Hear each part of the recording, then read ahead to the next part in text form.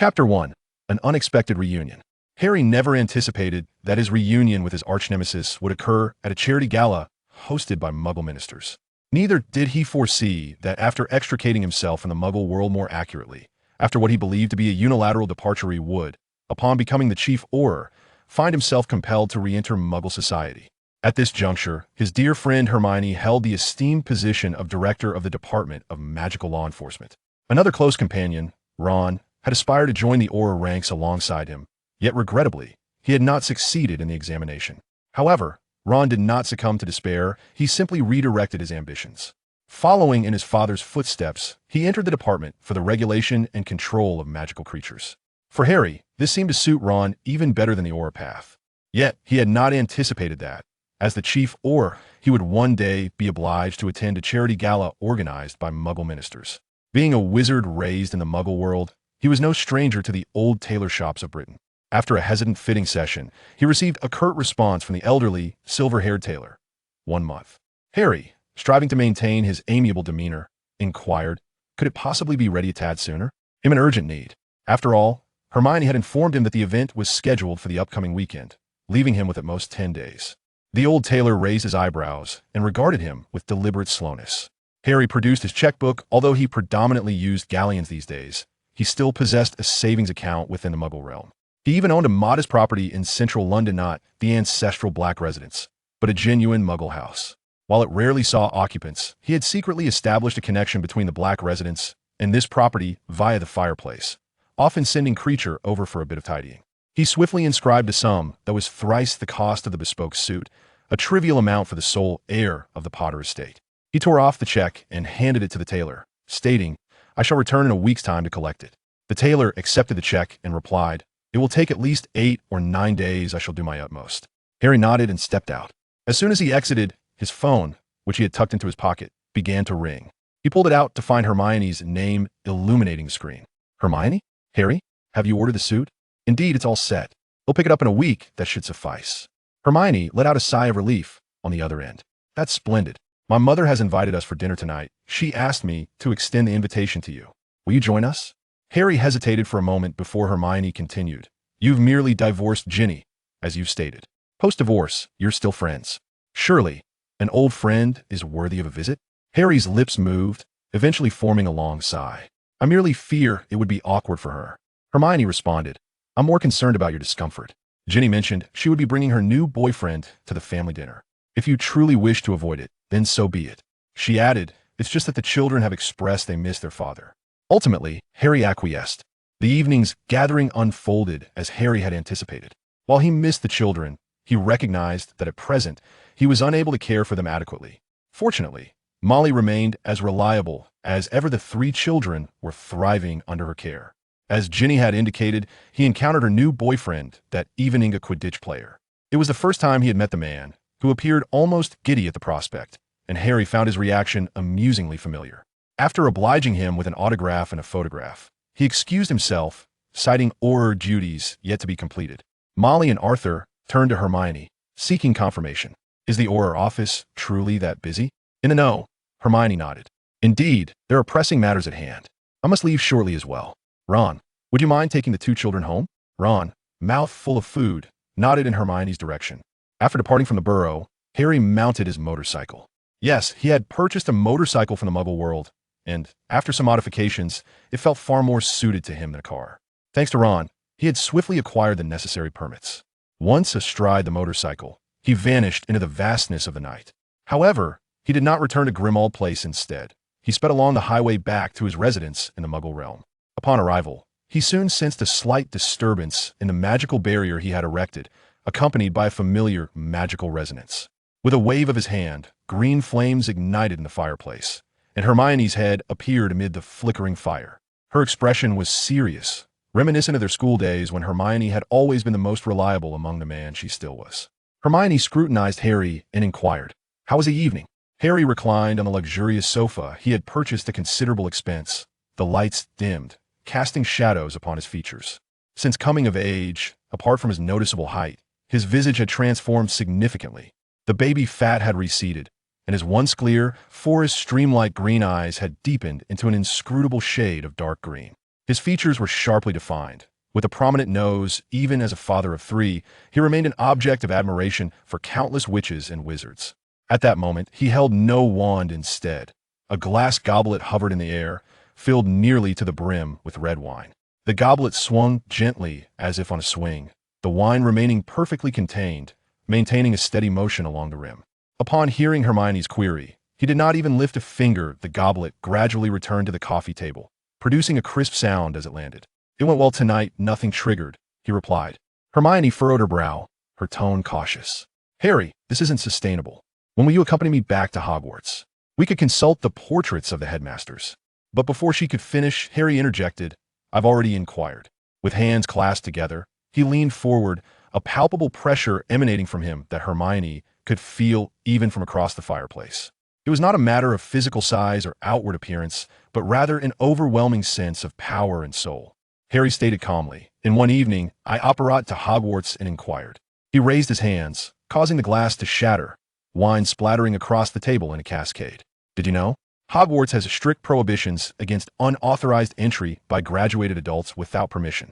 However, this restriction crumbled before me, much like this glass." He extended a finger, declaring, "A mere poke, and it shatters." A hint of what could be described as indifference graced his features as he continued. "I met with Dumbledore and Severus both conveyed that there were no particularly effective solutions available. Severus suggested I seek the remaining potion masters, advocating a combined approach of potions and time. If I cannot wait, he advised considering the use of a time turner to expedite the process, though he cautioned that such a method should only be employed as a last resort." Hermione could not help but exclaim, "Harry." Harry spoke with a calmness that belied the gravity of the situation. "Hermione, tell me, are there any potion masters left in Britain?" Hermione sighed, "None. I have always struggled to grasp the profound essence of potion making. No amount of memorization of recipes or understanding of various potion effects will assist you," she lamented. "I know, and you have already helped me immensely, Hermione. Do not fret, I am learning to manage it myself, and I am far better than before." Hermione, from her position in the fireplace, replied, "Harry, next week, join me at a Muggle dinner. We will meet several highly regarded neurologists from the Muggle world. If Street Mungos has proven ineffective, perhaps we might glean something useful from the Muggle realm. Shall we?" Harry nodded, a smile breaking across his face. "I promise you, Hermione." Hermione, with a furrowed brow, stepped back from the fireplace. She had neither ventured to the Ministry of Magic nor returned home. Instead, she found herself in her parents' Muggle residence. As a so-called Muggle-born witch, she frequently visited the Muggle world and was constantly absorbing knowledge from both realms. At that moment, she, along with Harry and Ron, possessed mobile phones and, with Harry's assistance, had constructed a secret fireplace in her parents' home. Although this endeavor initially caused Hermione considerable psychological strain due to her unwavering adherence to rules, she ultimately embraced it upon realizing that the fireplace and mobile phones could help them evade the watchful eyes of the Ministry of Magic. After all, the post-war British Ministry of Magic was still rife with peril. Following Voldemort's demise, the remnants of his influence had yet to completely dissolve. On the contrary, the revelation of his mixed heritage had unexpectedly revitalized the pure blood ideology. Even someone as formidable as Hermione was reduced to the position of chief of the Department of Law, a role she could only maintain with Harry's steadfast support. It was precisely because she still held a place within the ministry that the pure blood theory had not fully entrenched itself in the British magical community. In a time of widespread anxiety following the war, the populace was exceedingly fragile, susceptible to any provocation or temptation. Upon seeing Hermione exit her room, her mother inquired, "Sweetie, will you be staying here tonight?" Hermione forced a smile for her parents and replied, "No. How about I bring Rose back next time?" Her parents nodded in understanding, and after exchanging hugs and kisses, Hermione disapparated away. There was much yet to be done. After Hermione's departure, Harry clapped his hands together, producing a soft pop. In an instant, the scattered shards of the goblet and the trickling red wine on the floor restored themselves to their former state, even gently floating into the air, swaying as if on a swing. Harry regarded the goblet with indifference, scoffed lightly, and returned to his bedroom. 7 days later, he collected his tuxedo as promised and accompanied Hermione to a charity gala in the Muggle world. In the aftermath of the war, Voldemort's atrocities against Muggles had heightened tensions across various British departments. The charity gala was perceived as a gesture of goodwill from the Ministry of Magic towards the ordinary world. To this end, the ministry had specially appointed Muggle-born Hermione to attend the event, initially intending to send another minister with her, but Hermione insisted on Harry's company. What could reassure them more than the presence of a war hero? Ultimately, Hermione succeeded in persuading the Minister of Magic to allow Harry to accompany her. In the afternoon, Hermione arrived to pick up Harry, having scheduled an appointment with a stylist to create a modest yet dignified look for both of them. Harry adjusted his bow tie, and after a lengthy preparation, they drove to the venue of the charity gala. This evening was not merely a political charity event, it also featured several celebrities, with a row of reporters stationed at the entrance. Upon seeing the journalists armed with cameras, a wave of distaste washed over Harry. Hermione, aware of Harry's aversion to reporters since Rita Skeeter's escapades, grasped his restless hand firmly and admonished, "Control yourself, these reporters are ordinary people, not like us." With a reluctant release of his fingers, Harry managed a strained smile, murmuring, "You're right." At the entrance, Hermione presented the invitation, and together they navigated the flashing lights of the red carpet amidst a cacophony of discussions. Harry wore an expression of cold detachment, resembling a bodyguard as he escorted Hermione into the main hall. Once inside, Hermione let out a discreet sigh of relief, though the real challenges were yet to come. Guided by Hermione, Harry engaged in pleasantries with numerous individuals who, at first glance, appeared to be ordinary citizens but were, according to Hermione, members of the British cabinet. After several rounds of socializing, Harry grew weary. As the entertainment segment of the gala commenced, featuring a performer of considerable renown whom Harry did not recognize, he seized the opportunity to slip outside for some fresh air. Hermione, though somewhat concerned, accepted Harry's assurance that he would be fine, and she reluctantly admonished, "Keep your phone close, call me if you need anything." Harry nodded, adjusting his bow tie once more before stepping outside. In stark contrast to the bustling banquet hall, the garden was nearly deserted. As soon as he stepped out, Harry's magic instinctively radiated around him, and he quickly discerned that only one person occupied the center of the garden, while all other areas were devoid of life. Not wishing to intrude upon their solitude, he sought a secluded spot to sit down. After a brief interval, the individual in the garden's center rose to their feet, and Harry's senses sharpened as he detected a magical aura that was decidedly unordinary. No, he opened his previously narrowed eyes. His deep green gaze now fierced the person before him was a wizard. His body reacted faster than his conscious mind could process. With a swift succession of spells apparition, counter-apparition, and a rapid, binding charma, found himself standing before the stranger in less than a second. Without the need for his wand, he extended his hand and clasped the stranger's wrist. The hand was slender, not particularly strong. While the wizard's magical prowess was inferior to his own, it was nonetheless exceptional compared to others. Harry swiftly assessed the strength of the individual before him, raising his gaze to meet a pair of gray eyes that shimmered with the essence of moonlight. Chapter 2. A First Encounter. The stranger seemed taken aback by the sudden grip on his wrist. Dressed in elaborate attire far more splendid than Harry's, he sported a dazzling diamond brooch affixed to the left side of his shirt. Yet, the luster of the brooch paled in comparison to the gleam of the golden locks cascading from his shoulder. As he attempted to adjust the brooch, Harry's unexpected grasp thwarted his efforts, causing the tips of his hair to brush lightly against Harry's hand, like a fleeting breeze that vanished in an instant.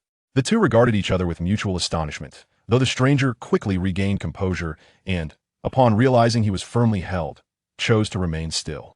He curved his lips into a smile, yet the silver-gray depths of his eyes revealed no trace of mirth as he spoke. "Potter, it has been a long time." Harry was utterly unprepared for this encounter. His mouth fell open, and words eluded him entirely. In an instant, a torrent of memories surged forth in his mind, cascading like a whirlwind. Most memories were unpleasant, yet the final image frozen in time was him weeping in Myrtle's bathroom under immense pressure, along with his panicked expression when facing the Fiendfire. Then there was their last encounter in the courtroom. After Harry testified, his mother led him away, and he never appeared in Britain again. But now, he stood before him once more. Harry gazed into those silver-gray eyes opposite him, at the golden hair shimmering under the moonlight. Indeed, such distinctive features, who else could possess them but a member of the Malfoy family? He moved his lips, yet remained steadfast in his grip, slowly uttering a few words. "Draco Malfoy." Malfoy subtly shifted his hand, his face as pale as the moonlight of the evening. However, compared to the precarious state he had presented in court, he appeared markedly improved. Harry's impression of him lingered on that final glimpse from the trial, and encountering Malfoy as an adult was a profound shock. The reason was simple. The youthful naivety and immaturity had faded from the adult Malfoy, replaced by a striking and sharp beauty, a product of various experiences that had refined him. Much like porcelain, which, when fractured, does not lose its inherent beauty, but rather exhibits a captivating blend of fragility and edge, akin to the well-known allure of a rose, thorns and all. Malfoy's silver-gray eyes were filled with scrutiny. His slightly longer hair, evidently well-groomed, was woven into an elegant braid that cascaded over one shoulder, brushing against Harry's hand and causing a slight itch on his skin. Malfoy's gaze fell, observing Harry's firm grip on his wrist, the pressure so intense it bordered on painful. He spoke indifferently. "Is that not enough, Potter?" Harry, as if jolted from a stupor, locked his gaze onto Malfoy's eyes, yet for the first time. He felt a sharp pain surge through his mind. Malfoy's eyes mirrored surprise, and as he blinked, Harry noticed his unexpectedly long eyelashes, edged with a subtle golden hue. However, it was Malfoy's next words that drew his attention back. "Legitimacy?" He scoffed, his gaze growing increasingly frigid. Maintaining his grip, he coldly remarked, "Weren't you the one who despised such behavior, St. Potter?" Harry stared vacantly at Malfoy, who, despite his shorter stature, seemed to emanate an air of superiority. After the war, Harry's height had soared, as if he had consumed growth hormones from the Muggles, surpassing 6 feet. Now, he slightly inclined his head, compelling Malfoy to raise his chin. A stark contrast to their youthful days at Hogwarts. Malfoy, with an indifferent demeanor, retorted, "Have you forgotten who my godfather is? Who was it that first taught you the art of the Mind Shield?" "Ah, yes, the Mind Shield. Severus." The mere thought of this sent a sharp pang through Harry's heart, causing him to momentarily loosen his grip on Malfoy's wrist. Seizing the opportunity, Malfoy withdrew his hand. Harry scrutinized Malfoy, grappling with his thoughts. Was it possible that he, lacking professional training, did not know how to break free from his constraints? Had he not drawn his wand because he had forgotten it? But that seemed implausible. A wizard's wand is never far from reach. While lost in contemplation, he noticed Malfoy gently rubbing his wrist, his eyes cast downward upon the burgeoning red bruise encircling it. With a shake of his head, Malfoy self-deprecatingly remarked, "It seems I've remained as impulsive as ever." Harry's gaze fell upon the cufflink adorning Malfoy's wrist, exquisitely crafted yet inexplicably overlooked moments ago. The cufflink resembled a flower with hints of blue and purple. Suddenly, a memory surged forth within Harry. As the impulsiveness receded, this delicate flower acted as a key, unlocking recollections from before his arrival. Hermione had emphatically informed him that this charity gala would not only attract high-ranking officials from the Muggle world but also from abroad, including representatives from France. Notably, attendees from France would don a badge featuring their national flower, a blue-purple iris. Harry's eyes widened at the sight of the flower. Could it be? Malfoy unfastened his cufflink and adjusted his pristine white shirt, concealing the now visible bruise on his wrist. He then raised his gaze to meet Harry's still-dazed expression, scoffing once more as he declared, "I shall not indulge you any further, St. Potter." As he turned to leave, Harry seemed to suddenly awaken to the moment, instinctively reaching out to stop him. However, before he could act, an irate female voice pierced the air. "Harry Potter, what are you doing?" Both individuals looked towards the source of the voice, where Hermione approached, her high heels clicking sharply against the ground, sweeping towards them like a gust of wind. The night was dim, with the garden lights not fully illuminated. It was only when Hermione drew near that she discerned the figure opposite her, momentarily rendered speechless by the sight. Breaking the silence was Malfoy, who appeared weary. He lifted his gaze, the corners of his eyes shimmering with a hint of light in the darkness, and spoke in a detached, polite manner. "Granger, good evening. Hello, goodbye." Hermione, sharper than Harry, immediately noticed the iris flower badge adorning Malfoy's wrist after exchanging pleasantries. Though she seemed taken aback by his identity as Malfoy turned to leave, she found herself at a loss, inexplicably calling out to him, "Wait, Malfoy." Draco Malfoy, standing across from her and merely wishing to enjoy a breath of fresh night air, sighed again. This time, he did not turn around but merely inclined his head slightly, striving to maintain his courtesy as he replied, "Good night." An inexplicable sense of irritation welled up within Harry. It was once again the same scenario. During their school days, he had recognized Malfoy as a master of deceit. Aside from their confrontational exchanges, he had witnessed Malfoy's true demeanor when Harry, cloaked in invisibility, sought revenge. Malfoy wore that same expression and tone when faced with those he wished to impress. Harry abruptly inquired, "How did you get in here?" "Get in?" Malfoy echoed slowly, halting his departure. He repeated Harry's words and, suddenly, a smirk appeared on his face. He turned around, his silver-gray eyes fixed intently on Harry, saying, "I suppose I neglected to introduce myself, didn't I? Draco Malfoy, diplomat of the French Ministry of Magic. You inquire how I managed to infiltrate here? Why not ask your minister why you were dispatched?" Ah, that sensation, that palpable tension, that long-lost feeling. An inexplicable shiver coursed through Harry, surging from his spine to his mind. In Britain, it had been ages since anyone dared to speak to him in such a manner. Nearly everyone who beheld him either offered compliments, trembled in fear, or gazed through him, perceiving a false savior.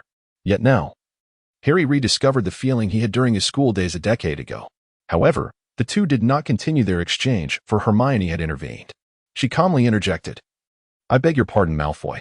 Harry looked at Hermione in astonishment, while Malfoy mirrored his surprise, quickly recovering, clicking his tongue, irritation finally seeping into his previously feigned tone.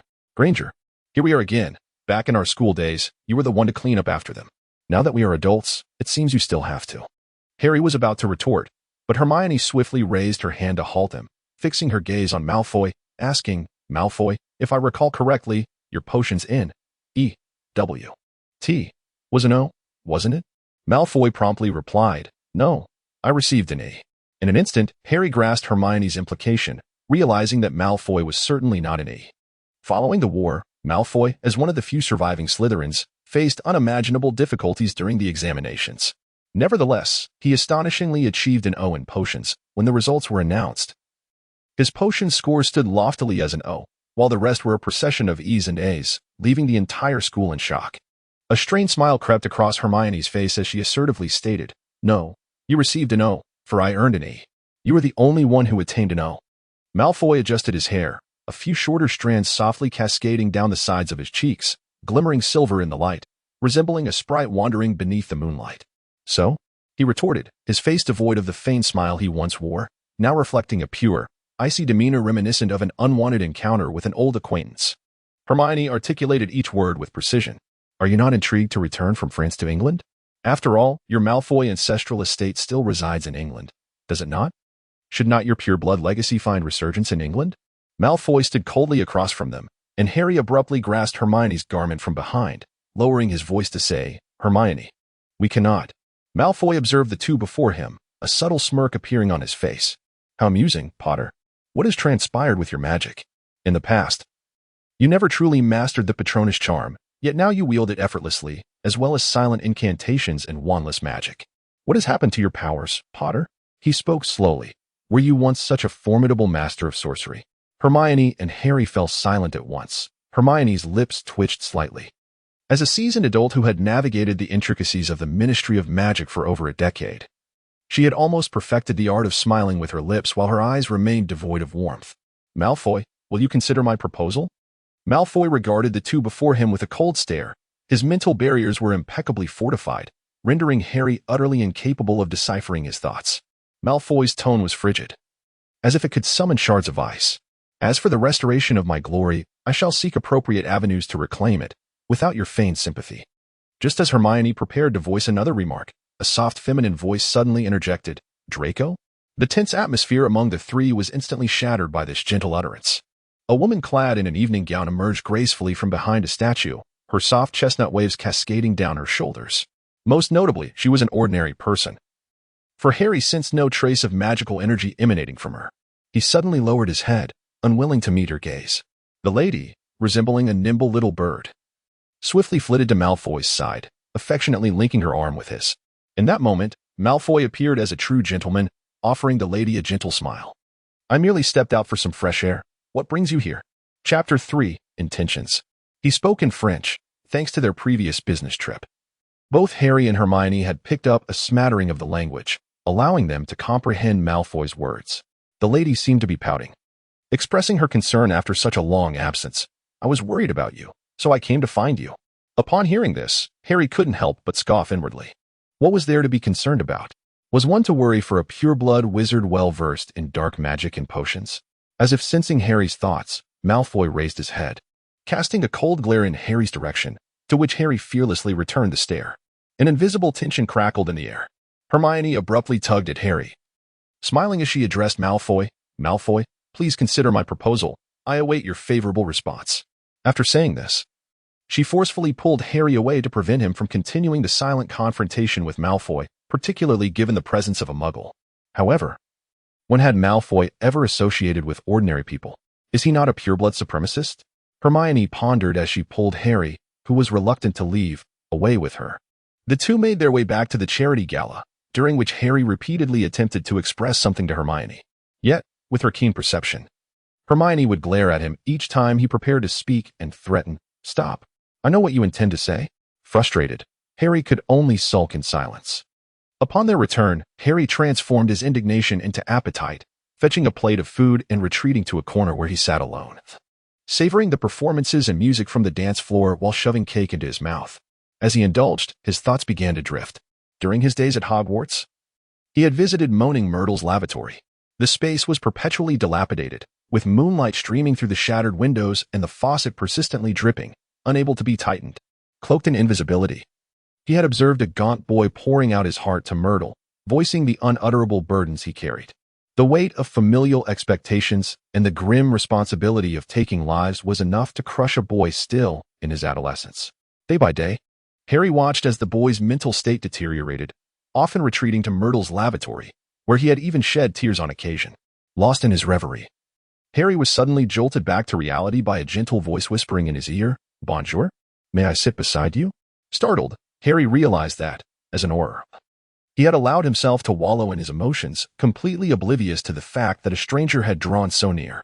He lifted his head and was unexpectedly met by a pair of gentle brown eyes. Simultaneously, a torrent of fragmented memories and her thoughts cascaded upon him like an avalanche. Who is he? What did Draco just discuss with him? Why am I not being introduced? Is it because I am deemed unworthy? This lady is none other than the companion of Malfoy, whom he had just seen in the garden. Harry quickly averted his gaze. Yet the moment that lady looked at him, her hand trembled slightly, her foot wobbled, and her high heel tilted, rendering her momentarily unsteady. Hastily, Harry rose to his feet and supported the lady, who placed a hand on her forehead, appearing suddenly unwell. He assisted her in sitting down, avoiding her gaze, and inquired with concern, "Hello? Are you all right?" The lady replied weakly, "Thank you. I just felt a wave of dizziness and darkness before my eyes." Feeling a twinge of guilt, Harry said, "Why don't you sit down and rest for a moment? Would you care for something to eat?" After assisting the lady to take a seat, he disregarded her reaction and promptly placed a small dish overflowing with an assortment of disorganized delicacies into her hands. Although the presentation was far from elegant, the food was indeed edible. A hint of surprise flickered across the lady's face, which soon transformed into a warm smile. "Thank you," she expressed. Harry, avoiding her gaze, shifted awkwardly to a nearby spot, maintaining a slight distance. The lady, cradling the dish, gazed at its contents and suddenly burst into laughter. "Hello, Moxie Walker," she greeted. Harry glanced at her and replied, "Hello, Harry Potter." Walker gently inquired, "Do you know Draco?" "Draco?" Harry mentally mulled over the name. Finding it quite novel, throughout the years, he had never referred to Malfoy in such a manner. Their exchanges had always been laced with derogatory nicknames or, as in previous instances, marked by a polite but distant use of surnames. Thus, hearing Ms. Walker pose the question piqued his curiosity. "Yes, I knew him previously," he stated.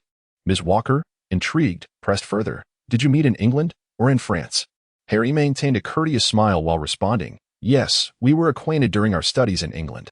He was uncertain about what the lady truly knew, thus he refrained from speaking too plainly. Upon hearing Harry's words, Mrs. Walker remarked, "I just came out to look for him and saw you two conversing, so I was curious to inquire, as Draco has never confided in me about what transpired in England. By the way, how long do you intend to stay in France?" Harry thought to himself that he might indeed hesitate to disclose his activities in England, considering he had once been tried as a terrorist, and it was he who had secured his bail. He replied, "I shall only be staying for approximately 3 days before I must return, madam." Miss Walker responded with a hint of regret. "Ah, such a brief visit. I had hoped to host you and perhaps extend your stay in France for a few more days." "I would be delighted to treat you."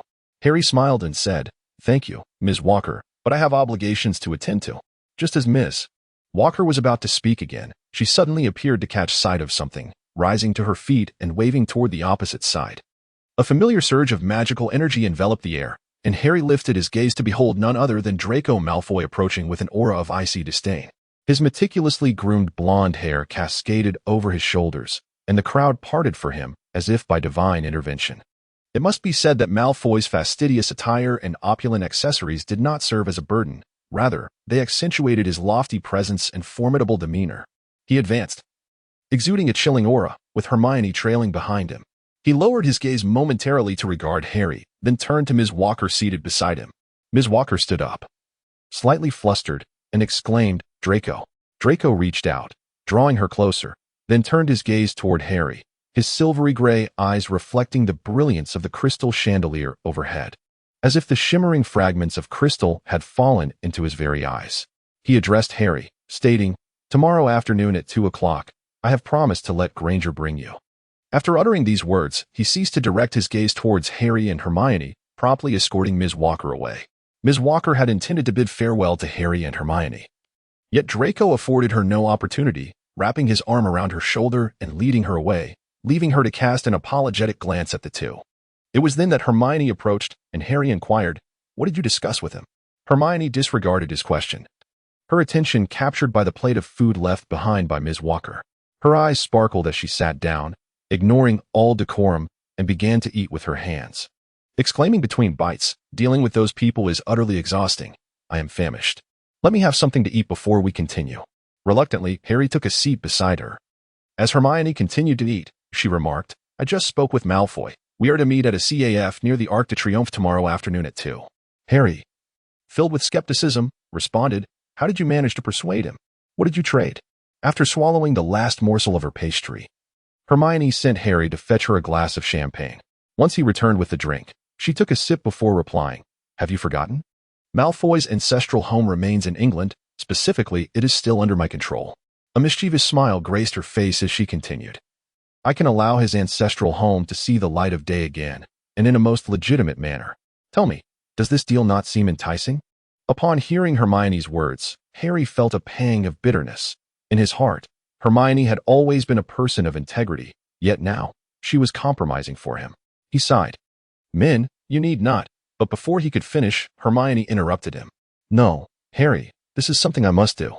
Her gaze was intense as she looked at Harry, and she spoke earnestly. "You must understand, you are of great importance, not only to yourself, but to the entire Ministry of Magic in Britain, even more than you might imagine. Therefore, as both your superior and your friend, I have a responsibility to address the issues you are currently facing." She emphasized, "It is not just for your sake, but for the entire wizarding community in Britain, so do not dwell on it too much." Harry had no choice but to fall silent.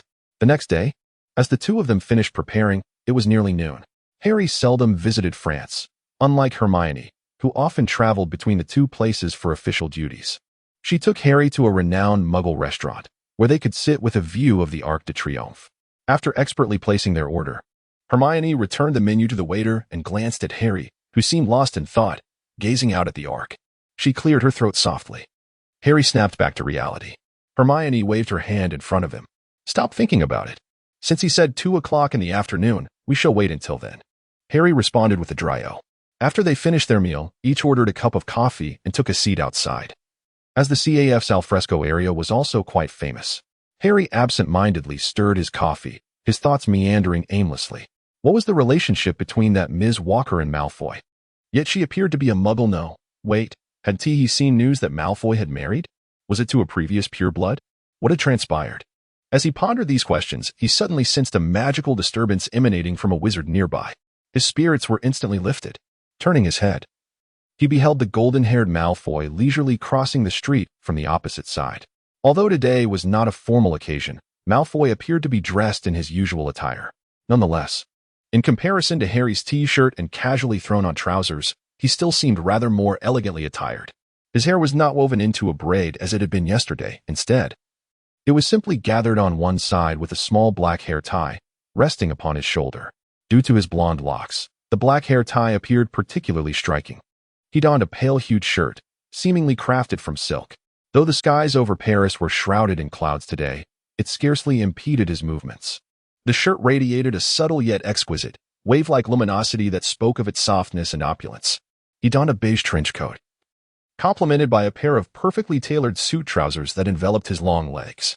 The only element that distinctly marked him as a denizen of the magical realm was, indeed, his exquisite pair of dragon hide boots. He approached, pulled out the chair beside the table, and seated himself with a flourish.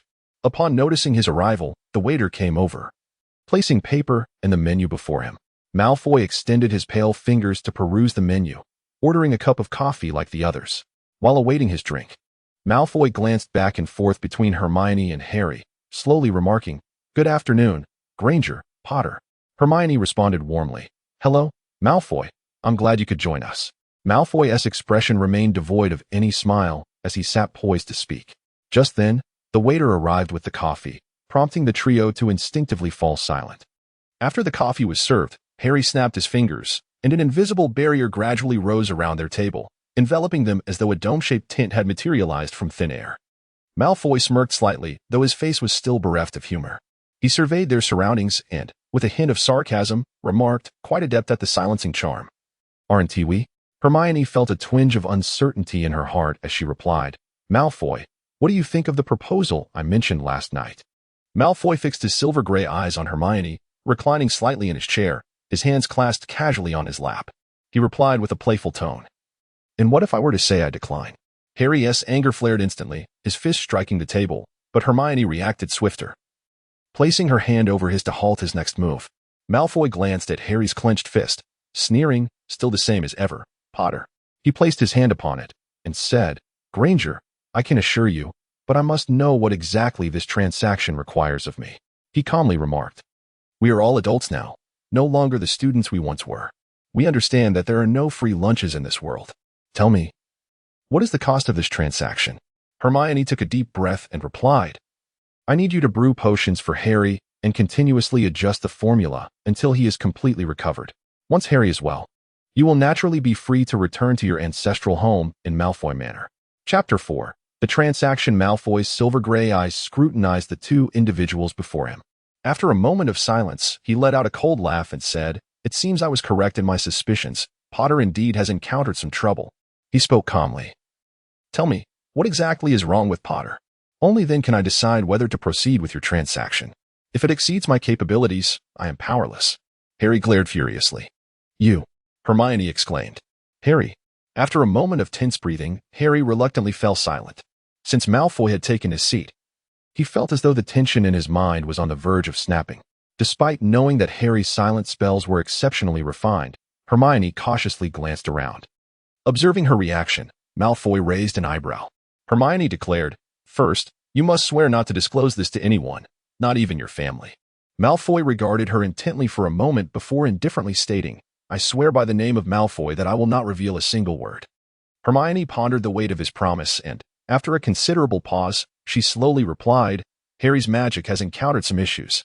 Malfoy responded with a curious "oh," a slight smile forming on his lips. "What kind of issues? Can you elaborate?" Harry silently stared at Malfoy, his hand subtly shifting beneath the table. However, Malfoy quickly addressed Harry. "What do you intend to do?" Hermione admonished sharply, "Harry, control yourself."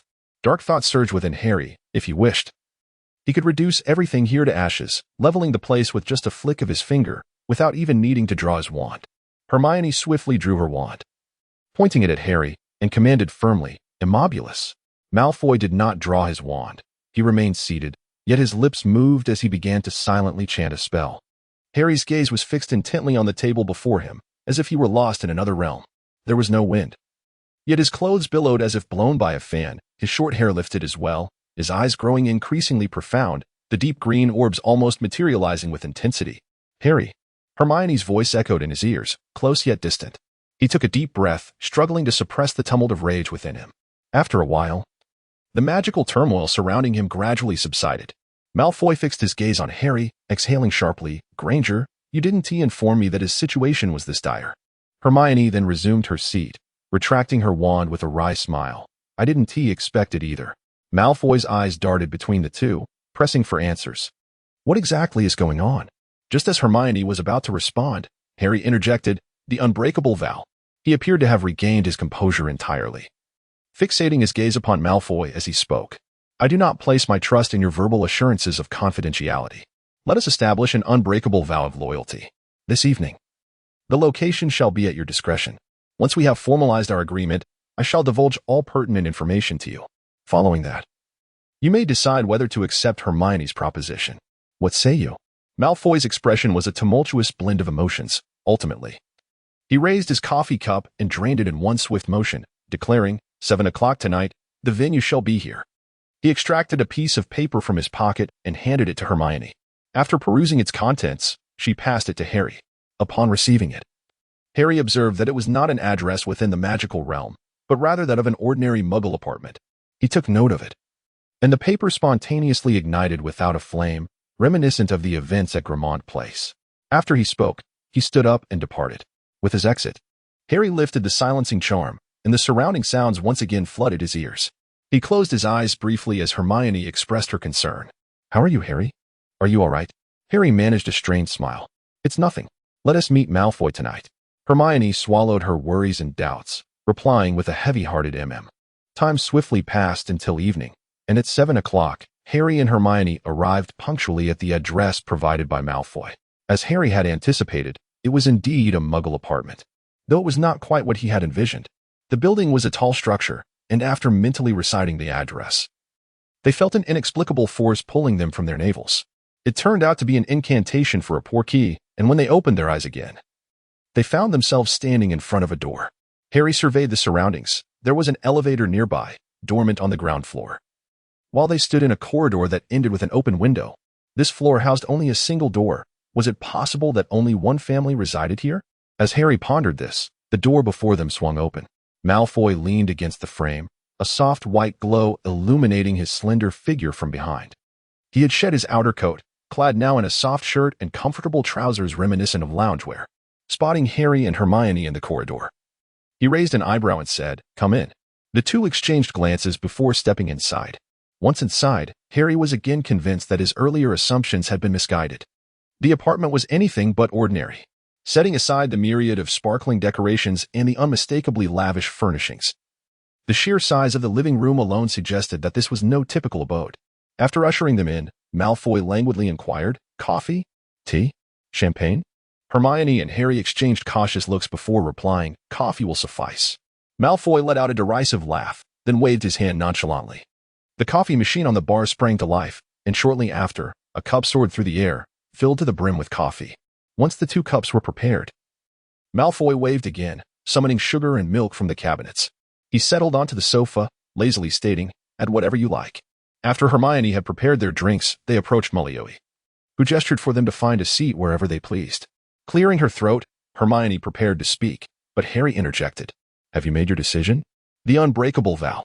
Malfoy's silver-gray eyes flickered toward Hermione and Harry, and after a lengthy pause, he slowly replied, "Are you certain that only I can assist you?" Harry clenched his fists. No. He was not certain.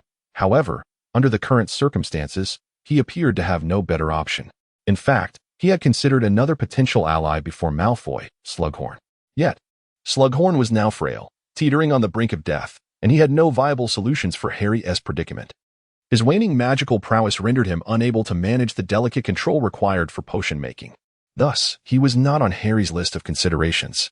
Beyond that, Severus was merely a portrait, and the ranks of Slytherin had thinned. In all of Britain, it seemed impossible to find a master potion maker.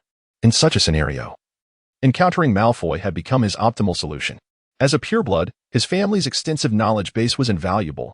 He was a former Death Eater, an accomplished potion maker, and, crucially, possessed an abundance of magical energy. While Harry was unaware of what transpired in France, Malfoy appeared to be faring quite well. Harry gazed intently at Malfoy and resolutely stated, "The unbreakable vow." Malfoy's expression shifted, and leaning back on the sofa, he had let his hair fall loosely since returning home, narrowing his silver-gray eyes. He deliberated before finally uttering, "I agree." Hermione looked at Malfoy in astonishment, having prepared herself for a refusal and mentally rehearsed several contingencies in case he declined. Yet, she had not anticipated his acquiescence. Malfoy extended his hand, and Harry mirrored the gesture. Their hands clasped. Malfoy's was slightly cool, soft, and slender.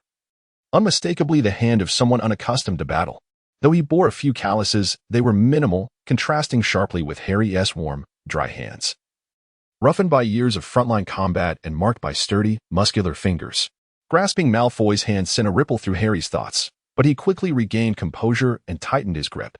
Malfoy appeared somewhat uneasy, his lips parting slightly as if to speak, but he restrained himself. Hermione was taken aback, yet she drew her wand. Clearing her throat, she declared, "Hermione Granger Weasley, here as a witness." Malfoy cast a surprised glance at Hermione, as if musing aloud, "You truly married a Weasley?" However, Harry had already produced his wand. In moments like these, even he required its aid. He drew forth his wand and tapped the entwined hands of the two individuals. "I designate Draco Malfoy as my secret keeper." Malfoy responded softly and kind. "Were it not for my demise, I would safeguard this secret until my last breath." The two spoke in unison. The Fidelius charm erupted in a dazzling crimson light from their clasped hands, enveloping Harry and Malfoy in its glow. Hermione instinctively shut her eyes. Sensing the surge of Harry's magical energy, a portion of which forcefully intruded into Malfoy's own magic, ultimately leaving an indelible mark of the Potter lineage upon his soul and power. As the radiant light gradually receded, Harry released his hand, and Malfoy promptly withdrew his. Intrigued as he flexed his arm, muttering, "So, I too have become a secret keeper." Harry had already taken a seat opposite Malfoy and gravely remarked, "I am experiencing complications with my magic. I can no longer regulate it alone and must rely on external assistance." Malfoy, following suit, sat down, gazing at Harry with a hint of surprise, remaining silent. Harry continued, "Since you have now assumed the role of my secret keeper, I shall no longer conceal the truth. During my confrontation with Voldemort, for reasons unbeknownst to me, a fragment of his residual magic infiltrated my soul. This fragment cannot fully assimilate with my original magic. Rather, the conflict intensifies, and should this continue unchecked, I risk a catastrophic surge of magic at any moment." Upon hearing this, Malfoy straightened in his seat, appearing somewhat uncomfortable as he shifted his arm. Harry lifted his gaze to meet his, and thanks to Malfoy, he could now gaze unabashedly into his eyes.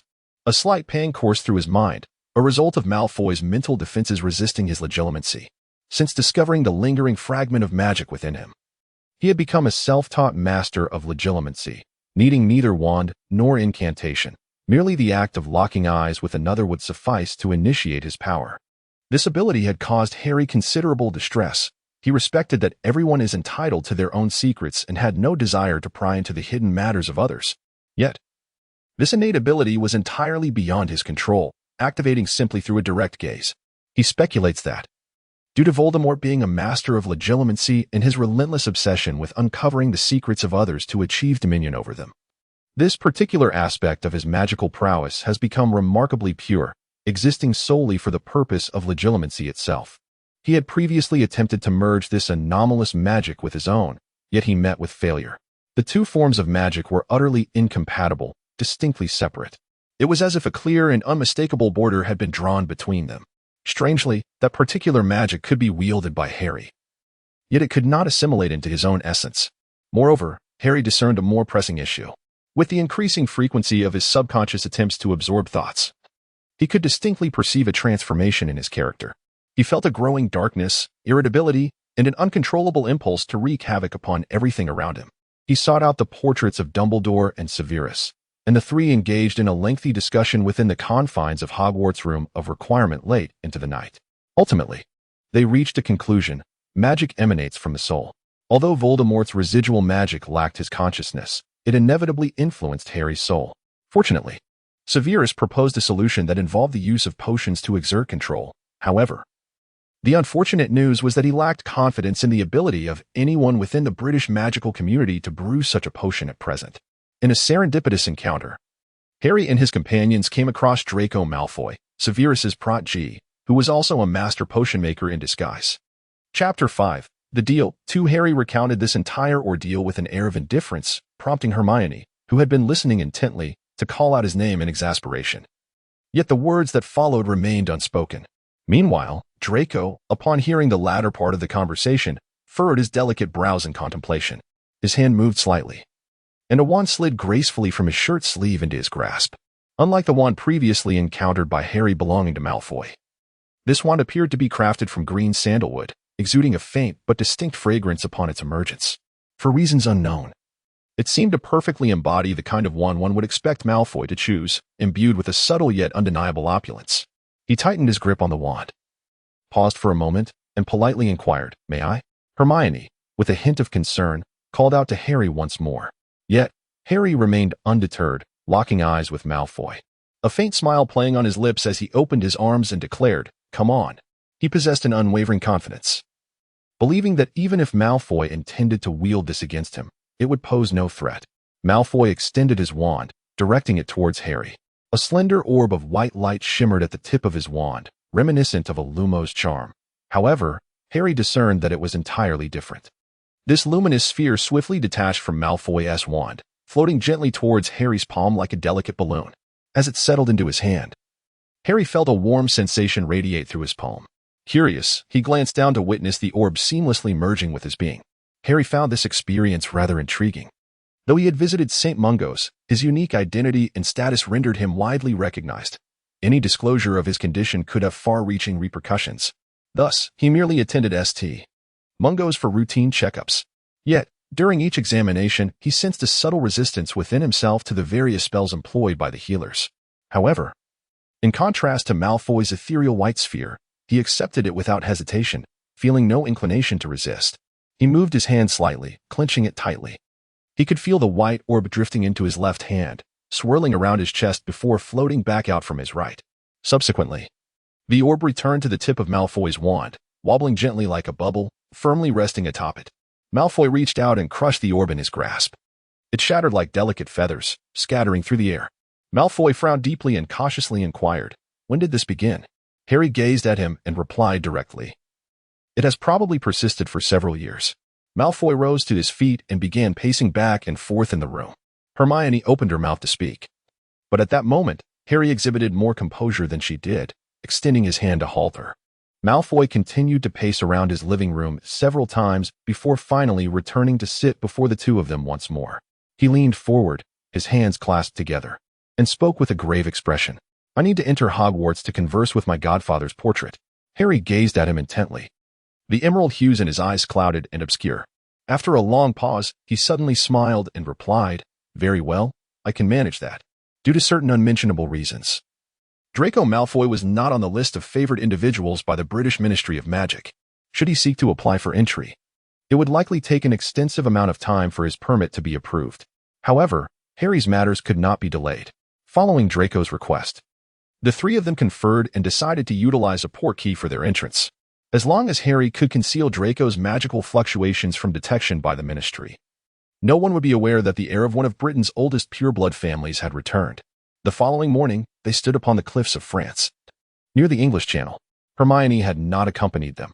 She had already returned to Britain through conventional means, prepared to provide cover for them. As for Harry, the Auror captain had worked tirelessly for a decade on the front lines of crime fighting, so it was entirely reasonable for him to take a brief respite in France. This time, Draco had changed his attire yet again, donning a truly authentic wizarding ensemble. His hair had once again been meticulously styled, not cascading down to his shoulders, but neatly bound into a tight knot that fell straight down his back. Strangely, even though the day was overcast, Malfoy's golden locks continued to reflect a dazzling brilliance. He was clad in a robe that enveloped him from head to toe, adorned at the collar with a brooch that was clearly of exquisite value. His hands were encased in dragon-hide gloves, and he carried a small leather case. Standing at the entrance of a nearly abandoned estate, he donned his hood, revealing only his elegantly sculpted chin, occasionally lifting his hand to glance at the pocket watch that hung from his wrist. Harry emerged silently from the thicket, akin to a great cat prowling through the forest. As an Auror, his skills in stealth and tracking were unparalleled. Had he not deliberately stepped on a twig that lay on the ground, Malfoy would have been utterly oblivious to his approach. Indeed, as he had anticipated, Malfoy was startled by his presence. Harry braced himself for a possible exchange of harsh words, reminiscent of their encounters at Hogwarts. However, Malfoy merely shot him a glare from beneath his hood, grasped his case, and strode towards the dilapidated estate. Was there truly to be no confrontation? Harry felt a twinge of disappointment, yet he understood that this was merely a figment of his own imagination. Ever since his magical powers had begun to spiral out of control, he had drastically curtailed his social interactions, spending most of his time alone on missions, returning home, and even avoiding Grimmauld Place. He preferred the solitude of the Muggle house he had purchased in London over returning to Grimmauld, let alone visiting the Leaky Cauldron. Thus, accompanying Malfoy had become a rare experience of companionship in recent times. Upon reaching the estate's entrance, a man clad entirely in black awaited them. He was disheveled from head to toe, clad in tattered garments, and adorned with a hat that let the wind through. When he spoke, his yellowed, gaping teeth were prominently displayed. In contrast, Malfoy stood before him, as if one were from the heavens and the other from the depths of the earth. He rubbed his pant leg with his hand, and some indistinguishable particles cascaded down. Malfoy, unable to endure the discomfort, stepped back a pace. Harry observed his reaction with a sense of novelty tinged with nostalgia. although Malfoy was exceedingly irksome during their time at Hogwarts. One positive aspect remained. His fastidious nature had persisted unwaveringly. He cleared his throat, subtly concealing his mouth, and inquired, "Where is it? What about that person?" The individual grinned widely, his face wrinkling in laughter, and retrieved a small cup from his pants leg. The cup appeared to be made of ceramic. Yet it was darkened by an unknown substance, a layer of grime clinging to its surface. He cautiously placed the small cup upon the grass and remarked, "This is it." Harry sensed a familiar magical aura emanating from the cup. It appeared to be the key to the portal. The individual performed a peculiar bow. Malfoy continued to inquire, "What is the destination?" The man rubbed his hands together and replied, "The young master is quite eager. The destination can only be set to the outskirts. As for the specifics, I suggest the young masters find their own way upon arrival." Malfoy silently rolled his eyes, suppressing the urge to unleash a torrent of scathing remarks, as he prepared to bend down and grasp the tattered cup. However, Potter was quicker than he anticipated, striding forward to bypass Malfoy. Crouching down to retrieve the worn cup from the ground, the man beamed even more brightly, rubbing his hands and bowing as he addressed them, "Gentlemen." Malfoy promptly produced 5 golden galleons from his pocket and handed them over. He answered with a broad smile, his teeth gleaming while his eyes remained concealed. "I shall not intrude upon your forthcoming endeavors, gentlemen." With that, he slightly contorted his form, producing a soft sound in the air, and vanished like a wisp of smoke. Harry picked up the tattered, grimy cup, glancing at the time, 5 minutes until 10 in the morning. He gestured meaningfully. "Are you holding on?" Draco's face contorted in a grimace as he turned away, cautiously extending 2 fingers in a manner that minimized contact, barely touching the cup. Harry found it amusing and remarked, "Aren't you afraid of being flung off midway?" Draco, putting on a brave front, replied, "The principle of a Portkey is not about holding on tightly at such moments. As long as a magical contract is established with the Portkey, it can transport you." However, before he could finish his thought, a familiar tugging sensation emanated from Harry's navel. The Portkey activated. Draco's unfinished words lingered in his throat, but Harry, quick as lightning, yanked him closer and forcefully pressed his hand onto the cup. The strength of Harry's grip rendered Draco momentarily unable to escape, yet there was no time for further discussion, as the familiar dizzying sensation overwhelmed them both. After what felt like an exhilarating roller coaster ride through the air, Harry finally felt his feet firmly reconnect with solid ground. He stood firm in an instant, while Malfoy, who was observing nearby, nearly collapsed to his knees upon landing, his meticulously styled attire and hair accessories in disarray. Supporting himself with his hands on the ground, he turned pale and retched several times before he managed to rise once more. He removed his dragon-hide gloves and covered his mouth, speaking with a fierce intensity that upon returning to France, he would thoroughly teach this key-making sorcerer a lesson. Meanwhile, Harry had begun to cast a protective enchantment around their vicinity. The surroundings were deserted. Surrounding them was nothing but this half-man-high wild grass, with the distant sound of waves faintly audible and sparse trees dotting the landscape. Harry did not draw his wand. Instead, he focused his gaze around and said to Malfoy, "There is no one here." He swiftly conjured his magical barrier, ensuring that Malfoy's magical fluctuations would remain contained. Only then did he draw forth his wand and give it a flourish. In the air, a map formed rapidly, composed of luminous lines that extended and gradually coalesced into a recognizable location. In one particular spot, a bright dot flickered like a firefly. Harry scrutinized the map and remarked thoughtfully, "We have landed in the outskirts of London. The nearest place from here is..." His voice trailed off in surprise. "Hogsmeade." Malfoy, having tidied his attire, approached and gazed at Harry's map, reminiscing as he surveyed the surroundings. "Ah, England." Harry waved his wand once more, causing the map to disperse and reassemble into a small arrow, hovering before him to indicate the direction. He cast a glance at Malfoy. His golden hair was exceedingly conspicuous. If they were to stride boldly into Hogsmeade like this, all their prior plans would be rendered futile. In the wizarding world, hair color was indeed a reflection of familial heritage, and Malfoy's resplendent golden locks served as a testament to his pure bloodline. A headache began to throb within him as he scrutinized Malfoy, contemplating how to disguise him.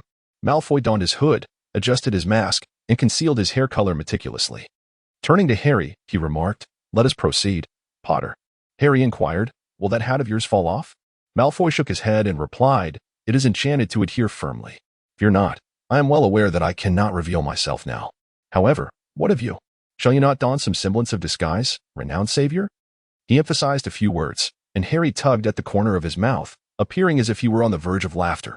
Casually, He plucked a leaf from a nearby tree, and as his fingers twirled, it transformed into a top hat, which he promptly donned. Adjusting his clothing, he declared, "Let us go." Malfoy brushed off his own attire and inquired, "Can't we apparate?" As Harry moved forward, the half-man-high wild grass ahead seemed to bow under an unseen force, flattening to create a path for passage. Indifferently, Harry remarked, in the aftermath of the war, Hogsmeade and the surrounding 3-mile radius have been designated as a no-apparition zone. You can only apparate to nearby locales and then walk the rest of the way. He calculated and remarked that it was merely a few miles to walk. Should you utilize the disillusionment charm, there would be fluctuations in magical energy that I might not be able to fully conceal. Once such magical disturbances occur, the Ministry of Magic throughout the entirety of Britain would be alerted to the return of someone from the Malfoy family. Malfoy's expression shifted unpredictably, and after a considerable pause, he let out a cold huff and silently trailed behind Harry, following the path Harry had taken to exit. The two of them walked in silence along this route, surrounded by an eerie stillness. It was not the weekend, so Hogsmeade was not particularly bustling. Moreover, due to the current sensitive situation, the entire village was enveloped in an unsettling and quiet atmosphere. Just as Harry had mentioned, it wasn't long before Malfoy sensed the counter-disillusionment charm that Harry had previously spoken of. He lowered his head as much as possible, trailing closely behind Harry as they hurried through the village of Hogsmeade. Chapter 6, Accompaniment. Malfoy maintained a measured distance behind Potter, following him forward. Hogsmeade was eerily quiet. The streets were sparsely populated, and when they did encounter a few pedestrians, they were similarly cloaked in robes, hastening past. Even the once bustling shops were now only sparsely occupied. Malfoy felt a twinge of confusion. It had been a decade since he last visited England. Yet he could not recall Hogsmeade ever being so deserted. Harry walked ahead, his gaze fixed straight ahead. As a war hero, his distinctive features were unmistakable: dark hair, green eyes, and a wealth of frontline combat experience that not only honed his physique but also imbued him with an undeniable presence. Even with the hat he had conjured perched atop his head, attempting to obscure his identity, he could not escape the frequent glances cast upon him by passers-by. Undeterred, Harry continued on, ignoring the murmurs from the crowd as he pushed open the door to the 3 broomsticks. Inside, only a handful of tables were occupied. Upon entering, Malfoy hesitated momentarily but ultimately followed Harry inside. Madame Rosmerta, though advanced in years, still greeted each incoming wizard with warmth. Upon seeing Harry enter, she paused briefly before approaching him. She offered a light embrace and inquired with genuine concern, "What would you like to drink today?" Malfoy entered behind her, uncertain of Harry's intentions, and quietly took a seat on a high stool, leaving his hood in place. Harry replied to Madame Rosmerta, "A sandwich and a butterbeer." She nodded, asking, "Just like before? To go?" Before Harry could finish his sentence, 2 individuals who had been seated in the bar suddenly stood up. Malfoy felt the atmosphere shift, becoming charged with tension as he quickly turned his gaze towards them, concealed beneath his hood. In a swift motion, the pair drew their wands, aiming them at Harry. Their voices filled with venom as they declared, "You are not the savior of the wizarding world. You are the next Dark Lord." Malfoy's heart raced, but Harry's response was even swifter. Before the assailants could utter their incantations, Harry raised his hand with a subtle flourish. He didn't even need to speak the words of disarmament. The wands flew from their grasp and spiraled helplessly in the air before clattering to the ground. The faces of the 2 men paled instantly. Madame Rosmerta sighed, shaking her head as she approached, bending down to retrieve the fallen wands and returning them to their owners, saying, "You should leave." The 2 men, their faces a mix of green and white, shot a venomous glare at Harry before bolting for the exit. What just happened? Malfoy found himself intrigued. The last time he had seen Harry was in the Wisingamot, 10 years ago. What had transpired within the British wizarding community during that decade? What did they mean by the next Dark Lord? His hands clasped together, instinctively curling his fingers as his thumb caressed the ring adorning his hand. This habitual gesture reflected his contemplative thoughts. The ring was a family heirloom, passed down through generations, now resting upon his finger after having been bestowed by his father. As he pondered, Madame Rosmerta approached him once more, her gaze falling upon the fully armed Malfoy, and she offered a warm smile. "It appears our new friend is quite fond of safeguarding his privacy. May I inquire what you would like to eat?" Malfoy paused, contemplating, before responding, "A cream bun, a cheese almond biscuit, and a glass of butterbeer." These were all items he had previously enjoyed at the 3 broomsticks. "Just a moment," Madame Rosmerta replied cheerfully. The two of them dined in the three broomsticks as if they were strangers, an unspoken understanding lingering between them. Upon finishing their meal, Malfoy was the first to push the door open and step outside. He inhaled deeply the fresh air from outside, gazing longingly at the familiar village of Hogsmeade. He slowed his pace, walking through the village as if he were taking a leisurely stroll. He strolled leisurely towards the edge of the village, where a familiar place awaited him, the Scream Shack. There was no one around. He glanced about, intending to remove his hood for some fresh air. However, Harry appeared out of nowhere, almost like a specter, and said, "Do not take off your hat." "Malfoy," he exclaimed in frustration, "Porter, are you some kind of ghost?" Harry disregarded him, raising his hand as the silencing charm, the sound-dampening spell, and the privacy enchantment took effect instantaneously, enveloping the area in an impenetrable barrier. He then addressed Malfoy, saying, "Let us proceed. This is a route to Hogwarts." "Dear? How could this possibly be?" Malfoy gazed at Harry with skepticism, suppressing the sarcasm that threatened to escape his lips as he observed Harry moving towards the Shrieking Shack. In truth, the Shrieking Shack possessed neither doors nor windows. Yet this posed no challenge for Harry. He effortlessly approached the wall of the shack, placing his hand upon it, and to his astonishment, the bricks, once tightly sealed, began to stir as if they were the entrance to Diagon Alley. Soon, an opening large enough for an adult to pass through materialized. Malfoy stood in utter disbelief, for he believed that every brick was imbued with formidable protective enchantments. However, to his astonishment, Potter had managed to breach these spells with such ease and command the magic to manifest a door. A sense of dread washed over Malfoy. Potter's display did not resemble the chaotic surge of magic he had described, but rather an act of commanding magic directly, disregarding the need for a wand as a conduit.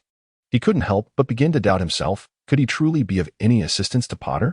Harry, noticing his hesitation, urged impatiently, "Come on, I can't hold this much longer." Malfoy snapped out of his thoughts and hastily bent down to slip inside. Harry followed suit, and the moment they both entered, the walls of the shack swiftly sealed shut behind them.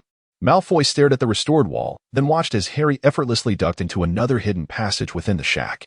A complex swirl of emotions churned within him. A glowing orb drifted from Harry's direction, hovering steadily before Malfoy to illuminate the path beneath his feet. Bending low, Malfoy squeezed into the narrow tunnel, though cramped for Harry, who had to hunch slightly to pass through. Malfoy nearly wished he could curl into himself to avoid brushing against the dubious stains lining the walls. As Harry led the way, he suddenly spoke. "Severus has been here too." Malfoy's voice came from behind, laced with disbelief. "The professor? Dear?" Memories flickered through Harry's mind, stirring a quiet nostalgia he refused to show. "Yes," he replied evenly. "Do you know what the Shrieking Shack was originally used for?" A derisive chuckle echoed from behind. "Wasn't it just your little group's secret hideout?" The phrase secret hideout sent a fleeting wave of disorientation through Harry. Steadying himself, he answered, "No, it was Dumbledore's." After he finished speaking, indeed, Malfoy behind him fell silent, seemingly lost in contemplation. If maturity has bestowed any benefits upon the two of them, it is that as adults, they no longer engage in harsh words at the mere sight of one another, nor do they readily draw their wands to engage in a duel of spells. They have become more mature and composed, learning to contemplate every word they utter as well as the unspoken thoughts that linger. Now, Harry exudes confidence, knowing that Malfoy is no match for him. This is precisely why he can walk ahead with complete assurance, exposing his back to Malfoy. After a moment of reflection, Malfoy inquired, "Is this the place where Dumbledore met my godfather?" However, he quickly resumed his musings. "But they could meet at school. Why come here specifically?" Harry continued. "That shack is also the final resting place of Severus." Indeed, he heard the footsteps behind him come to a halt. Malfoy's astonishment echoed from behind. "What?" Harry could vividly imagine the expression on Malfoy's face: surprise, fear, disbelief, and contemplation. He was poisoned by Nagini. I arrived too late and could not save him. After a considerable pause, the sound of boots striking the ground resumed. Malfoy fell silent, yet he began to move, dragging his feet slowly as he followed Harry, continuing onward. What thoughts occupy his mind? Is he reflecting on his past actions? Yet Harry remains unaware of Malfoy's whereabouts during that tumultuous time.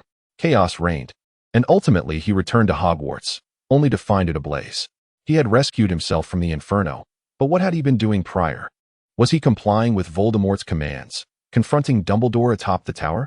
Engaging in a duel with the greatest white wizard of the last century seemed a foolhardy endeavor to any observer. Even in the later wand playback, he had not unleashed any lethal curses, only casting trivial spells of little consequence. Malfoy's voice emerged from behind Harry, now considerably more subdued. I understand. After a prolonged silence, a somber tone resonated from behind him. Thank you for informing me, Potter.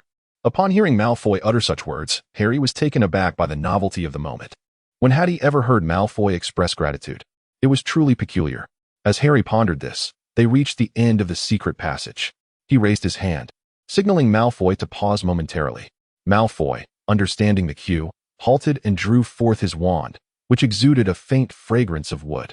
Harry emerged from the passage, and the Whomping Willow stood resolutely in place. Upon sensing an intruder, it immediately raised its branches high and swung them vigorously toward Harry. The sound of the branches slicing through the air reached Harry's ears, and he swiftly evaded the first strike. However, the second and third branches of the Whomping Willow were already in motion, and in a critical moment, he reached out to press his hand against the gnarled knot of the tree. As if time itself had been suspended, the Whomping Willow's movements abruptly ceased. Subsequently, it shook its branches and gradually retracted, transforming back into an ordinary willow tree. Only then did Harry call down the passage to Malfoy. It's safe. You can come out. After a brief pause, Malfoy cautiously emerged, wand at the ready, peering around in surprise. The Whomping Willow? He inquired. He lowered his hood, revealing his golden hair. Now on holiday, Hogwarts was devoid of students, leaving the surroundings eerily empty, allowing him to abandon any reservations about revealing himself. He inhaled deeply the air of this place, a look of profound nostalgia gracing his features. Ah, Hogwarts. Harry observed his reaction, granting him a fleeting moment of reminiscence before turning to stride towards the castle. Malfoy glanced around, the majestic Hogwarts castle still standing silently as it had before. He could sense the protective magic of Hogwarts in effect, yet inexplicably, upon encountering Harry, it seemed to accept him gently. The entirety of Hogwarts, save for the Quidditch pitch, was designated as a no-fly zone and prohibited for apparition, thus the two of them, upon exiting the vicinity of the Whomping Willow, proceeded at their own pace toward the castle entrance. Malfoy felt as if he had traversed a week's worth of walking in a single day. His calves slightly sore as he followed Harry's lead towards Hogwarts. In theory, Hogwarts would open its doors to its students. However, for those who had graduated, been expelled, or found themselves on the headmaster's blacklist, entry was not permitted. After all, this magical institution had stood on British soil for several centuries, developing its own consciousness over time. He followed closely behind Harry, advancing silently. To his surprise, as he traversed the barrier of Hogwarts, he merely felt a slight prick upon his body. And then he smoothly entered, with nothing amiss. He had previously contemplated whether he would be flung away or outright denied entry, yet nothing transpired. A serene stillness enveloped him. Could it be due to Porter?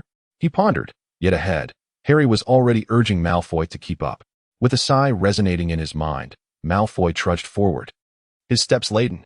Do ordinary wizards possess such extraordinary stamina? As afternoon descended, the sun began to unveil its visage from the edges of the clouds. Chapter 7. Returned beneath the hazy halo of sunlight, Malfoy's golden hair once again shimmered brilliantly in the light. As he walked, he suddenly spoke. Did you not mention last time that you opera to Hogwarts? By this time, they were nearing the shores of the Black Lake, where the giant squid was gradually surfacing, yearning for the warmth of the sun.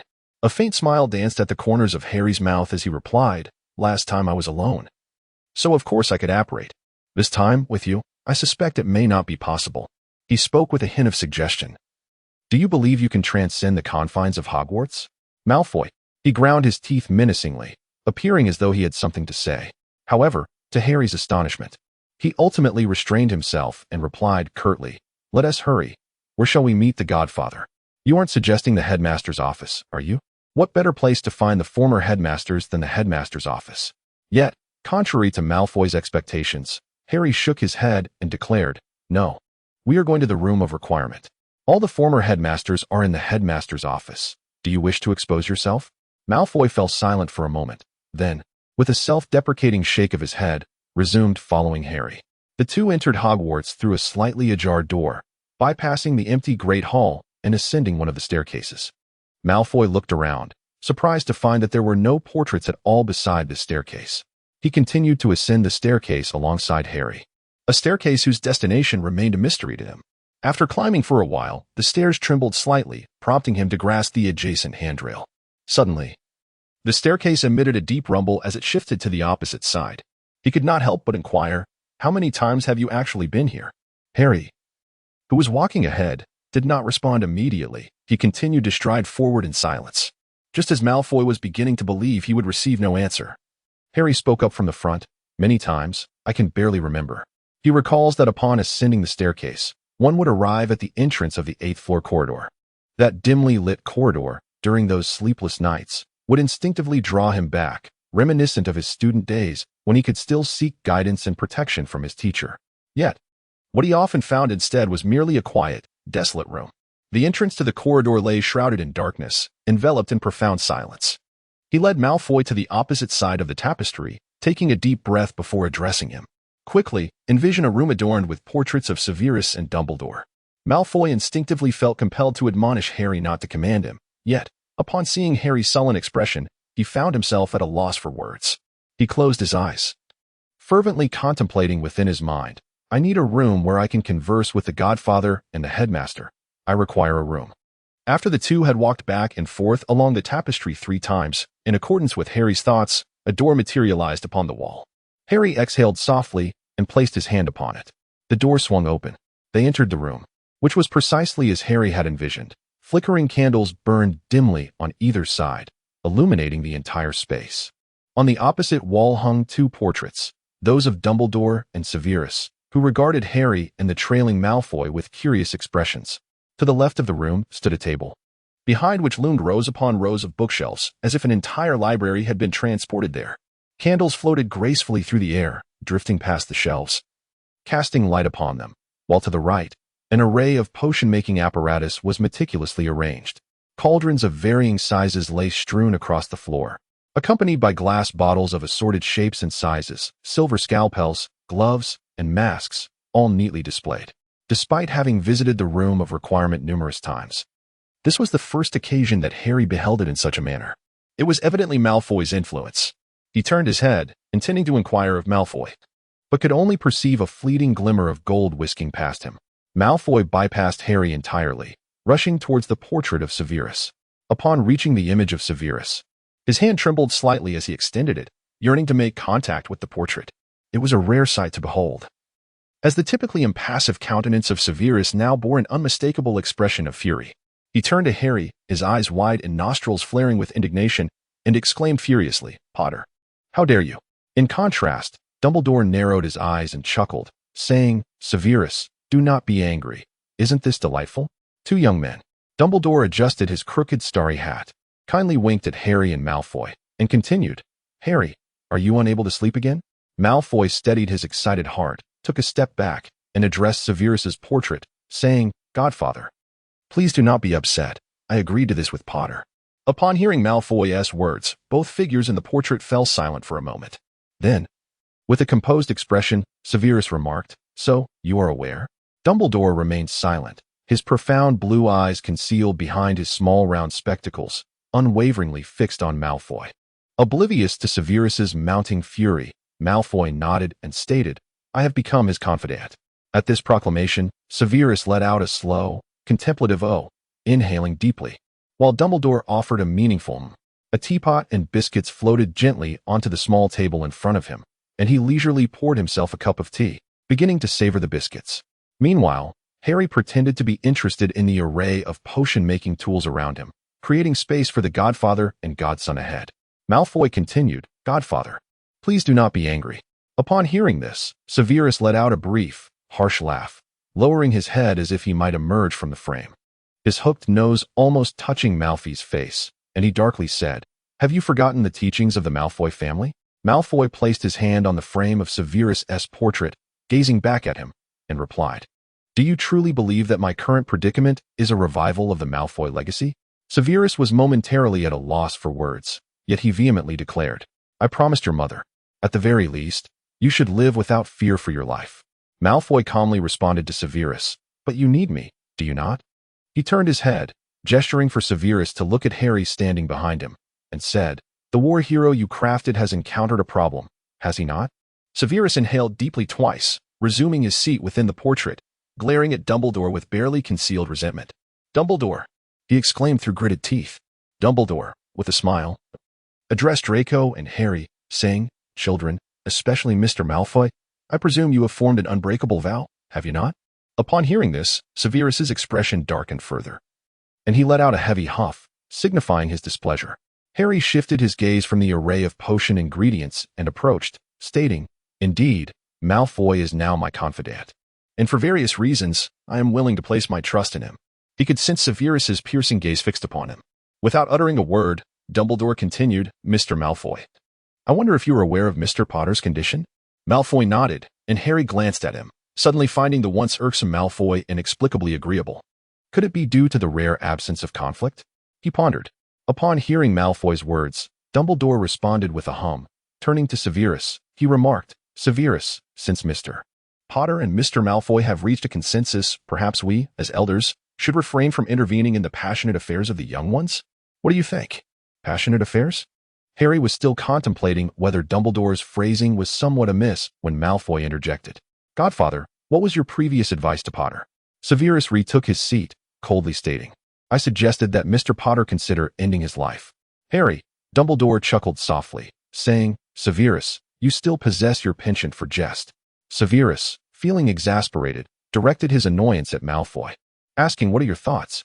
Malfoy, stroking his ring, replied slowly, "Since Potter claims that this peculiar surge of magic stems from his battle with Voldemort, and it cannot merge with his existing magic, I wonder if we might attempt to extract that portion of magic?" A hush fell over the three of them as they turned their gazes toward Malfoy. Oblivious to their scrutiny, he paced the room, his golden hair shimmering like satin in the candlelight, murmuring to himself, "First, we must find a medium capable of withstanding this magic, and then separate it." Dumbledore narrowed his eyes, his earlier mirth replaced by a serious tone as he asked, "Mr. Malfoy, are you suggesting that Harry create a Horcrux?" Horcrux. The moment the word was uttered, the atmosphere in the room froze. Even the candles suspended in midair seemed to halt, as though a heavy, invisible hand pressed down upon the air, quiet yet undeniably oppressive. Malfoy stopped in his tracks, astonished. What? What Horcrux? No, that's not it. Not a Horcrux? Harry slowly withdrew his hand, having been poised to react should Malfoy utter anything inappropriate. However, it appeared that was not the case. After Voldemort, Horcruxes and their creation methods had been entirely prohibited, effectively preventing any attempts to investigate or recreate them. Unbeknownst to Malfoy, he had inexplicably evaded a grave misstep. As he sat down, stroking his chin in a contemplative manner, he donned black dragon leather gloves, which he has yet to remove, their hue creating a stark contrast against his fair chin. Coupled with his golden hair, he exuded an air of both elegance and affluence. This portion of magic was never meant to belong to Potter. Since it was not his, why not separate it? Severus gazed intently at Malfoy. Do you comprehend what it means to separate magic? Throughout history, magic has emanated from the soul. To sever one's own magic is akin to fracturing one's soul. This is precisely why Dumbledore previously assumed you intended to create a Horcrux for Harry. Malfoy then grasped the gravity of the situation, his complexion paling. However, if that fragment of magic was never truly Potter's, then extracting it would not harm his soul. Yet the challenge lies in how to achieve this separation. Dumbledore shook his head. My dear boy, I understand your reasoning, yet separating magic is far more arduous than dividing the soul. I fear this path is fraught with impossibility. Undeterred, Malfoy pressed on. If separating magic is unattainable, what if we compel Potter to merge the two portions of magic? At that moment, Harry, who had remained silent, finally interjected. I would be affected.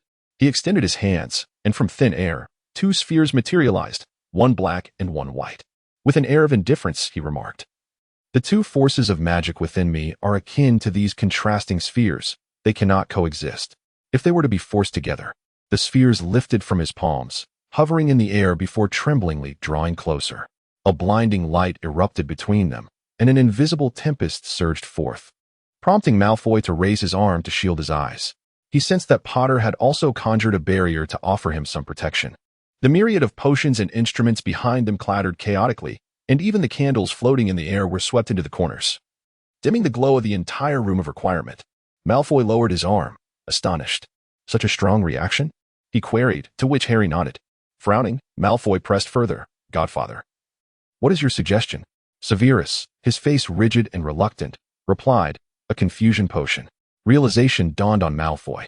Use a confusion potion to deceive Potter's magic, making the two inherently incompatible forces believe they can merge, and then gradually bring them together? Severus scoffed. It's not that simple. Most confusion potions are designed to mislead the observer's perception. I'm merely offering a conceptual framework. Crafting a potion that directly affects magic is no trivial task. Malfoy resumed pacing the room, murmuring to himself, magic originates from the soul. Magic originates from the soul. He suddenly lifted his head and spoke to Severus. What if we directly bewilder Potter? Convince him that this portion of magic originally belongs to him? Could that be of assistance? Chapter 8. Determining the plan. Once Malfoy uttered these words, an eerie silence enveloped the room once more. Yet, unlike the previous oppressive stillness that accompanied the Horcrux, this silence bore a different quality, one reminiscent of a moment of contemplation when hope seemed lost, only to discover a new path. Harry approached from behind Malfoy. Having just extinguished the candle, casting a dim light that left half his face shrouded in darkness as he said, "That is not my magic, I can assure you." Malfoy stared at him, momentarily at a loss for words. If Harry asserted such a claim, it implied that this avenue was a futile one. Dumbledore, with his benevolent demeanor, interjected, "Do not be so quick to dismiss the notion. I have lived for so long without fully grasping the relationship between magic and the soul." "How can you be so certain?" Harry replied resolutely, "I can be certain." Malfoy, he gently touched his forehead, reflecting inwardly. "It remains unchanged, just as it was before." He is resolute and steadfast in his beliefs, not easily swayed by the counsel of others. Dumbledore, on the other hand, chuckled warmly, setting down his delicate teacup with a friendly demeanor, and said, "I may be old, but I would like to offer a small piece of advice to both of you." His azure eyes sparkled with the brilliance of wisdom as he addressed Harry. "Let us first allow Mr. Malfoy and Severus to deliberate, shall we?" Leaning towards the direction of the confounding potion. At that moment, Harry, devoid of any superior alternatives, nodded with a semblance of desperation, remarking, "Let us proceed with this for now." Upon establishing a course of action, Malfoy stepped aside to engage in discussion with the portrait of Severus, while Harry settled into a soft and inviting sofa. The room of requirement remained as accommodating as ever. Upon his seating, a small round table promptly materialized beside him, adorned with a steaming pot of red tea and several enticing butter biscuits that promised delightful flavors. He consumed several pieces and unexpectedly began to feel drowsy. Unbeknownst to him, he nestled into the sofa and drifted into slumber. In a hazy dream, he found himself back in a mission he had recently undertaken.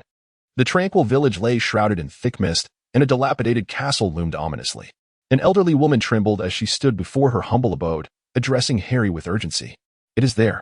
I just sensed a potent presence of dark magic." Harry and his companions believed her without hesitation. Harry, taking the lead, swiftly drew his wand and charged towards the direction of the castle. The fog enveloped them in silence. Not a sound could be heard. Upon their entry, it felt as though they had plunged into a quagmire, the earth beneath them beginning to sink relentlessly.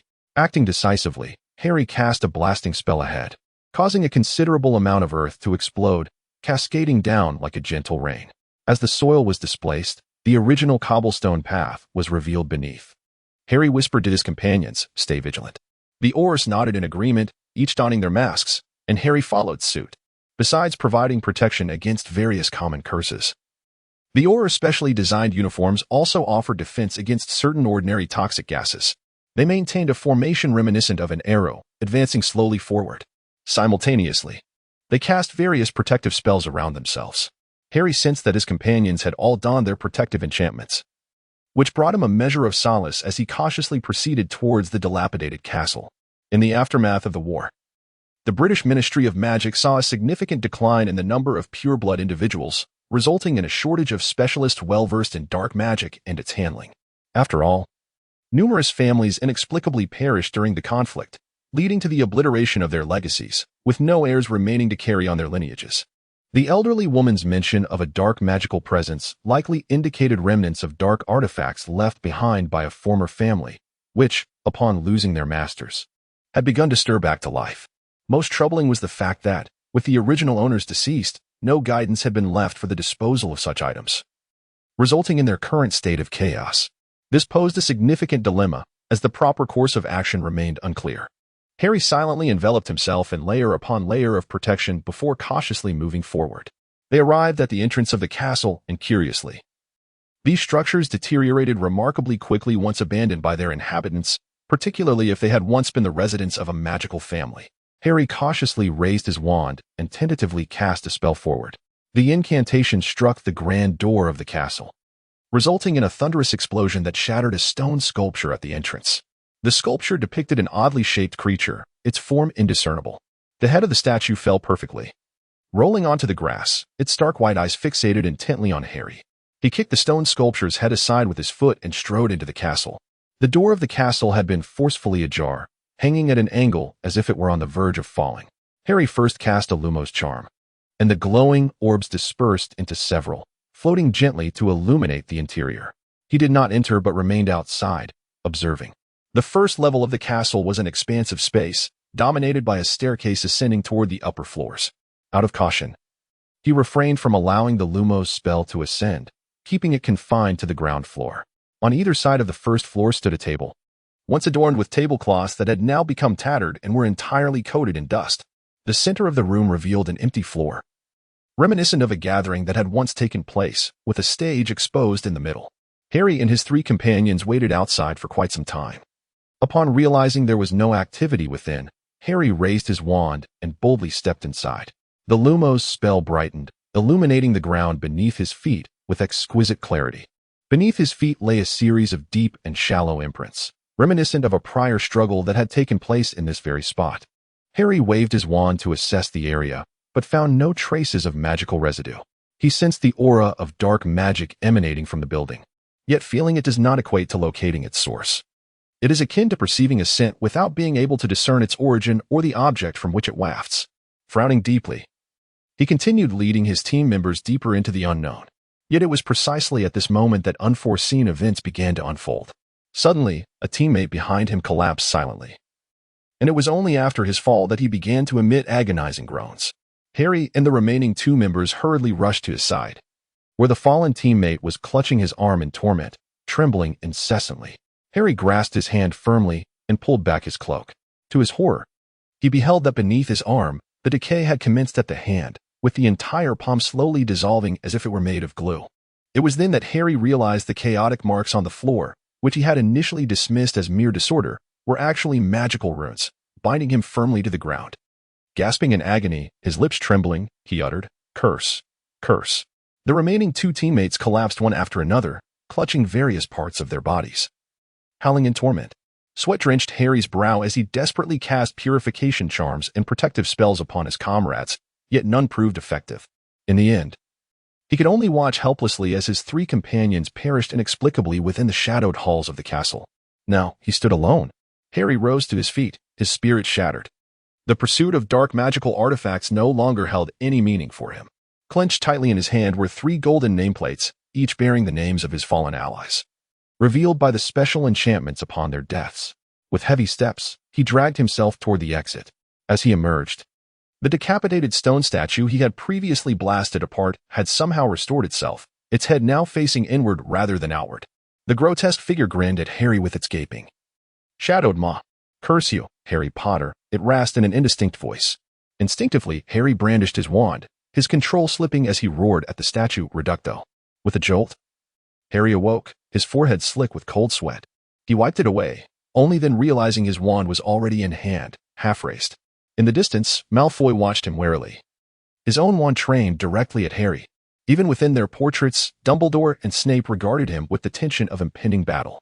Blinking away the remnants of his nightmare, Harry steadied himself and slowly lowered his wand. Only then did Malfoy follow suit, though his voice remained edged with suspicion. "Are you awake now, Potter?" Harry nodded wearily. "Just a dream." Dumbledore's voice, calm yet firm, interjected. "Harry, do not dwell upon the past." His tone was exceptionally grave, starkly contrasting with his previous demeanor. His cerulean eyes glinted like a sharpened blade as he gazed at Harry. "You are engulfed in self-reproach, and this anguish will exacerbate your magical powers, rendering them increasingly uncontrollable. The desire to wreak havoc upon your surroundings will intensify, and continuing down this path is perilous. One day, you may inadvertently harm those you hold dear." Harry fell into a contemplative silence, acutely aware that Dumbledore's words rang true. Yet, he found himself powerless to rein in the tempest within him, a swirling mass of magic akin to a bomb poised to detonate, buried deep within his heart. With even he unable to grasp the fuse, Malfoy spoke cautiously, "You must regain your composure. We shall revisit this matter later." Harry nodded, rising to his feet. resolved to splash cold water on his face to restore his clarity. He turned the doorknob of the room of requirement and stepped into the corridor. As he departed, Malfoy swiftly addressed Dumbledore and Severus, indicating the urgency of the moment. He gazed intently at the two, a glimmer of light dancing in his silver-gray eyes. Are you certain that this is merely Potter's psychological issue, rather than a genuine problem with his magical abilities? Severus scoffed. With a physique robust enough to fell a bull. Do you truly believe it is a matter of magical malfunction? Severus continued. I have witnessed individuals whose magic faltered, and their decline was unmistakable from their very appearance. Magic emanates from the soul, and conversely, it can nourish the soul. When one's soul weakens and is unable to perceive magic or cast spells, death is not far behind. Do you see that in him?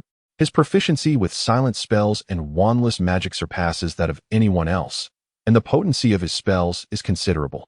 This is a personal matter of his. Malfoy interjected, then why summon me? He ought to consult a psychologist. St. Mungo's lacks such professionals, but surely the Muggle world does. Severus replied in a low voice, because of the legilimency in the obscurus technique. Dumbledore seized upon Severus's train of thought, stating, the young ones at St.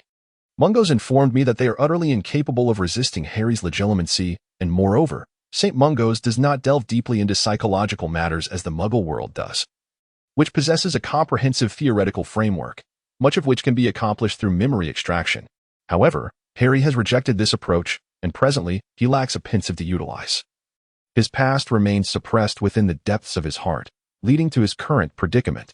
Malfoy's demeanor grew icy, standing in the center of the room like a statue of ice. Then why contact me and request that I make an appearance at that gala? Severus replied coldly. I oppose this notion, yet Dumbledore disagrees. At this, Dumbledore blinked playfully, a sly smile spreading across his face as he said, Can we not consider it the fulfillment of an old man's wish? He said with a smile, And Harry, you did save my life back then, did you not? At the court in Wizengamot. Draco Malfoy felt the weight of human emotions, and just as he was about to speak, a slight noise at the doorway interrupted him, prompting a sigh as he urgently declared, All right, I concede. But I cannot guarantee the outcome. Do not hold it against me, headmaster. Upon returning from splashing cold water on his face, Harry observed that Malfoy was already seeking something on the bookshelf, while the portraits of Dumbledore and Severus had begun to display a somewhat drowsy demeanor. Curiously, Harry inquired, What is going on? Malfoy retrieved a hefty tome from the shelf, glancing at Harry, who felt as though Malfoy was glaring at him. Yet, what could that possibly achieve? Since their school days, he had endured countless glares from Malfoy. Malfoy tucked the book under his arm and stepped out, addressing Dumbledore and Severus. Headmaster, Godfather, I shall take this be. He is now even somewhat eager to proceed. However, after the two emerged from the room of requirement, Malfoy uttered but a single phrase. To your house. We must discuss the upcoming matters in detail. He added, I refuse to believe that you haven't secretly established a network of portkeys at Hogwarts. Chapter 9. Home for a moment. Harry felt a sense of novelty at the prospect of returning home, especially in the company of Malfoy, a completely unprecedented experience. Throughout the day, he had been surprisingly immersed in a plethora of new experiences thanks to Malfoy. After a moment of contemplation, he slowly declared, Let us go to my house. With that, he led Malfoy to a concealed chamber, which appeared utterly unmarked from the outside, lacking even a doorplate. Yet, Malfoy displayed no signs of astonishment. Hogwarts harbored an abundance of secrets, and he would wager that no one in the world has ever fully unraveled the mysteries of Hogwarts. Not even Harry, and certainly not the former headmaster Dumbledore, would dare claim complete understanding of Hogwarts. Upon entering the room, Harry approached a wall. With a mere press against the surface, a discreet opening emerged within the bricks. He then snapped his fingers, igniting a vibrant blaze of emerald flames within. He turned his head and addressed Malfoy, Come in. After uttering these words, Harry took the lead and stepped inside. A vein twitched at Malfoy's temple. He felt as though Harry was provoking him. He forcefully suppressed the urge to retaliate and followed him into the room.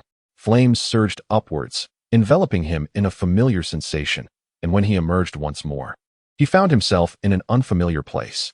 He coughed twice and waved his gloved hand in front of him. Unable to restrain himself, he remarked, Potter, you never clean your home, do you? Harry shrugged nonchalantly. I have Creature do it, but he is rather lackadaisical, and I can't be bothered to supervise him.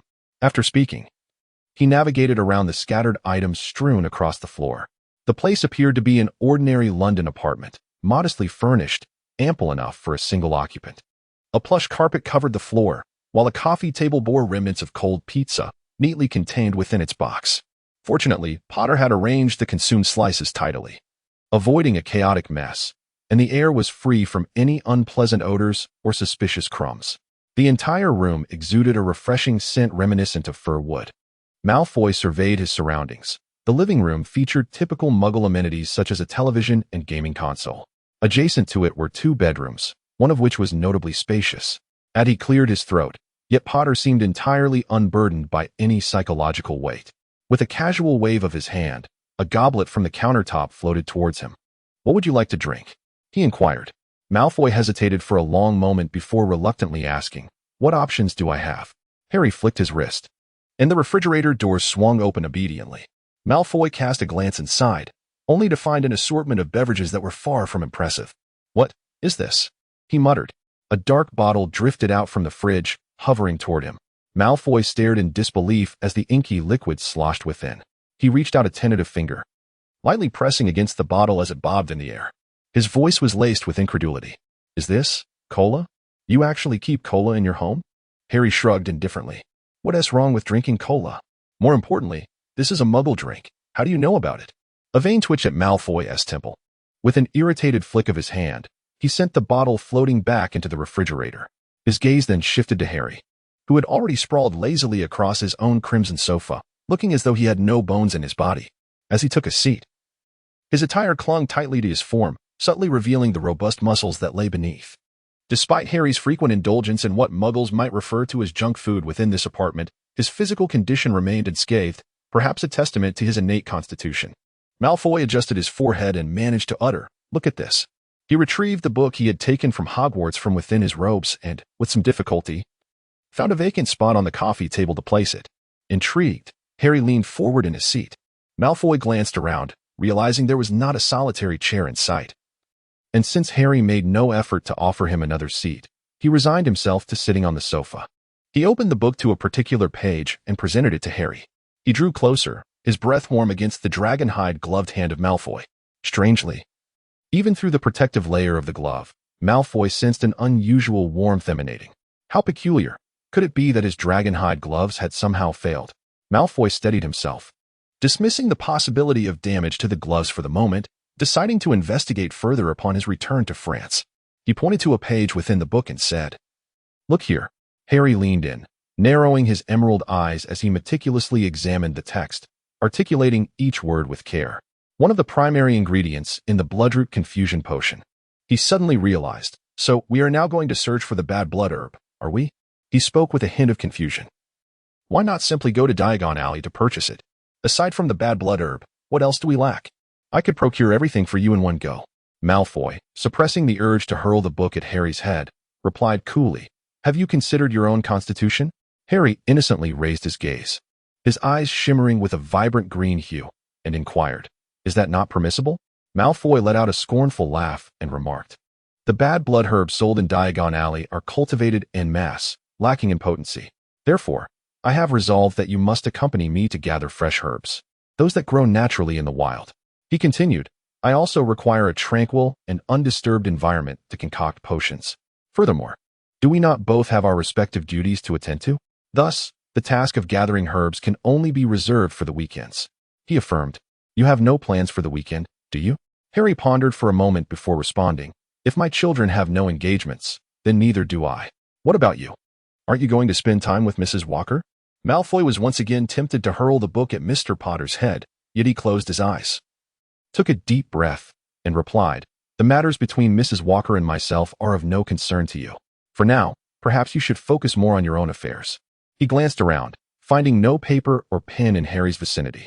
He drew out his wand, and with a flick, a sheet of paper and a quill flew out from the nearby drawer, obediently landing in Malfoy's grasp. Upon receiving the pen, Malfoy winced slightly at his temple and, unable to contain himself any longer, remarked, "Do you not possess a quill made from goose feathers?" It was then that Harry realized the instrument in his hand was a pen from the Muggle world. He hurriedly extended his hand, without overthinking the situation. He simply conformed to the manner in which Malfoy held the pen. His hand, larger and broader than Malfoy's, enveloped Malfoy's hand in a gentle embrace. And then with a press at the tip of the pen, a nib emerged below. He grasped Malfoy's hand and placed it directly onto the paper, declaring, "This way. One can write." Malfoy disregarded the peculiar sensation emanating from his hand as he endeavored to lean down. The coffee table and sofa were aligned, and as he bent to write, Harry's hand remained intertwined with his, inadvertently bending downward as if embracing him completely. Malfoy's meticulously styled hair cascaded from his shoulder, the tips brushing against the bridge of Harry's nose with each subtle movement. A faint, unfamiliar woody fragrance wafted into Harry's senses. Intrigued, he playfully tugged at Malfoy's hair, prompting Malfoy to sweep it aside with a swift motion, gritting his teeth as he exclaimed, "Potter," he cautioned, "my hair is not a toy. If you find yourself lacking company, seek elsewhere. I am certain there are many who would willingly offer their affections." It was only then that Harry realized his actions had perhaps overstepped a boundary. He promptly raised his hands and took a slight step back. Yet his words lacked sincerity as he muttered, "I momentarily forgot. Sorry, Malfoy." Malfoy inhaled deeply, casting a fierce glare at Harry, his silver-gray eyes swirling like a tempest. Filled with an inner turmoil, he endured the moment, bowing his head once more to grapple with the sheet of paper before him. He wielded his pen with such fervor that it seemed capable of tearing the paper as he wrote, reciting aloud. "Bad bloodgrass, white fresh, black rhizome, guardian tree." Malfoy pondered further and inscribed, "Belladonna, sneezewort, horseradish." He contentedly set down his pen and handed the paper to Harry, saying, "We need to procure these herbs. I require you to gather some supplies."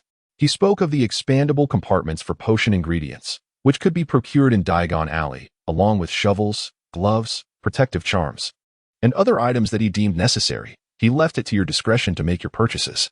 Malfoy rose with a decisive grace, brushing off his hands. His dragon hide gloves were enchanted to be waterproof, dustproof, and fireproof, ensuring not a speck of dust would settle upon them. Observing the furrowed brow of Harry, caught in a web of confusion, Malfoy felt a flicker of satisfaction at the sweet taste of revenge. He remarked, "I shall take my leave now. Prepare these matters and notify me once you are ready. After all, time is ample, and there is no need to rush." He glanced around and noticed the calendar hanging on the wall, which belonged to Harry. With a gentle flick of his wand, he inscribed a red circle upon it, marking next Friday. "How delightful," Malfoy remarked. "I shall find a way to contact you next Friday evening. After you procure the necessary items, simply await my arrival."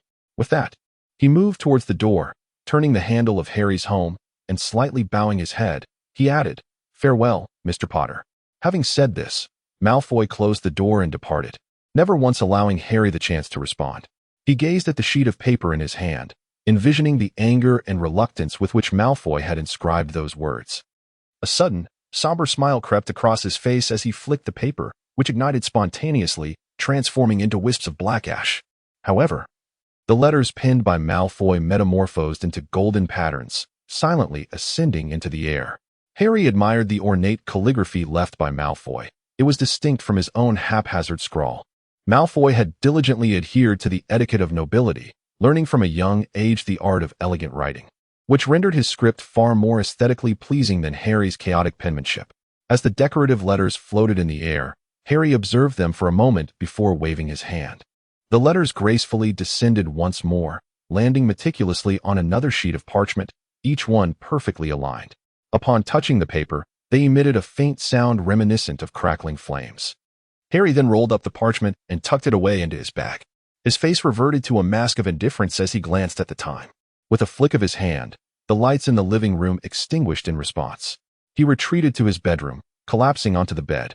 After departing from Harry's abode, Malfoy surveyed his surroundings. Harry's residence was situated within a modest apartment in London, and just outside was a small door leading to the outside world. He approached it and attempted to turn the handle. To his surprise, the lock clicked softly and yielded. Stepping outside, Malfoy observed that the London night mirrored the one he had known before.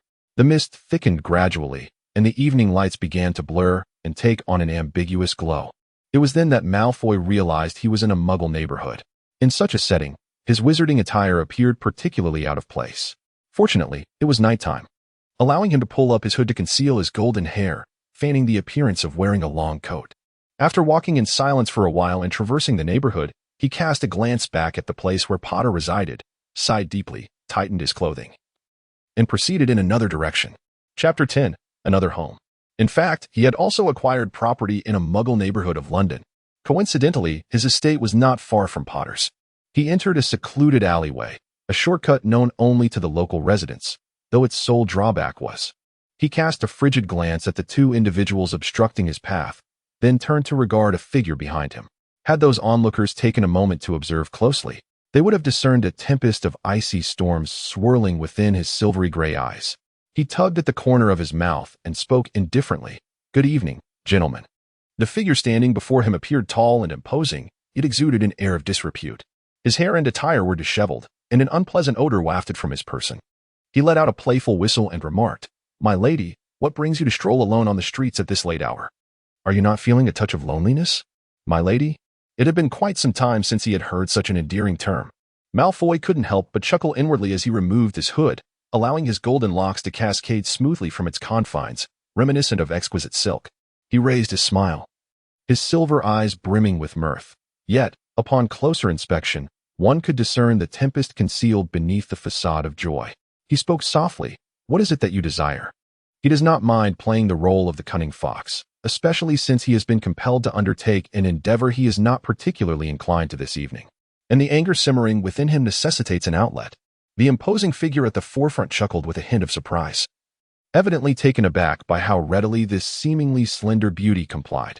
He carelessly remarked, "I initially intended to ask the lovely young lady for a loan, but now I wonder if you would care to join us for some amusement." A gradual smile spread across Malfoy's face. He murmured softly, "Very well." 10 minutes later, an officer on duty at a police station in a London district received an emergency call. The caller, a young man by the sound of his voice, reported that he had been mugged, but then, as if out of a movie, a mysterious figure had appeared, like some sudden superhero, and swiftly incapacitated the assailants. Now, they lay motionless on the ground, and he urged the police to come and investigate. At first, the officer dismissed it as a prank call, but out of duty. He donned his cap and set off to inspect the scene. Yet when the diligent officer arrived at the location described by the caller, he indeed found 3 familiar troublemakers, frequent visitors to their station, strewn across the pavement, bruised and battered as though thoroughly thrashed, unconscious and utterly defeated. And not a soul lingered in sight. Meanwhile, Draco Malfoy strode down the street, tucking his wand back into his pocket. Though not an Auror, when faced with such ruffians, his spells proved more than sufficient to teach them a lesson, without crossing the line into lethality. And he had no qualms about ensuring the lesson stuck. He arrived at a neighborhood that was markedly more tranquil and opulent than Harry's, evidenced by the array of luxury vehicles parked along the roadside. Flanking the road were individual, detached villas, and he approached one of these splendid abodes. Placing his hand upon the door, it clicked open with a soft sound, allowing Malfoy to step inside. The entrance featured a small staircase, with a narrow corridor adjacent to it. Following the corridor led him to the kitchen. Yet Malfoy chose to remove his attire and hang it on the rack by the door. The rack extended automatically, ensuring his garments were draped smoothly, devoid of any creases. He stretched his shoulders, and the ribbon in his hair fell away effortlessly, draping itself over the nearby shelf. The white shirt he wore seemed to unbutton itself gently, as if attended to by unseen hands. Before long, the shirt was shed entirely, floating gracefully into the laundry basket. As he moved, his trousers slipped off as though devoid of gravity. He continued to stretch his body and made his way directly to the bathroom. The bathtub was filled to the brim with steaming hot water, into which he immersed himself.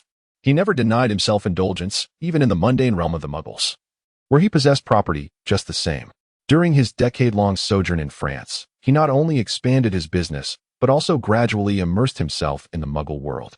Astutely, he quickly adapted to various convenient aspects of Muggle life, seamlessly integrating them with his original magical practices, transforming his abode into an extraordinarily comfortable sanctuary. Beneath the enveloping warmth of the hot water, he allowed himself a moment of relaxation. However, the recollection of the events from earlier in the day soon provoked an insistent throbbing in his temples. He let out a groan, surrendering his entire body to relaxation.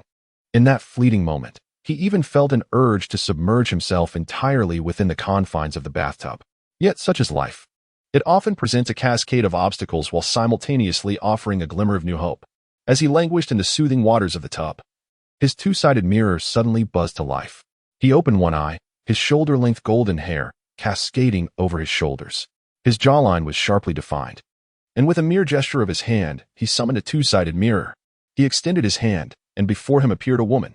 Narcissa slowly smiled as she sat gracefully at a small round table, addressing the other side. "Good evening, my son."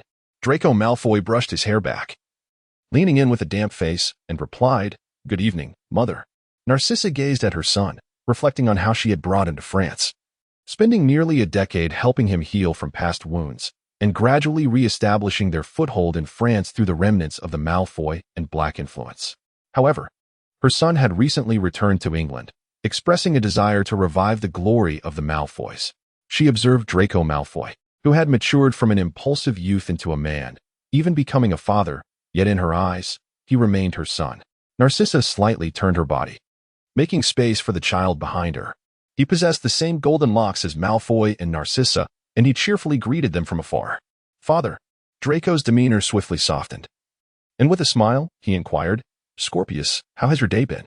Narcissa clasped Scorpius' hand, gazing fondly at the child who bore an uncanny resemblance to young Draco, her eyes naturally reflecting maternal affection.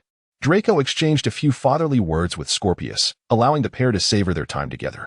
After a while, she gently interjected, "My dear, could you please step into the adjoining room? I have a few matters to discuss with your father." Scorpius rose on his tiptoes and planted a kiss on Narcissa's cheek. Turning to Draco in the mirror's reflection, he said, "Good night, father." Draco, unable to resist, blew a kiss into the air, replying, "Good night, my sweet." Once Narcissa observed the tender farewell between father and son, she watched as Scorpius exited, accompanied by the house elf, before turning to Draco. "Now it is your turn, dear. Do you have anything to share with your mother?" If Draco Malfoy had learned anything during his over a decade in France, it was the importance of sharing his experiences with both his mother and wife. Leaning against the edge of the bathtub, he addressed her. "I promised Headmaster Dumbledore and my godfather that I would assist Potter, and in return, Granger would help me re-establish my footing in the British magical community." He resolutely spoke to Narcissa, "Mother, we can return to our Malfoy estate."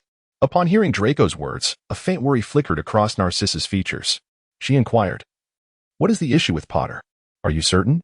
Draco shook his head, replying, "Mother, I have formed an unbreakable vow with him." Upon hearing this, Narcissa's meticulously maintained visage furrowed in concern as she asked, "Are you confident?" Draco let out a soft chuckle, stating, "Don't ask me.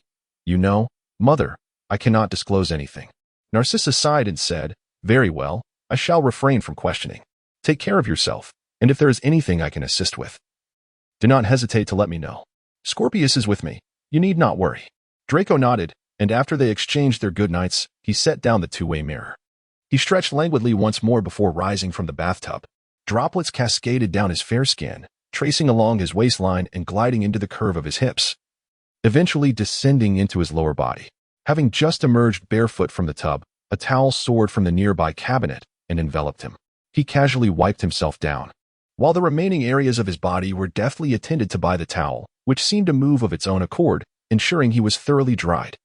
He extended his hand, and the bathrobe effortlessly slipped onto his arms.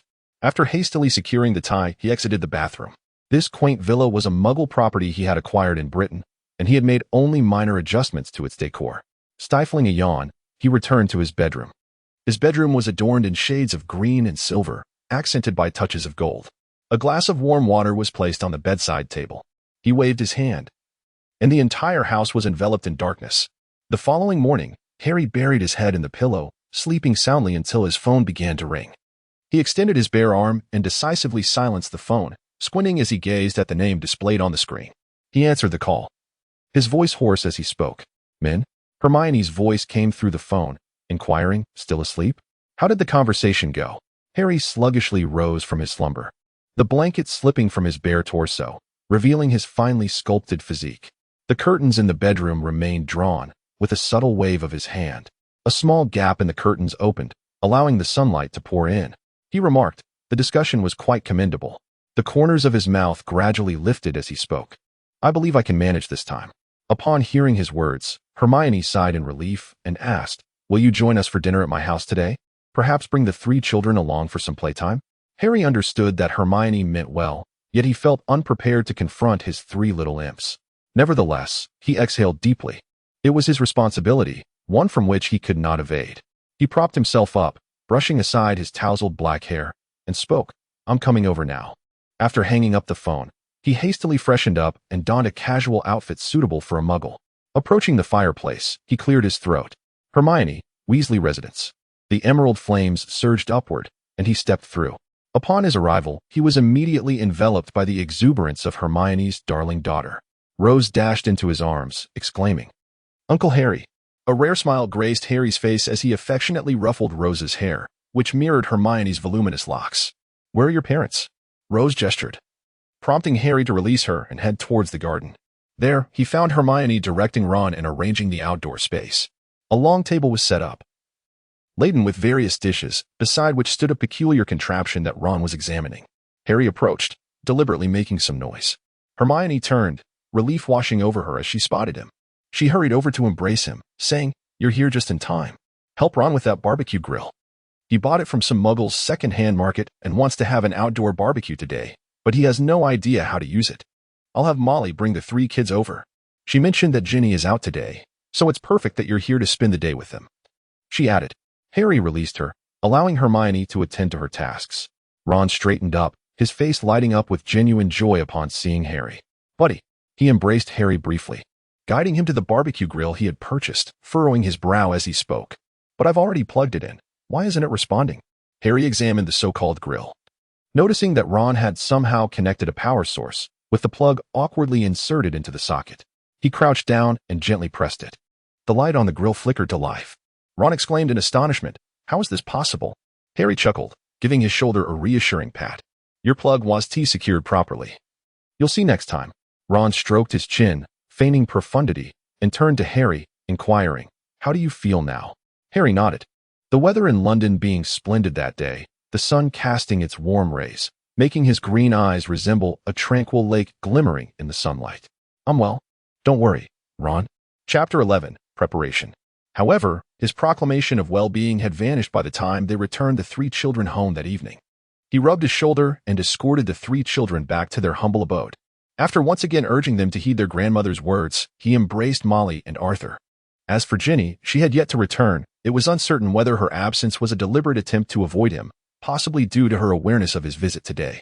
He no longer had the leisure to ponder such matters. Molly observed Harry's weary expression and remarked with a smile, "How is it? Taking care of the children is no easy task, is it?" Harry offered a wry smile, glanced at Molly, and said earnestly, "Thank you, and Arthur as well."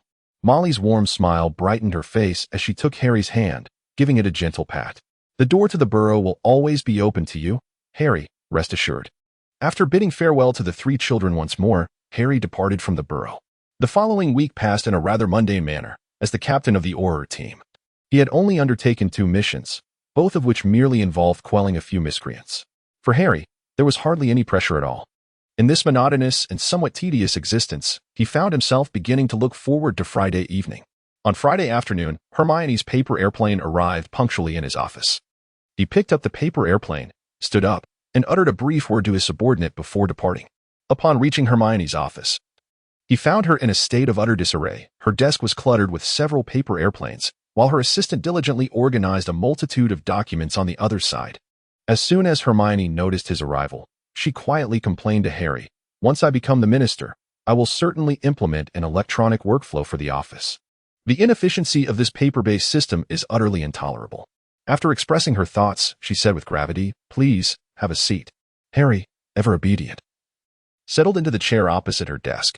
Hermione inquired, "How has this week been?" Understanding the implications of her question and aware of the precarious situation within the ministry, where their conversation could potentially be eavesdropped upon, he cleared his throat and replied, "Everything is normal. I will be leaving work as usual on Friday."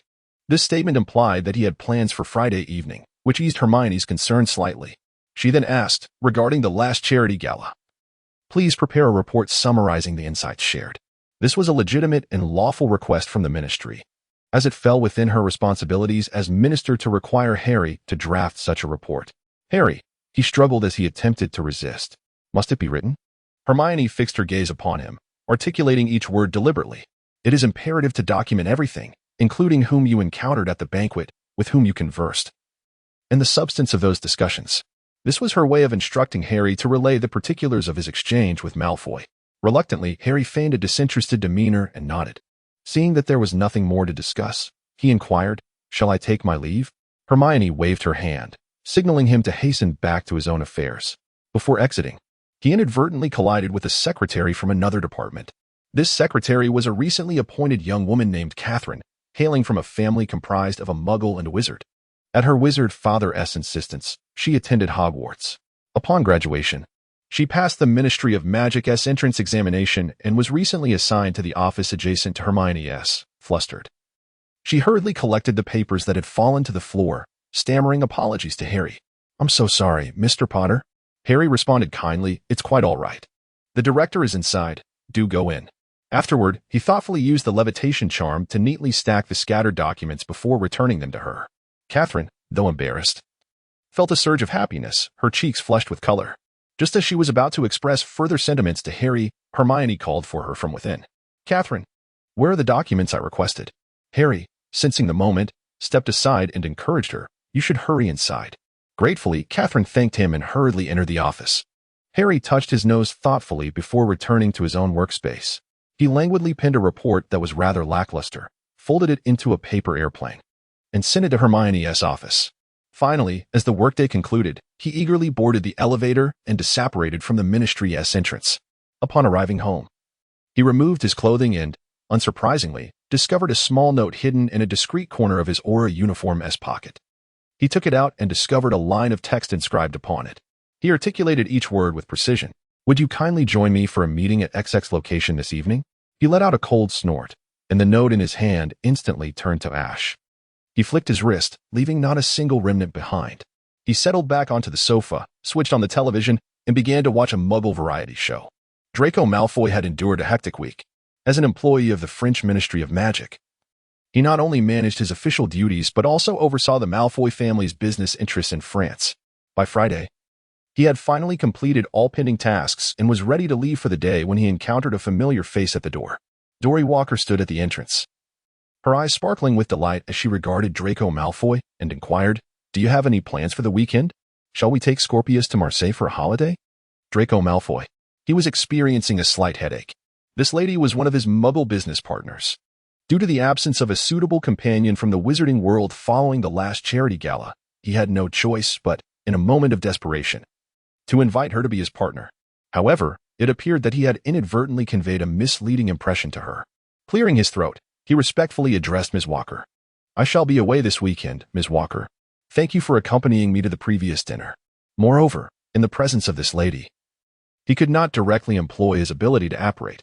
Although Ms. Walker was not merely a business associate, possessing connections within political circles, her status had yet to reach a level where she could discern Malfoy's true identity. He raised his wrist to glance at his watch and spoke gently. "I have a pressing matter to attend to now. May I kindly request that you arrange an appointment with my secretary for our next meeting?" He believed he had articulated his thoughts with utmost clarity. After concluding his remarks, he prepared to take his leave. However, it was evident that Moira Walker was not inclined to relinquish her pursuit. She inquired, "And where do you intend to go? I did not notice your vehicle. Perhaps I could offer you a ride." Draco Malfoy. He was plagued by a throbbing headache, contemplating that had it not been for her, he would have long since vanished without a trace, never even considering the notion of a vehicle. As he racked his brains, pondering how to deal with the formidable Ms. Walker, his secretary emerged from the office, signaling the end of the workday. He only saw Draco Malfoy standing at the door, failing to notice Mrs. Walker. He instinctively greeted, "Good evening, Mr. Malfoy. Are you not leaving yet?" He turned around and beheld Ms. Walker, swallowing the words that remained unspoken. However, Draco seized him with a firm grip. Exhaling a sigh of relief as he addressed Ms. Walker, "I shall accompany him. He has a vehicle." Upon uttering this, he retreated back into the building, leaving Ms. Walker no time to respond. All she could do was watch as Draco vanished before her like a fleeting breeze. The secretary was forcibly dragged by Draco to the elevator, where they both entered. Draco cautioned him, "On weekends, you should come down first. If you do not see her, inform me." Since the use of apparition was prohibited within the building, they had to discreetly make their way to a slightly more distant location before parting ways. Malfoy promptly apparat to the doorstep of his home. He silently resolved to apply for the flu connection from his home to the Ministry of Magic next week. Previously, he had found the process cumbersome and had delayed taking action, but now it was evident that it was imperative to proceed. Upon arriving home, he did not pause for a moment. He retrieved a delicate little cup from the mailbox by the door, cradling it in his palm. After a brief moment, a familiar warmth radiated from his hand, and in the next instant, he was engulfed by a sensation of swirling vertigo. He closed his eyes, and after a considerable pause, he felt a heaviness in his feet. Stumbling slightly, he steadied himself and opened his eyes, only to discover he had already returned to his home in England. The evening glow painted the sky, gently filtering through the window and illuminating the interior. After admiring the picturesque view for a moment, he donned a more formal set of wizarding robes and made his way to the doorstep, where he promptly disapparated. He was uncertain of the purpose behind his hurried visit. Yet he found himself at the doorstep of Harry Potter's home. He knocked gently, and the door swung open with ease. Upon entering, he was greeted by an atmosphere filled with laughter and joy. Harry was intently watching an entertainment program on a Muggle television, a broad smile illuminating his face. Suddenly, an overwhelming urge to harm surged within Draco. Upon noticing Draco standing at the entrance, Harry cheerfully beckoned him in. "Come in, make yourself comfortable," he invited, shifting slightly to create a space on the couch for him. On the coffee table lay a pizza box from a nearby pizzeria, still emanating steam, suggesting it had just been delivered. He spoke naturally. "Have you eaten? Shall we share a meal?" Draco Malfoy took a deep breath, the veins on his forehead nearly bursting. Yet he forcibly suppressed his anger and, in a cold tone, asked, "Are you ready with what I requested?" Only then did Harry seem to realize, letting out a soft "oh" as he waved his hand. A package flew from a corner, landing neatly on the ground, its wrapping slowly unfurling to reveal its contents. His knowledge of herbology could only be described as mediocre, which prompted him to seek the counsel of Neville. Together, they ventured to Diagon Alley to procure a multitude of items. Although Neville found Harry's sudden enthusiasm for herbology somewhat perplexing, as a fellow Gryffindor, he readily offered his assistance. Malfoy glanced at the assortment of goods strewn across the floor and remarked with feigned indifference, "The selection is commendable, though I presume you did not choose it yourself?" Harry, taken aback, inquired, "How did you know?" Malfoy snorted disdainfully and retorted, "Is it possible that you excelled in herbology during your time at Hogwarts?" At a loss for words, Harry raised his hands in surrender and said, "I concede, Malfoy. So, what is our plan?" Standing at the threshold, Malfoy exuded an icy demeanor as he coldly replied, "Tomorrow morning at 9, we shall venture into the Forbidden Forest. Bring your belongings, we will apparate directly there." Feigning surprise, Harry asked, "Are we still gathering at my place?" He gazed at Malfoy, whose face was twisted in disdain, and an impish thought suddenly crossed his mind. "Since we must go together tomorrow morning, why not spend the night here?" he suggested. Malfoy swiftly drew his wand, pointing it at Harry, his voice icy as he replied, "If you do not wish for my assistance, I shall turn and leave this instant." Harry quickly responded, "I apologize, Malfoy, please do not be angry. You'll be here at 9 in the morning, correct? I shall await your arrival." The vein at Malfoy's temple throbbed, but Harry continued, "How about some food before you go? This is called pizza, a delightful Muggle delicacy." Malfoy closed his eyes, inhaling deeply twice, forcing himself to regain composure. When he opened his eyes, he repeatedly reminded himself that he and Potter were now adults, no longer allowed to behave as they once did. Prepared mentally, he unexpectedly smiled. The expression melted away his icy demeanor. As Harry beheld him, a thought flickered in his mind. No wonder, despite his unpleasant nature, so many girls had been enamored with him at school. Malfoy softly replied, "Very well, I happen to be hungry as well." Harry was taken aback. He had not anticipated Malfoy's acceptance. He watched in astonishment as Malfoy entered, casually loosening his wizarding cloak to reveal impeccably tailored attire. In stark contrast to Harry's wrinkled garments, he entered as if he were a prince stepping into a grand palace, exuding an air of nobility. Upon settling onto the sofa, his golden locks, as meticulously arranged as ever, cascaded freely over his shoulders, devoid of any braids or even a simple tie. As he took his seat, Harry was once again enveloped by that faint, ethereal scent of wood that lingered in the air when he had been near him before. He touched his nose thoughtfully, deciding to bury this question deep within his heart for the time being. He pointed to the pizza on the table and said, "Care for a slice?" Malfoy's silvery gray eyes were filled with evident disdain as he gestured toward the pizza and coldly remarked, "Is it acceptable to take it with one's hands?" Harry did not respond. Instead, he reached out and took a slice. He personally demonstrated how to swallow a slice of pizza for Malfoy to observe. Malfoy, he has always adhered to the practice of dining with cutlery at the table, never having imagined that Muggles possess such foods that could be directly consumed with one's hands. He discreetly cast a detection charm with his wand, confirming its harmlessness. Then, he furrowed his slender brows and scrutinized the pizza that Harry had placed upon the table. Chapter 12, A Reunion. Just as he was pondering whether to don gloves before picking up the pizza, Harry had already summoned a white porcelain dish. He cautiously took a piece out, placed it on the plate, and then handed it to Malfoy. Harry directly passed the plate to Malfoy. Driven by a desire to observe how Malfoy would handle the slice of pizza, he disregarded Malfoy's preferences and tore the piece away with his own hands. As anticipated, he noticed Malfoy's slender brows knitting together. His eyebrows, like his hair, were golden, in stark contrast to Harry's coarse, unruly black locks. Malfoy presented an immaculate appearance. His hair neatly styled and lustrous, and even his complexion appeared more refined and fair than Harry's, suggesting a regimen of constant grooming and care. He could not help but think with a hint of darkness in his heart, what purpose does a man serve in being so meticulously refined? Surely, he must be rather idle in his daily life, which accounts for the abundance of time Malfoy devotes to such trivialities. He confidently thought, observing Malfoy in his state of distress, that he felt an unexpected delight akin to the triumph of a successful prank. Harry even feigned encouragement, saying, "Indeed, give it a try."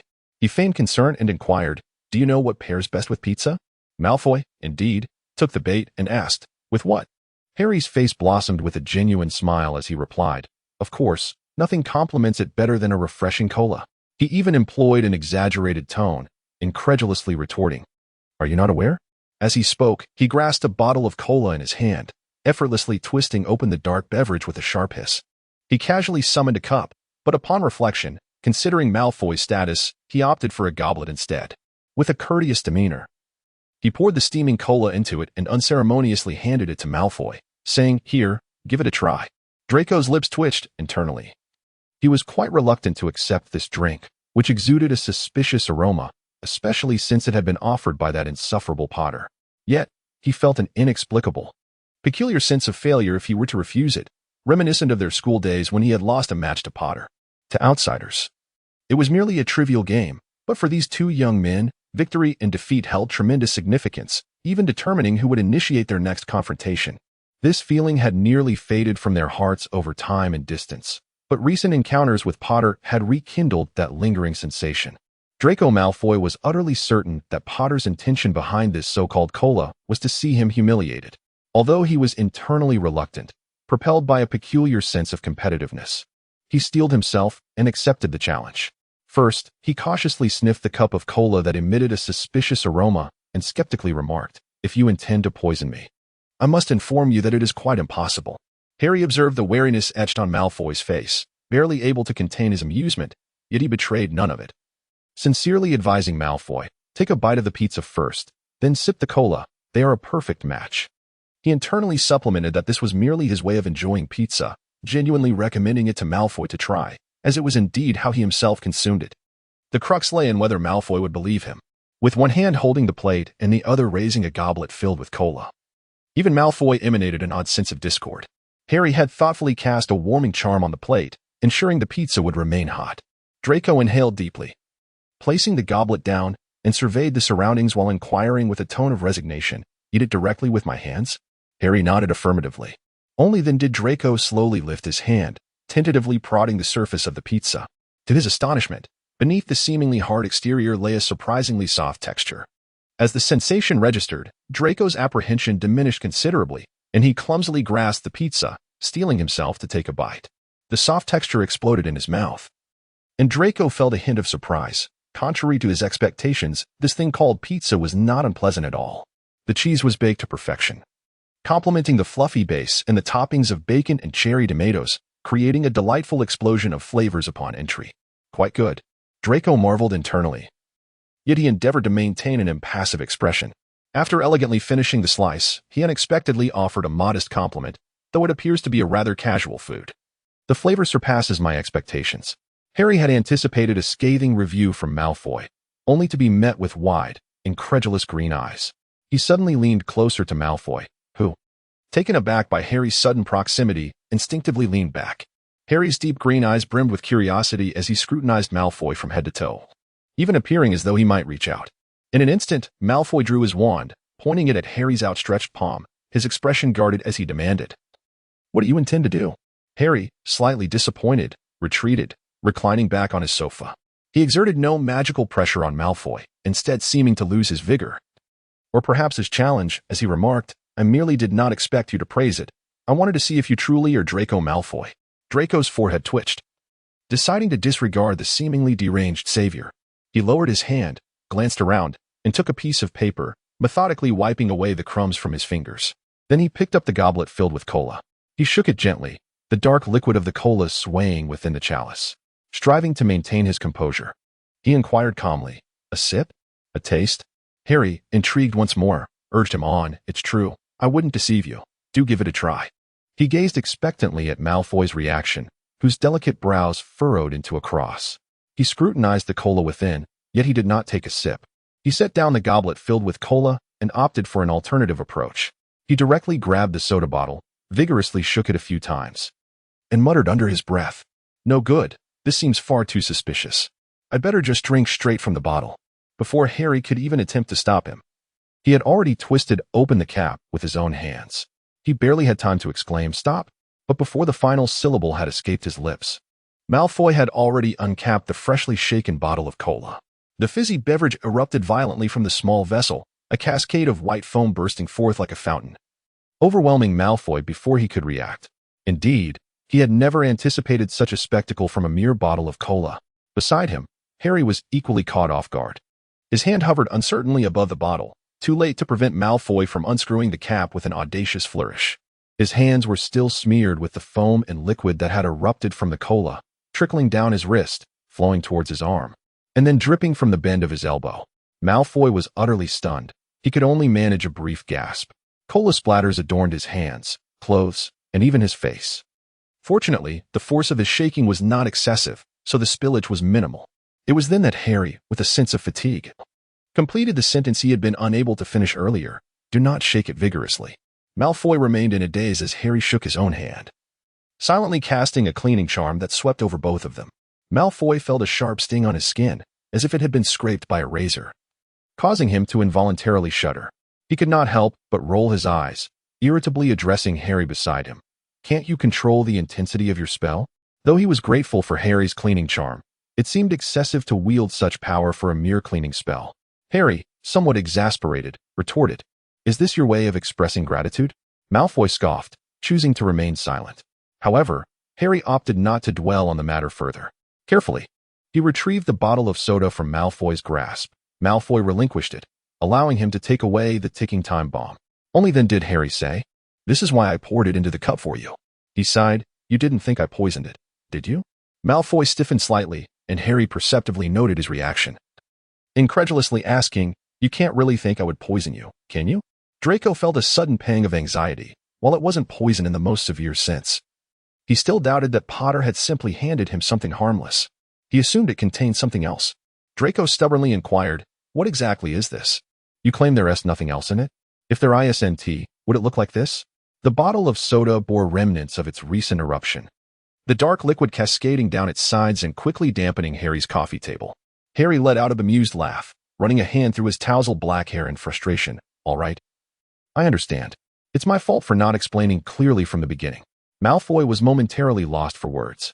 Harry pointed to the bottle, explaining, "This is a muggle beverage called soda.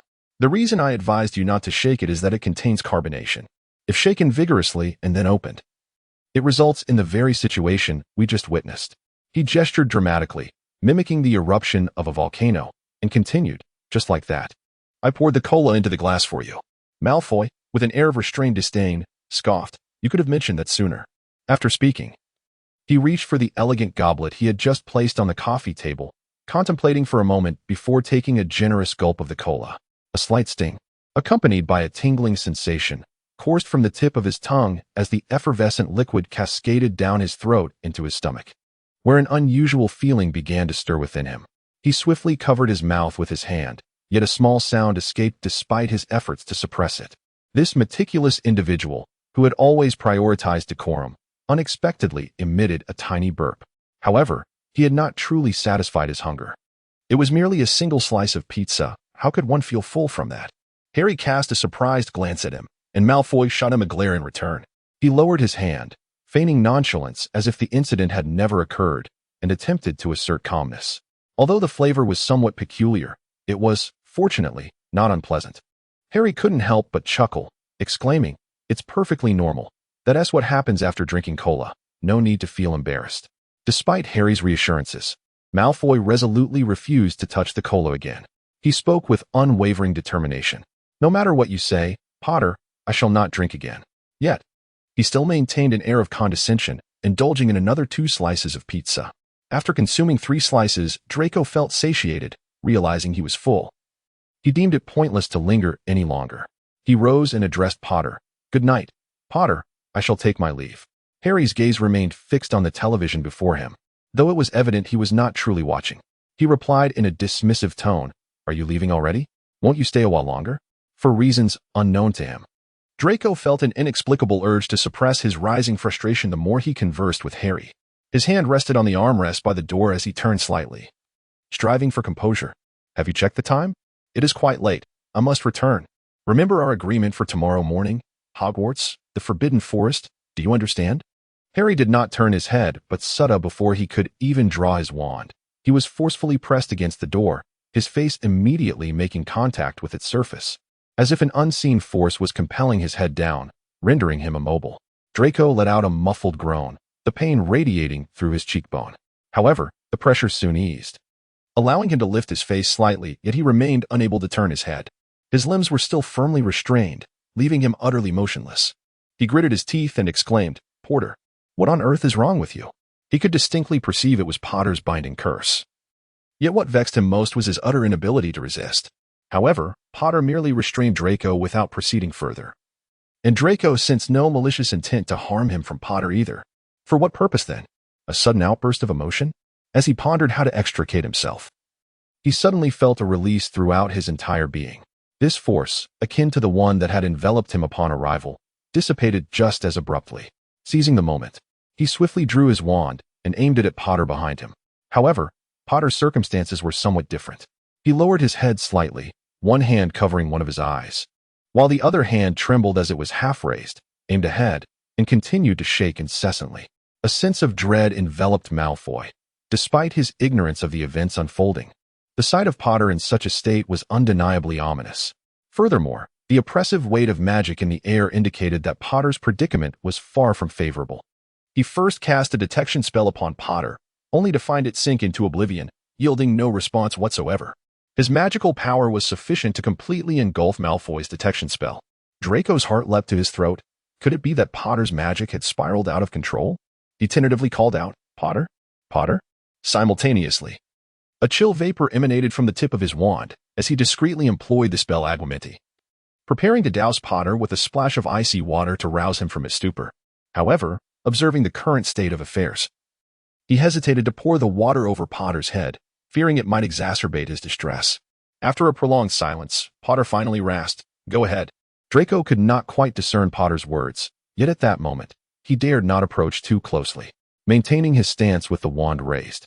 He noted Potter's lack of overt resistance and subsequently cast a binding spell upon him. His incantation was considerably gentler than Potter's, for he was not an Auror. A series of ropes spiraled forth from the tip of his wand, ensnaring Potter securely. Noticing no protest from Potter, he exerted a bit more force, guiding him back to the sofa. At last, seizing the opportunity, he unleashed the Agumenti spell directly upon Potter's head with fervor. One could not deny the invigorating effect of the icy deluge. Under the relentless onslaught of water, Potter seemed to regain a semblance of consciousness, as the frigid droplets cascaded down his face, soaking his garments. Slowly, he lifted his previously bowed head, his damp black hair clinging to his brow, obscuring his glasses. His spectacles must have undergone some special treatment, perhaps waterproof and anti-fog, for not a single droplet clung to the lenses.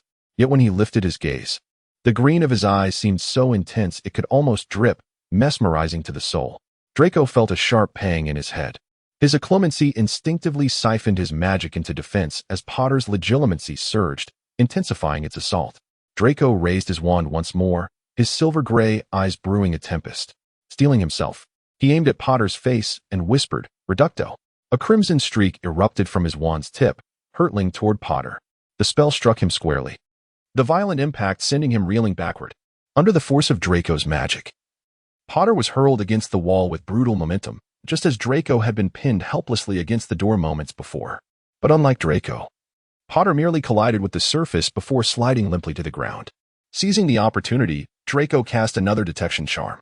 As expected, Potter's magic remained steadfast, the shield charm activating instinctively. Not a single scratch marred his skin, only the bruising force of the impact.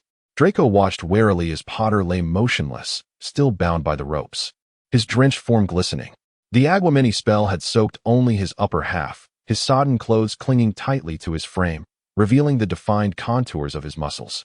A flicker of envy crossed Draco's mind. What infernal potion has Potter consumed to grow like this since adulthood? After a prolonged silence, Potter coughed and stirred, rising unsteadily from the floor. Disoriented, he flexed his arms slightly, and the ropes binding him slackened effortlessly, slithering to the ground before dissolving into wisps of smoke. He raked a hand through his dripping hair, pushing it back to expose his unblemished forehead. He took a deep, heavy breath, observing Draco's anxious demeanor across from him. With a wry smile, he inquired, "Have I lost control again?" Draco, appearing somewhat incredulous, confirmed, "Are you lucid now, Potter?" Slowly, Harry regained his footing from the ground. Gesturing slightly with his hand, the wall he had just demolished swiftly restored itself to its former state. However, he made no effort to clear the water on the floor and simply stepped through it. Draco, exercising caution, took a step back. Harry halted his advance, raising his hands in a gesture of reassurance. "It's all right. I am lucid now." He gazed at Draco, whose face bore the marks of being rubbed raw, and whose hair was tousled and disheveled. A surge of guilt welled up within Harry as he maintained his raised hand, sincerely stating, "I am awake now. I apologize, Malfoy. I hope you can forgive me." Only then did Draco slightly lower his wand, his gaze still fixed warily on Potter, his mental barriers straining to hold firm. He inquired, "What affliction has befallen you, Potter?" Harry sighed, observing Malfoy's cautious demeanor. He did not advance any further, halting in place as he replied, "Did I not tell you? It's a magical surge, just like this." Draco retorted sarcastically, "A magical surge? It does not manifest in such a manner. Pray tell, what truly transpired?" Noticing Malfoy's resolute expression, as if he would not depart until the truth was revealed, Harry felt a twinge of irritation. With his agitation, the latent power within him stirred restlessly, as if a voice whispered incessantly in his ear, "Eliminate them. Annihilate them. The world is yours to command." Draco sensed the shift in the atmosphere, which grew dense and oppressive once more. He raised his wand again, aiming it at Harry, and nervously urged, "Potter, calm yourself." Harry lowered one hand to cover half of his face, inhaling deeply as he struggled to suppress the impulse to obliterate everything around him. After several deep breaths, he finally lowered his hand, weary, and murmured, "Malfoy, you must leave." Draco felt frantic within. He yearned to leave, yet given Potter's current state, how could he dare? He had already cast spells in this very place. If something were to happen to Potter tonight, he would undoubtedly be the primary suspect. Even if Potter's injuries were due to his own magical surge, the British Ministry of Magic would place the blame squarely upon him. He was all too aware of the ministry's investigative capabilities. Moreover, Potter was currently his greatest assurance for a triumphant return to Britain. For his own sake and that of his family, he could not afford to depart at this moment. Yet, amidst this turmoil, Draco compelled himself to remain composed. According to the words of Headmaster Dumbledore and his godfather, Potter's magic was not at fault. It was merely a manifestation of his psychological struggles. This seemed an opportune moment to uncover the truth of what had transpired. Why had such an incident occurred? Why had the typically strong and composed Potter succumbed to psychological issues, resulting in a cascade of consequential effects? He pondered for a moment, gradually lowering his wand. Yet he remained watchful of Potter. He reached into the depths of his cloak and produced a delicate glass vial containing a pale lavender potion. The liquid within shimmered with a translucent hue, while a mist of the same soft color enveloped the top, creating a mesmerizing spectacle as the waves and vapors within gently undulated, forming ethereal ripples. Draco placed the vial before Potter and then stepped back, maintaining a respectful distance. He spoke to Porter, urging him to drink it. Porter felt an excruciating headache, as if someone were wielding an axe or perhaps a nail, relentlessly pounding against his forehead. Attempting to carve a fissure so that he could split himself in two, one half embodying his desires, and the other half representing his aversions. He let out a pained groan as his gaze fell upon the vial of pale violet potion. With trembling fingers, he reached out and retrieved the mysterious elixir. "Someone, anyone, save me," he pleaded silently to the uncaring void, "or end me. Release me from this wretched existence." No longer caring to inquire about the potion's nature from Malfoy, Harry pried open the wooden stopper with desperate determination. Tipping his head back, he poured the entire contents of the violet concoction down his throat in one swift motion. The thick liquid slithered down his esophagus like a serpent of oblivion. He resembled someone who had just sipped mint, and then, like a taste of floral essence, first the coolness of the mint flooded his mouth, followed by a delightful burst of blossoms.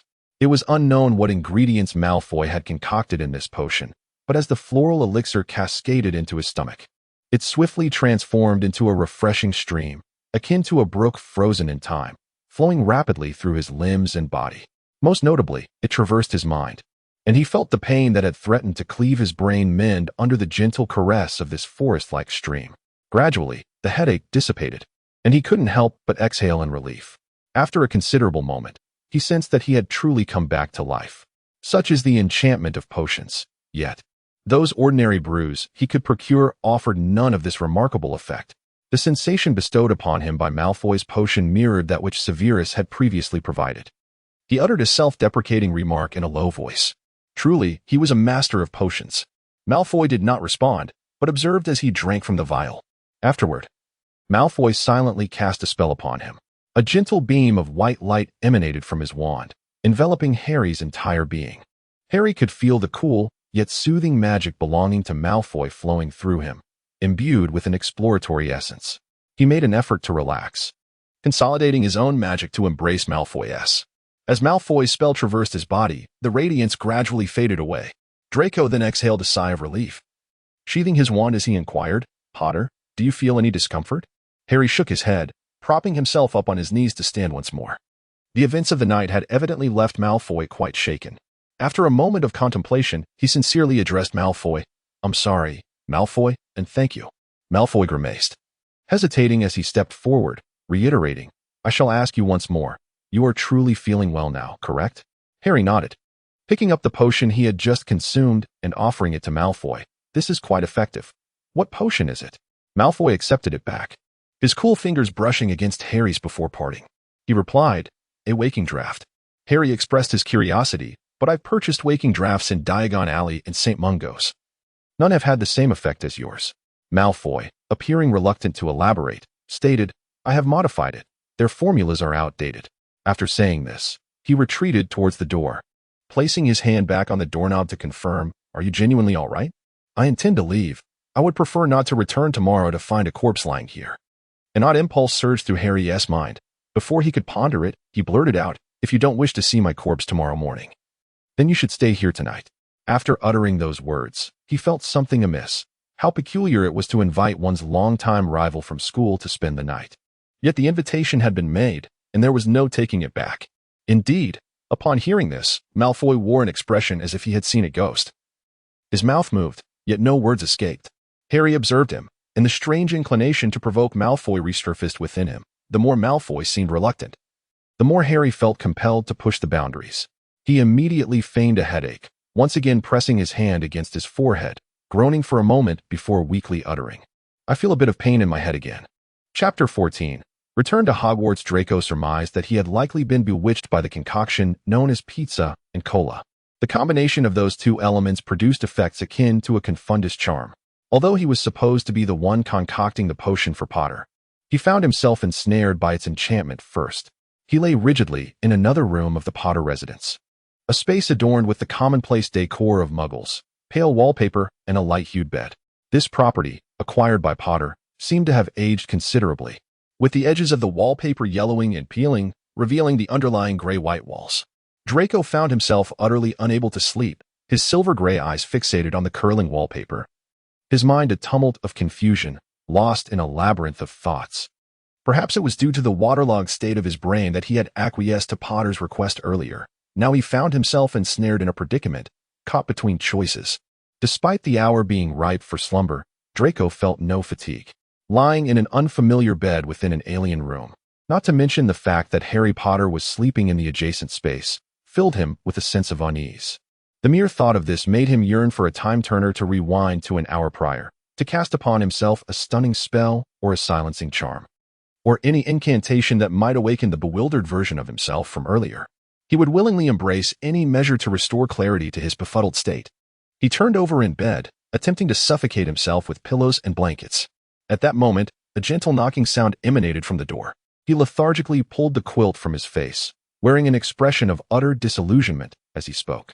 The door creaked open, revealing a dark-haired figure peering in. This was Potter's abode. Who else could it be? Potter entered, balancing a cup on a tray, the vessel still steaming with a white liquid. He approached Draco and gently placed it in his room, whispering, "Milk, for a restful sleep." Having said this, he quickly retreated to the doorway, leaving a final remark. "Good night, Malfoy." Draco closed his eyes, and ultimately, his anger dissipated into a sigh. "Good night, Potter." Potter acknowledged with a soft sound and silently exited, closing the door behind him. Draco then retrieved his wand, and with a flick, the door locked itself. Only after securing the door did he sit up once more from his bed. He gently tousled his golden locks, and only after the sounds outside had completely faded did he cautiously descend from the bed. Upon his arrival on the floor, he opened the wardrobe in the room. The wardrobe contained little more than emptiness, save for a solitary set of pajamas neatly arranged within. Just as Draco, seemingly enchanted, consented to spend the night there.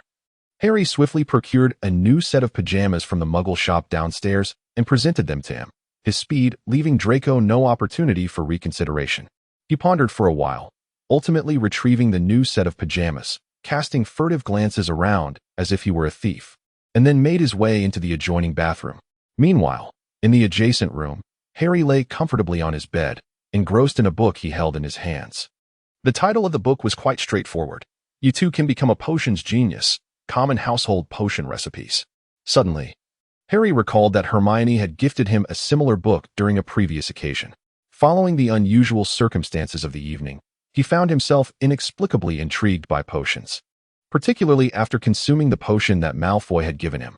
Thus, he dusted off the tome that had long lain neglected. The original intention behind Hermione's gift was to enable him to better care for himself, especially after his divorce from Ginny, which had led Hermione to harbor a rather pessimistic view regarding Harry's ability to manage on his own. Fortunately, despite living rather roughly, Harry had managed to survive. Today, he once again perused the book, turning to the page on the awakening potion, reading each word meticulously. The common household awakening potions were primarily designed to prevent drowsiness or to treat unconsciousness resulting from a blow. Harry felt a flicker of confusion. The effects seemed entirely different from what Malfoy had described, especially regarding the prevention of drowsiness. If that were the case, having consumed an entire vial, would he not be able to forego sleep tonight? Yet, at present, he felt no such effect. His internal biological clock was insistently urging him to set aside the book and succumb to sweet slumber, which contradicted the purported effects of the awakening potion entirely. He is now fervently contemplating rushing into the adjacent room to inquire about Malfoy. However, this evening, Malfoy undeniably saved him, employing a subtle stratagem to ensure his own presence lingered. The thought of seeking out Malfoy at this late hour feels insurmountable. Although he had just seized the opportunity to visit Malfoy under the pretext of delivering milk, he noted that Malfoy appeared to wear an expression of deep remorse. He pondered for a moment and quietly extended his hand. Gradually, a mirror fashioned from water began to take shape in his palm. Through this aqueous reflection, a blurry image emerged from the adjacent room. The details were indistinct, yet it was evident that the bed was unoccupied, and the room itself was devoid of any presence. Wait, where had Malfoy gone? Suddenly, Harry jolted to full awareness. He seized his wand and sat upright in bed, not dwelling on the matter for long. Without hesitation, he slipped out of bed barefoot and made his way toward the guest room where Malfoy was situated, extending his hand to turn the doorknob. The door appeared to be locked from the inside, but for Harry, it posed no challenge. With a gentle incantation of Alohomora, he deftly unlocked the door. He brandished his wand and charged inside, only to collide face-to-face with Draco Malfoy, who had just emerged from the bathroom. Draco was clad in soft sleepwear, the buttons of which remained unfastened, exposing his fair chest. He tilted his head, employing a warming charm to dry his damp hair as he stepped out of the bathroom. Caught off guard, he had just turned the knob to exit when he found Harry entering the room. "Draco Malfoy," he stated coolly, arms crossed and leaning against the bathroom doorframe.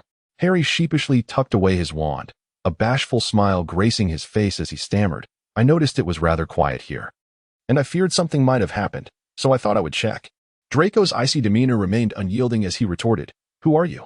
Harry stood there, momentarily dumbfounded. akin to a bewildered goose, struggling to grasp the implications of Draco's words. He ventured a tentative response. Harry Potter? With a sardonic tone, Draco replied, the illustrious savior himself. Pray tell, am I to perish within the confines of the Savior's abode, or shall I be slain by the dark wizards besieging from without? Harry found himself momentarily at a loss for words. He discerned Malfoy's implication. As a wizard, it is quite commonplace to establish various magical defenses for one's abode. Under such protection, how could anything possibly befall Malfoy in the adjacent room? Harry's rationale was fundamentally flawed. He moved his lips, uncertain of what to say next. Malfoy, already displaying signs of impatience, coldly remarked, you have seen enough. The person is fine, so you may leave. I wish to sleep. Harry found himself devoid of further excuses or justifications, and with a sense of guilt, he murmured once more, good night, before retreating. Upon returning to his chamber, Harry belatedly recognized the impulsiveness and recklessness of his earlier actions. As Malfoy had pointed out, despite this being merely a muggle apartment he had acquired, Harry had nonetheless fortified it with extensive defenses, flue network, a protective barrier at the entrance, and an array of protective charms throughout the entire dwelling, all designed to detect dark magic. Given his ample magical prowess, these spells functioned like surveillance cameras in the muggle world, perpetually ensuring the safety of his home. Beyond these external protective spells, the interior was safeguarded by various detection charms, laid down with Hermione's assistance, as she had harbored concerns that Harry, should he be injured, might hesitate to seek medical attention and could face unforeseen troubles alone at home. Therefore, logically speaking, Malfoy should encounter no issues while here. Harry reclined once more upon his bed, pondering in silence. Was it possible that he had truly succumbed to a severe illness? Or perhaps the prolonged solitude of his home had led him to a state of mental disarray. He chose not to dwell further on such thoughts. Adjusting his blankets as the lights extinguished at his command, and closed his eyes. On the other side of the wall, Draco adjusted his pajamas. Although the muggle nightwear Harry had purchased bore a simplistic design, it felt pleasantly soft and comfortable against his skin. He had not anticipated Potter's sudden intrusion, leaving the top few buttons of his shirt loosely fastened. After using a warming charm to dry his hair, he became aware of a slight chill against his chest. He then gathered his pajamas, covering his chest as he struggled to comprehend Porter's thought process. He muttered to himself, after all these years, he still possesses that peculiar mind. He returned to his bed, relinquishing any thoughts of investigating Potter. He extinguished the light, preparing to succumb to slumber. The following morning, he was roused by the sound of knocking at the door. Throughout the night, he was plagued by bizarre dreams. At one moment, he envisioned Potter ensnared by a serpent, while he, from the depths of the forbidden forest, reveled in the sight of Harry, who was both shouting and ensnared within the coiling body of a colossal snake, being lifted into the air, subjected to a relentless roller coaster ride. As he clapped in delight, it suddenly struck him that he must ensure Potter's safety, compelling him to draw his wand and confront the enormous serpent. After considerable effort, he managed to rescue the calamity that was Potter, only to attract the attention of the arachnid inhabitants of the forbidden forest. At the mere thought of this, Draco shuddered involuntarily, reassuring himself that it was all but a dream. Upon hearing the rhythmic knocking emanating from outside, he rose from his bed, barefoot and unshod, to approach the door. The carpeted floor offered a comforting warmth beneath his feet, rendering the absence of shoes inconsequential. Upon opening the door, Draco was greeted by the sight of Potter standing at the threshold, appearing quite different from his earlier state of disarray. Clad in his garments and fastening his cloak, he emanated an air of vitality. As Draco emerged, Potter gestured towards the table, which was meticulously set with breakfast items such as bread, toast, and coffee. I am ready, he declared, and once you are prepared, we shall partake in breakfast. After a night's rest, Potter seemed to have returned to a semblance of normalcy. Conversely, Draco found himself pondering the words of Professor Dumbledore and his godfather, coming to the unsettling conclusion that Potter indeed harbored psychological afflictions, and rather severe ones at that. Could it be, as posited by Muggle psychologists, that he suffered from a dual personality? As he contemplated, he replied, I will be right there. After saying this, he closed the door and retrieved the outfit he had worn the previous day. Once he had changed and meticulously arranged his hair, he finally ventured outside. Although Harry's apartment could not compare to his quaint villa, it was situated on a higher floor, offering a pleasant view. Today was a bright weekend, with the sun streaming through the expansive floor-to-ceiling windows of his living room. Harry turned on his unremarkable Muggle television, currently broadcasting the equally uninspiring morning news. As a current employee of the Ministry of Magic, he had recently forged some connections with the Muggle political sphere. Glancing at the morning news, he found nothing of particular interest and took a seat to inspect the breakfast prepared by Potter. There was toast, coffee, and butter, a perfectly ordinary breakfast, unremarkable yet faultless. Malfoy adjusted his attire and sat down, basking in the sunlight as he took a bite and remarked, "Not bad. Where did you get this?" Harry was in the midst of tearing his toast when he replied, "There's a well-known Muggle bakery just downstairs." Noticing that Malfoy seemed poised to say something, he quickly added, "Don't underestimate Muggle bakeries. This one has been around for decades and has been passed down through generations. Give it a try. It's not inferior to anything in the wizarding world." Only then did Malfoy lower his gaze and pick up the toast. The coffee was also purchased by Harry from downstairs. Although he himself rarely indulged in such beverages, he deduced that Malfoy would likely appreciate it, so he bought some. Indeed. After sampling a slice of toast, Malfoy reached for the coffee, took a delicate sip, and begrudgingly remarked, "It's acceptable." Only then did he feel a sense of relief. Although he had been somewhat bewitched last night, forcibly keeping Malfoy with him, he recognized the necessity of taking care of Malfoy that morning. After the two had concluded their breakfast, they calculated the time and realized it was nearly right. Harry approached his fireplace, levitating a pile of tools that trailed behind him. Malfoy let out a sigh and inquired, "Don't you have a shrinking box?" Harry responded, "What is that?" Malfoy glanced around and spotted a black suitcase beside the living room. He retrieved his wand and levitated the suitcase over, casting a shrinking charm on Harry's assortment of tools. Once he had placed the items inside the suitcase, he straightforwardly said to Harry, "Just carry it." It was then that Harry recalled this alternative solution. He carried the box. Feeling somewhat akin to those individuals who work at the Ministry of Magic, an odd sensation lingering within him. However, Malfoy was already urging him from behind. "Hurry up." He grabbed a handful of flue powder from the mantelpiece and tossed it into the fireplace. Clearing his throat, he uttered Hogwarts, and then stepped through. Chapter 15. The first plant. The corridors of Hogwarts remained eerily quiet and shrouded in darkness. It was a secluded, enclosed passage devoid of windows, with only a row of suits of armor standing sentinel nearby. As Harry emerged from the fireplace, he promptly cast a Lumos charm. A shimmering orb of light floated forth, illuminating the oppressive gloom of the corridor, shortly followed by Malfoy, who also emerged from the fireplace. He had no desire to linger here and spoke to Harry. "Lead the way." Harry proceeded ahead, navigating the corridor with ease, guiding Malfoy to a staircase. Upon descending, they crossed the Great Hall and emerged outside Hogwarts. The sun shone brightly, and the giant squid had resurfaced to bask in the warmth, even spraying a bit of water in greeting as they passed. Harry then led Malfoy past Hagrid's pumpkin hut, which was currently unoccupied, as Hagrid was absent and there were no groundskeepers during the holiday. They reached the entrance to the Forbidden Forest, but this time there was no Fong to guide them. The forest remained unchanged, shrouded in a hazy mist. A few red-eyed crows guarded the entrance, cawing and taking flight upon spotting Harry and Malfoy. Malfoy frowned as he observed the flock of crows. He drew forth his wand and said, "Let us proceed, but do so with caution." Harry nodded and likewise brandished his wand. The Forbidden Forest during the day was far more agreeable than at night. However, as soon as they stepped inside, an eerie silence enveloped them, and an atmosphere entirely different from that of Hogwarts permeated their surroundings. Although no one uttered a word, Harry felt an array of voices swirling around him. Yet upon focusing intently, he could discern nothing. Draco furrowed his brow, swiftly conjuring protective armor for both himself and Harry. In a hushed tone, he cautioned Potter, "Do not heed the whispers of the dead. We must press onward." Harry nodded, summoning every ounce of focus as they advanced slowly together.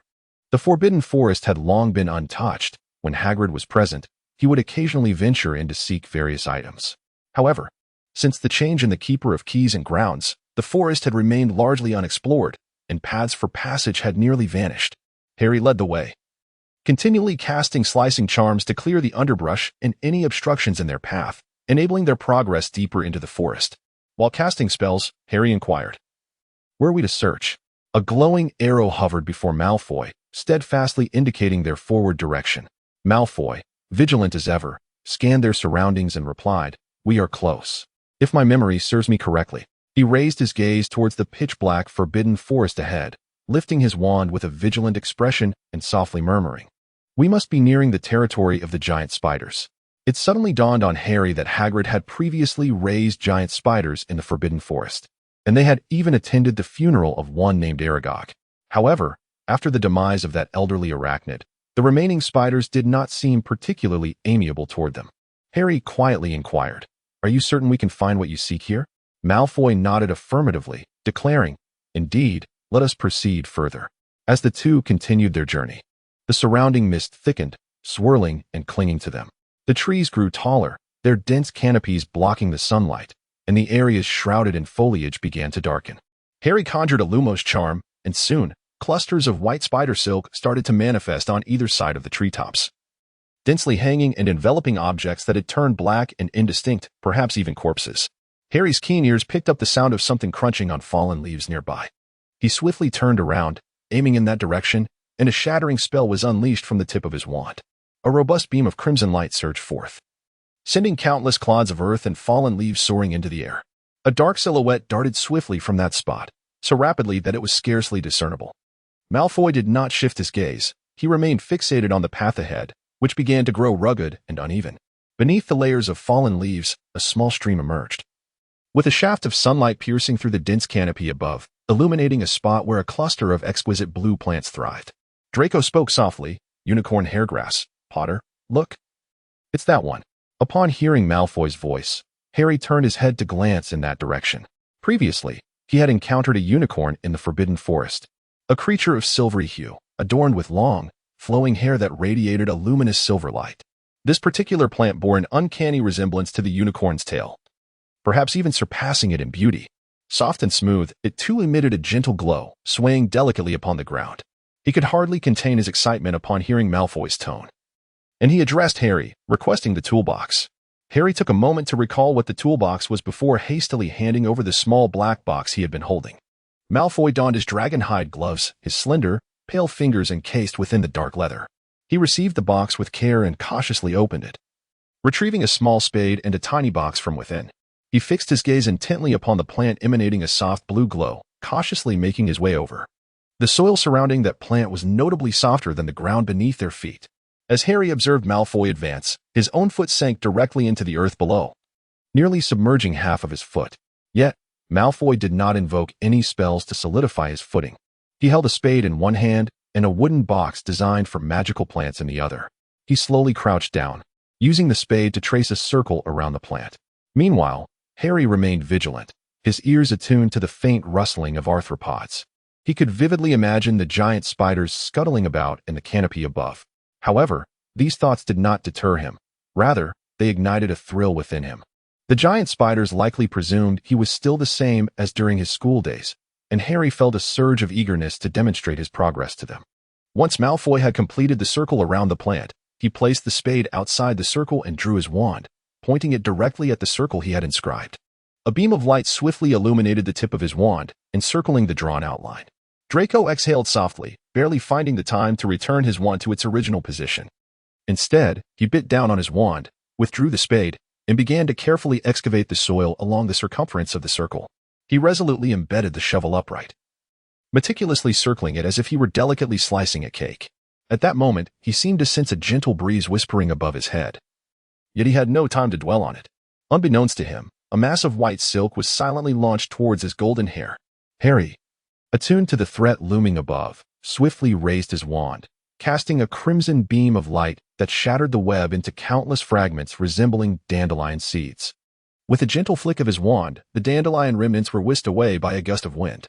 This tempest also stirred the dense canopy overhead, causing a cacophony of rustling leaves, simultaneously revealing a multitude of enormous spiders lurking above. Not every giant spider bore 8 eyes.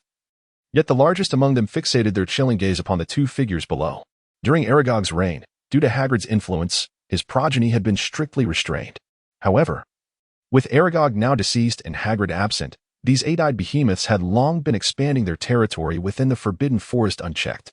Were it not for the presence of centaurs, this realm would inevitably fall into their grasp. Yet they had not feasted upon humans for quite some time. Hogwarts, needless to say, was off-limits to students without supervision. And now that 2 humans had inadvertently trespassed, their hunger was palpable. The initial web had been scattered, but that was of little concern. They had plenty more in reserve. Eagerly rubbing their appendages together, they descended rapidly, incessantly spewing white silk in their direction. Harry remained undaunted. unleashing a relentless barrage of red spells from the tip of his wand, akin to a ceaseless machine, precise and merciless. The most terrifying aspect was that his magical prowess flowed like an inexhaustible fountain, continually fueling his incantations. In the face of these colossal arachnids, Harry felt an unexpected thrill of exhilaration. It was straightforward. He did not have to ponder the complexities of unfamiliar dark magical artifacts. Although Malfoy required Harry to alleviate the pressure from the spiders, these tangible creatures were far more manageable than the intangible curses he could not perceive. He forcefully repelled a giant spider that was drawing near, swiftly crouching to evade the strands of silk trailing behind. Employing his armor, he effectively shielded the encroaching webbing from disturbing Malfoy. Seizing this moment, 2 additional giant spiders on the tree propelled themselves towards Malfoy and Harry's position. In a swift motion, Harry spun around, directing a spell at the 2 spiders above him. Before the previous incantation had fully dissipated, a new spell erupted forth. Both spells simultaneously emanating from his wand, striking the spiders squarely in their abdomens. The impact sent the creatures careening backward, originally descending on silken threads. They were forcefully slammed against the trunk of the tree behind them. Racked with pain, their bodies curled up in a tangled mess amidst the air. Yet, an increasing number of giant spiders continued to surge forth, leaving Harry astonished at the sheer magnitude of the spider horde. He unleashed a tempestuous spell to halt the advance of the monstrous spiders, causing them to stagger unsteadily.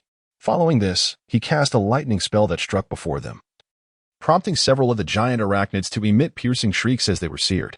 Malfoy was nearing the final phase of his task, his movements deliberate and slow.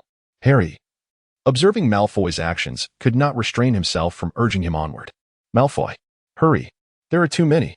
Draco had no time to respond to Potter. The task of cutting the precious unicorn hairgrass was fraught with its own difficulties.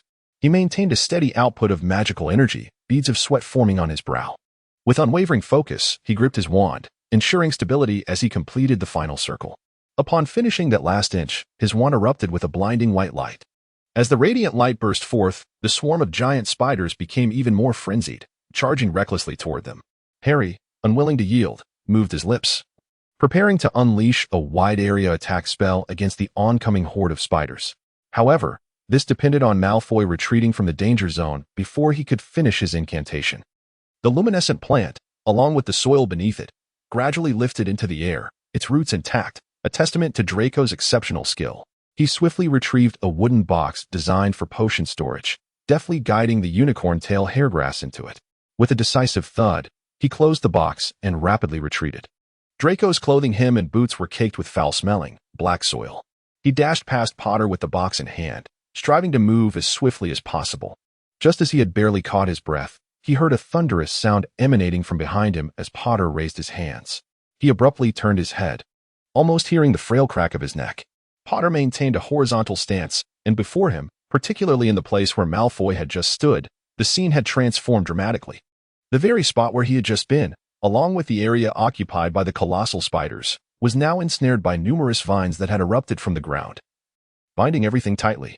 Countless tendrils emerged from the earth and trees, inexplicably growing several times larger, creating a veritable arboreal prison that effectively barred the colossal spiders from entering. Malfoy, still catching his breath, was startled by Potter's earth-shattering display of magic, and his already pale complexion appeared even more ghostly. He murmured, "Life magic." Several giant spiders emitted high-pitched screams as they were pierced by the vine. The entire body of the giant spider was composed of precious materials. At this moment in Diagon Alley, just a small ounce of venom could fetch a handsome price, and the corrosive blood of the giant spider was practically worthless, flowing freely along the vine conjured by Potter. Malfoy exhaled sharply, straightened up, and asked solemnly, "Potter, how do you know this spell?" Potter continued to channel his magical energy, and the giant spiders seemed to realize that the 2 figures before them were not to be trifled with. They called to one another, and from behind the dense thicket emerged a colossal 8-eyed spider. Its cold gaze fixated on Harry as it raised its body, its mandibles clicking ominously. After a moment, it appeared to adjust its mouth, and a deep, gravelly voice emanated from its direction. "I know who you are, Harry Potter." Chapter 16. The Agreement. Malfoy was taken aback, his face ashen as he inquired, "The 8-eyed spider can talk?" Harry, warily observing the giant spider ahead, gradually lowered his hand, yet did not lift the spell. He replied, "I previously attended the funeral of a giant spider with Ron and Hagrid. At that time, the eldest spider conversed with Hagrid. These spiders are its descendants. The giant spider continued, "What is it that you seek?" Malfoy remained in shock, exclaiming, "This is a remarkable discovery. The eight-eyed spider can speak. What has happened to the spiders in the Forbidden Forest?" Potter shouted, "We have obtained what we desire. Retreat to your territory. Allow us to leave." A glint of ferocity flickered across his face as he clenched his fists and declared, "If I catch wind of your intentions to harm us, I shall show no mercy next time." The colossal spiders engaged in a series of chittering exchanges for a considerable while before one of the enormous arachnids finally responded. "For the sake of my ancestors, I acquiesce to your demand." Upon uttering these words, it was the first to retreat, creating a space. As this massive spider withdrew, the others followed suit, slowly backing away, leaving behind a grim tableau of venom and blood. Malfoy stood in stunned disbelief, pondering what this meant. Was this a sinister gift from the giant spiders? He cast a glance at Potter, initially intending to inquire further about where he had acquired such knowledge of dark magic, only to notice that Harry's entire body swayed slightly. A sense of urgency gripped him as he swiftly approached, almost instinctively, placing his hand firmly against Potter's back. He murmured, "Steady yourself, Potter." Harry felt a sudden darkness envelop his vision. It was the first time he had employed this particular spell. After an overwhelming surge of magical energy, he experienced an unusual bout of dizziness.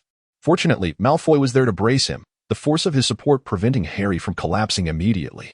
He took several deep breaths, gradually regaining his composure. He extended his hand, experiencing for the first time the aftereffects of this enchantment. Black streaks began to appear on his hands, following the pattern of his veins. Malfoy pressed against his back and after a considerable pause, inquired, "Are you feeling better?" Harry exhaled, finally sensing that his magical energy was beginning to flow once again. Strangely, when he had cast the spell moments ago, his internal magic had flowed unimpeded, devoid of the chaotic sensation he had previously experienced. Could it be that his two streams of magic had capitulated in the face of dark sorcery? He pondered with a sense of bewilderment, raising his hands only to catch sight of the faint traces of black marks. Beside him, Malfoy also noticed and retorted with irritation. "Do you even know what spell you just cast? Using it recklessly without understanding?" Harry, in his characteristic honesty, replied, "I acquired this spell from a notebook during my last encounter with dark magic, but I never attempted it due to its extensive area of effect. In ordinary circumstances, there was never an appropriate setting to employ it. Now that we are in the Forbidden Forest, it seemed an opportune moment to give it a try." He curiously inquired, "What are you angry about, Malfoy?" Draco rolled his eyes dramatically and retorted in a harsh tone, "I am not angry. You are mistaken in your observation and your hearing." He was reluctant to speak. "With such a commotion, I initially intended to quietly take what I needed, but I never anticipated you would cause such a ruckus." Harry also appeared somewhat displeased, remarking, "If it weren't for me, that horde of gigantic spiders would have flayed you alive, you know? Is this how you treat your savior?" Just as Malfoy seemed poised to retort, his expression suddenly sharpened, and he inquired, "Did you hear something, Potter?" Enveloped in anger, Harry instinctively shot back, "What sound? Perhaps there's something wrong with your ears?" Yet, in the next moment, he realized it was his own ears that were at fault, not Malfoy's. At least 3 gleaming arrows protruded from the gaps in the surrounding foliage, aimed directly at him and Malfoy. Malfoy spoke slowly. "I told you not to make such a racket." He gritted his teeth, producing a sound that seemed to be forced through his clenched jaws, and questioned, "Weren't you quite familiar with them before?" "It's your turn now, the heartthrob Potter." Just as Harry was about to counter Malfoy's misguided perception, the arrow had already shifted. And with its movement, the centaur wielding the arrow emerged from behind the trees. They materialized in the jungle like phantoms, silently emerging from the shadows. The leader of this group was a horseman with a rare mane of silvery gray hair, neatly tied behind him. His steed, adorned with a chestnut coat, moved gracefully beneath the dappled sunlight, its muscles flowing like a gentle stream as they traversed the underbrush. He appears to be somewhat advanced in age, as evidenced by the multitude of wrinkles adorning his face and the weariness reflected in his eyes. His arrow hangs slightly lower, no longer aimed directly at Harry and Draco. However, this does not imply that the two can afford to lower their guard. He approached, first casting a glance at the pockmarked territory of the giant spiders, which had already been uneven but was now rendered even more so by Harry's further destruction. The ground was now riddled with deep pits and depressions. He then turned to see, first and foremost, the dark marks upon Harry's hands. He remained silent for a moment before speaking. "I know you, Harry Potter." Draco, standing behind Harry, discreetly rolled his eyes, fully aware of the legendary reputation of Harry Potter, known throughout the magical realm.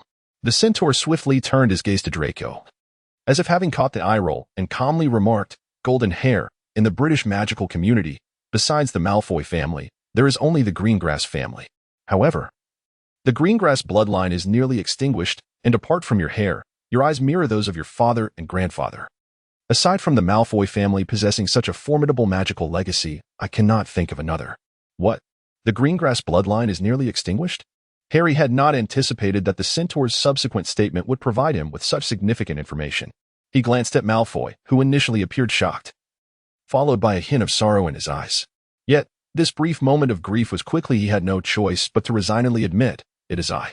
The centaur circled around him in astonishment and remarked, "According to the rumors, you are a vehement despiser of dark magic. And the life spell is indeed a form of dark magic. Why, then, have you chosen to cast a life spell?" Harry found himself at a loss for words. If time could rewind, he would not have opted to cast that spell. Yet, in that moment, faced with the potential for widespread destruction and the need to thwart the giant spider, the incantation inexplicably surfaced in his mind. The centaur continued, however, "It matters not who casts the life spell. We do not govern the Forbidden Forest, we merely reside within its confines." His gaze shifted once more to Malfoy, who instinctively tightened his grip on his wand, yet did not raise it, for he understood the magnitude of such provocation. The centaur seemed to perceive his thoughts and gently inquired, "May I ask what you obtained from the giant spider?" Harry appeared to misunderstand the centaur's intent and began to respond, "We." However, before he could finish, Malfoy twisted him sharply from behind, precisely at the base of Potter's spine. With little flesh on his back, the sudden pain made him grimace. Malfoy calmly replied, "We did not acquire anything." He lifted his gaze and stared directly at the centaur, inquiring, "May we proceed, esteemed centaur, diviner, and stargazer?" The centaur took a couple of steps back and fixed his gaze upon Malfoy, responding, "However, there once thrived a plant here that we coveted dearly. The giant spider had persistently thwarted our attempts, but just now, upon my observation, I discovered it has vanished." The centaur continued, "The stars reveal that you two have acquired that very plant, have you not?" Malfoy. He could not help but internally retort that the stars would hardly concern themselves with such trivial matters. Surely, one need not so brazenly invoke the stars as a pretext. Yet, was the centaur truly drawn here by the singularity of the unicorn hair plant? He recognized the extraordinary value of that particular flora. But within the entirety of the Forbidden Forest, there must surely be more than just this one specimen. He gazed at the centaur with a sense of bewilderment. The centaur, keenly perceptive, noticed his glance and raised his bow slightly, the glinting arrowhead now aimed directly at him. The centaur continued, "It appears that Mr. Malfoy has acquired the unicorn hair we seek. If you hand it over now, we shall allow you to depart from this place, shall we?" Draco maintained his composure, surveying his surroundings and realizing that the centaurs were encroaching upon them in greater numbers, while he and Potter stood alone. Despite Potter's abundant magical prowess, centaurs and acromantulas were two entirely distinct entities. While the acromantula could merely be classified as a magical creature, the centaur could rival wizards in skill. Furthermore, centaurs possessed an innate ability to sense magic. Each one, aside from wielding their unique form of magic, was a master of archery and divination. However, they were notoriously aloof and rare, preferring to avoid interactions with wizards and muggles alike. Otherwise, there would be a wealth of research on centaurs. Yet, considering that centaurs are also adept masters of magical healing, one could question why they required this unicorn hair. Draco pondered, clutching the herb tightly, maintaining its vitality with his magical essence. As long as the centaurs desired the unicorn hair, they would be unable to harm the two of them. However, as Potter observed an increasing number of arrows aimed at them, his agitation began to mount. He stirred his fingers, and the magic began to awaken. His recently restored magical energy surged within him once more.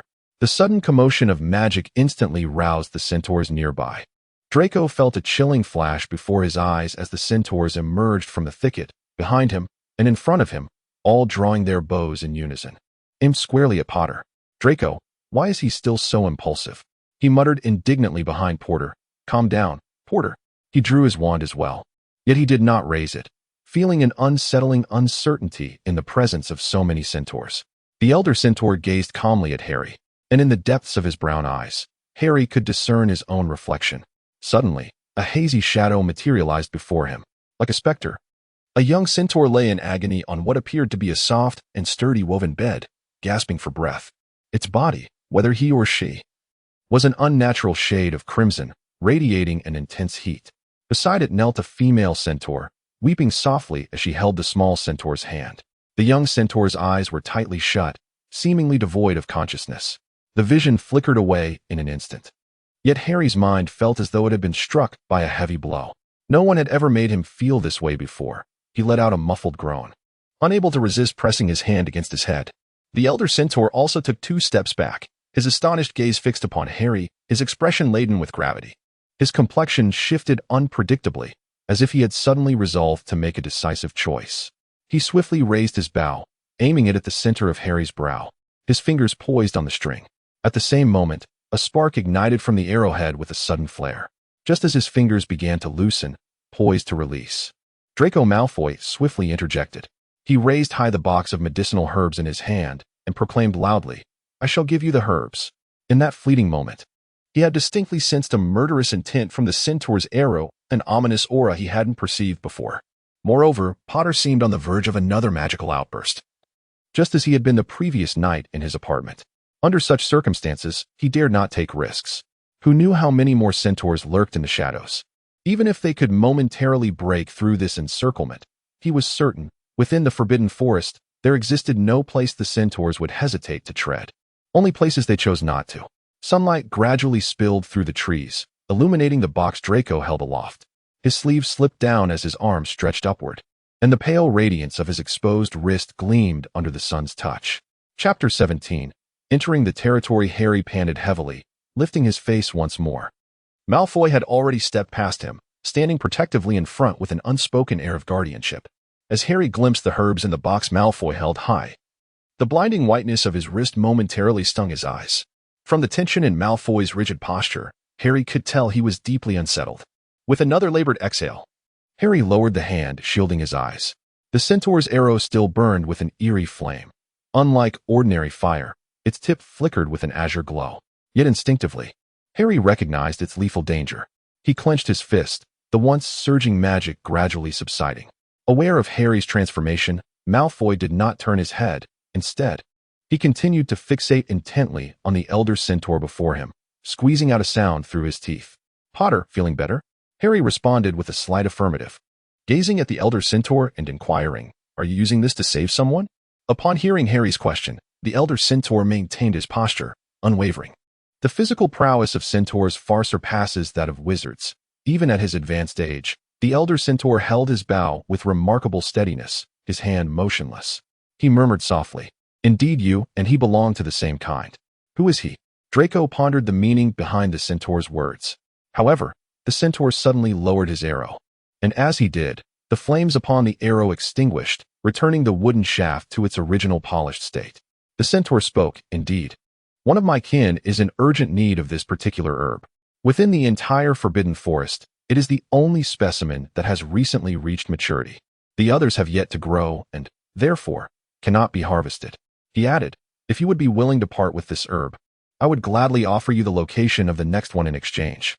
Observing the centaur's lowered arrow, Draco too lowered the box containing the herb he was holding. A light sheen of sweat had formed on his forehead, and he finally had the opportunity to glance at Potter. Potter appeared to be unharmed. Yet his posture was as taut as a drawn bow, his gaze fixed upon the centaur before him. He said, "Very well, but we must follow you." Upon hearing Potter's words, Draco instinctively thought that Potter must truly be insane. However, to Draco's surprise, the centaur, after a moment's contemplation upon hearing Potter's statement, raised one of his hands. At the centaur's gesture, the arrows that were previously drawn back were collectively retracted with a soft rustling sound, as if they were retreating. The centaur remarked, "Indeed, we have heard of Malfoy's renowned prowess in potion making, and we hope that Malfoy can lend us a helping hand." Draco replied, "How does this involve me?" He twitched the corner of his mouth, instinctively inclined to refuse, yet the centaur had already turned his body, adopting the posture of a guide as he strode ahead, saying, "Come along." Potter followed closely behind the centaur, glancing at the motionless Draco, and urged, "Malfoy, move along. Have you never ventured into the centaur's domain?" Draco, he felt an overwhelming urge to vigorously shake Potter's head, wondering if it was merely filled with jellyfish. This was the domain of the centaurs. Could Potter not muster the clarity to comprehend his words? Over the years, Which wizard had ever ventured into the centaur's territory and emerged unscathed? Yet, in despair, he observed Potter following the centaurs, acutely aware of their presence trailing behind him, as if herding sheep. If Draco did not move, he would be compelled to force him to comply. He could only curse the wretched Potter in his heart while lifting his foot to keep pace with him, with the horseman forging a path ahead. He had never felt that traversing the forbidden forest could be so effortless. They traversed the gently babbling brook within the forbidden forest, even passing by a diminutive pond, where the shimmering sunlight danced upon the surface. At the center of the pond, a small, protruding mound of earth emerged, upon which grew the very plant that Draco had longed for. He could not help but halt his steps, gazing towards that place, uttering the words, "Belladonna." Behind him, a centaur emerged silently, appearing relatively youthful with the characteristic brown hair common among his kind. He addressed Draco with a tone that was far from pleasant. "Hurry up, wizard." Draco found himself unable to comply. He reluctantly diverted his gaze, quietly noting the location in his mind, waiting for an opportunity to return and retrieve the plant later. As they ventured deeper, the treetops began to thin, revealing vast expanses of open ground before them. With each step they took, the previously uneven terrain gradually became level, and the soft, marshy ground transformed into firm, solid earth. Draco surmised they were nearing the edge of the centaur territory. Centaurs were known for their speed, and young centaurs particularly enjoyed running to strengthen their bodies and hooves, necessitating ample open space for exercise. They preferred a reclusive lifestyle. Their own culture was sufficient for preservation. And being innate spellcasters, centaurs did not require wands as mediums for their magic, unlike wizards. Indeed, as they progressed, the number of centaurs in the clearing increased. And without the cover of the jungle, those who had been following them gradually revealed themselves. There were at least a dozen centaurs. Draco silently trailed behind Potter. When the elder centaur in front turned to address both him and Potter, "Ahead lies the place where our kind have dwelled for generations. I allow you both to enter, but I trust you will refrain from spreading tales once you leave." This elder centaur likely held a significant status within the centaur community. Across the small clearing in the forest lay a tiny valley, with two robust centaurs stationed at the entrance, serving as guards. Upon seeing him and Potter, one of the guards raised his bow, while the other hurried over to whisper something in front of him. The words exchanged between them were not their own, but rather a language intrinsic to the horseman. After that individual finished speaking, he swiftly retreated, while another companion followed suit, relinquishing his arrow. They traversed the narrow entrance of the valley, leading them into a cavern that was remarkably smooth, indicative of frequent passage. The centaur guided them through this cave, and Draco noted several diverging paths within. Without the centaur's guidance, one could easily become lost. However, they soon emerged from the cave into a breathtaking expanse. It was as though a fairy tale had transformed into reality, gradually unfolding before them. A gentle breeze swept past, causing Draco to squint slightly. Once the wind had passed, he took a closer look at the scene that lay ahead. Before them was a sunken basin encircled by valleys of varying heights, with the cave serving as the sole entrance. Indeed, the centaur's territory was well concealed. At the center of the basin shimmered a radiant lake, flanked by two small streams that meandered through its midst. Surrounding the area were tree houses, crafted from woven vines and neatly stacked timber, varying in size and height. Nestled among the trees, near the lake, was a flat expanse where a group of young centaurs gathered. A silver-haired centaur spoke. "Let us proceed." With that, he nimbly descended, the path leading from the cave resembling a zigzag. The centaur swiftly made his way down, and in that moment, Draco longed to possess 4 legs like the centaur, to navigate with such agility. He cautiously descended the steep path, trembling with each step, only to find himself incensed by Potter's remarkable agility as he effortlessly clambered down, employing both hands and feet, devoid of any semblance of a wizard. Upon reaching the ground, Potter, noticing that Draco had yet to make his descent, curiously inquired, "Hurry up and come down, Malfoy." Draco, gritting his teeth, retorted, "If I could come down any faster, I would. Can't you see how steep this path is?" After finally managing to reach the bottom, Draco could not suppress his irritation as he directed his frustration towards Potter. "Are you a monkey? Why did you just scramble down like that?" Potter paused for a moment, then scratched his head and replied, "I regularly engage in climbing training, you see. Sometimes, Aurors find themselves in situations where there are no paths, and we cannot carry brooms with us. In such instances, we must rely on our hands and feet to ascend." He gazed at the breathless Malfoy with a curious expression. "However, I must say, Malfoy, is your stamina rather lacking?" Draco rolled his eyes dramatically and forcefully shoved him aside. Striding ahead, Their commotion has captured the attention of a nearby group of centaurs. The youthful centaurs peeked curiously, their tender age rendering them still unskilled in the art of sound concealment. As they approached, the delightful clatter of their hooves was particularly endearing. Though their faces appeared relatively small, their stature reached Draco's shoulders, indicating their remarkable growth. It was likely their first encounter with a human intruding upon their territory, and they gathered around with great curiosity, yet hesitated to draw too close, remaining behind the trees at a cautious distance. Several older female centaurs stood protectively before them, preventing any closer approach. They continued their journey until they arrived at the entrance of a treehouse where a small wooden sign hung, inscribed with characters that Draco could not comprehend. The centaur knocked on the door, which opened in response. The centaur stepped inside, and Draco exchanged a cautious glance with Potter before they too ventured in. The interior of the centaur's dwelling bore no significant distinction from their own. The only notable difference was that the beds were directly laid upon the ground. One side of the room was lined with an array of cabinets, while the center displayed a collection of cauldron-like vessels, simmering a thick, dark substance that filled the air with an indescribable aroma. On the opposite side, a female centaur was attending to a young centaur. Upon their entrance, the female centaur could not conceal her anxiety and inquired urgently, "Did you bring it back, Jenny?" The silver-haired centaur named Jenny nodded, shifting her imposing equine form to allow Draco and Harry passage. The female centaur immediately positioned herself protectively in front of the young centaur, her eyes warily fixed on Harry and his companion as she exclaimed, "Jenny, what do you mean?" Jenny replied, "This wizard acquired unicorn hairgrass before us, and they are willing to exchange it, but only on the condition that they accompany us here." The female centaur protested vehemently, "We can manage on our own. How could you bring wizards here?" Clearing his throat, Draco produced the box containing the unicorn hairgrass and carefully placed it on a nearby table. With a gentle infusion of magic, the clasp of the box clicked open.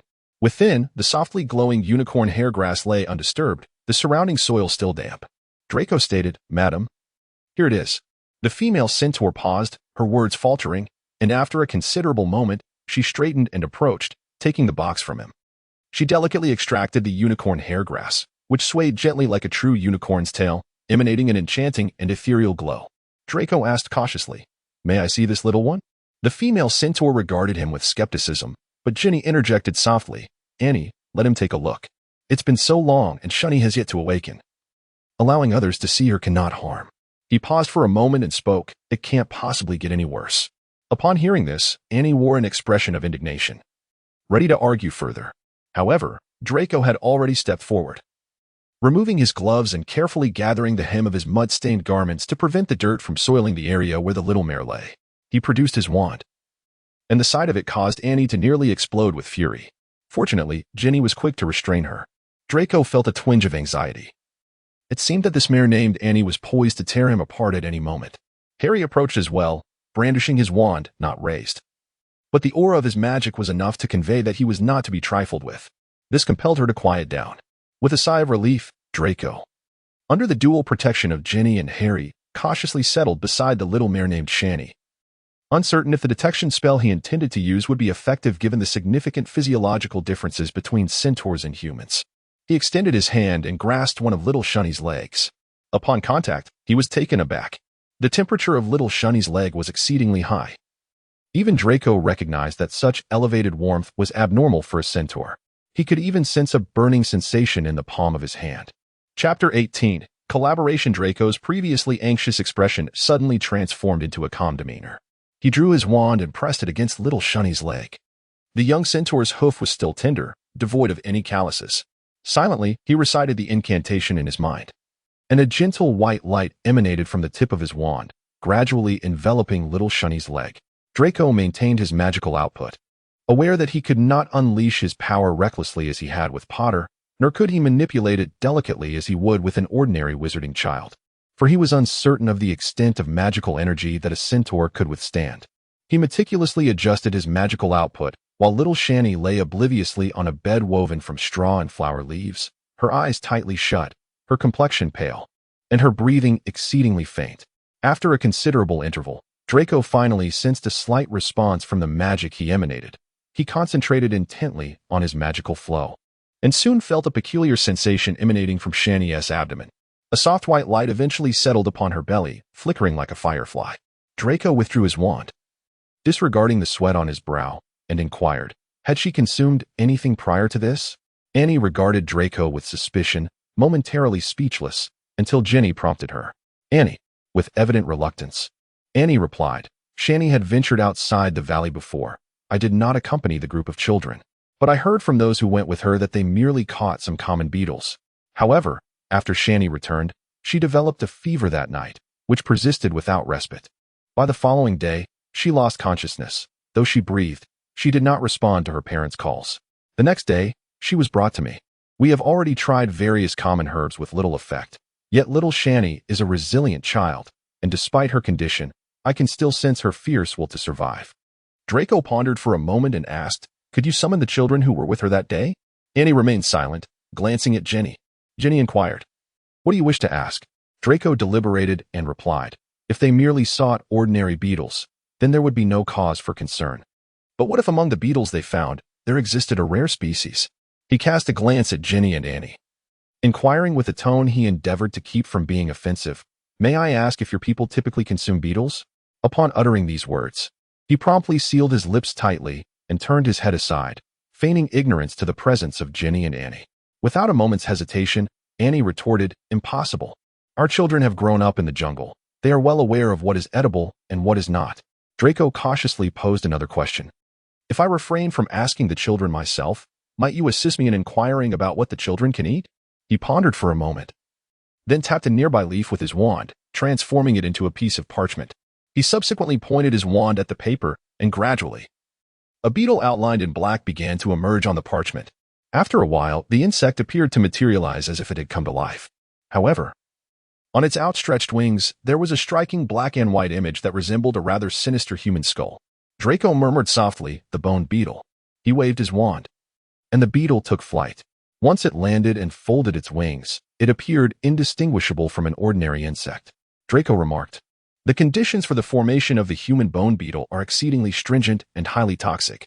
Its most deceptive characteristic is that if it is inadvertently mixed with regular beetles and ground into powder, when added to potions, it may yield no observable reaction, behaving exactly like the powder of a common beetle. However, should it be consumed, it would prove lethally poisonous. He handed the paper to Annie, upon which a beetle lay quietly, motionless. Draco inquired, Annie, is it not? Annie appeared somewhat dazed by Draco's lengthy discourse, accepting the paper he offered. The beetle stirred its wings, its intricate patterns barely discernible, without careful scrutiny, especially amidst the foliage of the jungle.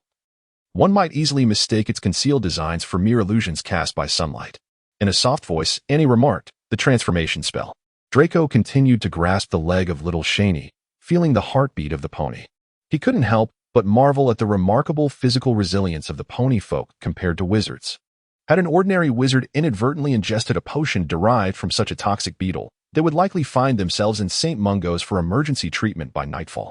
Yet, little Shani had endured for several days, steadfastly clinging to life while the source of her affliction remained elusive. Even Draco felt a stirring of admiration. The tenacity of life always inspires hope. Silently, he channeled his magic into Shani, urging in his heart, hang in there, little Shani, stay strong. Annie cast a glance at Draco, clutching the paper as she exited. Before long, she returned, transformed from her earlier demeanor, no longer the prickly hedgehog, but a figure of uncertainty gazing at Draco. They mentioned a beetle like this one, but whether it ended up in Shani's possession, they seemed to have forgotten. As they departed shortly after, Draco exhaled softly in relief, placing his hand upon Shani's belly, where the faint glow he had imparted still flickered. A beacon of hope in the dimness. He spoke, here lies the location of the beetle. Little Sanny must believe it to be an ordinary beetle that she inadvertently consumed. Annie no longer questioned him. She approached nervously and inquired, what should we do now? Draco pondered for a moment before replying. The human bone beetle is notoriously difficult to digest, especially since Sanny is still young. What have you fed her previously? Annie listed a plethora of herbs, and as expected, none were familiar to Harry. However, as he observed Draco earnestly discussing with Annie the appropriate course of action for young Sanny, he felt an absurdity and incredulity within him. When did Draco become synonymous with saving lives? Not to mention, he was addressing a centaur. It was well known that his previous demeanor towards Buckbeak had been far from compassionate.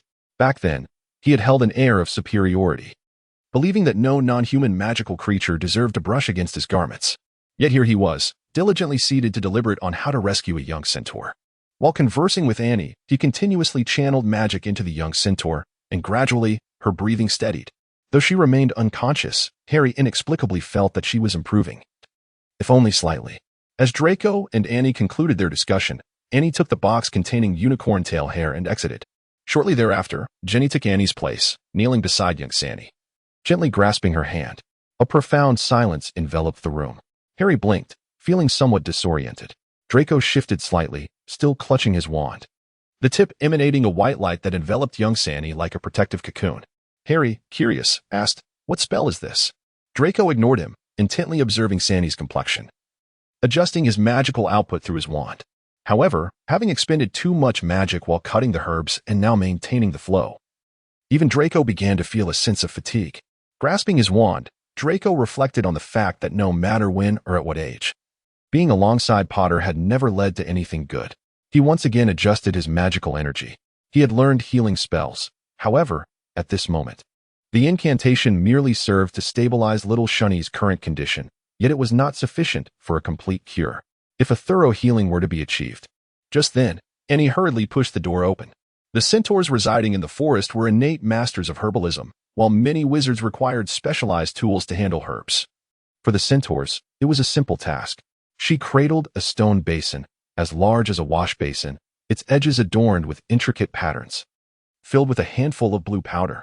The medicinal powder lay quietly at the bottom of the basin, resembling starlight or fragments of precious gemstones.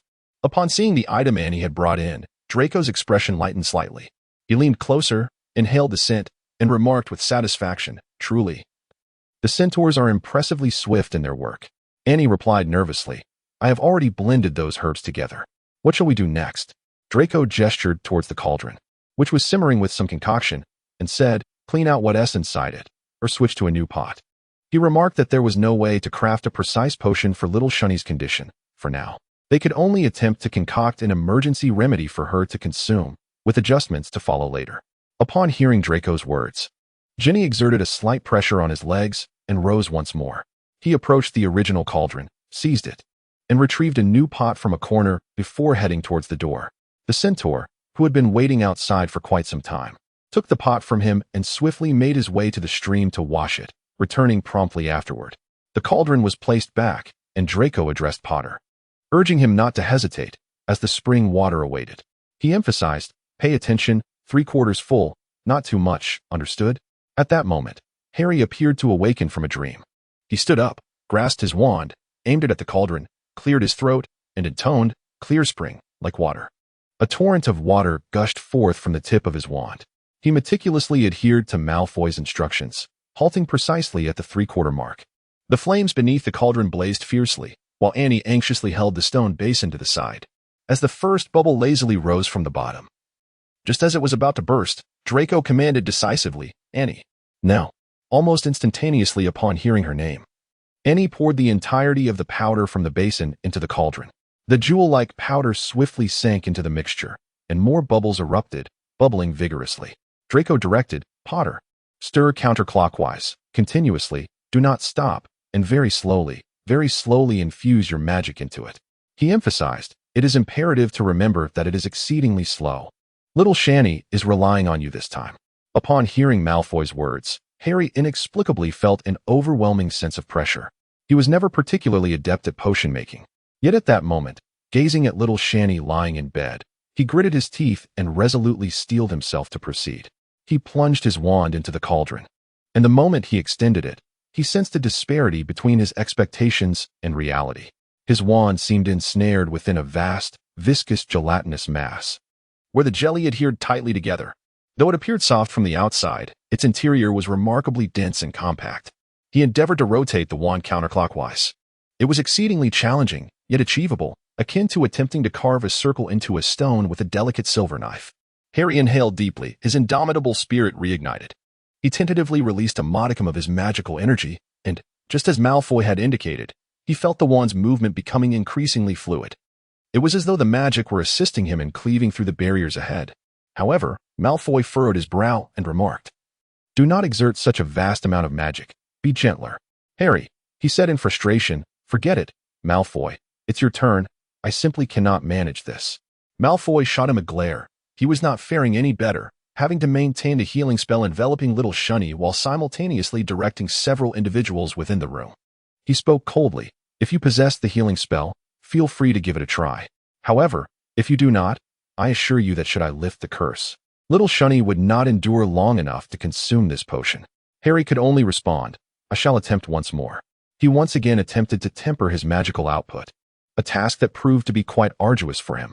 His prolonged tenure on the front lines of battle and as an Auror had conditioned him to maintain his maximum magical output at all times, enabling him to swiftly and efficiently neutralize those who engaged in nefarious deeds, thereby minimizing losses and avoiding protracted skirmishes. If there is one profound lesson gleaned from an Auror's experience, it is that the longer a stalemate endures, the greater the toll it exacts. In Chapter 19, titled Healing, Malfoy instructed him to gradually release his magic and to stir the potion slowly, a stark deviation from his previous actions. He was accustomed to leading the charge, willing to endure personal injury rather than see his comrades harmed. Beads of sweat dotted Harry's forehead as he endeavored to adjust his magical output. While Malfoy wore an expression of reluctant satisfaction, he continued, Do not stir too quickly. You are going too fast. Remember to calibrate your magical energy. In a moment of reverie, Harry felt as though he had returned to his student days, sweating profusely in potions class. Yet, Severus would never be satisfied, and despite his utmost efforts, his potions consistently fell short. Suddenly, Malfoy's voice escalated, and he reprimanded sharply, Potter. Harry jolted back to reality, realizing he had briefly lost his focus, a transgression that was utterly inexcusable. Malfoy had risen from his seat and approached Harry, delivering a resounding slap to his face. His hand was icy, with a slight sheen of perspiration in his palm. As his grip slid downward, it clasped Harry's chin, drawing his face closer to Harry's. Harry gazed into his silver-gray eyes, and the mental block initiated. He sensed Draco's own mental barriers resisting his involuntary attempt at legitimacy, a slight sting coursing through his brain. Draco's visage bore no excess flesh. His jawline was distinctly chiseled and flawless. His silver-gray eyes resembled two deep, alluring lakes, irresistibly drawing one's gaze. His lips were thin, their movements strikingly sharp as he spoke.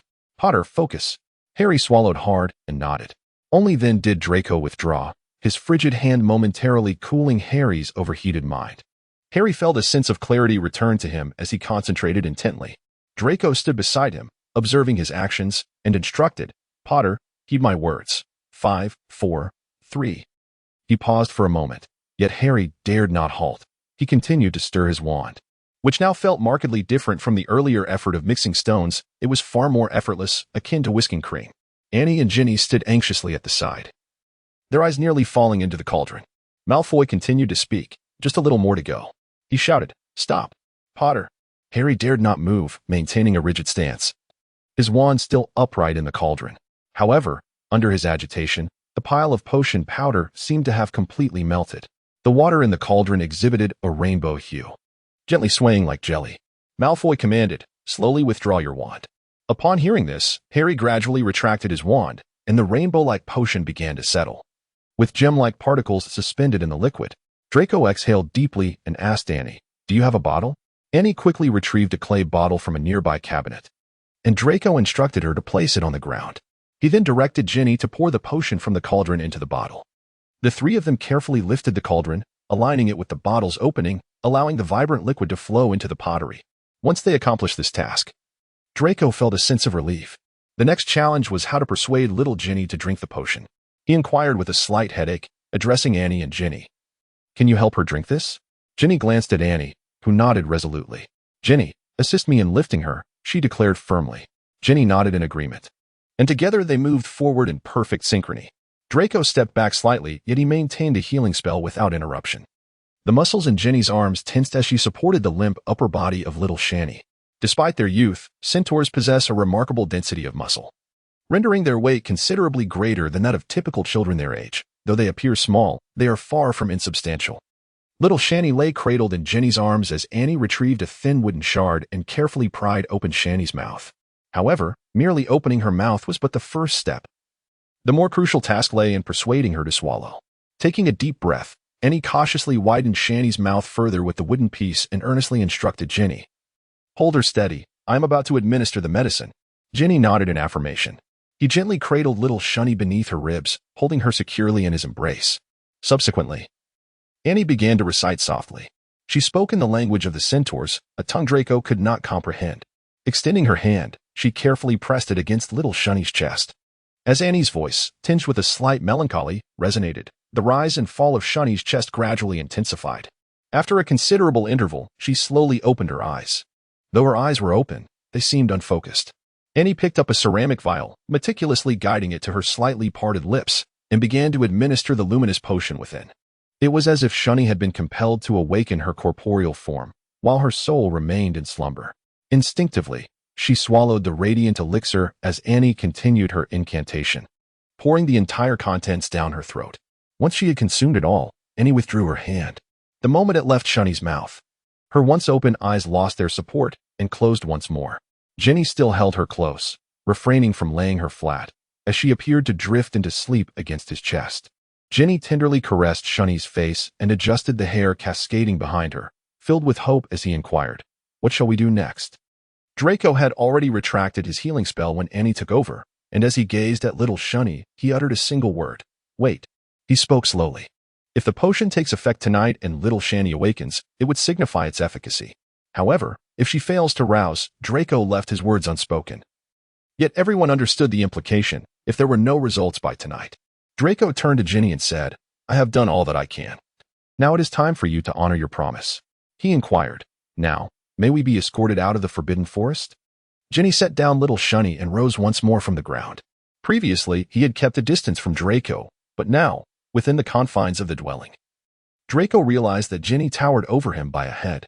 Furthermore, being indoors brought Ginny even closer than he had been in the wild, instilling in Draco an overwhelming sense of intimidation.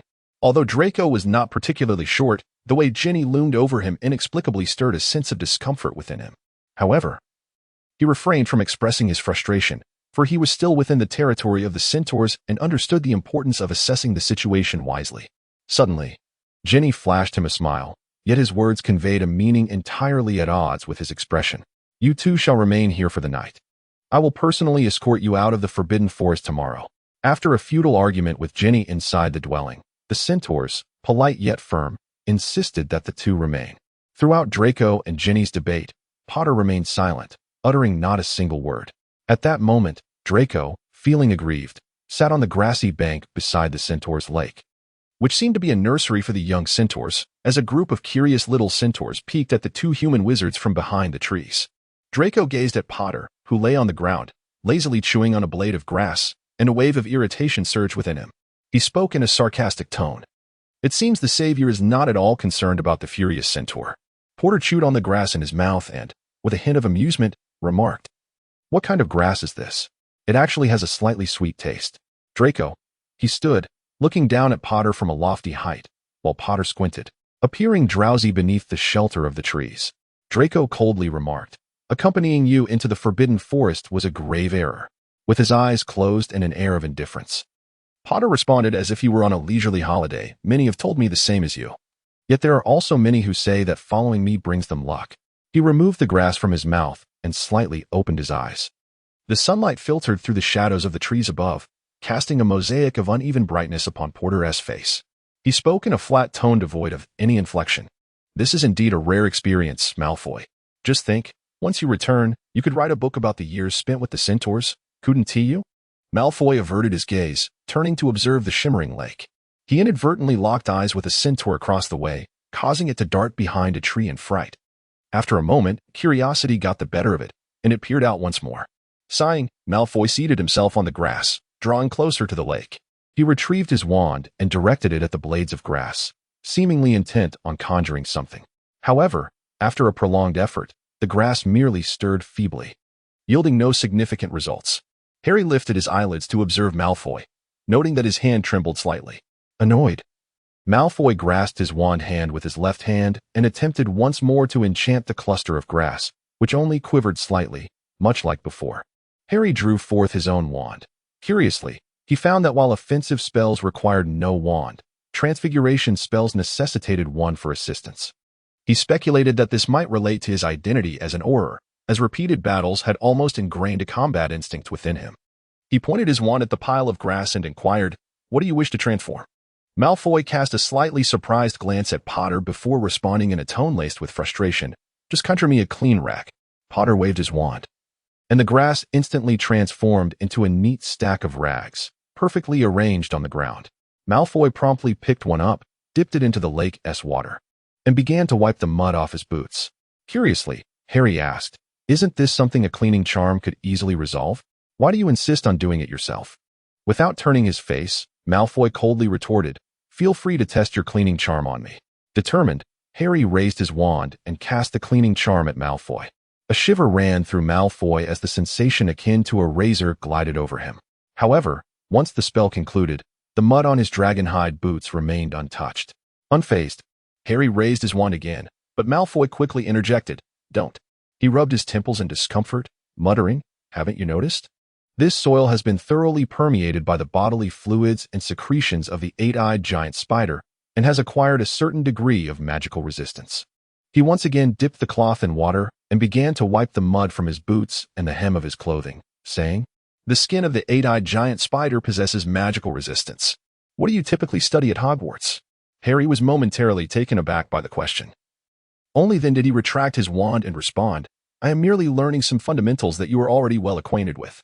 Draco, he was utterly unaware whether the statement was a satire directed at him or a self-deprecating remark made by Porter. He relinquished communication with Porter and devoted himself to cleansing his own being. It appeared that these centaurs would not allow him to depart so easily, and he could only pray for a miracle regarding little Shunny tonight. Suddenly, Porter expressed an interest and inquired, "How do you know that little Shunny ingested a toxic beetle?" Malfoy, with his head bowed in concentration, found his first cloth completely soiled and cast it aside, retrieving another. His hair, having come undone during his earlier entanglement with the giant spider, now cascaded down the sides of his face, illuminated by the flickering sunlight, resembling a captivating oil painting that nearly dazzled Harry's eyes. Regaining his composure, Harry observed Malfoy's disheveled jawline, which was nearing a state of cleanliness, and upon hearing Harry's question, he let out a brief, sardonic laugh. He set down the cloth in his hand and inquired, "Did you never find yourself hospitalized in your childhood due to accidentally ingesting something?" Harry replied succinctly, "I never did." He self-deprecatingly remarked, "At that time, being able to have a full meal was already a luxury. How could there be any opportunity to accidentally consume something?" Draco, he never anticipated that Harry would provide him with such an answer. For a moment, he found himself at a loss. Although his father had chosen the wrong side and he had made mistakes during his adolescence, his childhood was undeniably splendid, an imposing father, a doting mother, and a generous allowance that afforded him the freedom to indulge in his whims during his formative years. He had heard vague whispers about it before. Before Hagrid brought Potter back, his childhood was far from pleasant, though he did not delve deeply into the matter. At that time, he resembled a perpetually irate little rooster, consumed with thoughts of challenging Potter to duels each day. In retrospect, such behavior appears exceedingly immature and contemptible. Now, as Draco reflects on his youthful indiscretions, he feels an overwhelming desire to strangle his former self. Given the opportunity, he would undoubtedly choose a different path. Chapter 20. Conversation. However, Harry did not linger on this issue. He stretched languidly. Draco suddenly realized that even after more than a decade, he remained troubled by the same question. Now, in this truly desolate moment, surrounded by centaurs, could they even be considered human? He could not help but inquire, "Do you remember what transpired at the school gate?" Potter nodded slightly, his emerald eyes reflecting the verdant forest around him, with his dark hair cascading over his brow. Draco suddenly realized that, after shedding his youthful roundness, his perception of Harry warranted a revision. Potter had blossomed into a strikingly handsome adult man. He fell silent for a moment before inquiring, "Why did you refuse my kindness at the school gates?" Harry gasped slightly, then chuckled softly, replying, "You should have asked me what my first impression of you was when I encountered you at Madame Malkin's robe shop." Draco, with a sense of compliance, asked, "And what was your first impression of me?"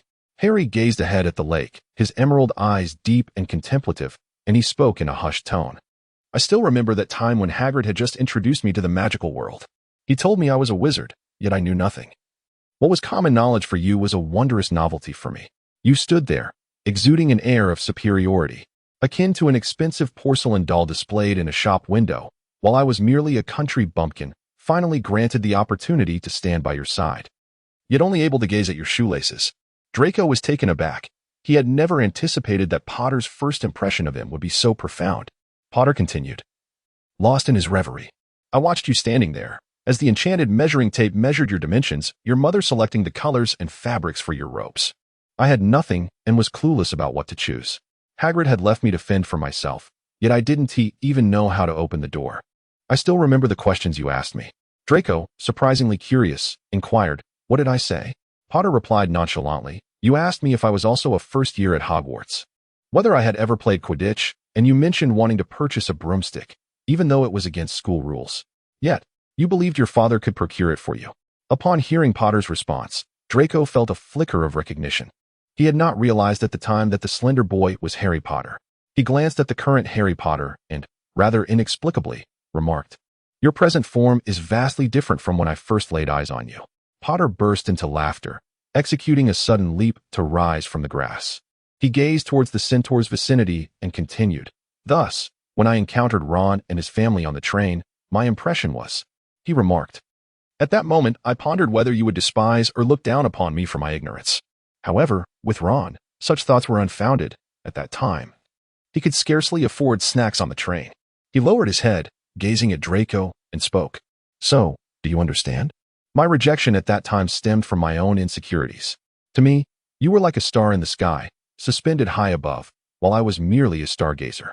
As a stargazer, how could I ever deem myself worthy of plucking a star from its celestial perch? He shrugged. However, I did not expect that you were not as aloof as I had imagined. Though I may have angered you, I have also left a profound impression in your heart. So in a sense, I have not lost. Draco was rendered speechless. He had never anticipated that the thoughts of the Savior would be such. Thus, regardless of his actions, even in acts of goodwill, he might still miss the opportunity for camaraderie with the Savior. Potter continued, I have a question as well. Having already laid bare his thoughts, Potter compelled Draco to follow suit. What question? Potter turned around, his gaze piercing into Draco, who instantly felt a sharp pang in his mind and cautiously averted his eyes. Directing them elsewhere, Potter inquired, what is the matter with the Gringotts family mentioned by the centaur? Draco, he could never have anticipated that Porter would pose such a question. He somewhat awkwardly lowered his head, momentarily at a loss for words. Potter, too, refrained from pressing him further, standing there silently, akin to a statue. Draco turned his gaze toward the shimmering lake, where the young centaurs were peering curiously, while several female centaurs stood watch nearby, their eyes fixed warily upon this side. Draco's thoughts drifted to Astoria. He choked on his words, sighed, and said, Astoria, my wife, passed away several years ago. After the war, she accompanied me to France, and we were blessed with Scorpius. However, our joy was short-lived. She did not live to see Scorpius grow up, as she fell ill and departed this world. Harry, taken aback by this revelation, fell silent and murmured a soft, sorry. Draco chuckled lightly and remarked, Cancer, did you expect that? Even a pure-blood wizard can succumb to cancer. He remarked, we visited the magical hospital in France, but to no avail. It was the Muggle hospital that diagnosed As's condition. However, it was already too late. As had run out of effective treatments. He extended his hand, scooping a handful of water from the lake, the liquid cascading gently through his fingers. Draco remarked, Asta's life is akin to this water. I strive to hold on to it, yet there is no means to prevent its passage. It was then that I realized the beliefs I once held about pure blood and magic were but illusions. Before the specter of death, no enchantment can offer escape. Draco continued, during Asta's illness and hospitalization, I clumsily learned some aspects of Muggle life, discovering that certain elements of their existence possess a certain convenience. Thus, I resolved to regard these life lessons as the final inheritance Asta would leave for our son and me, which I also imparted to my child. Harry remained silent, astonished to find that Malfoy, like himself, had embraced the Muggle way of life. So Harry pondered, your presence of a television in your home does not surprise you at all. Malfoy nodded. Suddenly, Harry remarked, yet you still haven't mastered the art of drinking cola or indulging in pizza. Draco replied. He cast a glance at Potter and, somewhat exasperated, remarked, is this your focal point? Potter, appearing suddenly enlightened, responded, so, you and Ms. Walker. Malfoy, once again pressing his forehead as if in pain, retorted, I merely altered my perspective on Muggles. It does not imply that I would choose to be with one. Understood? Harry nodded, adopting a serious demeanor, and said, I comprehend. You would still opt for a wizard, correct? Malfoy, Draco, scrutinized Potter from head to toe and inquired, so now you have taken an interest in my romantic affairs? What is it? Have you experienced a rift with the Weasley family? After pondering for a moment, he spoke. Previously, I had perused a British daily. Have you divorced? Truly. You are the savior. Even an ordinary divorce can make the news, is it not on the front page? Harry cast a glance at him, his expression inscrutable. He felt a twinge of surprise, although Malfoy was in France. He had not anticipated that he would still be keeping an eye on the happenings within the British magical community. He made a sound of acknowledgement, but offered no response. Malfoy fell silent for a moment before speaking. Since I have answered your question, it is now my turn. How did you come to divorce Weasley? Harry did not glance back at Malfoy. Instead, he stood parallel to him. Upon noticing the two wizards standing together, the small centaurs across from them became increasingly curious. Harry offered them a friendly smile, which seemed to reassure the young centaurs that the two wizards posed no threat, emboldening them further. One brave young male centaur stepped forward, taking 2 bold strides in their direction. However, he was promptly called back by a stern female centaur. Watching the scene, Harry was momentarily transported to thoughts of his 3 children. He stated, without any reason, simply that love had faded away. He offered a faint smile, expressing his weariness, and remarked, Ginny mentioned that she cannot sense any love from me, and I am at a loss as to how to manifest the affection she desires. After an extensive discussion between us, we concluded that it would be better for us to lead separate lives. We shall continue to co-parent our children, yet it seems that, after our separation, they too appear to breathe a sigh of relief. He remarked that indeed, the discord among adults can profoundly affect children. He remarked, Ginny claims that I do not communicate with her after returning home, but what is there to discuss? My daily tasks involve either apprehending perilous practitioners of dark magic, managing outdated and irrelevant files, or dealing with magical artifacts whose purposes elude even my understanding. What can possibly be exchanged in conversation? I even worry that I might frighten her. Draco sighed inwardly and inquired, do you still wish to reconcile with her? Harry shook his head and confessed, after our separation, I shamefully discovered that I seem to prefer this state of being. I even find solitude to be quite liberating. Ginny accuses me of lacking concern for her. Yet I am reluctant to engage in arguments, as I believe they are futile. Draco looked at Harry in disbelief and exclaimed, Who would have thought that the revered savior is actually a cad? He remarked, Is this your assessment of me? Draco retorted, What else could it be? You claim not to love her, yet you have fathered 3 children with her. What is the meaning of that? I can no longer fathom you, Harry Potter. So, until you marry, have you not contemplated what it is that you truly desire? Harry fell into a momentary silence, and after an extended pause, he continued, Perhaps I do desire a family, but at this moment, it seems I am unworthy of one. Draco sighed, a rare flicker of compassion for Potter surfacing within him. He patted Potter on the shoulder and said, I believe the wizarding world of Britain will not allow you to remain single for too long. Is it not easy for you to contemplate marrying again? Be it wizard or witch, they will come rushing towards you. Harry chuckled softly in self-deprecation, offering no response. Draco was about to say something further to uplift the despondent savior, but a gentle voice interrupted from behind them. Gentlemen, I apologize for intruding upon your conversation. They turned to find Ginny standing behind them, speaking softly. Gentlemen, I presume your stomachs must be growling. Allow me to introduce you to the hospitality of the centaurs. Draco initially intended to decline, especially after just discovering that juvenile centaurs consume beetles from trees. He was reluctant to ponder what the centaurs typically eat. However, Potter had already lifted his feet and began to walk forward. Draco muttered, Curse that insatiable curiosity of the lion. He had no choice but to follow. Upon reaching the destination, he found Harry engaging in a familiar conversation with Ginny. He inquired, What do centaurs typically consume? Ginny replied calmly, We hunt, and also tend to some small game as reserves. We cultivate crops as well, and at times, we trade with other tribes. Our preference for a secluded lifestyle does not imply a complete disconnection from the outside world. As they spoke, they arrived at the entrance of a treehouse. However, it was not a conventional treehouse. It resembled a quaint floral pavilion constructed from vines and timber, with a mound of earth atop it, adorned with a thick layer of grass and blooming white flowers, appearing almost alive. On this earthen platform stood a table fashioned from a halved tree stump, robust and round, upon which rested several broad leaves bearing an assortment of what seemed to be cooked delicacies. Draco approached, while Ginny gracefully leaped up, bending his equine legs and kneeling down. He took a leaf and placed it before Draco, atop which lay a steaming mound of cooked meat. Draco scrutinized the meat and asked, "May I inquire what kind of meat this is?" Ginny, having torn a piece for himself, replied, "Rabbit meat. Rest assured, it is not poisonous. Do sample our centaur cuisine." Draco swallowed hard as Ginny presented him with a cup. He then poured a transparent liquid from a hollowed-out tree trunk, adorned with floating white flowers, saying, "This is the honey mead we centaurs cherish. Do give it a try." Chapter 21. The Young Centaur. Draco politely grasped the cup, yet he hesitated to drink. By mere observation and scent, he discerned no poison, but the taste remained uncertain. Across from him, Potter unabashedly lifted his cup and gulped down a mouthful. He looked at Draco in astonishment, exclaiming, "Malfoy, you should try it. It's rather delightful." Draco's lips twitched slightly in response. Could a curious lion truly partake in its own kind? He endeavored to maintain his etiquette. There were no knives or forks present. Glancing around, he observed that the horsemen were eating directly with their hands, and his counterpart, the porter, followed suit. After a moment's contemplation, he decided to wrap the meat in a leaf as best as he could. Carefully, he lifted it and took a bite. The texture was remarkable. It was not unpleasant.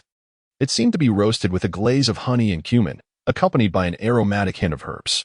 The horseman claimed it was rabbit meat. Though he could not discern the specific type of meat, its tenderness and the burst of flavor upon biting were undeniable. After savoring the first bite, he eagerly took a second. He picked up the cup once more and took a sip of the nectar wine. Contrary to his expectation of an overly sweet taste, the nectar wine possessed a delicate fragrance, distinctly revealing the flavor of the flower nectar. A few tiny white blossoms inadvertently brushed against his lips, and though he contemplated spitting them out, he hesitated, sensing it might be impolite. At that moment, Potter suddenly leaned over, curiosity evident in his gaze as he glanced at the cup held by Draco. As he drew closer, the proximity caught Draco off guard, causing his lips to inadvertently graze Potter's tousled hair. The unruly strands swept away the delicate white blossom resting on his lips. Potter quickly recoiled, exclaiming, "Your nectar wine is just like mine. There is no difference at all. I thought there would be something unique." Draco, he could no longer contain himself and said fiercely, "Could you please sit still? Is there a nail embedded in your backside?" Potter cast a peculiar glance at him and replied, "Hurry up and eat. Aren't you hungry?" Draco had no choice but to swallow his irritation and resumed his meal. The centaur had a hearty appetite. After they finished, Ginny leisurely savored several pieces of rabbit meat. Once he had finished, he gracefully rose to his feet and addressed the two, saying, "Esteemed guests, please." Inexplicably designated as guests, Draco and Potter followed Ginny as he led them in another direction. Ginny walked ahead, conversing as he went. "We do not have guest rooms here, but there is an empty house up ahead where you two may stay tonight. It has a bed and blankets. If there is anything you require, do let me know." He pondered briefly before speaking. "You may use the transformation spell yourselves." Draco and Harry exchanged glances. Unable to restrain his curiosity, Draco inquired, "May I ask about the restroom?" Upon hearing Draco's question, Ginny appeared to have an epiphany, yet he replied with a hint of sympathy, "I'm afraid we cannot assist you with that. We centaurs often roam the wild and are not as particular as you wizards." After saying this, he opened the door to a small wooden hut, revealing nothing but cleanliness and two straw beds laid on the floor. Draco had no choice but to enter alongside Potter, and they sat upon the so-called beds. Potter, wearing a somewhat sympathetic expression, suggested, "Perhaps you should find a spot among the nearby bushes. Would you like me to keep watch for you?" Draco scoffed, responding firmly, "No, I do not require assistance." Silence enveloped the hut as dusk began to descend. The darkness of the jungle arrived more swiftly than that of the city. Draco started to sweat, sitting silently on a wooden stump by the entrance, where these stumps served as makeshift tables and chairs for the centaurs. He did not venture inside. As centaurs gradually returned to the valley, likely aware of the presence of two human wizards who would be staying the night. Occasionally, an adult centaur would nonchalantly pass by Draco, and he was certain that the red-haired centaur bearing a bow had already walked past for the third time. He appeared remarkably youthful, his equine form adorned with a fiery crimson hue, agile and vigorous. His brown eyes flickered intermittently towards Draco, brimming with curiosity. As the auburn-haired centaur passed by for the fourth time, Draco could no longer restrain himself and rose from the wooden post at the entrance. He gazed coldly at the young equestrian before him, who appeared taken aback by Draco's sudden rise. The young horseman fidgeted with his hooves, ultimately standing still. Draco approached, the sound of his boots crunching on the grass resonating in the air. He positioned himself before the red-haired horseman and spoke icily, "Have you had enough?" The young horseman watched as Draco advanced, his forehooves restlessly tapping the ground, seemingly compelled to retreat a step in the face of Draco's imposing presence. Then, the red-haired equestrian's expression brightened. Despite his initial hesitation, he bravely stepped forward. His brown eyes sparkled as if he had stumbled upon a precious gem. And he inquired of Draco, "What is your name?" Draco. He inexplicably felt a slight tingling sensation on his scalp. As though the unfolding of events was veering toward an unforeseen direction, he cleared his throat and spoke. "What I am called is of no consequence at this late hour. Are you not inclined to return home?" The red-haired centaur edged closer to Draco, his eyes shimmering with curiosity. "I know who you are. You hail from the Malfoy lineage." "Yes? Pray, what is your name?" He continued. "My name is Conthi, and I have taken a liking to you. May we become friends?" Draco Malfoy found himself momentarily perplexed. The ever-observant Harry Potter, who had been quietly watching from within the room, sat up upon hearing the enthusiastic voice of the centaur named Conthi. He made his way to the door, leaning against the frame, squinting to observe the happenings outside. Conthi gazed eagerly at Draco and inquired, "You are Malfoy. Then what is your name? Might you share it with me? Would you care to visit my home?" He then inquired, "May I know your name? I am aware of your surname, yet your given name remains a mystery to me. I am eager to learn it." Draco found himself bewildered by the exuberance of the centaur's words. He raised his hand, a look of confusion etched on his face. Wait. Conthi cheerfully circled around Draco, a quiver slung across his back, reminiscent of the quivers that adorned every centaur, with a flourish akin to magic. He produced an item from within the quiver. A bouquet of delicate yellow flowers appeared in Conthi's hands, which he promptly thrust into Draco's grasp, proclaiming, "I spotted you earlier today. Are you here to assist little Shani? While hunting, I stumbled upon these flowers. They are rare medicinal herbs and perfectly complement the hue of your hair. Will you accept them?" Draco gazed incredulously at the bouquet that had been forcibly placed in his hands. These were daffodils, their roots capable of concocting the fabled potion of life and death. And they were a rare yellow variant, likely a mutation from the Forbidden Forest. The corners of his mouth twitched as etiquette compelled him to suppress the urge to scream and discard the flowers. Yet his instincts warned him that if he did not dispose of this item immediately, he would find himself in dire trouble. The bouquet felt alarmingly warm in his hands. As he pondered how to gently decline the offerings of this young and enthusiastic centaur, he wondered about the commotion. Where were the other centaurs? Where was Jenny? Could he suddenly materialize at his side and whisk this centaur named Conthi away? He spoke dryly to Conthi, expressing his gratitude. Yet he had not finished his subsequent words when he felt a sudden warmth at his back. A robust arm swept across Draco's elbow, heavily resting upon his shoulder. While the bouquet he held was abruptly snatched away, a deep voice resonated near Draco's ear, sending shivers down his spine. As a tingling sensation radiated from his ear throughout his entire being, Harry Potter encircled Draco with an arm, his emerald eyes resembling a fathomless, predatory abyss. Fixated intently upon the young centaur before him. Unbeknownst to him, he unwittingly employed his own magic to exert pressure on the young centaur before him. "Thank you for your kindness," Porter remarked. He took the flowers from Draco's hands and stepped forward, adopting a firm stance that shielded Draco behind him. He then returned the bouquet to Conthi, stating, "However, your goodwill has been misdirected." Potter approached, causing Conthi to withdraw the smile from her face. Now regarding the advancing Potter with a wary expression, sensing an invisible pressure emanating from him. He is aware of what this is, as his parents and elders have imparted this knowledge to him. This is the magic of human wizards. He could not help but reach for the bough slung across his back. The coldness of the bough's body brought him a sense of calm. He fixed his gaze upon Harry and remarked, "I am conversing with the one behind you, not with you." Harry, with a shadowed expression, replied, "Return, young centaur. He is not someone you can meddle with." Draco, somewhat perplexed, inquired, "What exactly is the situation now?" He was at a loss. Did Potter even realize they were in centaur territory?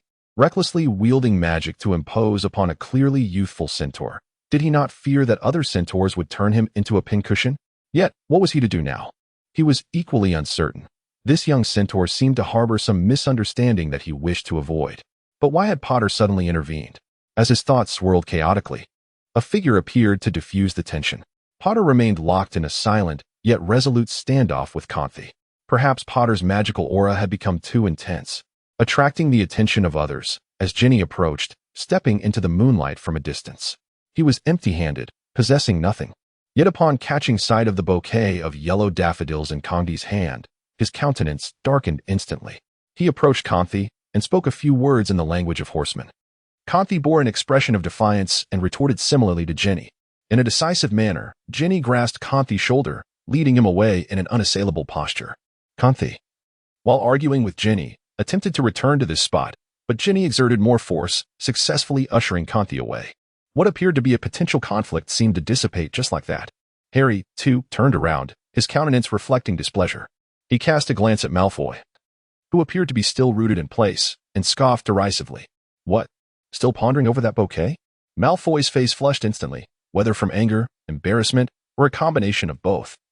He shot a fierce glare at Harry before turning and striding into the room.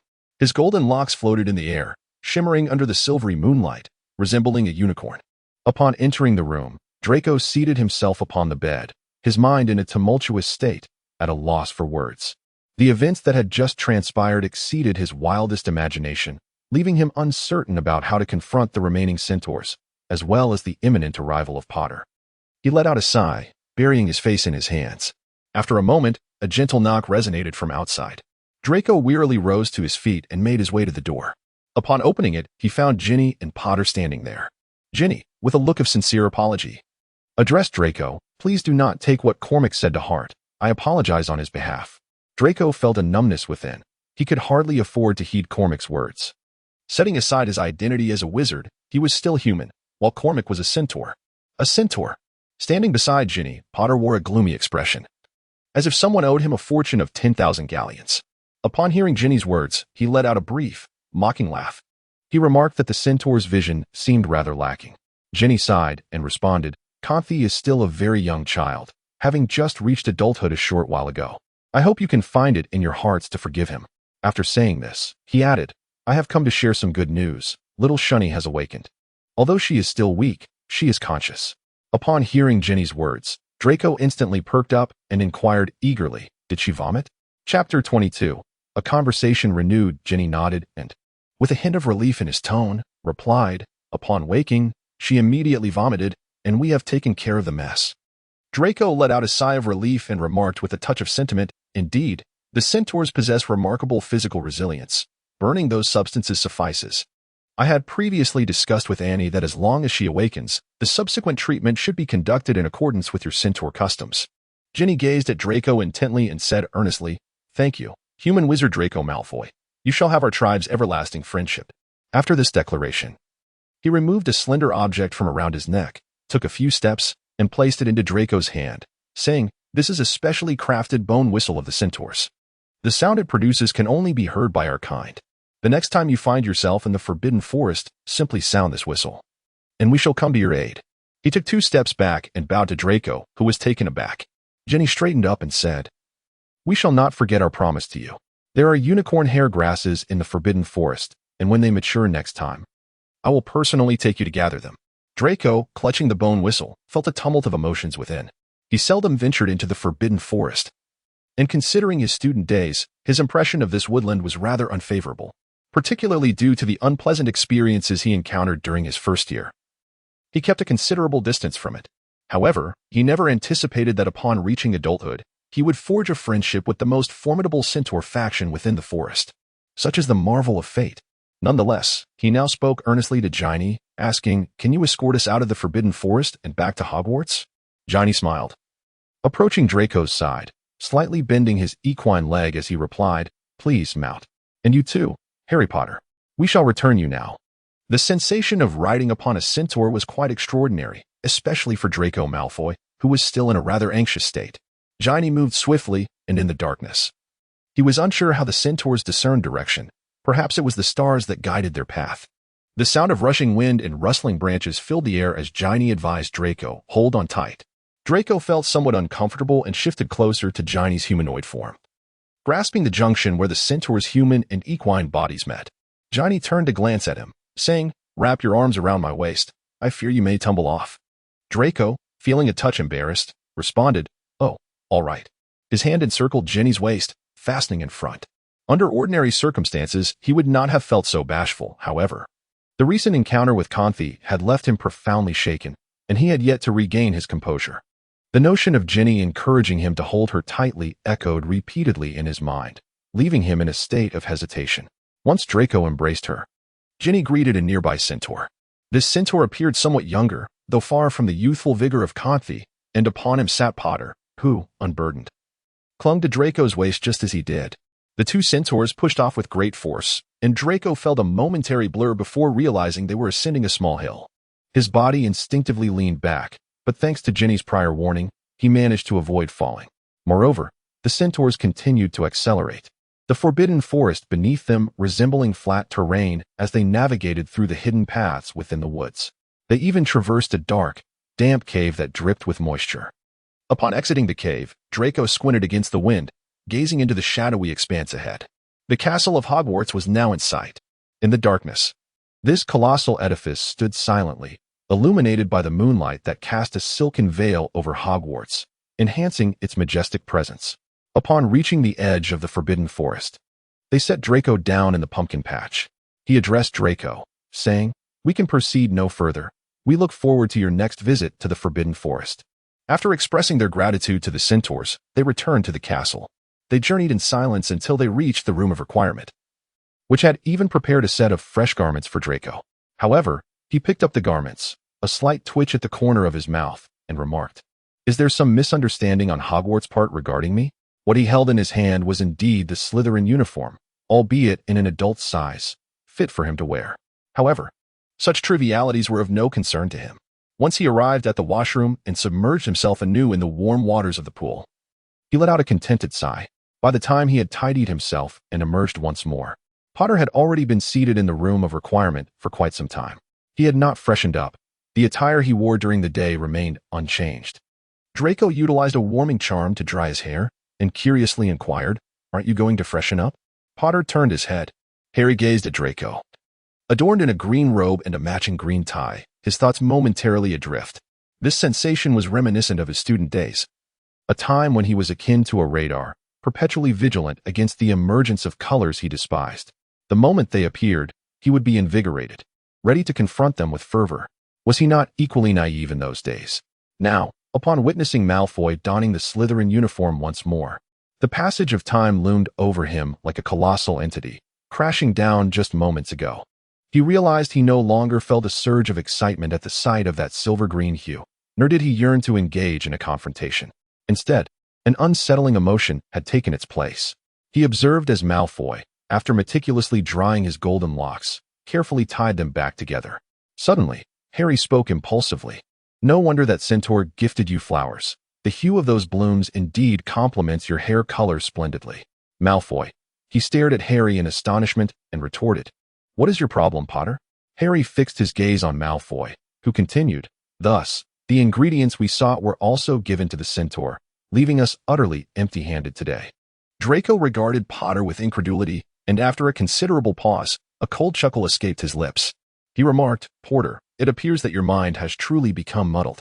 After saying this, he ceased to pay attention to the once savior who had now become utterly deranged in his eyes, turning away to retreat to his own chamber.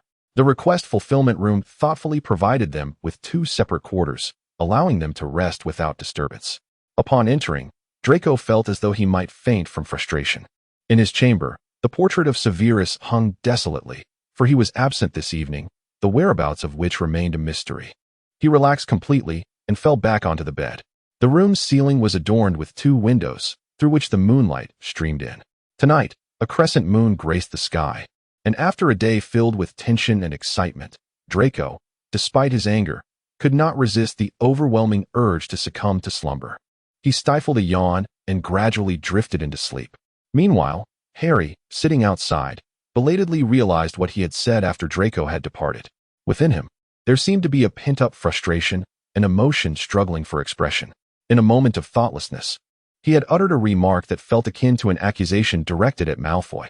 However, upon reflection, it became evident that Malfoy bore no obligation, nor had he made any binding promises to Harry. Although it was Malfoy who proposed their venture into the Forbidden Forest, he was acutely aware that merely entering the forest would not guarantee the fulfillment of their desires. After all, the Forbidden Forest was vast, inhabited not only by acromantulas and centaurs, but a multitude of other magical creatures as well.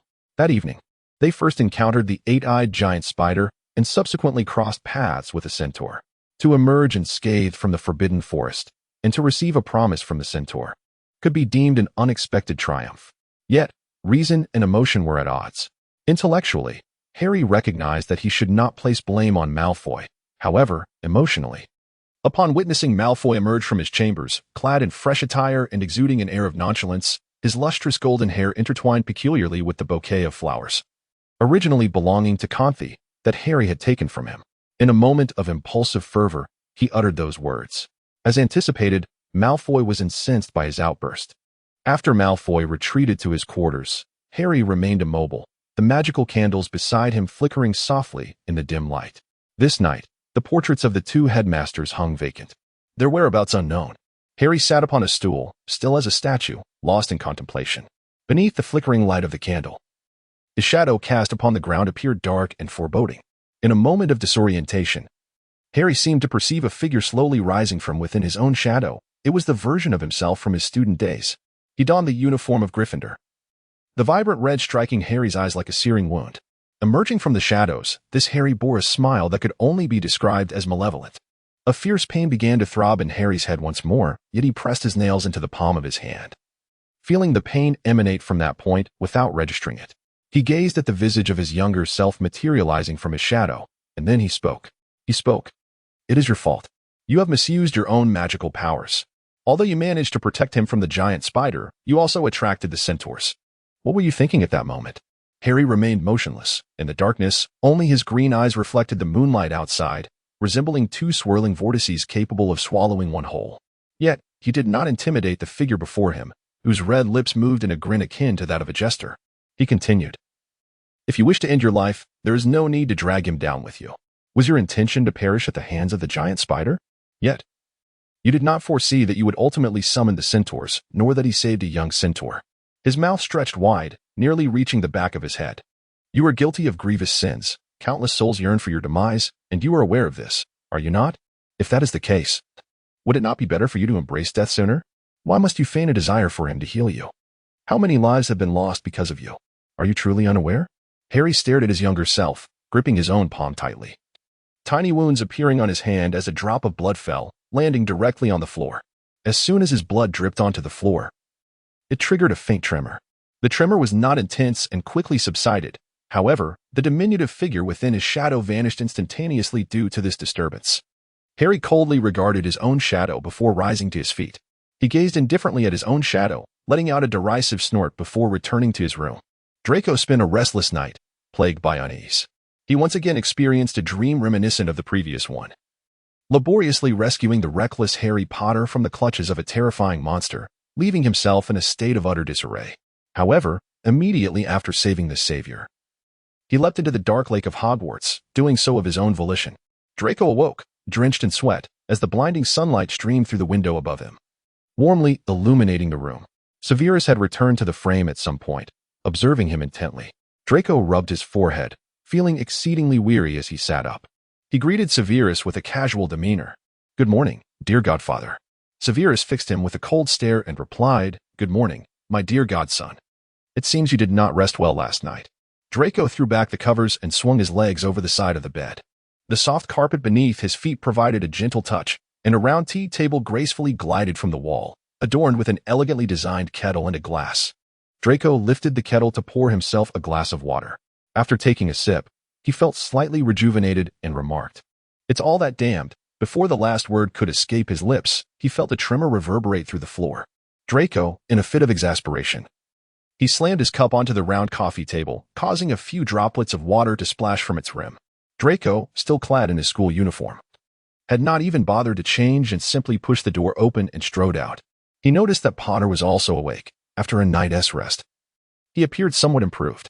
Yet, from the calm expression on his face, Draco inexplicably sensed a surge of anger, akin to the hidden undercurrents and whirlpools beneath a tranquil surface. Chapter 23. The agreement. Harry's head began to throb intensely once more, yet he dug his nails into his palm, the pain radiating from his hand. As if oblivious to the discomfort, he watched the image of his younger self emerge from the shadows of his memory, and then he spoke. He spoke. "It is your fault. You have misused your own magic. Although you successfully protected him from the giant spider, you have also attracted the centaurs." What were you thinking at that moment? Harry stood motionless, his green eyes reflecting the moonlight from outside. resembling two swirling vortices, capable of devouring anyone who gazed too long.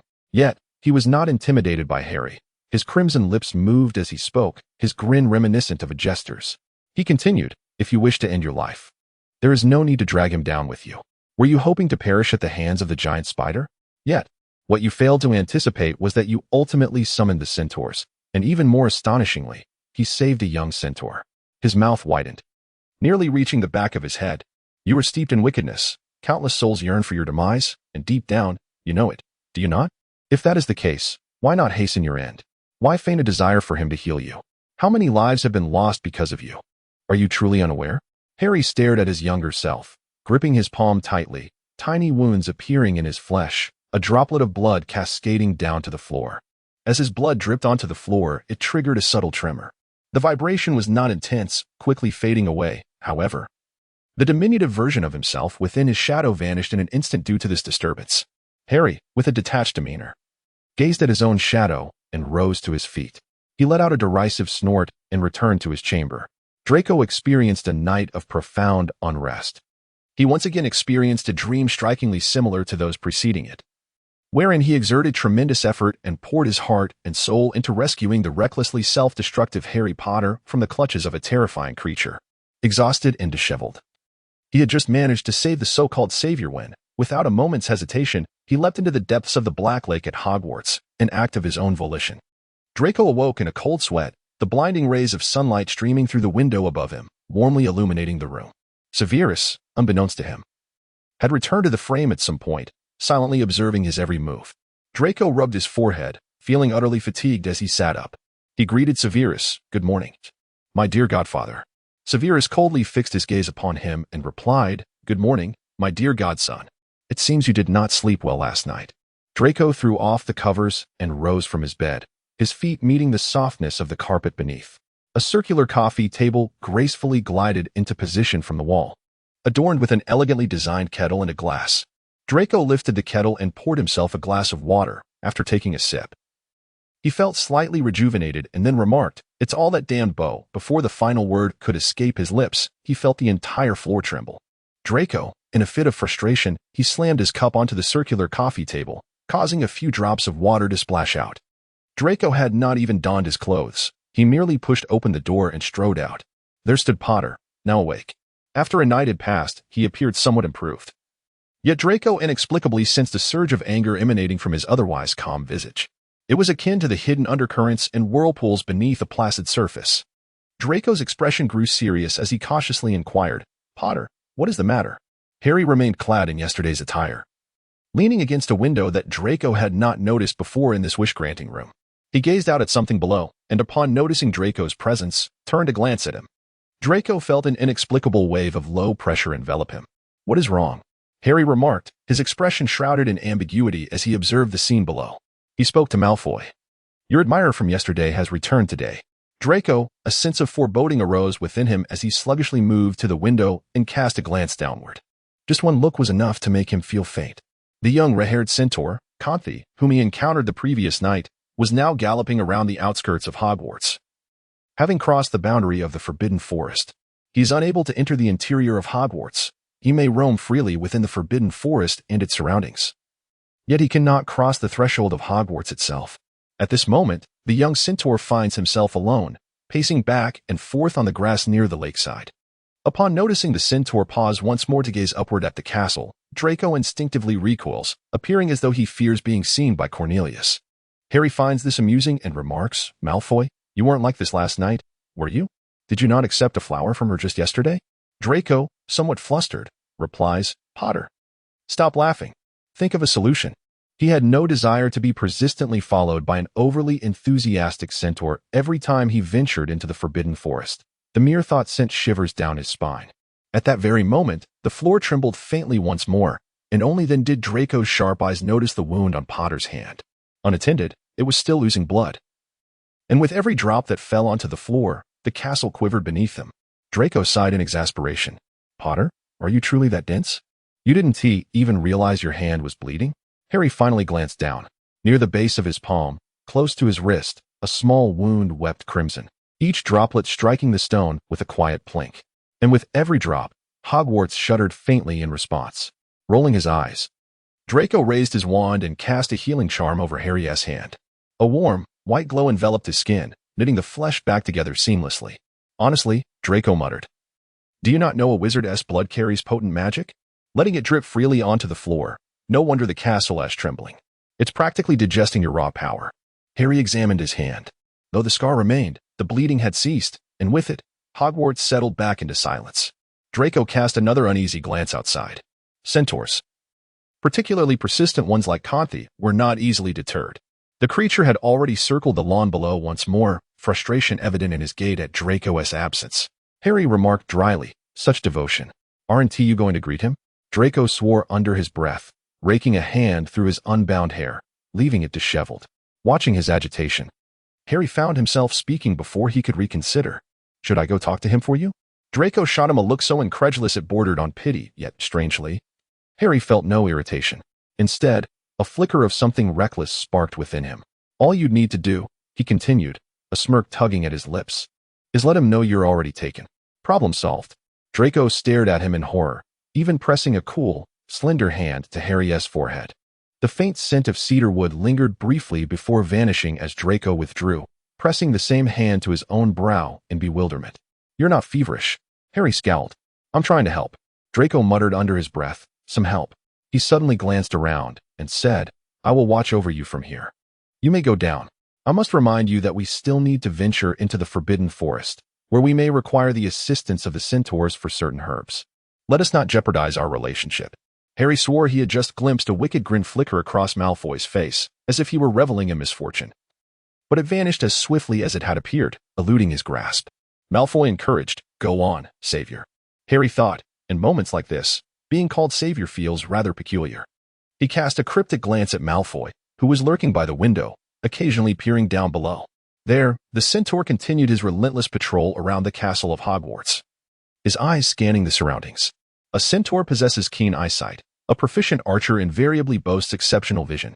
Malfoy dared not reveal his golden locks, urging Harry with his gaze.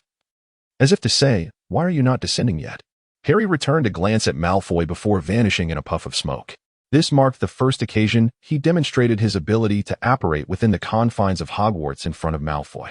A surge of immense magical energy erupted, tearing apart the very spot where Harry had stood.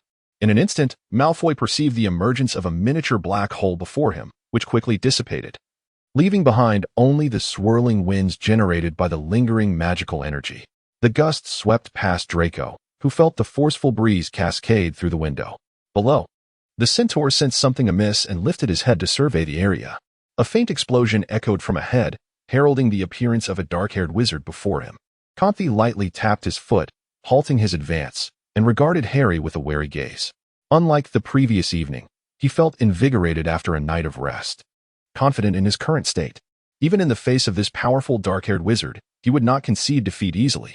The longbow behind him bestowed upon him a sense of confidence, as he gazed at the wizard and inquired, What of Malfoy? The individual I seek is not you. Harry took a step forward, a mysterious smile gracing his face, one that Conthi could not comprehend. Conthi, still quite youthful and inexperienced with humanity, had only glimpsed them from a distance in the Forbidden Forest, never harboring much interest, as he had always adhered to the teachings of the centaur community, which urged them to maintain a considerable distance from humans. However, the words that had been deeply engraved in the young centaur's heart experienced a deviation in perception the night prior, for he had caught sight of that glimmer of golden hair in his life. As Malfoy entered the valley, Conthi, concealed within the foliage, beheld him.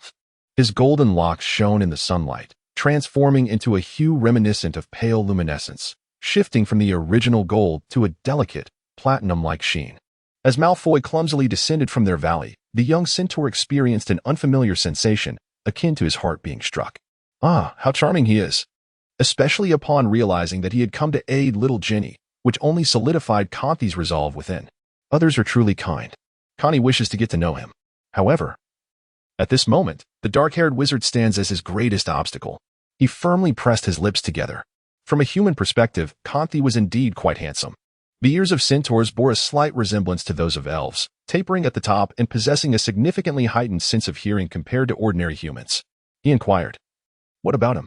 The dark-haired wizard took a step forward, Yet this seemingly simple movement instinctively tensed Kanti's muscles. He barely restrained the impulse to draw his bow and aim it directly at him.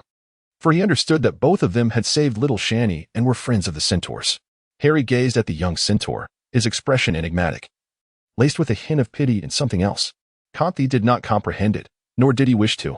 Harry asked, "Are you out here alone? Do the other centaurs know?" Kanti huffed, offering no response to Harry's query, his gaze vigilant, keen as a hawk, fixed intently on Harry. Harry continued, "If you happen to be lost, I can guide you." He pointed towards the pumpkin patch and remarked, "Do you see that small cottage? Behind it lies the forbidden forest. That is where you ought to be, not here." Connie watched Harry warily as he removed the backpack he had been carrying. Harry squinted, his hands buried in his pockets, appearing rather disheveled. However, as Conti made his move, Harry's magic surged forth, causing his loose-fitting garments to billow as though stirred by an unseen wind. In an instant, Conti crossed his arms defensively before him. The braces he wore shimmered briefly, effectively shielding him from Harry's tumultuous magic. Chapter 24. Homecoming. Upon hearing Harry's words, Conti clenched his fists tightly, veins standing out prominently, and he contained his fury as he stated, "I only wish to see him once." Harry's smile vanished, and in its absence, he appeared particularly stern. "If you have something to convey, I can relay it for you," he offered. Conti rejected this, asserting, "No, I must tell him myself." Harry fixed his gaze upon Conti, his voice gentle yet resolute. "That is unacceptable. You have a choice. Either communicate through me or depart at once." Conti glared at Harry in anger, his bare chest heaving with emotion, and after a prolonged silence, he finally said with frustration, "Tell him I will not disturb him." But he exhaled deeply and continued, expressing his hope that he would not evade me. "As I meant him no harm, all I desired was to forge a friendship, and that alone sufficed." Upon hearing this from Conti, Harry fell into a momentary silence before responding, "Very well, I shall convey your message. Is there anything else you wish to communicate?" Conti gestured towards the box floating beside Harry, displaying a reluctant demeanor as he replied, "Ginny and Annie instructed me to deliver this to you. It contains some plants that you might find useful. I am uncertain what you are searching for, but this should serve you well. That is all I wanted to say. So please inform him of this. I shall take my leave now, and I hope to see him again." Harry's green eyes scrutinized Conti, ensuring the sincerity of his words before he affirmed, "Very well, I will relay your message, rest assured." Conti, feeling disgruntled, pivoted towards the forbidden forest. Halfway there, he abruptly removed the longbow from his back and, with lightning speed, loosed an arrow towards the nearest window of Draco's. Harry intended to intercept the arrow, but his reflexes were a fraction too slow. The arrow surged forward with relentless momentum, seemingly tethered to something. It lodged itself firmly within the stonework of Hogwarts, still quivering slightly. When Harry glanced up, he discovered that the object attached to the arrow was none other than the yellow daffodils he had seen the previous day. "Young centaur," Harry muttered. Conti stowed away his bow, casting a final, threatening glance at Harry before dashing into the forbidden forest. Once Conti had departed, Harry operated back into the room of requirement. Upon his return, Draco was cautiously peering at the arrow embedded in the wall. He beheld the vibrant bouquet of yellow daffodils, alongside the centaur-crafted arrow. When Harry returned, he was cautiously extending his wand, attempting to dislodge the arrow from the wall. Each arrow forged by the centaurs is meticulously handcrafted, imbued with their own magic, thus exhibiting a certain resilience against wizardry. Malfoy carefully employed the levitation charm, followed by the summoning charm. Yet both proved futile in extracting the arrow from the wall. Upon noticing Harry's return, a spark of inspiration lit up Malfoy's face as he addressed him. "Potter, quickly, unleash your magic," he exclaimed. "I can't get it down. Hurry and bring it down." An inexplicable ember of anger ignited within Potter, though he could not discern its origin. He sensed that his voice bore an edge of fury as he inquired, "Do you truly desire the centaur's arrow so fervently?" Malfoy regarded him with a hint of surprise and replied, "What's the matter? The daffodil can create the potion of life and death, and it's just stuck in the walls of Hogwarts. Don't you find that rather inappropriate?" The nameless flicker of anger within Harry gradually diminished. Yet the discomfort of being caught in limbo persisted. He had long been acquainted with this sensation, a weighty sense of responsibility that had propelled him forward, responsibility towards his teammates, towards Ginny, towards his children, and towards the choices he had made. Now, however, he found himself liberated from the burden of his own decisions, able to perceive the choices of others with a sense of amusement, absurdity. After a moment of contemplation, he resolved to retrieve the box containing the plants. Indeed. Once he brought it forth, Malfoy's attention was swiftly diverted. He inquired with astonishment, "Porter, what is the meaning of this box?" Harry replied, "Why don't you open it and see for yourself? I, too, am unaware." He deliberately concealed what Conti had said. Conti had mentioned that this was a gift from him. For reasons unknown, he was reluctant to disclose the origin of the box to Malfoy. Malfoy accepted the box, ignoring the arrows protruding from outside. He carefully placed the box back on the ground and sat cross-legged, his golden hair cascading down his back. Upon Harry's arrival, he noticed a half-eaten slice of toast and a glass of orange juice, the origins of which were a mystery to him. However, feeling a bit hungry himself, he seized a piece of Draco's leftover toast and popped it into his mouth. Malfoy paid no heed to this. With a snap of his fingers, his dragonhide gloves flew out of the box and slipped onto his hands. He tightened his dragonhide gloves and cautiously opened the clasped box. A subtle fragrance wafted from within, prompting Malfoy to exclaim in delight, "Potter, the centaur has sent us a belladonna." This particular plant was likely the very one he had encountered on his journey to the centaur, and it seemed that Ginny had noted Draco's intrigued glance at the belladonna and decided to send it to them. With the belladonna in hand, he could potentially replace numerous ingredients, simplifying many of his processes. As Draco pondered this, he was suddenly gripped by a disquieting realization. Why was he genuinely contemplating the intricacies of potion making? Shouldn't he merely be going through the motions as discussed with Professor Dumbledore and his godfather? Why had he, for that fleeting moment, truly considered the feasibility of concocting a confusion potion? He could not help but feel a chill at the thought swirling within him. However, he concealed it flawlessly. As he observed Porter indulging in his toast, a sense of familiarity washed over him. He hesitantly inquired, "Porter, are you eating my toast?" At that moment, Porter held half a slice of toast in his hand and mumbled, "Is it yours? I saw it on the table, so I took a piece to eat." He inquired with a tone that suggested he already knew the answer. "What is it? Can't you eat?"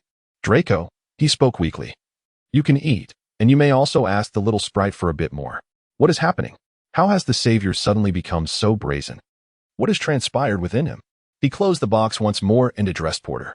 "Let this belladonna remain here. Once I have gathered the remaining ingredients, we shall proceed with the preparation of the potion." He addressed Potter, saying, "We can leave it at this for the week, unless there is anything else. I must be heading back." "What? So soon?" Harry felt an inexplicable twinge of regret within him. This was a rare weekend for him. Free from the dreary files in the Auror office or venturing to unknown locations in search of dark artifacts, or facing the malevolent followers of dark magic elsewhere. Even though Voldemort was dead, his remaining followers still flared up like wildfires on the prairie, rearing their heads from time to time. Moreover, Harry was particularly sensitive now. While missions were manageable, any mishap during a task would invite a frenzy of attacks from the pureblood faction within the Ministry against him and Hermione. Thus, this weekend was a precious respite, allowing him to simply follow Malfoy's lead, indulging in an unprecedented ease. Much like a dream that is inevitably shattered, Harry's post-war life, contrary to the public's romanticized view of war heroes, was largely composed of suffering. He had grown accustomed to, and willingly swallowed, the bitter wine brewed from pain. Yet, akin to a wanderer in the desert discovering an oasis, he found himself reveling in this rare weekend with Malfoy. A singularly light day amidst the burdens of the past decade. He had no reason to refuse Malfoy, and thus replied, "Then let us go." Malfoy carefully placed the box containing the belladonna into a cabinet within the room of requirement, locking it securely. The two then made their way to the fireplace, where Harry incanted, "Flames, arise." The vibrant green flames enveloped the hearth. While they had used Floo powder to arrive, Harry would need to perform the spell himself to return. Malfoy was unable to do so, as his magical strength was insufficient, but Harry was more than capable. Draco couldn't help but feel a twinge of envy at the vastness of the Savior's magical power. As the flames erupted, Harry stepped through first, followed closely by Malfoy. After a dizzying spin, they emerged from the fireplace, back in Potter's home in England. The sun was approaching its zenith, casting warm rays through the window that illuminated half of the room. Draco brushed off the hem of his clothing, removing some non-existent dust, and succinctly addressed Potter, as always. "See you next week, Potter." With that, he twisted the doorknob and exited. Once Malfoy departed, a profound silence enveloped Harry's room once more. He made no effort to call Malfoy back, watching him leave before settling back onto his sofa and turning on the television to watch a light-hearted program. The moment Draco stepped out of Potter's home, he disapparated back to his own abode. Once there, he hurriedly changed his clothes, took a swift shower, and then picked up his two-way mirror. Almost instantly, The mirror illuminated, revealing a child on the other side, dressed in a smart little suit with a bow tie. He had a rosy-cheeked visage and golden hair, resembling a finely crafted doll. He pouted and said, "Dad, I've been waiting for you for so long." A soft smile involuntarily blossomed on Draco's face as he replied, "I apologize, dear. I'll tidy up and be there shortly." He extinguished the two-faced mirror, scarcely having time to tie back his hair, and donned a hat before stepping outside. Once out, he promptly opened the door of a car parked by the roadside. Astoria, having fallen ill, found her body increasingly frail, unable to endure the physical strain brought on by apparition or broomstick travel.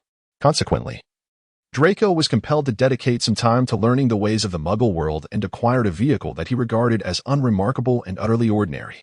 Upon entering the vehicle, he pressed the accelerator and drove towards the outskirts of London.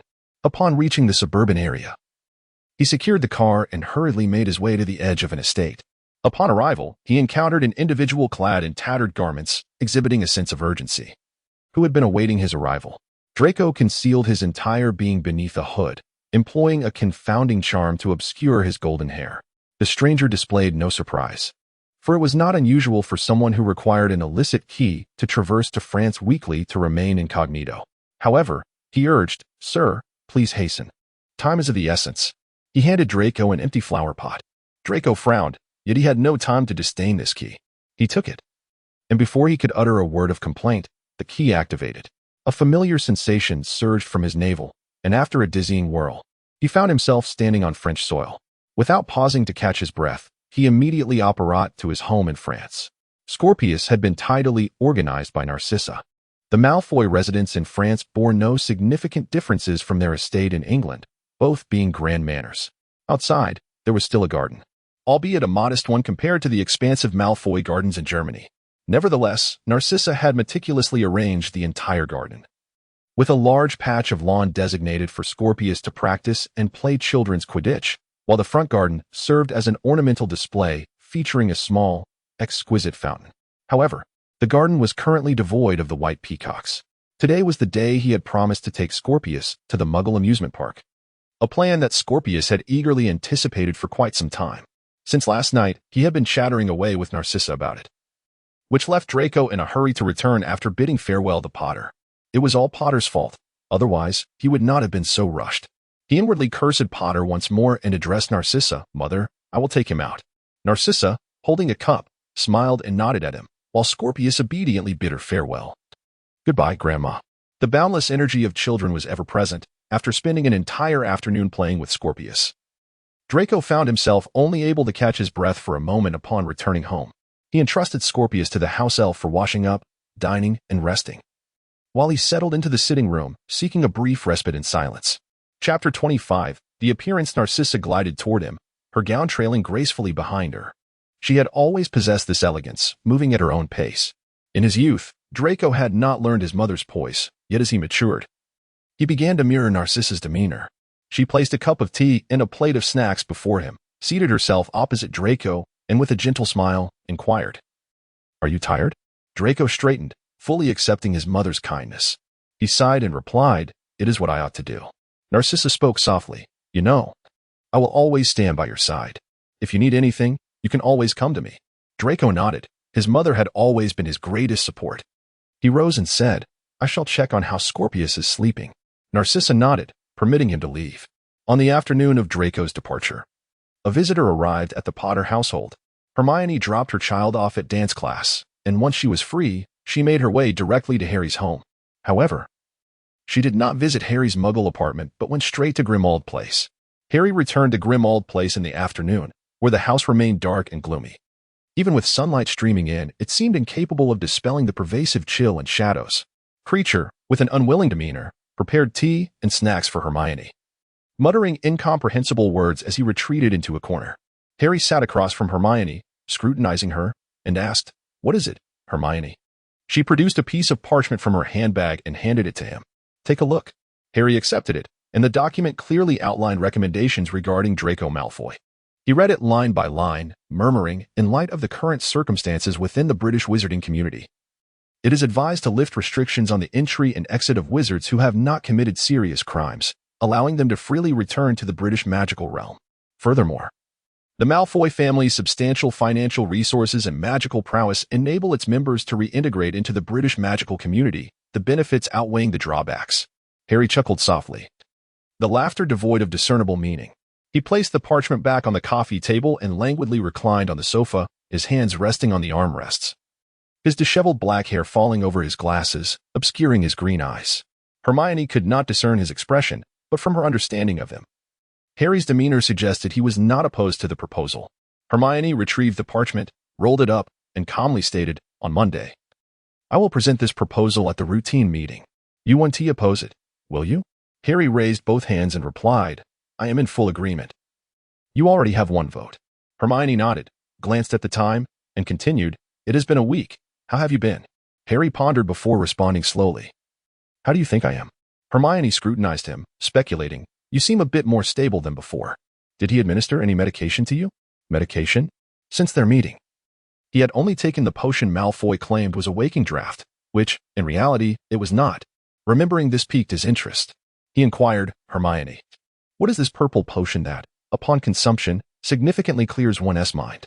Even with Hermione's vast knowledge, upon hearing Harry's description, she furrowed her delicate brows and remarked, It sounds akin to a waking potion. However, the potion's hue can vary based on the brewer and subtle differences in the recipe, even if it is the same potion. It may present different colors. Only those potions uniformly brewed in bulk at St. Mungo's exhibit consistent coloration, as a precaution against the healers mistaking them. But what you described. She pondered deeply before continuing, If it is indeed a waking potion, I previously provided you with a book on the subject. Do you recall? Harry nodded, responding, I have read it, but the description differs entirely from what you provided. The typical waking potion does indeed appear purple, yet I once consumed a waking potion from St. Mungo's, and its effects were entirely distinct. Hermione replied, So, he did administer a potion to you, correct? Harry nodded again. During the time when my magic was out of control, he gave me a vial of waking potion, and astonishingly, it was effective.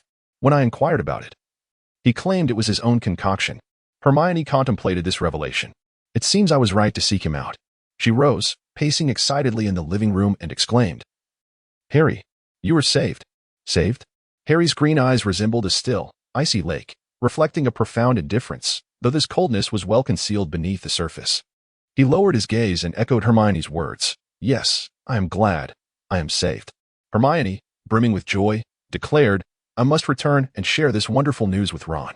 However, Harry halted her, raising his eyes to meet hers with a serious intensity as he said, No, do not tell Ron. Confused, Hermione questioned, Why? In that fleeting moment of eye contact, she felt a sharp pain in her mind as an inexplicable thought surged through her consciousness. Do not tell Ron. She abruptly turned her head away, gazing at the weathered wall beside her, her uncertainty evident as she avoided Harry's gaze. Legilimens. Harry stood, approaching Hermione with an apologetic tone. Hermione, I am sorry, but you cannot inform Ron. Hermione pressed her forehead with her hand, unable to meet his eyes again. She understood Harry's predicament. Yet she could hardly fathom that he had managed to cast Legilimens just moments ago. With a heavy sigh, she said, Harry, just now. Harry, filled with remorse, replied, Hermione, I am sorry, but you know I cannot control myself. Hermione found it difficult to blame him too harshly, and she simply said, Very well. I will not tell Ron, but can you explain the reason to me? Harry resumed his seat and spoke softly, I merely do not wish to disappoint Ron. You know how tirelessly he has worked for my sake, searching high and low for assistance. Until I truly feel better, I do not want to give him false hope. Hermione sighed and said, I understand. Then I will not tell Ron. What about now? Harry looked at her with a faint smile. Rest assured, there has been progress. He spoke softly, as if reassuring himself and comforting Hermione at the same time. I will be all right. Don't worry, Hermione. Upon hearing Harry's words, Hermione reluctantly rolled up her parchment and replied, Well then, Harry, see you on Monday. Harry nodded in agreement. Monday arrived swiftly, and that morning, Harry had taken extra care in his appearance before heading to the Ministry of Magic. Upon entering the conference room, he immediately sensed an unusually tense atmosphere. Minister Shacklebolt occupied the seat at the head of the table, with Hermione positioned beside him, while across from her sat the other department heads. As Harry surveyed the room, he discerned that the officials facing Hermione were pure-blood aristocrats, remnants of the post-war era, while the individuals beside Hermione were a mix of half-bloods and purebloods. Naturally, Harry made his way over to sit beside Hermione. Once the meeting commenced and Hermione presented her proposal, it was no surprise that the pureblood aristocrats began to vehemently oppose it. Their reasoning was predictable. They were the former Death Eaters, suspected of being the masterminds behind Dumbledore's death, with Voldemort as their greatest ally, and notably, they bore the surname Malfoy. However, their intentions would ultimately prove futile. For during the final vote, Harry's emblem unmistakably marked the agree column. The pureblood aristocrats gaped at the mark left by Harry, their expressions darkening. Once the meeting concluded, the proposal to allow Malfoy entry was narrowly approved. The next step was to see whether Malfoy would submit his application. Hermione exhaled with relief.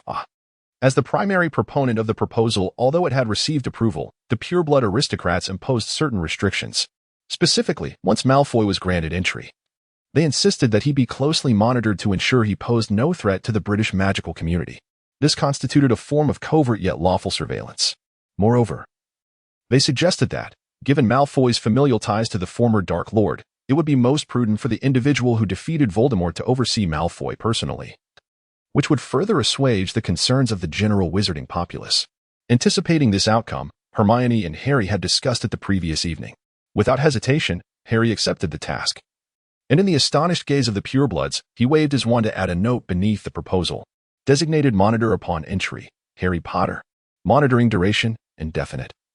Subject to the monitor's discretion, but guaranteed to last no less than 6 months.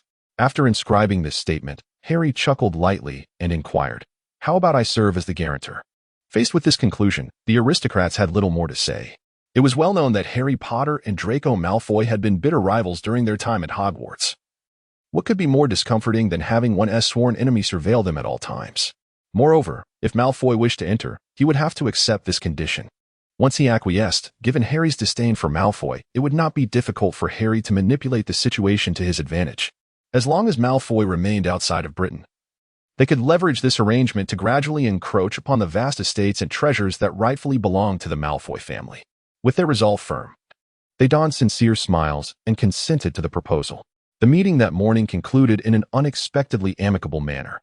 The proposal and its conditions were delivered to Draco by Al the following day. Draco unfurled the letter, cleared his throat, and began reading aloud to Narcissa and Scorpius. "Dear Mr. Malfoy, should you wish to apply for entry, you will be required to accept the close protection of Mr. Harry Potter for no less than 6 months." Draco raised his light blonde eyebrows and continued reading, presented by the Ministry of Magic. He emitted a brief, mocking laugh, casually tossing the parchment onto the coffee table as he inquired, "Mother, what do you say?" Narcissa sat composedly in her chair, her dark eyes remarkably tranquil, as if she had anticipated this outcome long ago. She replied, "It seems the British Ministry of Magic is also rather unsettled regarding entry applications. Henceforth, we must adopt a unified perspective." Draco blinked, his handsome face unusually stern, akin to a beautiful yet perilous dagger. He spoke slowly yet resolutely. "From this moment on, we are aligned with Harry Potter." The day after the proposal was issued, the British Ministry of Magic inevitably received Malfoy's application for entry. Following the minister's seal, this application became officially effective, and the once grey name of Malfoy on the ancient family tree of the long-silent ministry resurfaced, signifying the family's renewed activity in Britain. On Friday afternoon, Harry found himself standing in the grand hall of the British Ministry of Magic. He possessed a tall and imposing stature, and today he had donned a meticulously tailored wizard's robe that accentuated his long legs and broad shoulders. He had even taken the time to groom his once unruly black hair, allowing it to exude a disheveled yet orderly charm. His green eyes roamed the bustling hall of the Ministry of Magic, and when they landed upon some young witches and wizards, they could not help but feel a slight tingle coursing through their bodies as a blush crept onto their cheeks. Their thoughts were in perfect harmony. "Ah, Harry Potter was watching me." After a brief moment, the fireplace, symbolizing the Ministry of Magic's arrival, suddenly blazed with an intense fire, its emerald flames seemingly leaping towards the heavens. This spectacle indicated that the newcomer possessed formidable magical power and hailed from a great distance, thus causing the extraordinary phenomenon. The members of the ministry hurriedly stepped aside to evade the surging green flames. With his hands tucked into his pockets, Harry subtly stirred his fingers within, causing the flames to collide with an invisible barrier and rebound back into the fireplace. After a considerable interval, the flames diminished slightly, and a hint of a secretive smile graced Harry's face as he gazed at the towering fireplace. As the green flames subsided, a long leg emerged first. It was clad in tailored black trousers, subtly adorned with silver threads as decoration. As the leg stepped out, a figure materialized from the fire. The entire hall fell into an eerie silence, captivated by the appearance of this individual. With a slight furrow in his brow, the newcomer brushed away non-existent soot from his evidently opulent cloak. Upon removing his hood, a cascade of flowing golden hair tumbled down like a waterfall. His silver-gray eyes conveyed a sense of detachment, complemented by a striking jawline and lips that were thin yet vividly red. The only splash of color on his otherwise pale complexion. His light golden eyebrows completed the picture, rendering him a living artwork. He raised his head, his eyes scanning the expanse of the British Ministry of Magic's hall, ultimately settling upon Harry Potter. Harry suppressed his lips, stifling the mysterious smile that had inexplicably surfaced, and promptly approached, extending his hand towards the individual before him. "Welcome back to the British magical community, Mr. Draco Malfoy." A brief silence ensued before the crowd erupted in a cacophony of noise. Chapter 26, Malfoy Manor. The newcomer glanced coldly at Harry's outstretched hand, reluctantly reciprocating with a brief shake, as if he had touched something distasteful, before quickly withdrawing. Harry retracted his hand, slipping it back into his trouser pocket. This posture, which might appear slouched on others, instead accentuated Harry's nonchalant demeanor, given his tall stature. Draco rubbed his forehead. He had clandestinely communicated with the Savior prior, arranging for his visit that Friday afternoon. He required a legitimate identity to gain frequent and lawful access to Britain, rather than relying on illicit porkies each time. Hermione's proposal had arrived at the perfect moment, and upon receiving it, he had initially doubted whether the Savior had indeed penned it. Yet, why would the Savior so ostentatiously greet him in the hall of the Ministry of Magic? Although he was aware that his return would undoubtedly stir significant commotion, the mere prospect of his debut was already enough to capture attention. He was uncertain whether this ostentatious appearance would prove advantageous or detrimental to the matters he was about to undertake. For his visit this afternoon was not merely a public spectacle, it also marked the formal reopening of his Malfoy estate. Previously, the Malfoy estate had served as Voldemort's stronghold and was subsequently sealed by the Ministry of Magic in the aftermath of the war. However, now that he had returned as the rightful heir of the Malfoy lineage, he possessed the authority to petition the ministry for the unsealing of the estate. He maintained his aloofness, offering a slight nod to Harry as he spoke. "Let us proceed." Having uttered this, he deftly glided past Harry, making his way towards other areas within the Ministry of Magic. If his memory served him correctly, he was meant to go to. He spoke softly. "I should directly consult you, Director Granger, regarding the protection of personal and family assets, correct?" Harry trailed closely behind him, a subtle smile playing at the corners of his mouth, barely perceptible to others as he spoke. "Indeed, consult the Director." Draco cast a puzzled glance back at Harry, his silvery gray eyes slightly arching. In bygone times, such a gaze would have signified the impending onset of a grand conflict between them. However, both had matured significantly, both in appearance and in intellect, rendering this look merely one of confusion.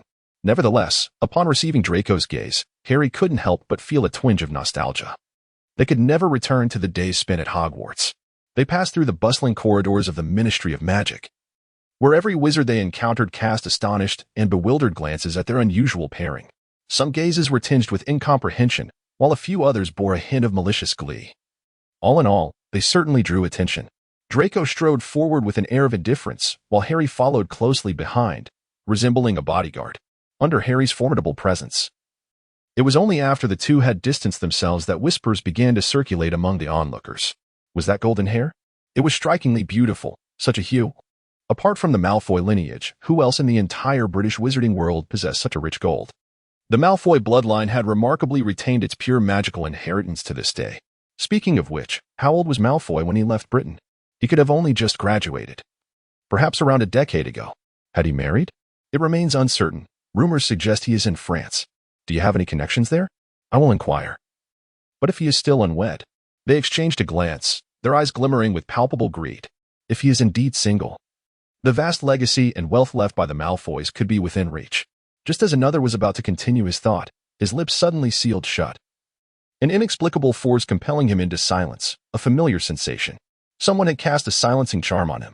He desperately tried to open his mouth, but his lips seemed firmly glued together as if bound by adhesive, rendering him utterly incapable of speech. All he could manage were muffled, incoherent sounds. Frantically, he fumbled for his wand, yet without the ability to utter incantations, he could only cast desperate, meaningful glances toward the figure opposite him. The other person stared blankly for a long moment before comprehension dawned. With a swift motion, they drew their own wand and cast a counterspell to release him. Both exchanged panicked looks, scanning their surroundings before hastily parting ways, their retreat almost resembling a frantic escape. At the end of the corridor, Harry cast an indifferent glance backward before turning away. Draco had not waited for him. With practiced ease, he navigated to Granger's office, rapping politely on the door.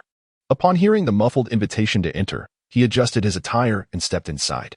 Hermione's voluminous curls were tightly bound in an efficient knot at the nape of her neck. Her desk was buried beneath a mountain of parchment, folded into paper airplanes. While she scribbled furiously, her assistant, a young woman named Catherine, opened the door for Draco. Upon seeing his face, her gaze flickered inexplicably before she flushed and stepped aside, her voice softening unconsciously. "Good day. May I ask, Draco Malfoy," he interjected succinctly, "here to petition for the lifting of the Ministry's sealing order on the Malfoy estate." Hermione's voice carried from within the inner office. "Catherine, let them in." Only then did Catherine move aside, her cheeks still tinged pink. "Mr. Malfoy, please come in." Once Draco had entered, Harry strode in behind him. Catherine's lingering gaze followed Draco's retreating figure until Harry subtly positioned himself to block her line of sight. Startled, she averted her eyes and returned to her seat, though her attention still drifted toward the now-closed office door. Hermione hastily scribbled a note and thrust it toward Draco, barely sparing either of them a word. "Take this to the property registry. Hand it to them, and it's done." Draco accepted the slip, and with a dismissive wave, Hermione signaled their departure. He turned toward the exit, but as his hand touched the doorknob, she spoke again. Her brown eyes locked onto his silver-gray ones. "Malfoy, I expect you to honor your word. Remember our agreement." Draco paused, then replied softly, "I remember. You have my word, Granger." With that, he turned the knob and stepped out. Outside, Catherine immediately looked up, her voice laced with hopeful anticipation. "Mr. Malfoy, which office are you headed to? I'd be happy to guide you." Her heart fluttered. She had heard of Draco Malfoy before, but the reality of his presence far surpassed her imagination. The Witch Weekly rankings of most desirable wizards had long been dominated by a dashing young Quidditch seeker. But Catherine was certain that once Draco Malfoy re-established himself in British wizarding society, he would swiftly claim a top spot on that list, perhaps even surpassing Harry Potter's current fifth-place standing. Yet, to the young woman's disappointment, Draco merely offered a polite nod, his tone carrying a hint of apology. "Thank you for your kindness," but before he could finish his sentence, Harry Potter, who was standing beside him, interjected, addressing Catherine. "Director Granger likely has additional tasks for you. I can escort Mr. Malfoy." Catherine, who had intended to say more, swallowed her words as she watched Draco Malfoy exit her office. She then softly remarked within the confines of her workspace, "I am Catherine. It is a pleasure to meet you, Mr. Malfoy." Holding the note given to him by Granger, Draco, despite not having visited the British Ministry of Magic in quite some time, surmised that the internal changes would not be particularly significant.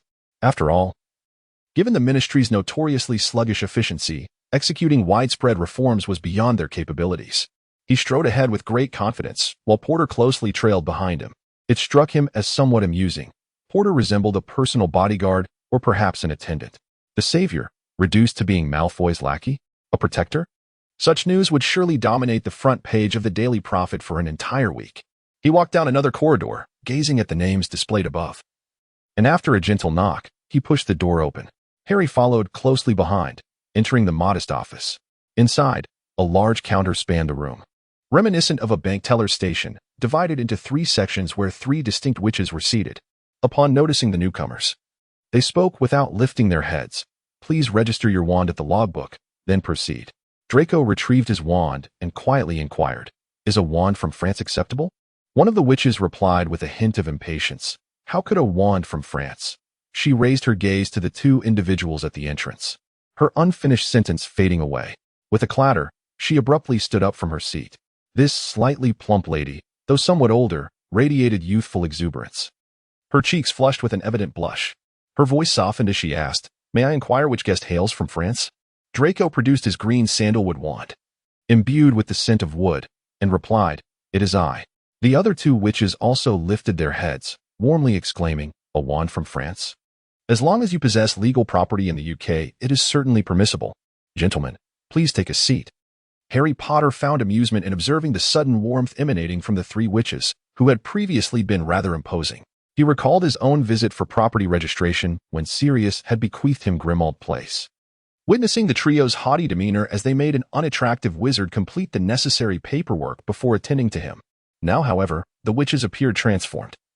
One even emerged from behind the counter to take Draco's wand, inserting it into a machine that resembled a vending apparatus.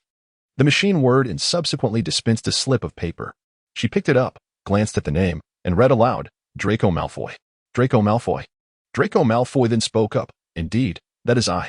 A charming smile graced his face, and his silver-gray eyes sparkled with mirth as he spoke. I have applied for entry. May I proceed with the unsealing of the property belonging to the Malfoy family, ladies? The three witches exchanged glances, and one of them, blushing, replied, Of course, Mr. Malfoy.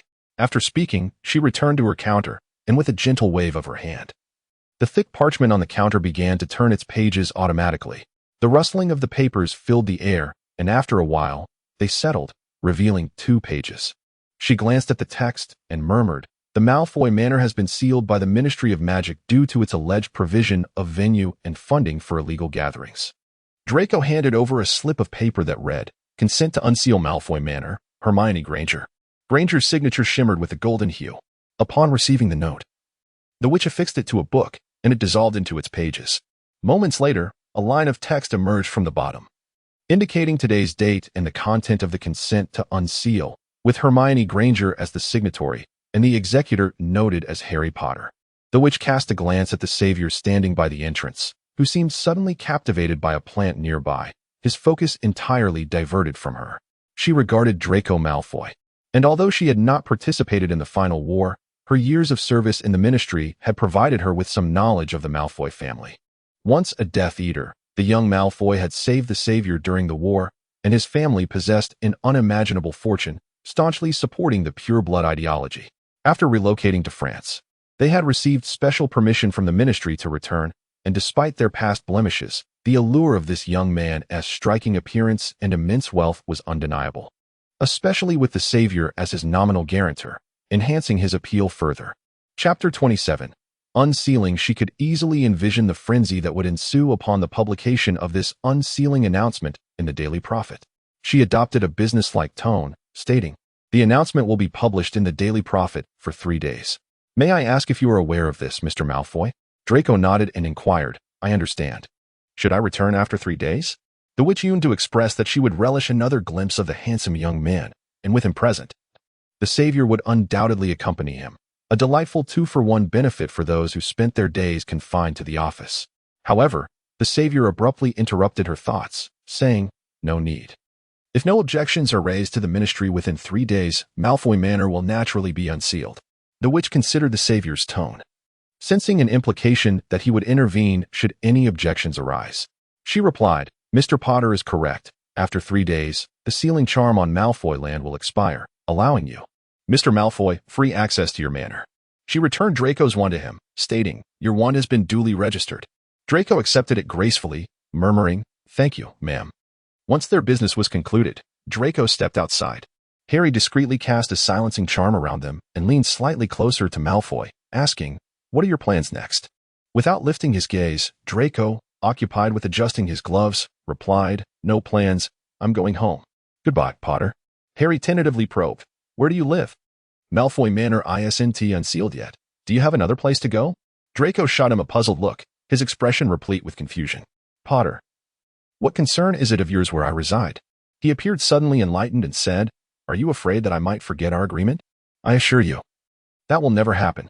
He took out his pocket watch, glanced at it, and said, I will come to find you tomorrow morning, at the usual time. I won't forget. Harry suddenly interjected, But I have a responsibility to monitor you. Don't forget, your immigration application bears my and Hermione's guarantor signatures.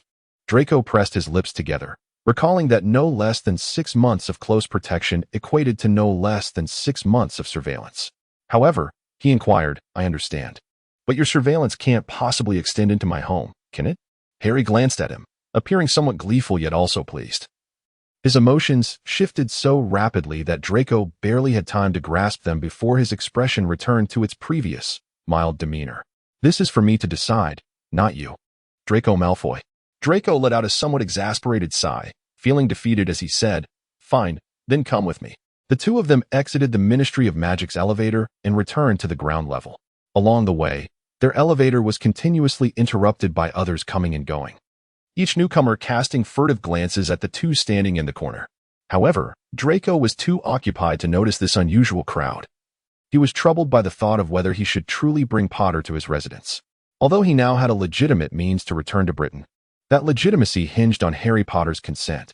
Should Harry decide to shatter this fragile peace between them, Draco would have no recourse. The weight of the Savior's presence was immense. Even though Draco understood that the British Ministry of Magic was not as tranquil as it appeared, as long as Harry Potter existed, the title of Savior belonged to him. Even if there were those who opposed him, they were but a small fraction, incapable of stirring any significant turmoil. As he pondered, he drifted outside with the flow of the crowd, occasionally jostled by passers-by. However, it was not long before Potter guided him away from the throng. The two found themselves in a narrow alleyway where Diagon Alley and Nocturne Alley intersected.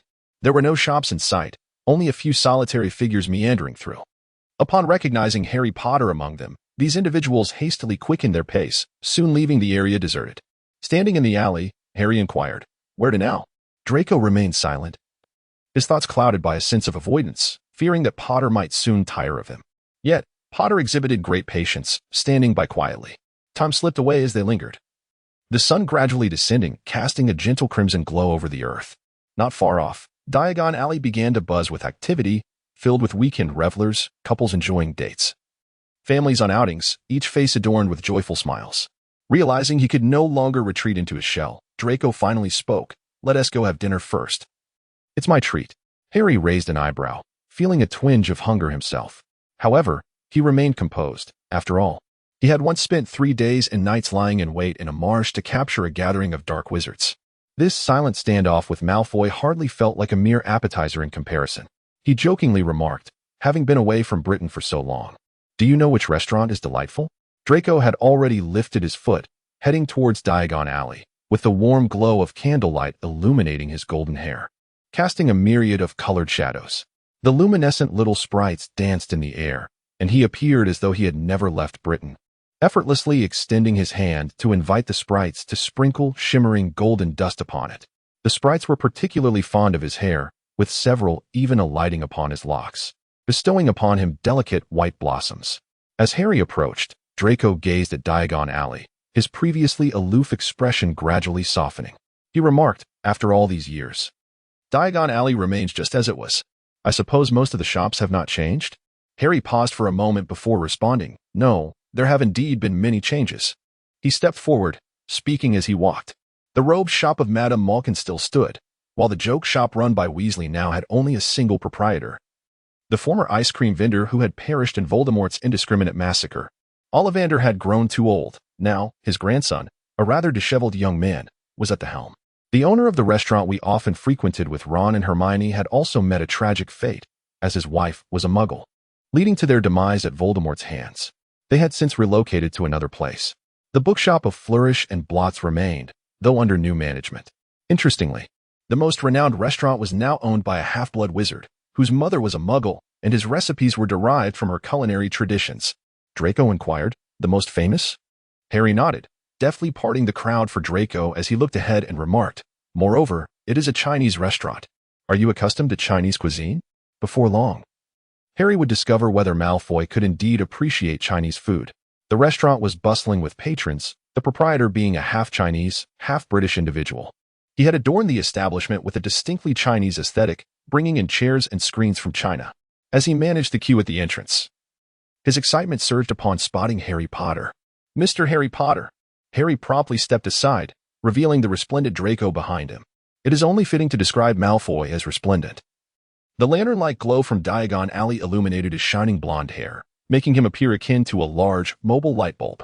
Even as they passed the pet shop, the owls inside couldn't help but fixate on him, heads turning in his direction. The owner's previously exuberant tone suddenly took a cautious turn as he inquired, "Who is this gentleman? He moved here only after the war, thus he is unaware that within the entirety of the British magical realm, there exists a family with such resplendent golden hair, and it is solely the Malfoy lineage that possesses this trait among males. Hair color, to a certain extent, signifies the depth of one's magical prowess. Much like the Malfoys, whose bloodline's magic has perpetually flowed through their surname for ages. If we consider Harry Potter to be the most powerful wizard in the entire British magical world, then the Malfoy family undoubtedly ranks in the second tier, being the foremost among pureblood families. Draco smiled at the shopkeeper, gave a slight nod, and introduced himself. Draco Malfoy, a pleasure to meet you. The shopkeeper appeared momentarily taken aback, before promptly responding, Gentlemen, please hold on a moment. The shop is currently at capacity, and if you would be so kind. It may take a little time. He flipped through the notebook at the door and inquired, Perhaps it will take another half an hour to an hour. Is that acceptable? Draco secretly wished for time to stretch indefinitely, ideally until the late hours of the night. He had no desire for Potter to discover his residence or to accompany him home. However, observing Potter's determined demeanor, resolute in his intention to follow, Draco silently hoped that after their meal, Potter would have an epiphany and return to his own abode. He promptly replied, No problem, we shall return shortly. The proprietor handed them a note and advised, Should the note grow warm, it indicates that your table has become available, at which point, please return. Harry nodded and accepted the note. The proprietor cast a glance at Mr. Malfoy, who stood apart from the crowd, seemingly awaiting Mr. Potter, and remarked with a hint of envy, Mr. Potter, you are indeed fortunate. Harry, although he was somewhat perplexed by the words spoken, out of courtesy, he graciously accepted what could be deemed a compliment. He nodded slightly and replied, Thank you. Upon uttering this, he promptly resumed following behind Malfoy. He tucked the note into his coat pocket and inquired, Where to next? He was well aware of Draco's intentions. He sought to prolong their time outside as much as possible. However, as an Auror, patience and the art of waiting were essential components of his training. And Harry had graduated from his Auror training with nearly perfect scores. For a moment, Draco was at a loss for words, uncertain of his next move. Yet this did not hinder him from maintaining his composure as he declared, I am going to the owl shop. He conceived a splendid excuse and remarked, I am off to purchase a new owl for my son. Would you care to join me? He was acutely aware that he was evading reality. The present Draco found himself in a state of turmoil, perplexed as to why he was accompanying Potter, even sharing a meal with him on a Friday night. Such an occasion typically belonged to couples on a date or families enjoying an outing. Yet, what precisely did he share with Potter? They were once universally recognized adversaries during their school days, and now they existed in a peculiar dynamic of surveillance and being surveilled. Astonishingly, since his departure from the Ministry of Magic, the two had not exchanged a single quarrel, an utterly inconceivable scenario a decade ago. He pondered deeply within. Yet his steps remained unwavering as he made his way towards the owl shop. Although he had no genuine intention of purchasing an owl, he was determined to acquire a delightful pet for Scopy. Whether it be an owl or some other creature, Scopy required a companion in England, one that would benefit his growth and development. He pushed open the door of the pet shop, and a row of owls turned their heads in unison to gaze at him. Approaching one particularly long-eared owl, it blinked its large yellow eyes and emitted a soft hoot. Draco gently stroked the owl's head, and it regarded him for a moment before inching closer, clearly fond of his presence. The shopkeeper, clad in an apron and wearing gloves, was tidying up the cage of a cat when the bell at the entrance chimed. He stood up with a warm smile and greeted, Welcome. He turned his gaze towards Draco Malfoy, the enthusiastic smile that had graced his face upon seeing a customer gradually fading away. Observing the newcomer, he inquired, Are you Mr. Malfoy? Draco nodded, feeling no surprise at how the proprietor recognized him. The British wizarding community is rather small, and his distinctive hair color is undeniably striking, making him well known among its members. The expression on the proprietor's face grew cold as he asked, What would you like to purchase? Draco gently stroked the barn owl and asked, Do you have any pets suitable for young children? Just then, the doorbell chimed softly as Harry entered. He stood slightly taller than Draco, and as he entered, he nearly collided with the owl perch hanging above. A solitary owl perch there regarded him with an air of aloofness before shifting its feet and alighting on the nearby cabinet. Upon seeing Harry enter, the shopkeeper's face instantly blossomed into a warm and enthusiastic smile. Mr. Potter, what can I assist you in purchasing today? Draco remarked, The contrast is quite evident. He did not turn around, yet he heard Potter's calm voice behind him. I'm not purchasing. I am merely accompanying the gentleman in front of me. You may attend to him. Upon hearing Potter's words, the proprietor's demeanor softened once more. He refrained from glancing at Draco as he tidied his belongings and remarked, A pet suitable for children, such as the owl at your side, would be quite appropriate. Draco gently stroked the owl, which indeed was very docile, yet. He hesitated and inquired, "Are there any more rare pets available?" "Price is not an issue." The shopkeeper abruptly set down what he was holding and retorted, "If you wish to buy, then buy. If not, leave. I do not welcome Death Eaters here." Draco narrowed his eyes at the exchange, languidly interjecting, "Mr. Jean, calm yourself. He is not a Death Eater." Chapter 28. The address. Upon hearing Harry's words, a thin layer of indignation colored the shopkeeper's face. He coldly responded, "Mr. Potter, my family perished at the hands of Death Eaters. I am grateful for your victory over that one, which dispelled the dark clouds looming over Britain. Yet it does not signify that I will forgive a former Death Eater." Harry recognized the truth in Mr. Jean's statement. As someone who had consistently fought on the front lines, he was acutely aware of the atrocities committed by the Death Eaters. However, his feelings, particularly regarding Malfoy, were exceedingly complex. Aside from the deranged Lestrange couple, old Malfoy was not among the most prominent of Death Eaters. He had primarily acted as a financial benefactor and a manipulator of power within the Ministry of Magic. As for Draco himself, the less said, the better. The bravery he exhibited during the spell duel with Potter at school vanished completely when faced with the harsh realities of the battlefield. His mother, Narcissa, never bore the dark mark. Without it, she could hardly be considered a Death Eater. Moreover, it is undeniable that Draco indeed saved his life on 2 occasions, once in their family's cellar and again on the battlefield. He calmly advised, "Mr. Jean." But before he could finish his sentence, Draco stirred. Draco lifted the cage of the barn owl and, from within his sleeve, produced several gold galleons, approximately 10, far exceeding the owl's value.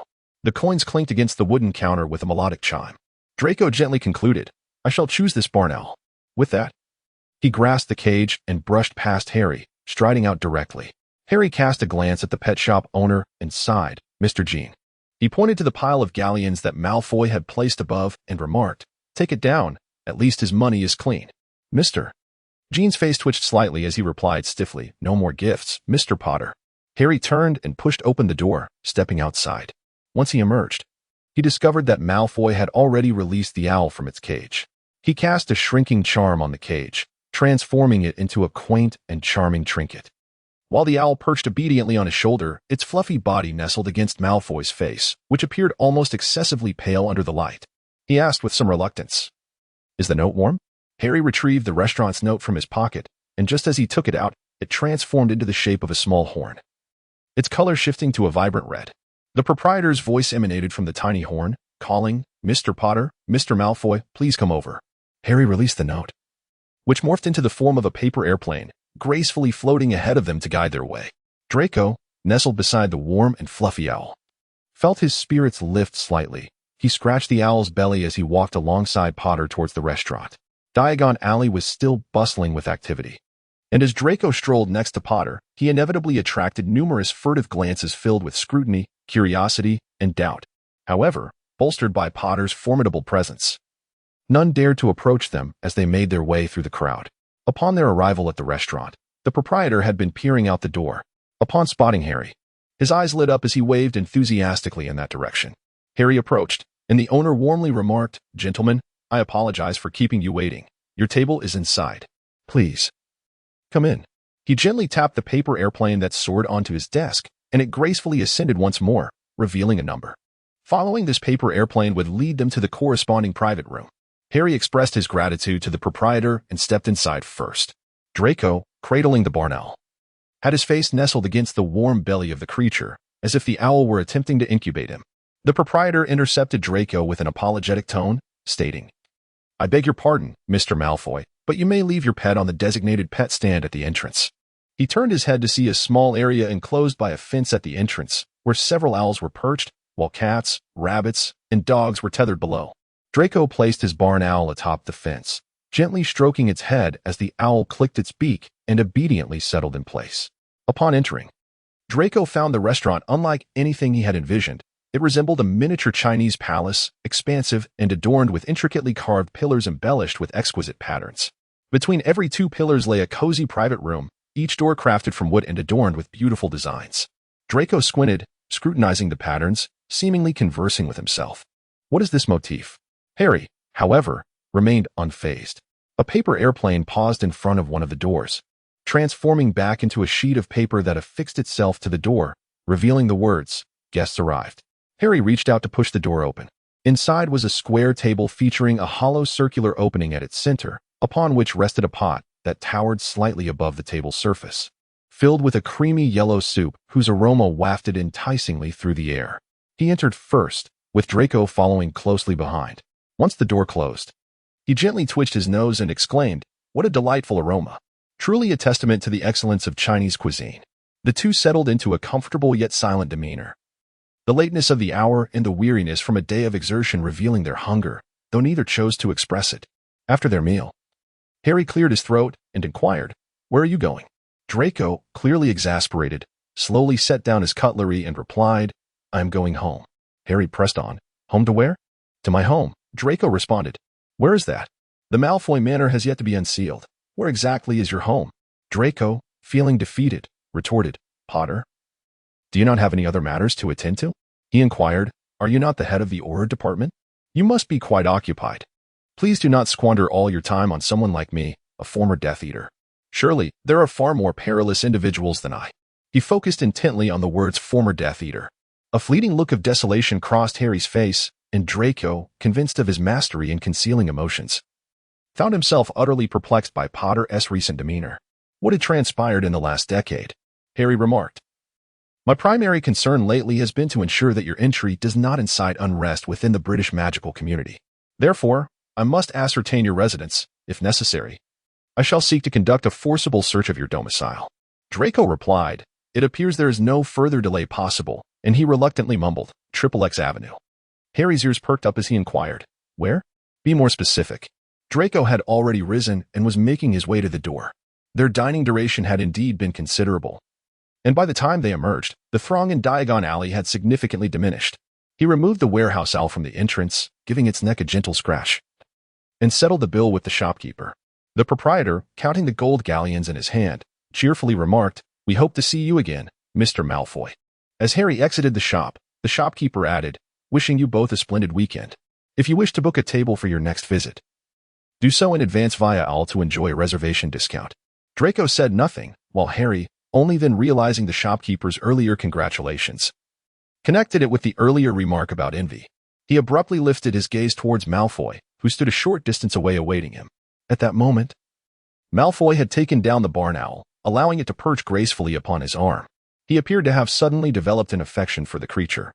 His silver-gray eyes filled with tenderness. He retrieved a small amount of owl feed, placing it in his palm for the bird to consume. To an outsider unaware of the circumstances between them, one might indeed misinterpret the scene. He said with a mixture of laughter and tears, "No, you misunderstand. Along with him." He pondered for a moment before addressing the store manager. "My relationship with him is merely platonic. It is not a date. This evening is, in fact, dedicated to work." The manager gazed at Harry in a daze, and her face gradually flushed with color. He lamented, My apologies, Mr. Potter. I assumed." He stammered, "I'm sorry, Mr. Potter." Harry replied gently, "It's quite all right. The dinner was delightful. So, if we make a reservation with an owl next time, will we still receive a discount?" The proprietor nodded, still in a state of shock, glancing at the bill before addressing Harry. "Mr. Malfoy has already settled the account, Mr. Potter." Harry nodded and, with a slight bow, wished the manager a good night. The proprietor looked up and smiled back, wishing him the same. In that fleeting moment, their eyes met, and an unexpected thought flashed through Harry's mind. Does this mean Mr. Malfoy is single? I must inquire further. With a subtle movement of his fingers, Harry quickly averted his gaze and exited the establishment, heading towards the direction where Malfoy stood.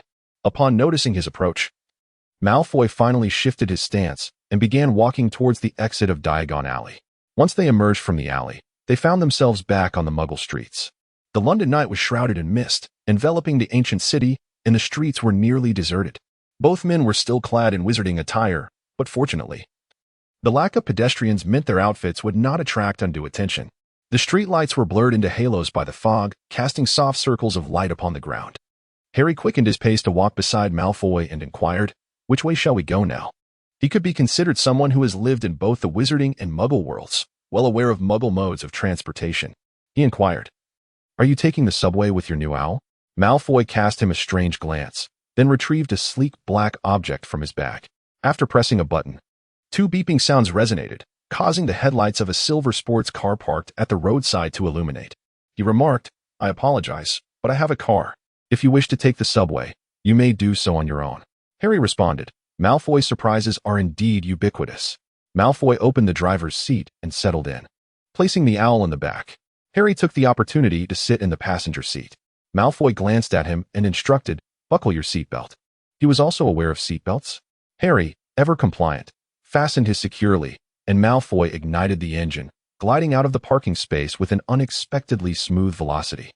Steering towards another block, Harry, seated within the vehicle, curiously surveyed his surroundings. The car was immaculate, clearly infrequently used. There were no air fresheners or similar items adorning the interior.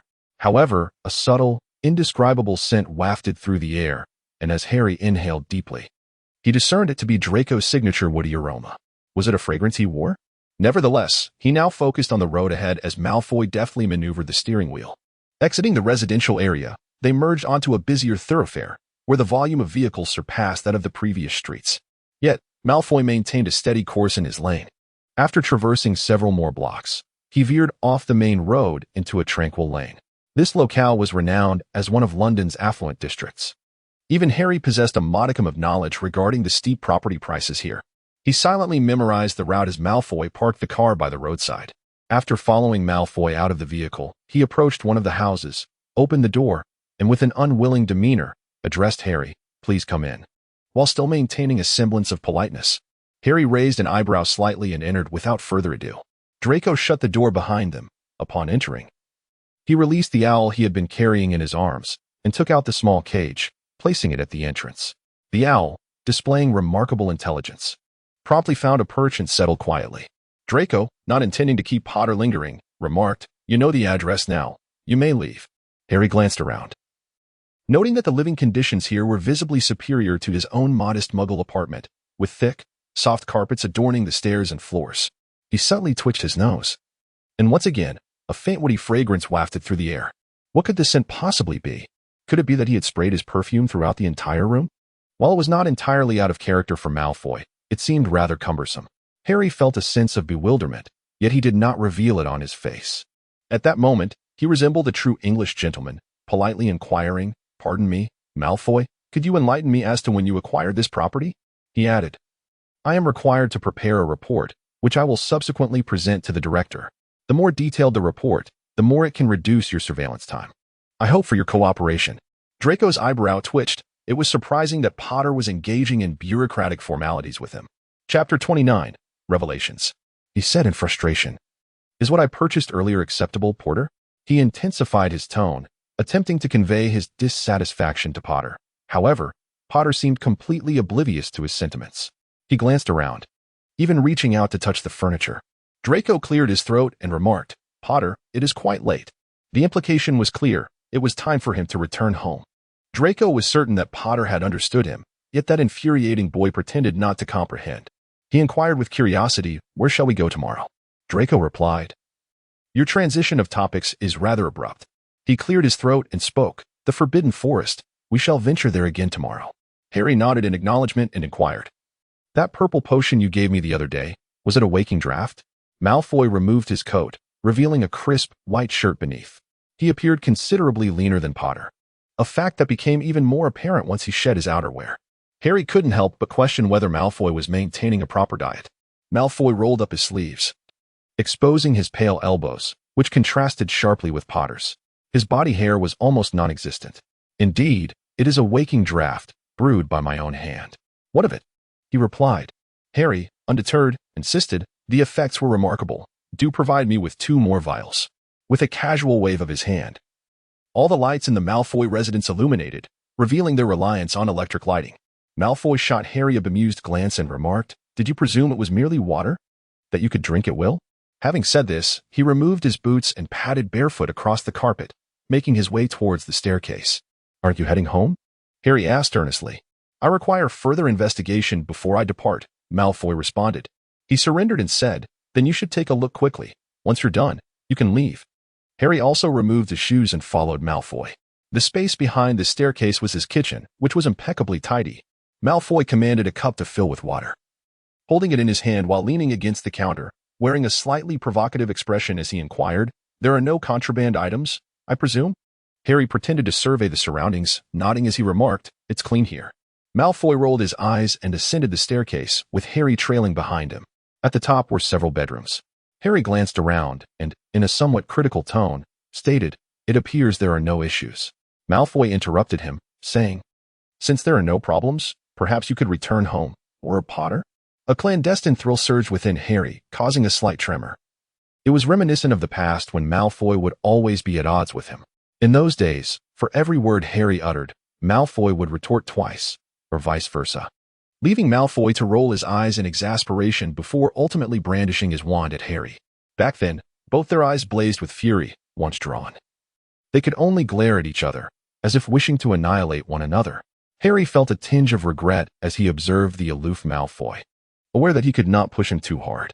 Even though they had forged an unspoken alliance unbeknownst to others, it did not grant Harry the liberty to tighten the reins too closely. He relinquished, stating, "Then I shall return. Tomorrow morning, I will seek you out. You need not come looking for me. Draco, he must have water in his brain, that so-called savior. He ought to be sent to St. Mungo's or a Muggle hospital to see if his mind is damaged," Draco remarked with irritation. "Not going to happen," Harry retorted as he turned to leave.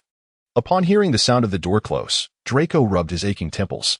He snapped his fingers, filling the bathtub with water before shedding his clothes and immersing himself within.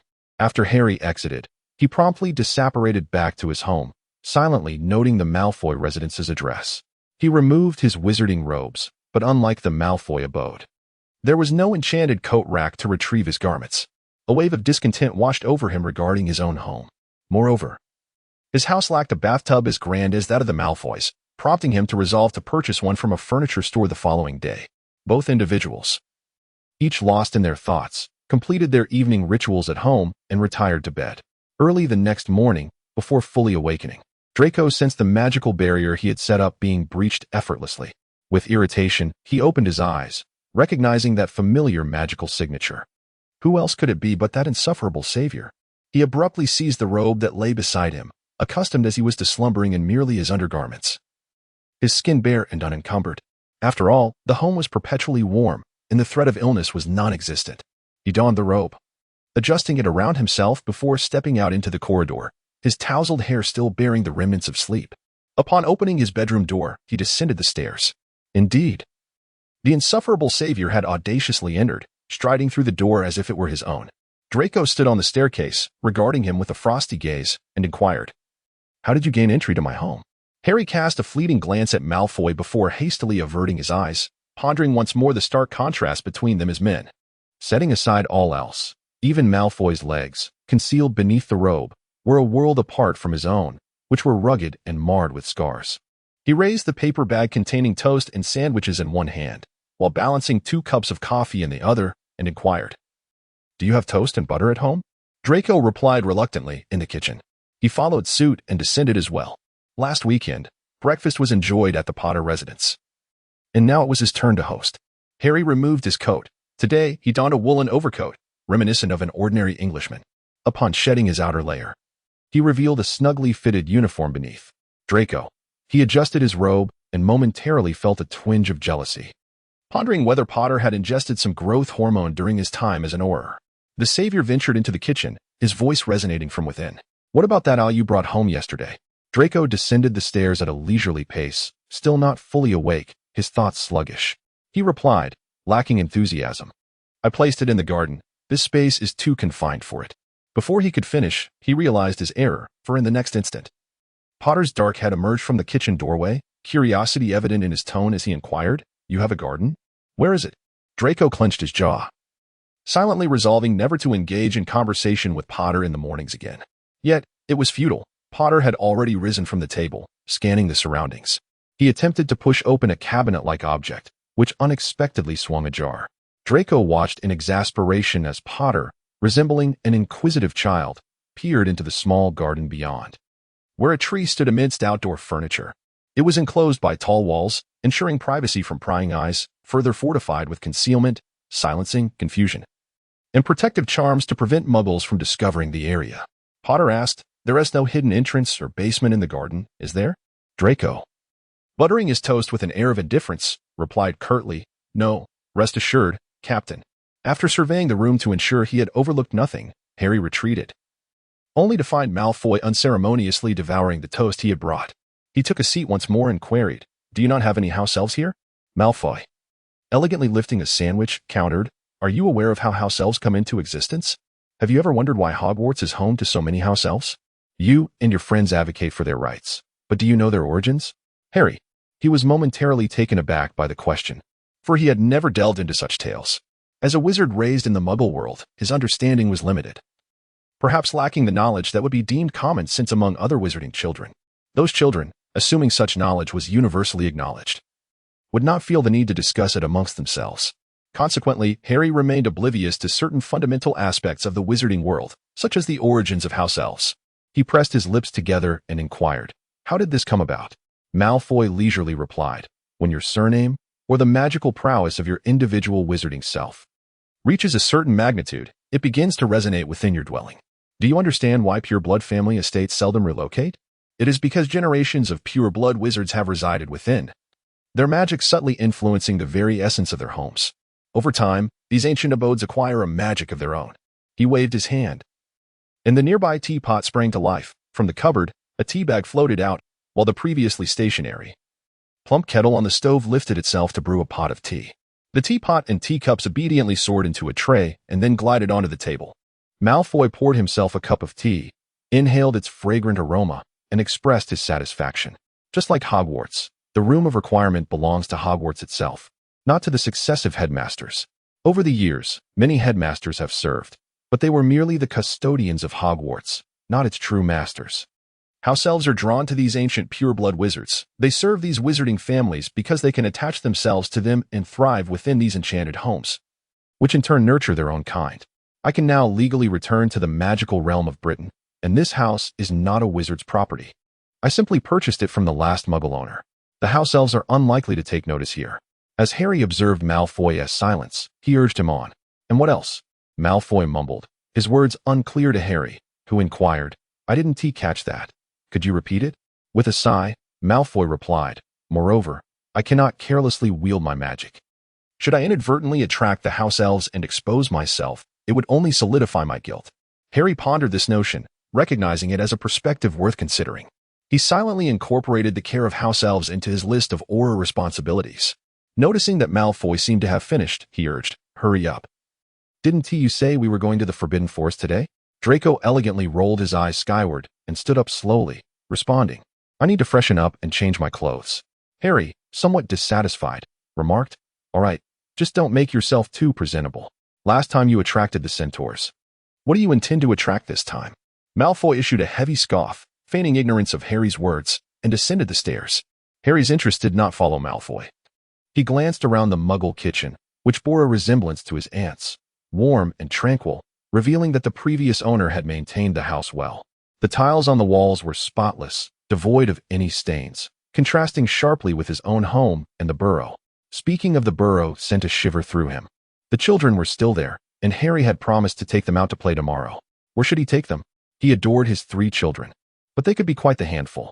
On that note, Malfoy also had a child. Perhaps he could inquire about where Malfoy took his offspring. Lost in his thoughts, Harry's reverie was interrupted by the creaking of the stairs as Malfoy descended, now ready. Spotting Harry still standing in place, he cleared his throat to remind him, "Potter, let us go?" It was as if Harry had awakened from a dream, and he responded with an "Oh," stepping outside. Draco, focused on adjusting his cuffs, wore attire suitable for movement today. His meticulously groomed hair was tied back in a ponytail, its length currently awkward, brushing against the nape of his neck, occasionally provoking a slight itch.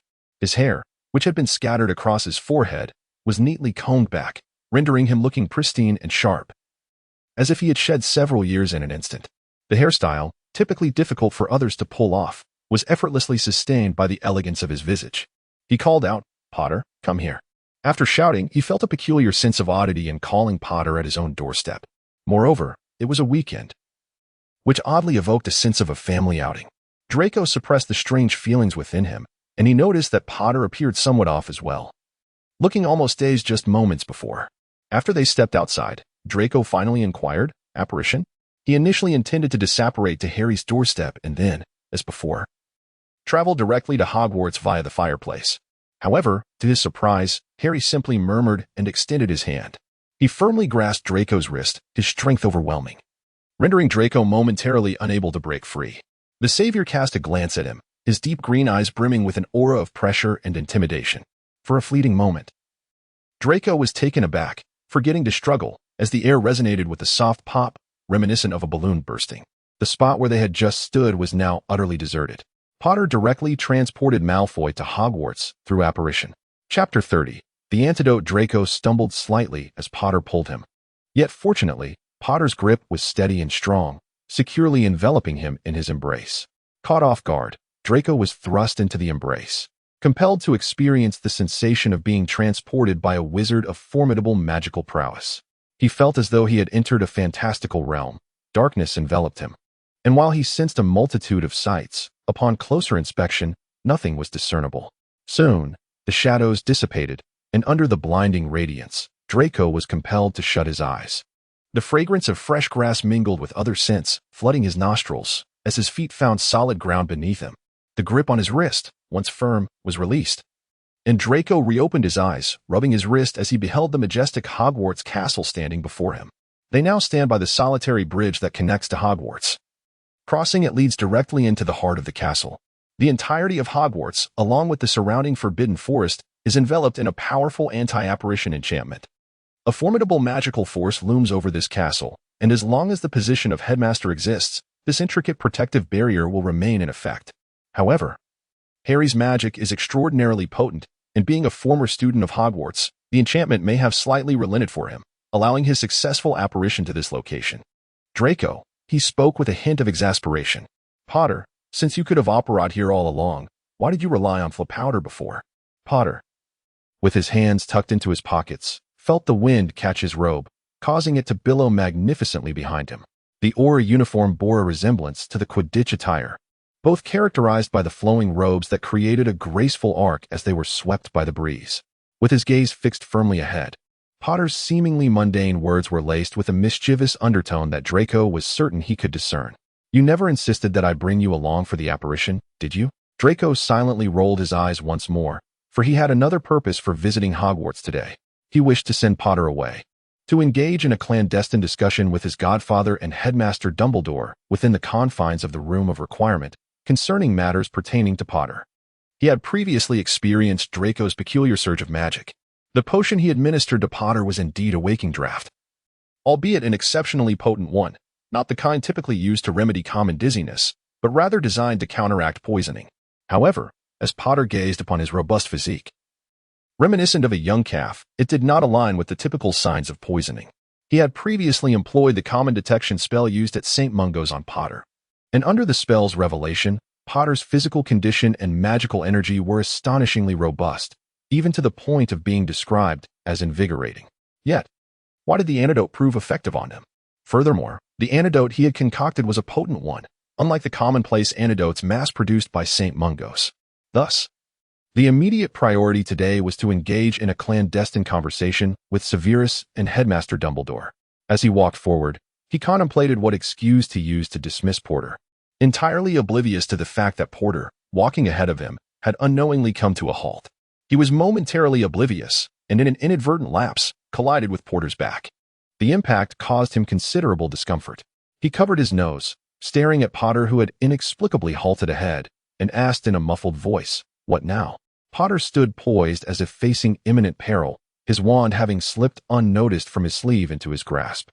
Every muscle in his body tensed as he fixed his gaze forward. Draco? Potter's demeanor unnerved him as well. Towering before him, Potter blocked his view entirely.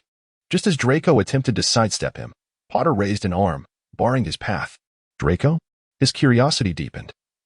They were still at the edge of the jungle by the bridge, yet had not fully crossed it. What was Porter obstructing him from? As he prepared to circumvent Porter, Porter unexpectedly seized him, causing him to stumble and nearly lose his balance. Draco, he was bewildered, yet Potter's swift movements had successfully ignited a flame of fury within him. Just as he was about to confront the savior regarding his intentions, a crimson spell shot forth from the tip of Potter's wand. Draco felt a shiver run through him. Although he had distanced himself from the battlefield for quite some time, the incantation stirred up unsettling memories from deep within. Before he could draw his own wand, Potter had instinctively shielded him, surrounding them with a surge of magical energy. In that fleeting moment, Potter had conjured armor to protect him, casting a formidable barrier towards their adversaries, while simultaneously directing his wand skyward, where a dark cloud rapidly took shape above them. Dazed, Draco heard two gravelly voices emanating from across the way. "We've been waiting for you, Savior." At the sound of that voice, Draco's head snapped up. It was unmistakably the voice of someone whose throat had been ravaged by potions, only to be painstakingly mended to the point of speech. With the utterance of those words, familiar waves of dark magic began to permeate the air. Dark magic? Draco felt Potter grasp one of his arms, hoisting him up. Potter's gaze was fixed ahead, an unmistakable hint of anger simmering within him as magic swirled furiously around them. Only then did Draco manage to straighten himself and look towards Potter's adversaries. Before the bridge of Hogwarts stood several figures cloaked in black. There appeared to be 3 of them, dressed like bats, their hoods drawn tightly over their heads. Emblazoned on their masks was the image of a ghastly human skull, from which 2 forked serpentine tongues protruded. The trio simultaneously raised their wands, aiming them at Potter and his position. In an instant, 3 streams of magical energy coalesced and hurtled towards them with a thunderous roar. Draco thought to himself, who can explain the current situation to him? Potter yanked him back behind himself once more. Draco drew his wand, feeling an inexplicable urge within him. After all, with Potter by his side, he believed in the prowess of the Auror Captain's title. Potter's wand sliced through the air, sending the dark cloud above racing forward to collide with the concentrated magic, which erupted in a violent explosion. Before the powerful surge of magic could fully manifest, the area around the dark cloud erupted, creating a fierce gust of wind that swept through. Shielding his eyes from the onslaught, Draco witnessed thick vapors rising from the ground, enveloping them in a shroud of mist. Taking a moment to catch his breath, Draco nervously scanned their surroundings and whispered, "Potter, what is going on?" Potter's dark brows knitted tightly, revealing his own agitation.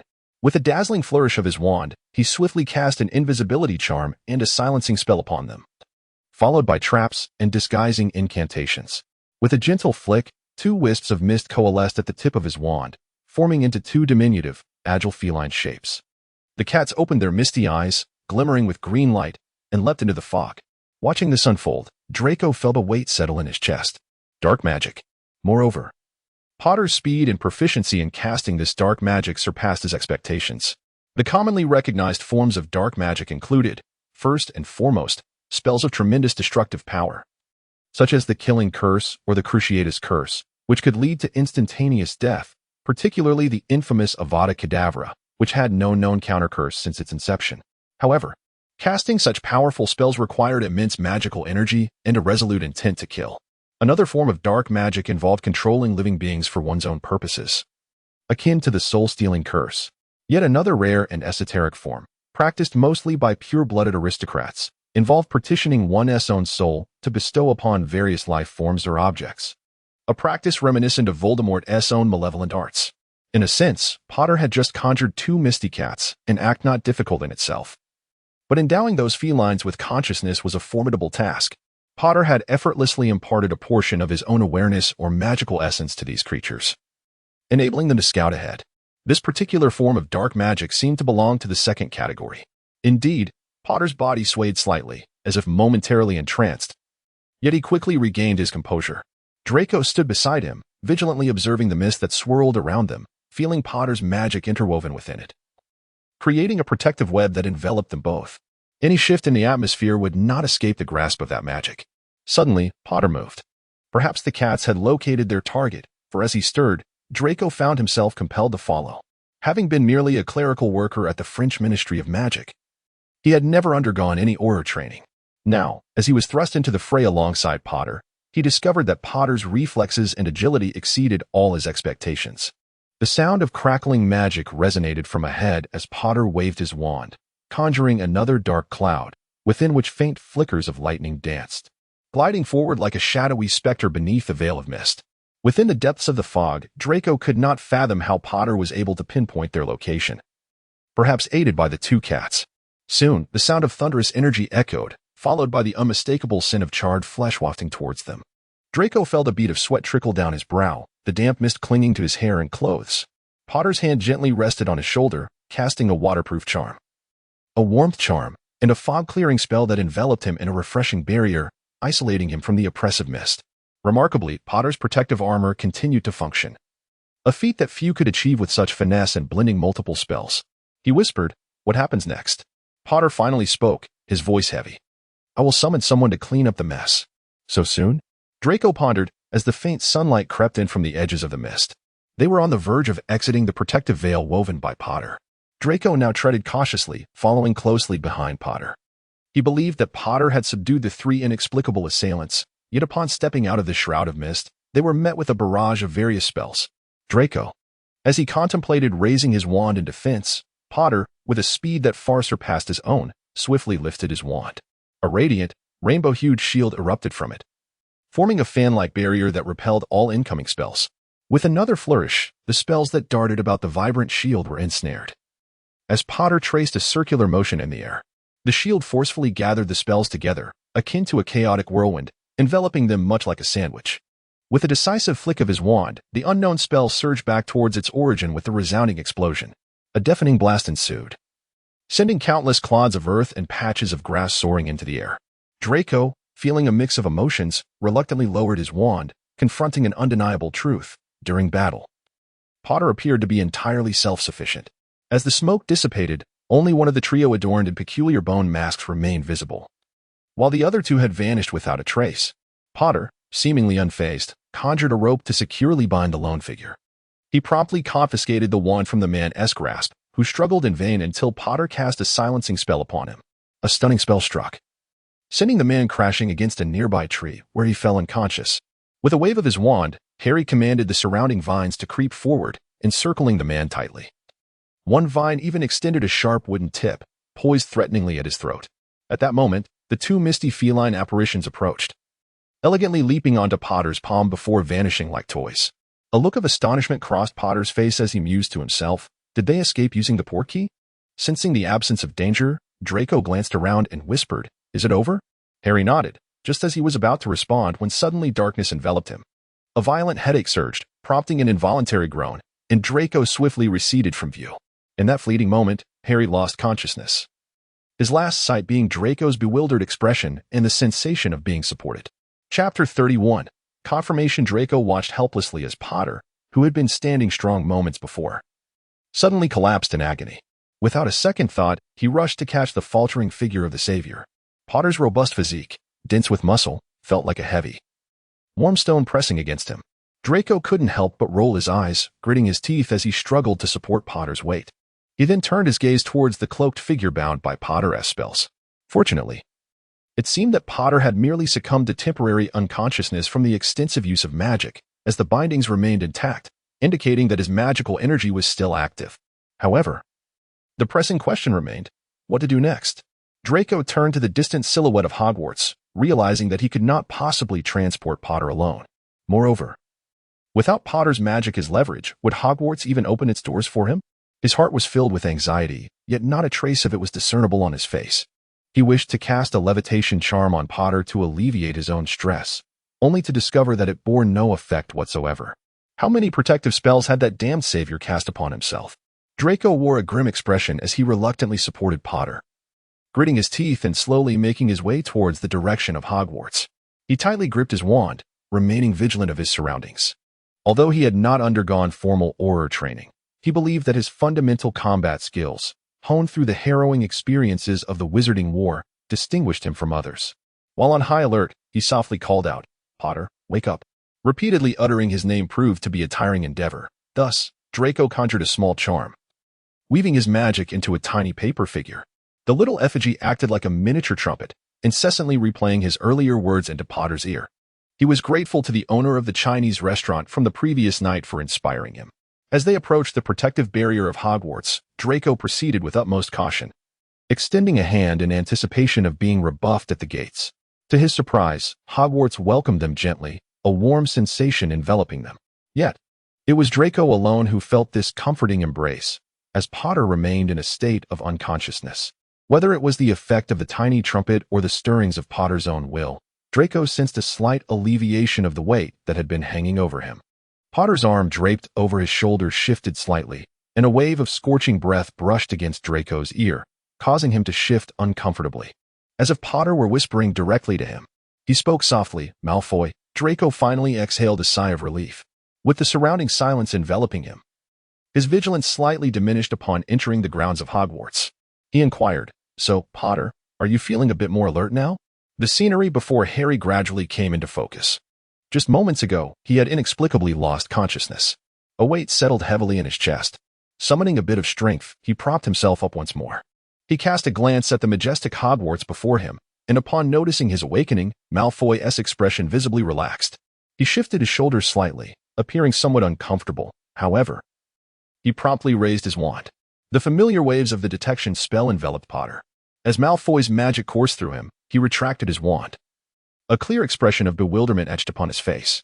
"What on earth is happening, Potter?" Although he appeared perplexed, Draco's heart gradually began to sink.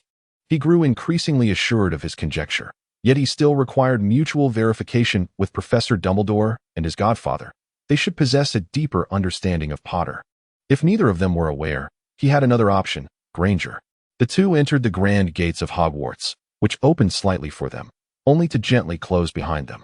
Draco sensed Dumbledore's influence was undoubtedly at play. Even though he had transformed into a portrait, Draco felt certain that the headmaster had left some contingency. Potter remained silent as they approached the entrance to the Room of Requirement. Upon their entrance, the room altered its appearance once more. The previous potion-making apparatus was relocated to a corner, partitioned off by a wall, leading to what resembled a workspace. Upon opening that door, they entered the potion-making area. A thick, plush carpet adorned the center, beneath a round table surrounded by soft chairs, while the window on the wall had grown larger, seemingly to facilitate a view of the outside. Through the window, one could behold the expansive lawn, the forbidden forest, the Black Lake, and the bridge. Draco glanced around, troubled as he pondered how to concoct an excuse to send Potter away, when he suddenly heard Potter's tense voice. "You stay here. I will go deal with that person." Draco could hardly contain his eagerness for Potter to leave, responding promptly, "You go ahead." Potter cast him a puzzled glance. But Draco was solely focused on getting Potter out of the way, disregarding the meaning in his eyes. Once the savior exited through the door, Draco leaned against the window, and upon spotting Potter's figure below, he quickly turned away, raised his wand, and tapped the empty portrait hanging on the wall. He swiftly and softly uttered, "I am aware of your presence. Come forth quickly, for I am in urgent need." He nervously cast a glance towards the window, ensuring that Potter was indeed making his way towards the bridge, when Dumbledore's voice resonated behind him. "My dear, what troubles you?" Severus appeared as well, raising an eyebrow as he realized he was alone. He exchanged a knowing look with the portrait of Dumbledore and inquired, "Where is Potter?" "We were ambushed outside Hogwarts by a mysterious assailant," Draco replied swiftly. "Potter vanquished them, and now he intends to deal with the person he has bound." He spoke solemnly. "This matter can be discussed later, Professor. When did Potter mention his unusual magic?" Severus furrowed his brows and inquired, "What have you discovered?" Draco felt a lump in his throat as he spoke slowly. "I believe Potter is not suffering from the psychological issues you suggest. He is indeed unwell, but not due to mental illness. His magic is genuinely impaired, not due to his own doing, but as a result of external interference." Dumbledore narrowed his eyes, letting out a soft "oh," and slightly raised his posture. His cerulean eyes sparkled behind his small round spectacles as he asked, "What do you mean?" Draco fixed his gaze on his two elders and mentors and declared resolutely, "I suspect Potter has been poisoned." A long silence enveloped the room. Both Dumbledore and Severus were momentarily speechless, seemingly taken aback. After uttering the statement, Draco too fell into silence. He paced back and forth within the room, speaking as he walked. "After Potter exhibited symptoms, he returned here immediately to seek both of you, correct?" Severus nodded slowly, lost in contemplation, and remarked, "Indeed. Potter's magic is quite peculiar. As portraits, we are indeed unable to conduct any examinations on him." Dumbledore nodded, removing his spectacles as he gazed at Draco, saying, "My dear boy, I have faith in your judgment." Draco, still holding his breath, felt a renewed sense of hope from Dumbledore's words. He continued, "Child, after all this time, it is only you who has uncovered Potter's dilemma, which further validates the initial judgment that Severus and I made. Only you possess the ability to save Potter." "Severus," he said with a slight headache, "Dumbledore, what is it that you intend to do this time?" Draco gazed at the two figures within the portrait, particularly at his godfather. He had no doubt regarding Severus's affection for him. He could sense it. Dumbledore, on the other hand, seemed a desire that he fully align himself with Potter's side. He spoke calmly, "Headmaster, do you wish for me to conceal this?" Dumbledore replied appreciatively, "Severus, I truly have a fondness for Draco. Your insight is remarkably astute." Severus snorted softly, a storm cloud shadowing his countenance. Dumbledore continued, "I had to persuade Severus for quite some time before he reluctantly agreed to allow me to contact you. Initially, we anticipated that there might be some difficulties in the interaction between Potter and you, yet it appears that you two have formed a remarkably harmonious relationship, which brings me great solace." He continued, "I trust your judgment. Let us proceed according to your reasoning." He encouraged, "Harry is entrusted to you, Draco. The future of the British magical community is also in your hands." As Harry stepped outside, he took a deep breath, feeling the magic within him coursing like molten lava through his veins. However, this sensation was distinct from his previous magical surges. The seething energy seemed to be restrained by some unseen force, flowing through his veins without spiraling into chaos. He descended in a dazed manner, and upon reaching the verdant lawn, he drew a deep breath before striding purposefully toward the spot where the black-clad figure had collapsed. He still has much to accomplish, including escorting this individual back to the Ministry of Magic for interrogation and bringing others along to conduct a magical retracing, ideally uncovering any clues related to the key. Who would be the most suitable for this task? No, if he brings others to trace the key's remnants. The circumstances of his arrival here would inevitably be revealed, why he came to Hogwarts, and alongside Malfoy, for whom he vouched. The question arises, was it his choice to come to Hogwarts or Malfoy's? How does one explain Malfoy's reasons for being at Hogwarts? Another quandary occupied Harry's mind. How did these individuals know to ambush him here? There existed only an agreement between him and Malfoy. If the information did not leak from him, then there remains but one possibility. His gaze was heavy, and his fingers twitched slightly, as if the magic surrounding him had become agitated, swirling around him with fervor. He initially wished to place his trust in him.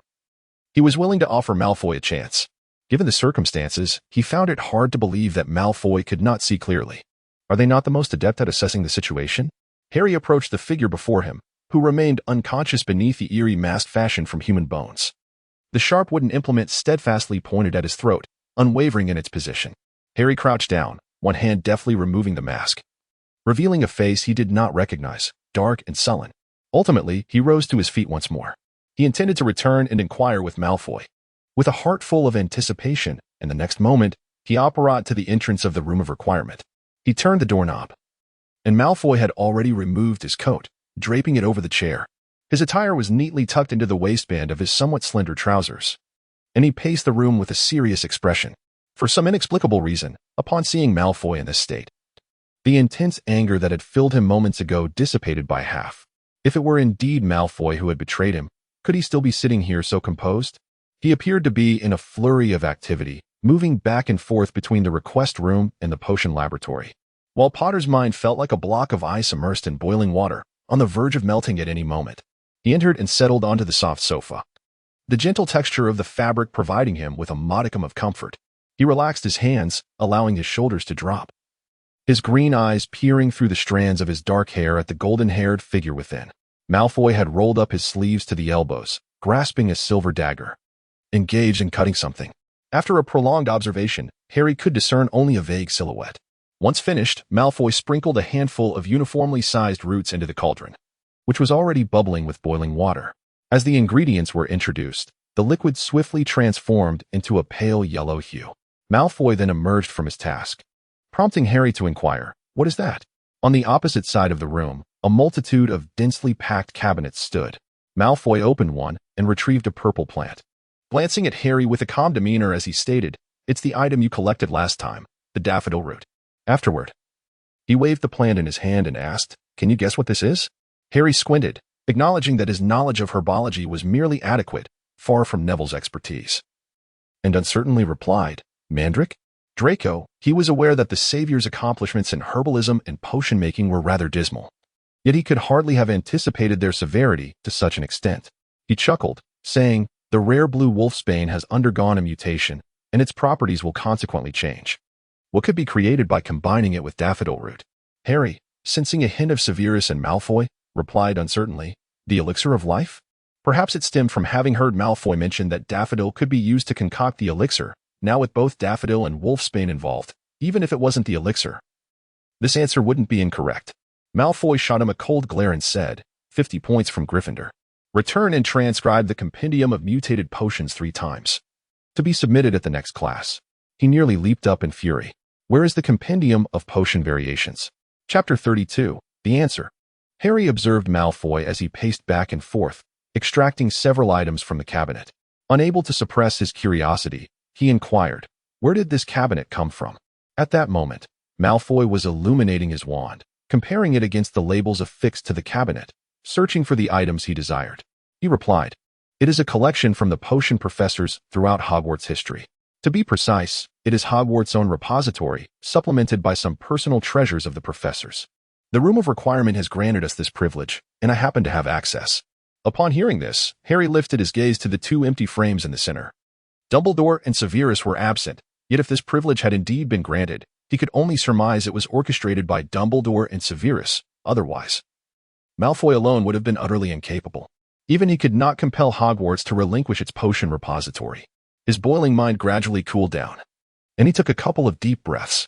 A faint aroma wafted from the potion laboratory within.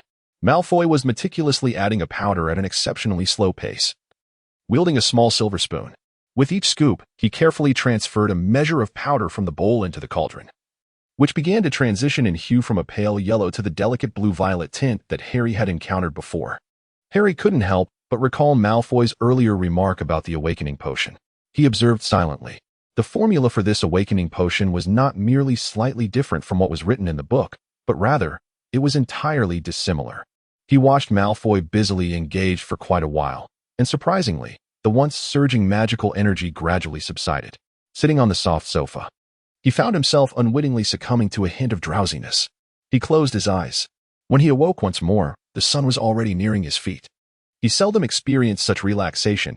He took a moment to appreciate the lingering enchantment that enveloped the room, the subtle fragrance pervading his entire being, instilling a profound sense of comfort within him. Then, Malfoy's voice broke the tranquility. Awake? Feeling any better? Following the sound, Harry turned to see Malfoy holding a glass vial, gently shaking it. The pale purple liquid inside refracted a spectrum of colors under the sunlight, casting shimmering reflections upon the walls. Observing the radiant display, Malfoy remarked with satisfaction, the effect is commendable. You shall consume this potion shortly. Harry gazed at the vial of potion with an almost mesmerized expression, yet his words emerged with unwavering composure. Malfoy, we need to talk. Draco. He still clutched the vial of potion in his hand as he returned from the window, taking a seat opposite Potter. Potter, however, did not meet his gaze. The unpredictable bouts of his mind-reading abilities made him averse to direct eye contact.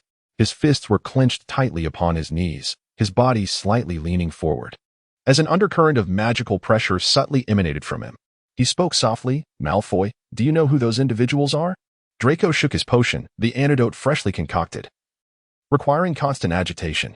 He shook his head, yet he could surmise that these individuals were undoubtedly opponents of Potter. It appeared that his and his mother's earlier speculation was indeed accurate. The Ministry of Magic in Britain was not as tranquil as it seemed, and Potter's faction did not possess complete dominance. Draco's silvery gray eyes fixed intently on Potter as he spoke softly, Potter, do you doubt me? Potter lifted his gaze, glancing swiftly at Malfoy before promptly lowering it. Malfoy's voice resonated across from him. You must have faith in my clemency, Potter. If I claim complete ignorance, would you believe me? Harry raised his head, locking eyes with Malfoy, who sat facing him. The position he occupied turned his back to the sunlight, the brilliance of his blonde hair casting a radiant glow throughout the room behind him.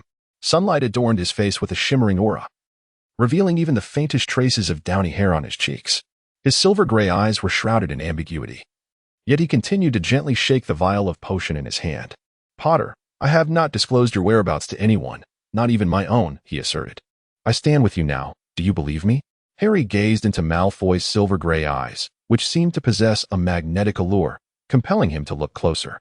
However, unlike Malfoy's uncontrollable and irksome ability to invade thoughts, he found himself unable to penetrate Malfoy's intentions. Nonetheless, despite this, a sudden sense of tranquility enveloped his heart. He leaned back with a self-deprecating chuckle and remarked, Strange, my rational mind suggests I should ponder further whether I can trust you, yet my intuition urges me to believe.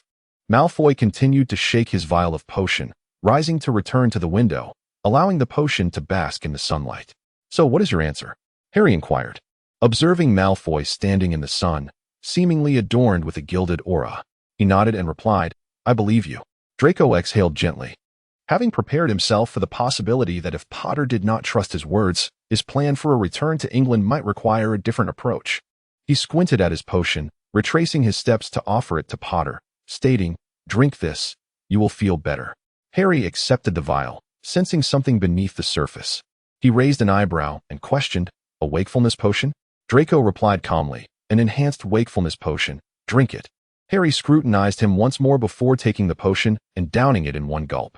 Upon witnessing the savior finish the potion, Draco breathed a sigh of relief. But then he settled down, his demeanor turning serious. "Potter, what I am about to say may seem unbelievable, yet you must trust me. I speak nothing but truth." As Harry regarded Draco's grave expression, a sense of foreboding began to stir within him. Perhaps Malfoy had indeed uncovered the root of his troubles. He too adopted a serious demeanor, yet refrained from urging Malfoy onward. Instead, he regarded Malfoy with an expectant gaze, silently encouraging him to continue. Draco withdrew his wand and delicately tapped it upon the table between them. A slender thread of light emanated from the tip of his wand, weaving itself into a humanoid figure upon the surface of the table, reminiscent of the art of knitting. He gently waved, and a lightning shape appeared on the belly of the luminous little figure. Harry understood. This little figure was a representation of himself. Draco maintained the figure and whispered, "Potter, you are poisoned." After he spoke, a strange color emerged in the center of the still little figure's belly, akin to a speck of dust or a drop of ink falling onto a sheet of white paper. This peculiar hue quietly lingered within the little figure's body. Harry seemed to grasp something significant as he gazed at the unusual color in silence for a considerable time. Malfoy continued, his expression betraying a sense of reluctance.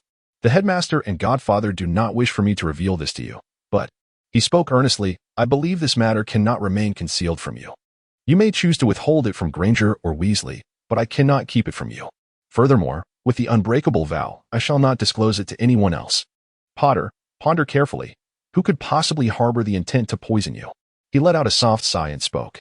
"Moreover, this poison within you has likely lingered for quite some time. I cannot fully analyze it at present, but I can surmise why your magical energy has gone awry." Harry inquired, "Why?" "Because your magic instinctively seeks to protect you, preventing the toxins from invading. Unbeknownst to you, it has enveloped this poison within your magic, effectively splitting your magical essence into two halves. One half comprises your normal magical energy, which is substantial, while the other half is comparatively diminished. This latter portion tightly encases the toxin, ensuring it does not affect you. Thus, you mistakenly perceive the emergence of foreign magic, as that segment imbued with poison is gradually being corroded. Magic cannot expel toxins on its own, it can only strive to shield you from them." Malfoy continued, "Perhaps this was the aim of the poisoner, to induce a separation in your magic. A wizard's magic constitutes their very essence." He gazed at the silent Malfoy, forming his own conclusion. "No way out, is there?" he remarked. Malfoy rose once more, the usual composed expression on his face finally vanishing. "Potter," he inquired, "do you know of the pureblood curse?" Harry hesitated. At the mention of this, his mind flashed back to the dream he had teammates vanishing inexplicably within an ancient, eerie mansion. Stone statues shattered yet mysteriously restored, and that sinister floor that seemed to drain flesh and blood from those who stepped upon it. Every detail had spiraled far beyond anything he could have imagined. Draco, observing the shift in Potter's expression, immediately sensed something amiss. His tone turned grave. "Potter, what exactly happened to you before? Tell me. Only then can I make a proper judgment." He continued, "You have encountered a curse, haven't you? What transpired at that moment? Did it befall you, or someone else?" He hesitated to utter the words that followed. Since his return to England, his perceptive nature had allowed him to discern that Potter's title as the so-called Auror Commander was not as formidable as it might seem. Rather, it appeared to be a mere fade, an empty honor bestowed upon Potter, a necessary mantle to bear due to the weight of being the savior. In reality, he wielded little authority. Draco was certain that something had transpired with Potter in the past, the Potter he once knew, even during the tumultuous period of post-war recovery, did not exude the profound melancholy that now enveloped him, a deep-seated sorrow that lay buried within. Had Draco not prided himself on his keen insight into others, he might have overlooked it entirely. Potter let out a soft sigh.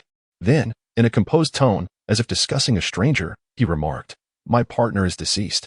He relaxed his body, leaning against the sofa, his gaze seemingly fixed ahead. However, in reality, his eyes were filled with an abyss of emptiness, as if a specter were standing amidst the air. He remarked, "Do you know what the criteria are for Aurors when undertaking a mission?" Draco shook his head. He was an office-bound individual who preferred to avoid fieldwork whenever possible. It was not due to a lack of capability, but rather because, as the head of the Malfoy family, his foremost priority was caution. Potter, with a self-deprecating air, revealed a frosty smile and said, "The minimum requirement for any mission is 2 individuals, while the optimal formation consists of 4. He enumerated the roles, one to launch the assault, another to monitor the situation, a third to maintain control, and the final one tasked with rescue and providing rear support. He loosened his hand, flexing his fingers open and closed, then spoke. Primarily, I was an assault specialist, but I could also cover the rear guard. My magical reserves were ample, and my spells were formidable. In the beginning, my team and I successfully dismantled numerous illegal dark magic operations, smuggling rings, underground dealings, secret gatherings. We took injuries, yes, but none were fatal. Back then, I felt invincible." Chapter 33, Confession. Draco remained silent, his gaze fixed on Potter, who sat with his head bowed in a posture of unmistakable penitence. So, what happened next? No one is truly invincible. The moment a man believes himself untouchable, he has already committed the gravest sin, arrogance. Yet Draco could well imagine how, at that time, Potter's reputation must have been at its zenith. He had vanquished the Dark Lord, dispelling the shadow that had loomed over Britain's wizarding world. The Deathly Hallows were in his possession. Most of the pureblood aristocracy had been decimated in the war, leaving them powerless against Potter's faction. And then there was his marriage to Ginny Weasley. The Weasleys, though infamous for their poverty, concealed beneath their unassuming exterior an astonishing truth. They, too, were purebloods, an ancient lineage. No less. In Draco's estimation, however, they were simply a family of purebloods who had squandered their heritage, generation after generation. Potter's happiness had seemed assured. So what had gone so terribly wrong that Dumbledore and Snape had gone to such lengths to coax him into attending a banquet, even orchestrating his encounter with Draco? Before Harry's eyes, the grotesque statue flickered back into memory. He spoke slowly. "I received a tip, an abandoned house, pulsing with dark magic. My team and I went to investigate. There were 4 of us this time. The informant was an elderly woman who had lived in the area for years. Her magic was weak, but the dark energy had grown so potent even she could sense it. It unsettled her deeply. Her home lay on the outskirts of a Muggle village. The Muggles assumed she was merely a reclusive old spinster, never suspecting she was a witch. Beyond her dwelling, deeper into the woods, stood a crumbling, ancient manor." Draco murmured, "Without a wizard's magic to sustain it, a magical dwelling often decays faster than a Muggle's." Harry glanced at Malfoy and nodded. "Exactly. The place looked as though it had been in ruins for ages. There was a strange statue at the entrance. I remember blasting its head off with a spell." Draco's voice was quiet. "You attacked before even assessing the house's defenses?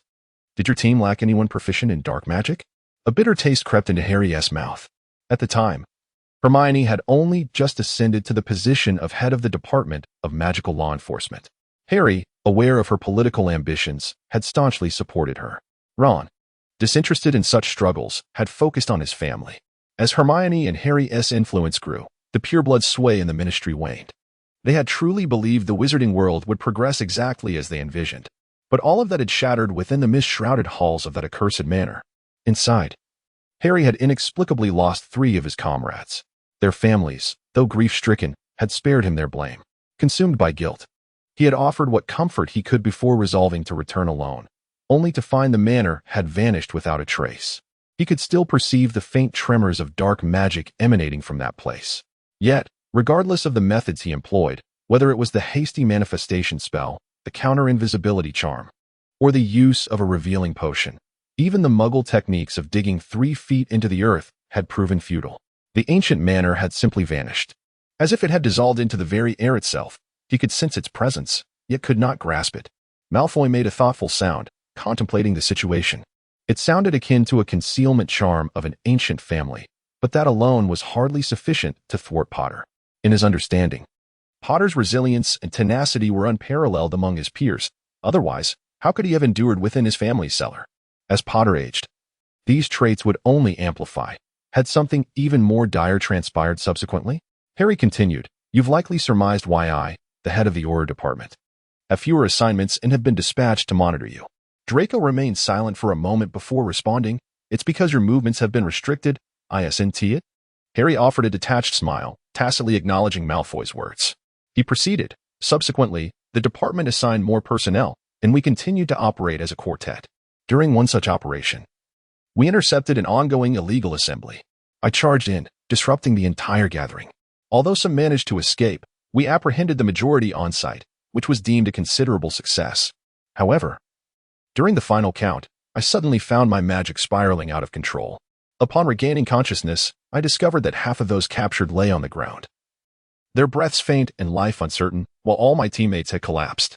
The remaining individuals, severely shaken, later indicated in their interrogations that I had inexplicably lost my senses and commenced indiscriminate attacks. Draco understood. Undoubtedly, Potter's magical prowess was formidable. In the wake of Voldemort's demise, he could be regarded as the preeminent figure in the wizarding world, shining brightly in both power and renown. Yet, what if this brilliance were to devolve into chaos? Mistakes from others could be tolerated, but if that individual were Harry Potter, the radiant star of tomorrow, the leading figure of the Ministry of Magic, the illustrious boy foretold by prophecy, who had borne the hopes of the entire wizarding community since childhood, then the repercussions would be severe. Such a person, when met with failure, often faced a torrent of scorn exceeding that of ordinary individuals. He was inherently positioned at the pinnacle, and all in the wizarding realm would prefer not to witness his descent into despair. Draco pondered in silence, considering the Ministry's potential response. What should be their first course of action? Suspend Potter? Investigate the cause? No, the initial step ought to be to devise an excuse to place Potter in the hospital. Indeed, Potter's next words confirmed this. I was admitted to St. Mungo's. Though I was taken aback by their claims and even suspected I had stumbled into some kind of trap, the reality was that lives were lost. And I could not deceive myself into believing I hadn't witnessed those who perished. Draco queried, what was St. Mungo's stance? Harry's gaze grew distant as he recalled his time there. In truth, the doctors at St. Mungo's were not dissimilar to the Muggle physicians he had encountered before. Donned in white coats or suits, or wearing the magical robes adorned with the St. Mungo's emblem. However, most of the healers preferred to wear crisp, Muggle-like attire. A change brought about by Hermione. She believed that while wizard robes highlighted the distinction between wizards and Muggles, the primary concern for medical personnel should be the unimpeded ability to act. Even the current Aura uniforms had been reformed with her input to facilitate greater mobility. Thanks to the influence of Harry Potter's name, he received the finest treatment at St. Mungo's. However, unbeknownst to anyone, his magic was fracturing like a cracked egg, slowly disintegrating. After a period of treatment, St. Mungo's declared Harry to be in perfect health, and the Ministry accepted their verdict, reinstating him in the Aura Division. Following a few successful missions against dark magic, Harry felt himself to be completely normal. Yet, at that moment, calamity struck once more. A similar brief loss of consciousness and yet again, inexplicable deaths ensued. The situation could no longer be concealed. And as doubts began to arise regarding the Ministry's decisions and St. Mungo's medical expertise, a mysterious rumor began to circulate through the streets. Draco recalled a scene he had once witnessed, sensing an absurdity in it. You're not suggesting you might be the next Dark Lord, are you? Harry shot him a quick glance, but he realized that Malfoy had witnessed such an occurrence before. With his intellect, he would not be incapable of deducing the truth. He nodded slightly, choosing not to speak further. Draco also remained silent, leaving one to ponder what kind of life Harry had endured over the past few years. No wonder that Professor Dumbledore was able to persuade his godfather, enduring great hardships, to reach out to him. He steadied his mind and spoke. Can you still locate that old residence from before? Harry bluntly shook his head and replied, I can find the location, but I cannot discern the entrance. Draco fell silent, returning to the window, resting his chin in contemplation. Ancient homes of pureblood families possess certain methods to conceal their abodes. However, if, as you say, it is a house abandoned by its owner, from where does it derive the magic to maintain its concealment? He inquired once more. What of the elderly woman who first reported the dark magic to you? Have you investigated her? Harry nodded, responding, Hermione personally led the inquiry. She is now so aged that she can scarcely speak. Hermione found her mind to be a chaotic tangle, akin to that of an infantile intellect. She has no relatives to care for her, and Hermione decided to place her in a nursing home. Draco then asked, were there any signs of the soul curse or manipulation? Harry shook his head, saying, none whatsoever. Draco sensed a perplexing frustration.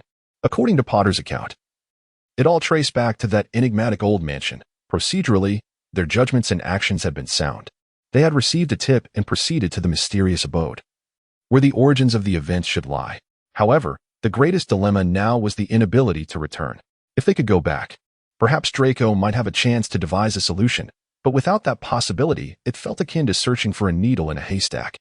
As Draco gazed out the window, a wave of helplessness washed over him once more, reminiscent of the last time he had felt such despair while repairing the vanishing cabinet. Yet this time, as he observed the scenery beyond, he resolved to take action. Since he was able to repair the vanishing cabinet last time, he should also be capable of resolving Potter's issue. He addressed Porter, saying, "You must have already surmised that this awakening potion is not, in fact, an awakening potion, correct?" After uttering these words, Porter appeared to relinquish some burden, and he seemed visibly more at ease. He nodded and said, "What sort of awakening potion could achieve such an effect?" Draco continued, "This is a powerful antidote, and I have also infused it with calming ingredients. You know how some young wizards, during their childhood, occasionally struggle to control their magic and may experience magical surges, right? This potion contains soothing components. As an antidote, it may not entirely eliminate the toxins from your body, but it can certainly provide temporary suppression. When I offered it to you last time, my intention was to stabilize your magic, but unexpectedly, it served its purpose in an unintended manner." He remarked, "Your magic has temporarily stabilized. I will contemplate further solutions, and I hope by the next time we meet, I will have made some progress." Harry inquired, "Next time? When will that be?" Draco pondered for a moment before responding, "I must return to France to see my child. If there are no significant issues, I shall return on the day the Malfoy Manor is unsealed." He spoke with unwavering conviction. "Upon my return, I shall dedicate more time to England, for our family's fate now rests entirely upon you, Potter." Draco gazed out at the forbidden forest, softly uttering, "If possible, Potter, I hope you will allow me to meet with Granger in a clandestine location." Harry inquired privately. Draco nodded. "Indeed, this must be a meeting shrouded in secrecy, as your condition cannot be made public, correct? The Ministry still requires the reputation of this savior, yet they fear your peculiar powers. They dare not, nor can they, disclose your inexplicable and sporadic issues. And while they cannot confidently position you on the front lines of the Aurors, they also cannot afford to remove you from the team. Thus, I was correct in my earlier assertion, as the head of the Aurors, you're indeed rather unoccupied. And my presence provides both you and the Ministry with a perfect rationale." Chapter 34, The Manor. "I am a high-risk former Death Eater," he urged. "So, Potter, can I receive a response from you tonight? When can Granger and I meet again in a more discreet location?" Harry inquired. "How do I contact you?" Draco pondered for a moment before responding, "I have a pair of two-way mirrors. You can reach me through that." Harry obtained the two-way mirror belonging to Malfoy as an exceedingly rare and precious magical artifact. Each sold mirror was registered with the name of its maker to ensure it would not be misused. This particular two-way mirror of Draco Malfoy's was a family heirloom, heavy to the touch, with the craftsman's name engraved on the back and elegantly adorned edges. The mirror glimmered slightly, the handle warming, and the visage of a person appeared upon its surface. An elegant woman emerged within the mirror, her long black hair transitioning to gold at the tips. She picked up the mirror, a hint of surprise gracing her features as she gazed at the opposite side. Her astonishment swiftly transformed into a gracious greeting. "Good day, Mr. Potter. It seems my son has allied himself with you, has he not? I am Narcissa Malfoy."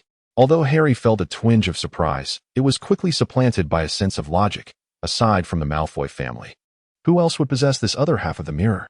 Narcissa continued, "Thank you for your trust in our family, Mr. Potter. While I am unaware of the current circumstances, I assure you that the Malfoy family will do everything in our power to assist you. We shall not disappoint you." As Harry wrestled with how to navigate this encounter, Draco's voice resonated from the other side. Harry had never perceived Draco's voice as anything less than celestial. "Mother? Is that Potter?" An excited child's voice chimed in. "Potter? Is it Harry Potter?" Narcissa's image faded, presumably to tend to the child, likely Draco's offspring. The mirror shifted once more, revealing a golden head. Draco's hair appeared slightly tousled, as if he had just concluded some playful interaction with the child. As he adjusted his hair, he inquired, "Potter, what's the update?" Harry redirected his attention from Draco's hair and replied, "Hermione is available tonight. How about you?" Draco expressed mild surprise, efficient indeed. "Have we settled on a location?" Harry met Draco's gaze and responded, "Number 12, Grimmauld Place. You know it." Upon hearing this, Draco was momentarily taken aback, but then seemed to come to a realization, saying, "A fine choice. I shall arrive shortly." Weary, Draco appeared at his Muggle residence in England. After gaining legal access to the country, he felt as though each outing was accompanied by a grand spectacle, following their conspicuous entrance at the Ministry of Magic. Photographs of the two, alongside images of their visit to the ministry, flooded the pages of the Daily Prophet and other tabloids. The Malfoy family already held a prominent status within the British Ministry of Magic, and with Potter's presence, their notoriety was magnified. Furthermore, with Potter once again arriving at the ministry to escort him, they undoubtedly attracted considerable attention. Draco trailed behind Potter as they exited the ministry, leaving a flurry of whispers in their wake. He followed Porter to number 12, Grimmauld Place. He was aware of the significance of this place. Before it transformed into the clandestine headquarters of the Order of the Phoenix, it was the ancestral home of his mother's family, the Blacks. Now, Sirius had bequeathed the old Black manor to the Potters. He pushed open the door, and as expected, darkness enveloped the interior. Ever since encountering Porter, he had lost count of the sighs that escaped his lips. He gently pressed his hand against the wall, and the area where the little elves had once hung began to glow. The corridor was filled with light, and Draco remarked, "Did Sirius not explain the usage of this house to you when he bequeathed it?" As he spoke, he incessantly pressed his hand against various spots along the corridor. "The Black family mansion, the place where my mother had once lived." If my instincts were correct, the portrait of Lady Black had opened her eyes. Upon seeing Draco, she surprisingly refrained from screaming or losing her composure. She spoke with the poise of a true noblewoman. "It is you, my child." Draco bowed, then straightened and replied, "Grandmother." At that moment, Harry recalled that, by blood relations, Lady Black indeed was Draco's grandmother. Her gaze upon Draco was reminiscent of a grandmother looking at her beloved grandson. Filled with affection, "Child, you have returned." Draco responded, "Grandmother, I apologize for the intrusion." Lady Black slowly replied, "No, your presence brings me joy. Please, make yourself at home." After saying this, she gently closed her eyes, and the curtain before her rose automatically. Draco sighed as he approached the staircase, where Creature awaited with tears in his eyes. Upon seeing Draco, the old house elf trembled, bowing deeply, his large nose nearly brushing against Draco's boots. He exclaimed, "Master Malfoy." Harry wondered why Creature had never shown such enthusiasm towards him. Indeed, Draco was the rightful master of this ancient estate. Calmly, Draco settled into the living room of the mansion, while Creature diligently prepared tea and served refreshments. Draco remarked, "Thank you, Creature." The house elf was visibly moved, his large eyes brimming with tears, and he choked out, "It is an honor to serve Master Malfoy." Harry took a deep breath and said, "Creature, we need to speak privately." Although Creature appeared reluctant, he had no choice but to obey Harry, the rightful owner of the house, and vanished. After a moment, the fireplace ignited with green flames, and Hermione Granger stepped through. Her hair was neatly tied back, she wore Muggle attire, and her expression was as composed as ever. Draco Malfoy rose, and the two greeted each other with a handshake as if they were long-lost friends. "Draco Malfoy," he introduced himself. Hermione's brown eyes met as she replied, "Hermione Granger." She omitted the Weasley surname, signaling that today's events did not involve the Weasley family. Once they had exchanged pleasantries, they sat down, and a heavy silence enveloped number 12, Grimmauld Place. Draco found himself facing the girl he had often mocked, his heart a tumultuous mix of emotions. He now requires her signature for legal entry.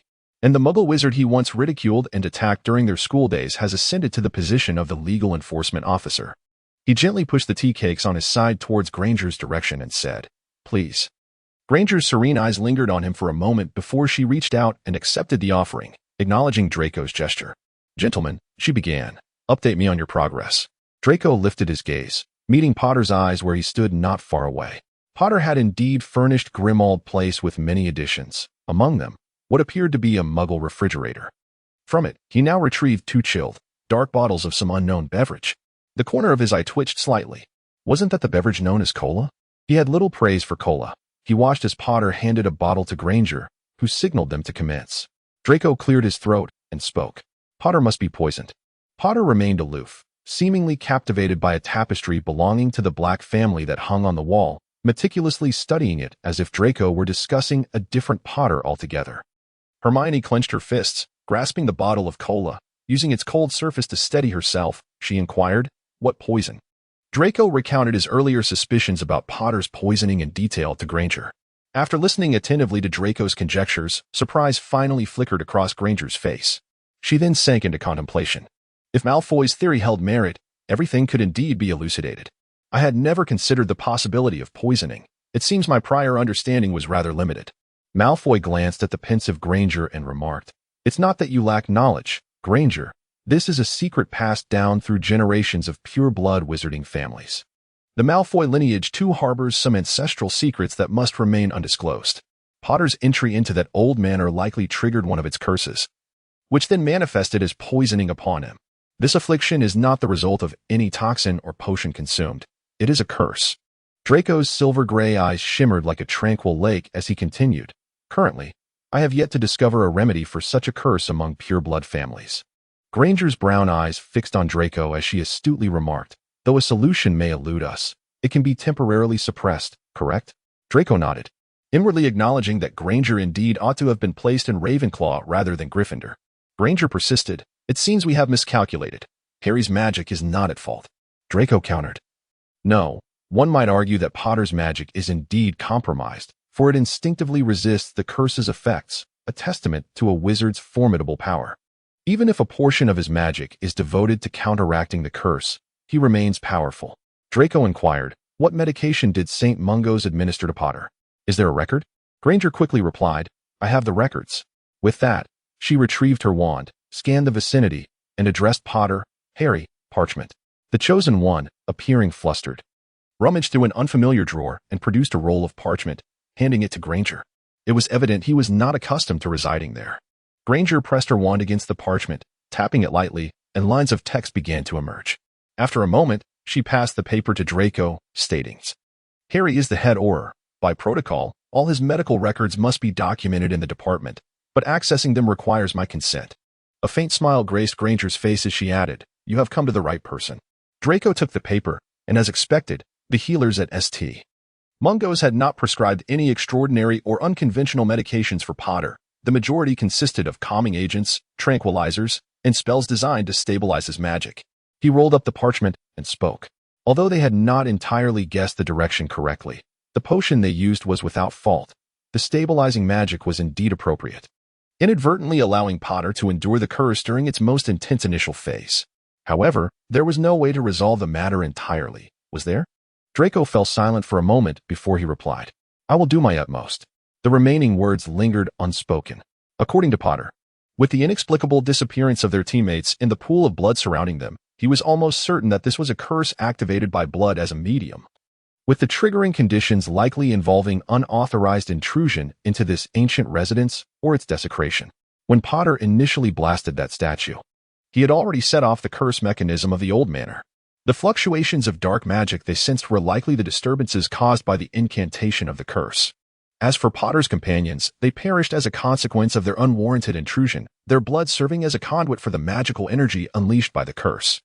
Draco could only attribute Potter's unscathed state to his formidable power, suggesting that it would take the strength of 3 individuals to inflict harm upon him.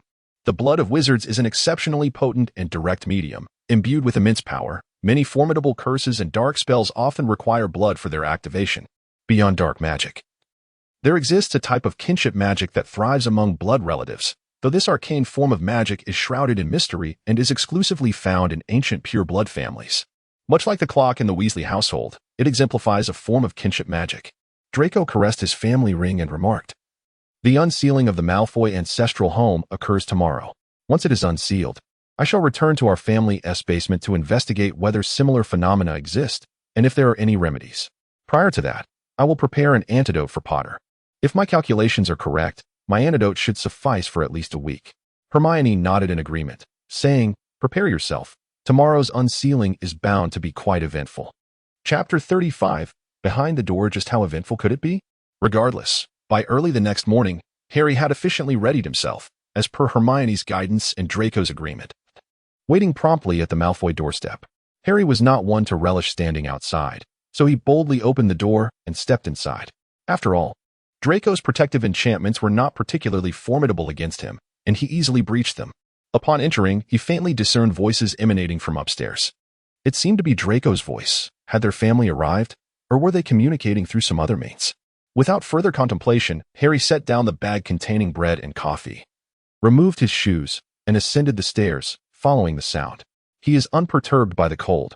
Moreover, Malfoy's residence is far from frigid. Although autumn in London is nearing its end and winter is fast approaching, pedestrians have begun to don their heavy coats. However, their wizarding robes are typically enchanted with warmth and wind-repelling spells, ensuring that even in the biting chill outside, they remain comfortably warm once clad in their garments. He removed his coat, and the nearby coat rack bent slightly to accommodate it, even smoothing the fabric as it was hung. Harry was already contemplating the idea of having a similar coat rack at his own home, one that could assist in hanging clothes. He also observed that next to Malfoy's coat rack, there was an iron, suggesting it might also aid in pressing garments. However, it remained uncertain whether the individual would have to iron themselves or if the rack could lend a hand in that task. He ascended the staircase, and the sounds from above became increasingly distinct. Malfoy's voice gradually grew clearer, imbued with a stern authority as he said, "No, Scorpius, you must attend school today." "What? Scorpius? School? Hasn't Hogwarts yet commenced?" The door above was slightly ajar, not fully closed. Harry, employing the stealth techniques he had honed during his Auror days, quietly crept up the stairs and concealed himself behind the door, peering inside. The first sight that met his gaze was a pale, bare back. Malfoy had not yet fully donned his attire. He was merely wrapped in a towel around his waist, appearing as though he had just emerged from a bath, his skin still bearing the rosy hue from the warm water. His golden hair cascaded down his back, soft and tousled, partially obscuring his neck and playfully swaying upon his shoulders. Drops of water clung precariously to the tips of his hair.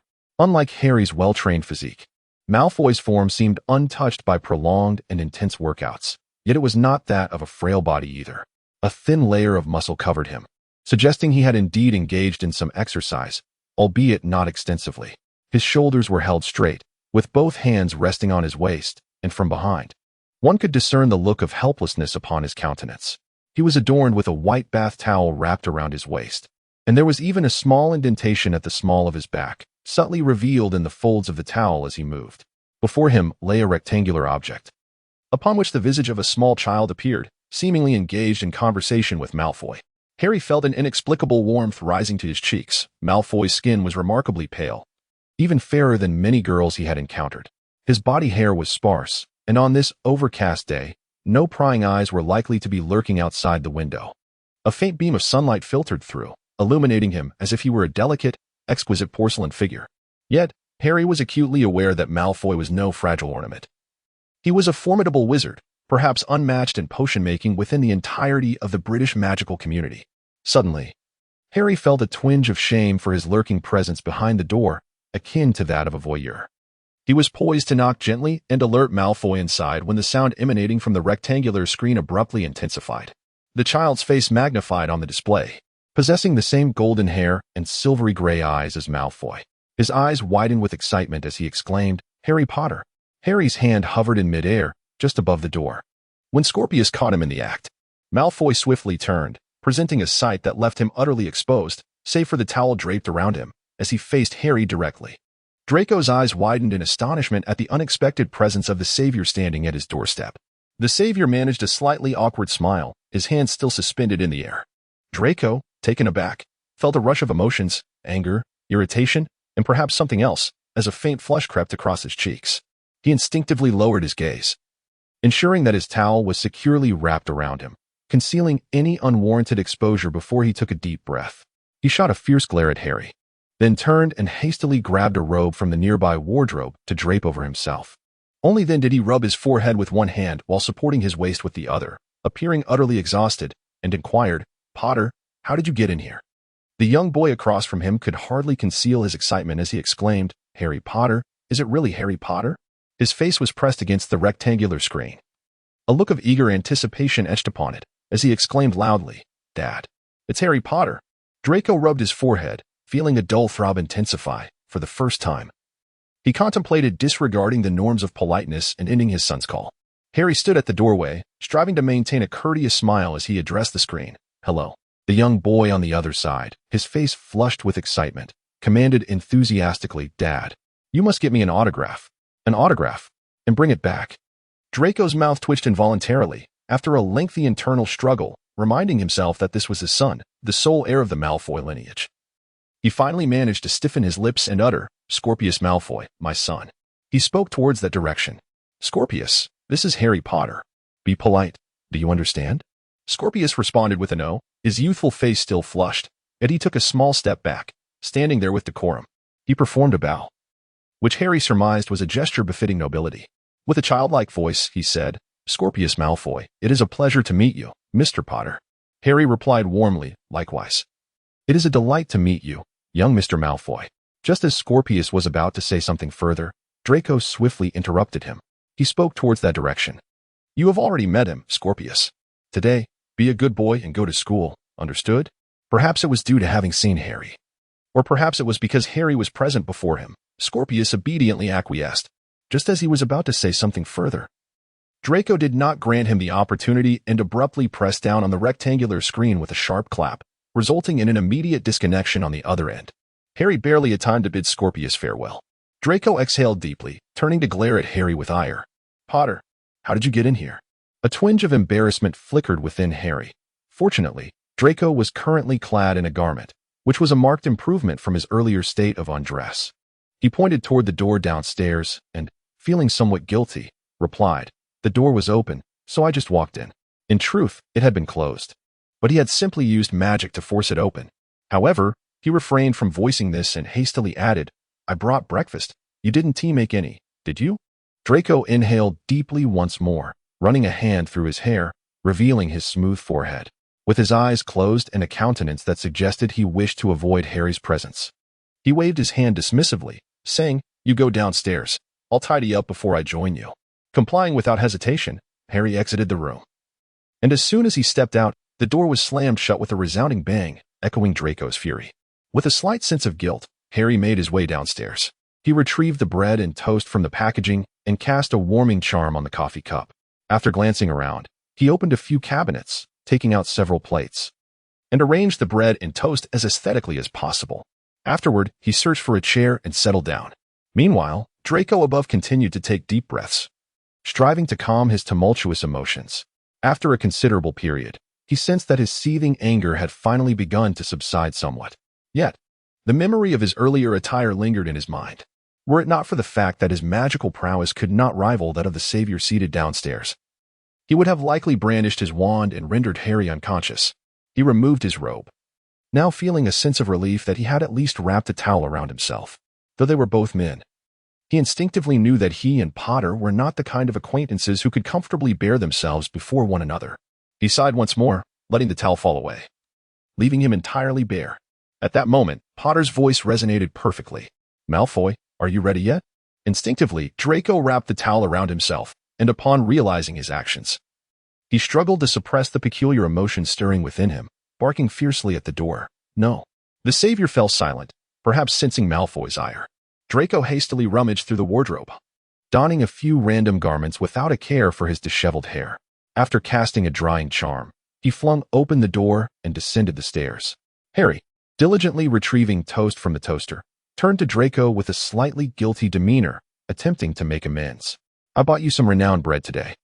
Malfoy's expression was as frigid as ice, standing at the kitchen doorway, fully dressed, yet it was evident that his appearance lacked the meticulousness he once so proudly exhibited. He gritted his teeth and almost forced the question out. How did you get in? Harry feigned ignorance. Your door wasn't shut properly, so I simply walked in. Draco remained silent, expressing his anger through his actions.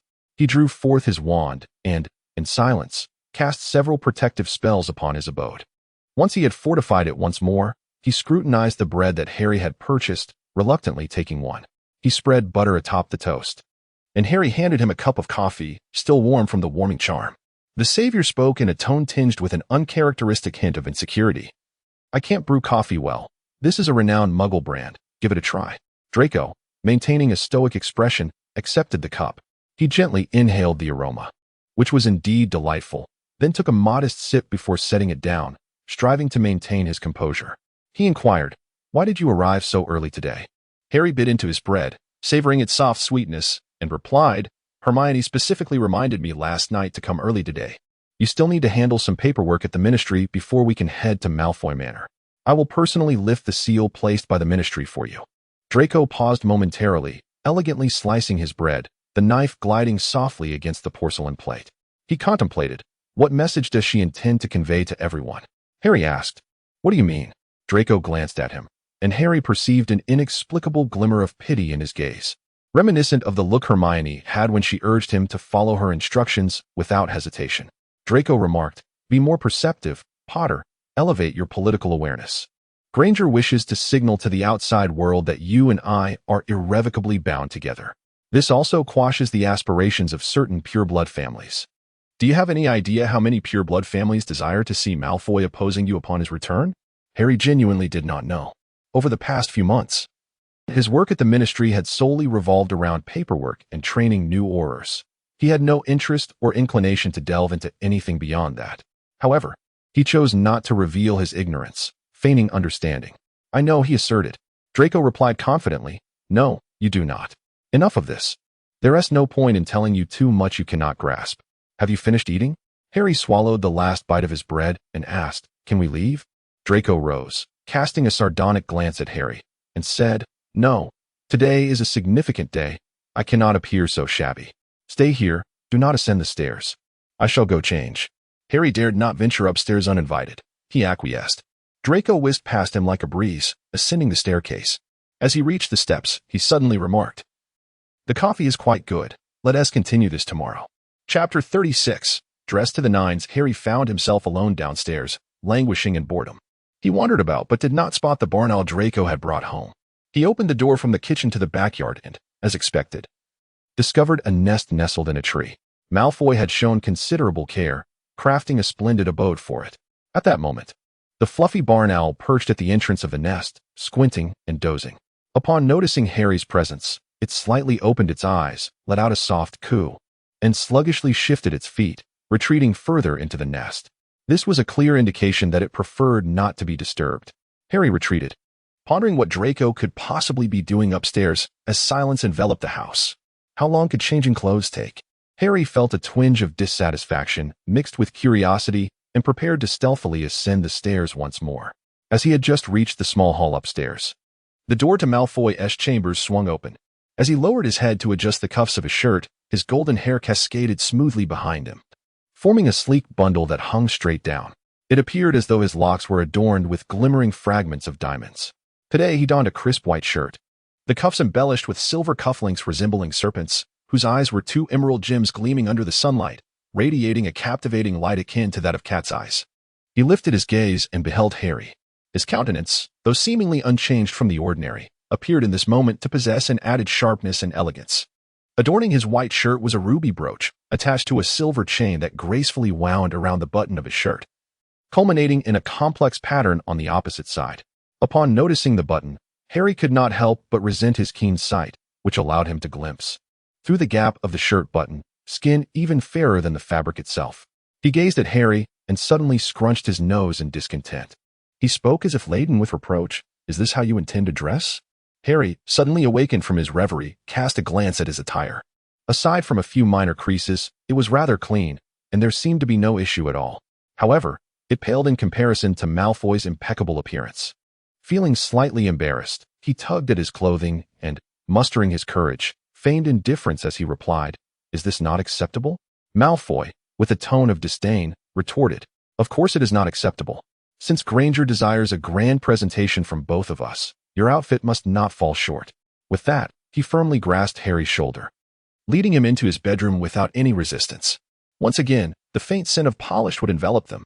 He absent-mindedly rubbed his nose as Malfoy ushered him into his chamber. As Harry had anticipated, Malfoy's bedroom was extraordinarily spacious. Apart from the grand four-poster bed in the center, an entire wall was lined with cabinets.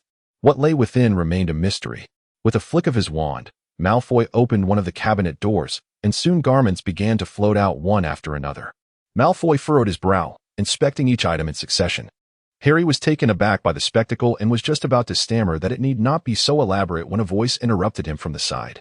He abruptly turned his head and beheld, to his astonishment, a pair of lips materializing on the adjacent full-length mirror, from which words emanated. Mr. Malfoy, this gentleman possesses remarkably beautiful eyes. I believe a shirt in a complimentary hue would be quite fitting for him. What do you think? Upon uttering these words, a deep green, lustrous shirt began to float gracefully from the ground, billowing in the breeze as it rose before him. Malfoy stroked his chin, cast a glance, and remarked, Very well, Potter, let us change your attire." Harry could only gape in disbelief as Malfoy waved his wand, causing his clothing to vanish as if undone by invisible hands, leaving him clad only in his smooth undergarments. Instinctively, Harry covered his most private area and let out a low, furious growl. "Malfoy." Malfoy surveyed him from head to toe, a faint look of satisfaction gracing his features as he commented, "Not a bad physique." He questioned, "What's the matter? You just looked at mine. Why can't I look at yours?" After speaking, he waved his wand, and a dark-colored shirt was instantly draped over him. The silky sensation glided over Harry's limbs. Once dressed, Malfoy procured a pair of trousers in a similar hue and waved his wand once more. Harry felt a crackling sound above his head, as if an electric current was surging, and the hair that had obstructed his vision was suddenly diminished, rendering his sight remarkably clearer. He gazed vacantly at his reflection in the dressing mirror, scarcely able to recognize himself. "How delightful," Malfoy remarked with satisfaction. "Let us adorn him with some jewelry." "Jewelry?" Harry was about to refuse when, with a resounding bang, several drawers burst open one after another, revealing a dazzling array of brooches, cufflinks, bow ties, and necklaces that left one utterly bewildered. As Malfoy sifted through the treasures, he mused, "I suppose you seldom don such embellishments. Shall we opt for a brooch, a bow tie, or perhaps cufflinks?" As he spoke, the intricate and exquisite jewelry gracefully ascended, obediently arranging themselves before him. With a mere wave of his hand, the unnecessary pieces automatically returned to their previous recesses. In the end, Malfoy selected a brooch and 2 cufflinks. He personally assisted Harry in fastening the brooch, which was also green and shaped like a bird. Malfoy expressed his slight dissatisfaction, remarking that the golden phoenix did not resemble Gryffindor's lion. The phoenix's eyes were green, perfectly matching Harry's own. After making this comment, he gestured for Harry to raise his hands. Under some inexplicable enchantment, Harry lifted his hands, palms facing upward and flat. Malfoy stepped forward, lowered his head, and fastened 2 cufflinks onto him. The cufflinks emitted a cat's eye-like green hue, and even if Harry were unaware of their worth, he recognized they were certainly not inexpensive. Suddenly, Harry pondered that despite Malfoy's arrogance and occasionally unpleasant demeanor at school, the sight of him bowing his head to fasten cufflinks might captivate any girl. No wonder so many girls were eager to marry into the Malfoy family. Under this strange charm, Harry inquired, "Aren't you planning to find a mistress for the Malfoy household?" After securing the cufflinks, Draco stepped back, surveying the seemingly reborn savior with a mix of admiration and scrutiny. Upon hearing Potter's question, he lifted his gaze, regarding him with a quizzical expression, and replied, "Worry about yourself. Leave me be." He spoke with satisfaction, expressing gratitude towards me, the savior. "After today, your fervent admirers will multiply significantly."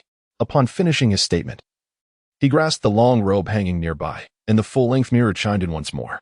"Does this gentleman require a cloak, Mr. Malfoy?" Mr. Malfoy nodded, replying, "Select one for him." Following his words, a dark robe adorned with subtle patterns floated gracefully from the ground, settling upon Harry's form. The fastening at the front tied into an exquisite bow, cascading elegantly down his back. Harry shifted uncomfortably. He had never donned such intricate and lavish attire, let alone adorned with several expensive-looking jewels. However, Malfoy remained unfazed, striding ahead, his hands encased in soft white dragon leather gloves that snugly enveloped each finger. He resembled a warrior poised for battle as he turned to Harry, resolutely stating, "Potter, from the moment you step out that door until we reach the Ministry of Magic, raise your head, straighten your shoulders, and let those people see that the Savior endures. The Savior remains formidable. You must not allow them to underestimate you. Do you understand?" With that, he took the lead, stepping confidently out the door. Draco chuckled inwardly, reflecting that the magical community had already paid a price for underestimating the Savior. Yet it seemed some remained oblivious to their folly. When Catherine arrived at the Ministry of Magic, she was still somewhat drowsy. The previous night, she and her dear friend had indulged in merriment in Hogsmeade until the early hours, making it difficult to rise this morning, let alone now, with little energy. She placed her wand into the machine before stepping into the elevator. Upon descending to the main hall, she was nearly jostled out of the lift by the crowd. What was happening? She was utterly bewildered, yet she spotted her close friend Nina from another department, who was excitedly straining on tiptoe to catch a glimpse ahead. Without hesitation, Catherine approached and grasped Nina's clothing while peering forward, asking, "What's going on?" Nina seized her hand, exclaiming with enthusiasm, "It's Malfoy. Draco Malfoy and Harry Potter." Malfoy? Potter? Had they not visited the Ministry of Magic last time? Yet, Nina had never exhibited such exuberance before. Following Nina's enthusiastic voice, Catherine strained to rise on her toes, maneuvering through the throng ahead to catch a glimpse. In the narrow gaps between the crowd, she struggled to catch a fleeting sight of what lay ahead.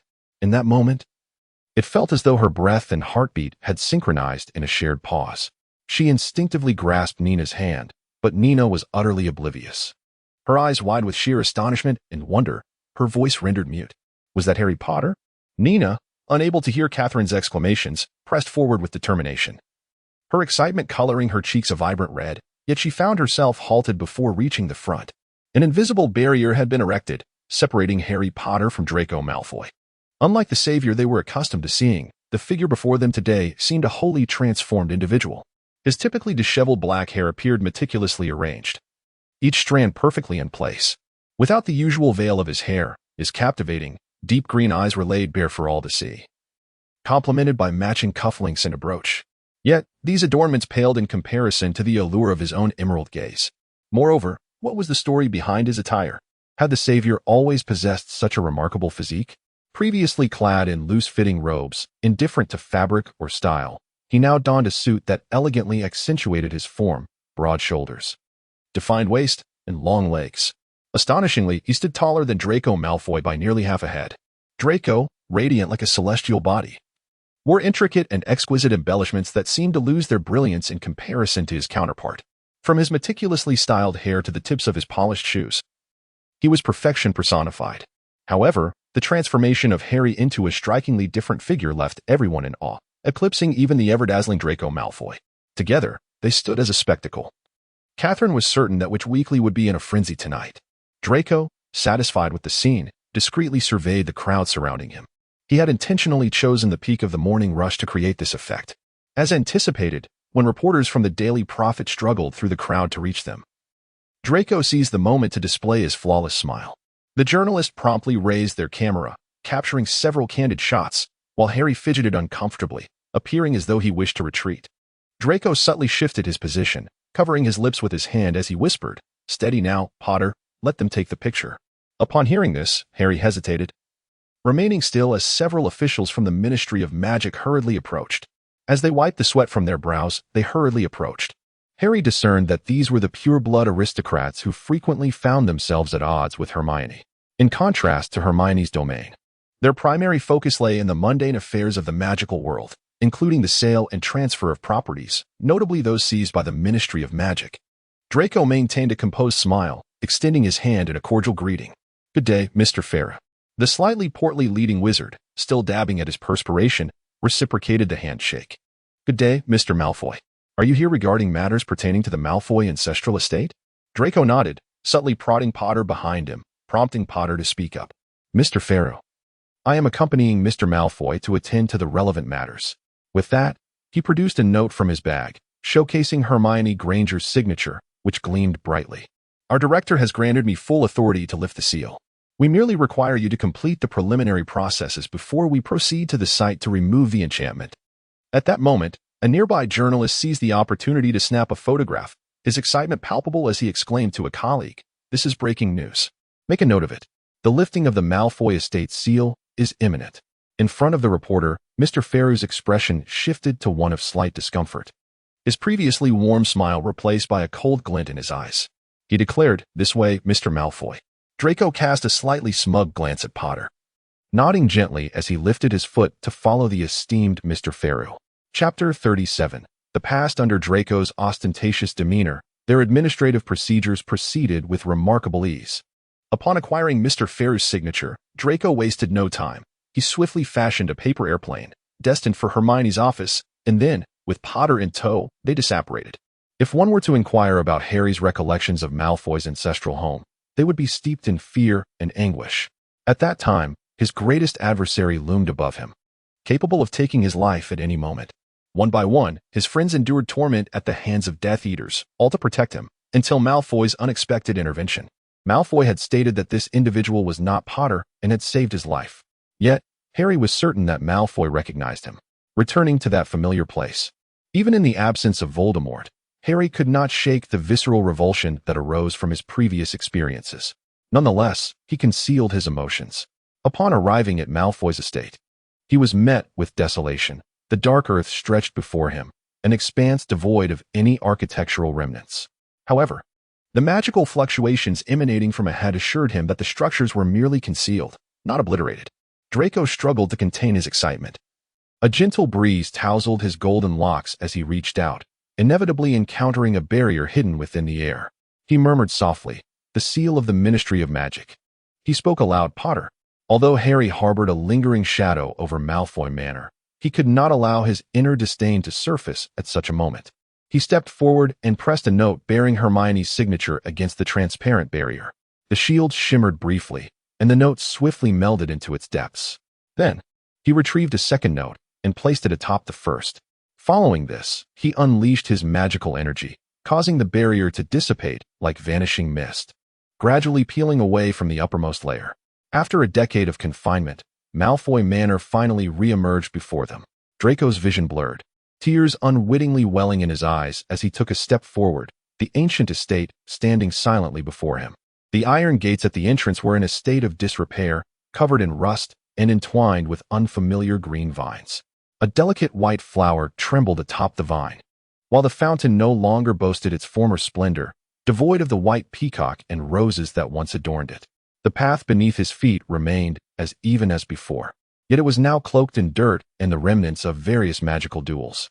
He scarcely remembered how he had arrived at the entrance, where the doors barely held together, marred by countless uneven scars.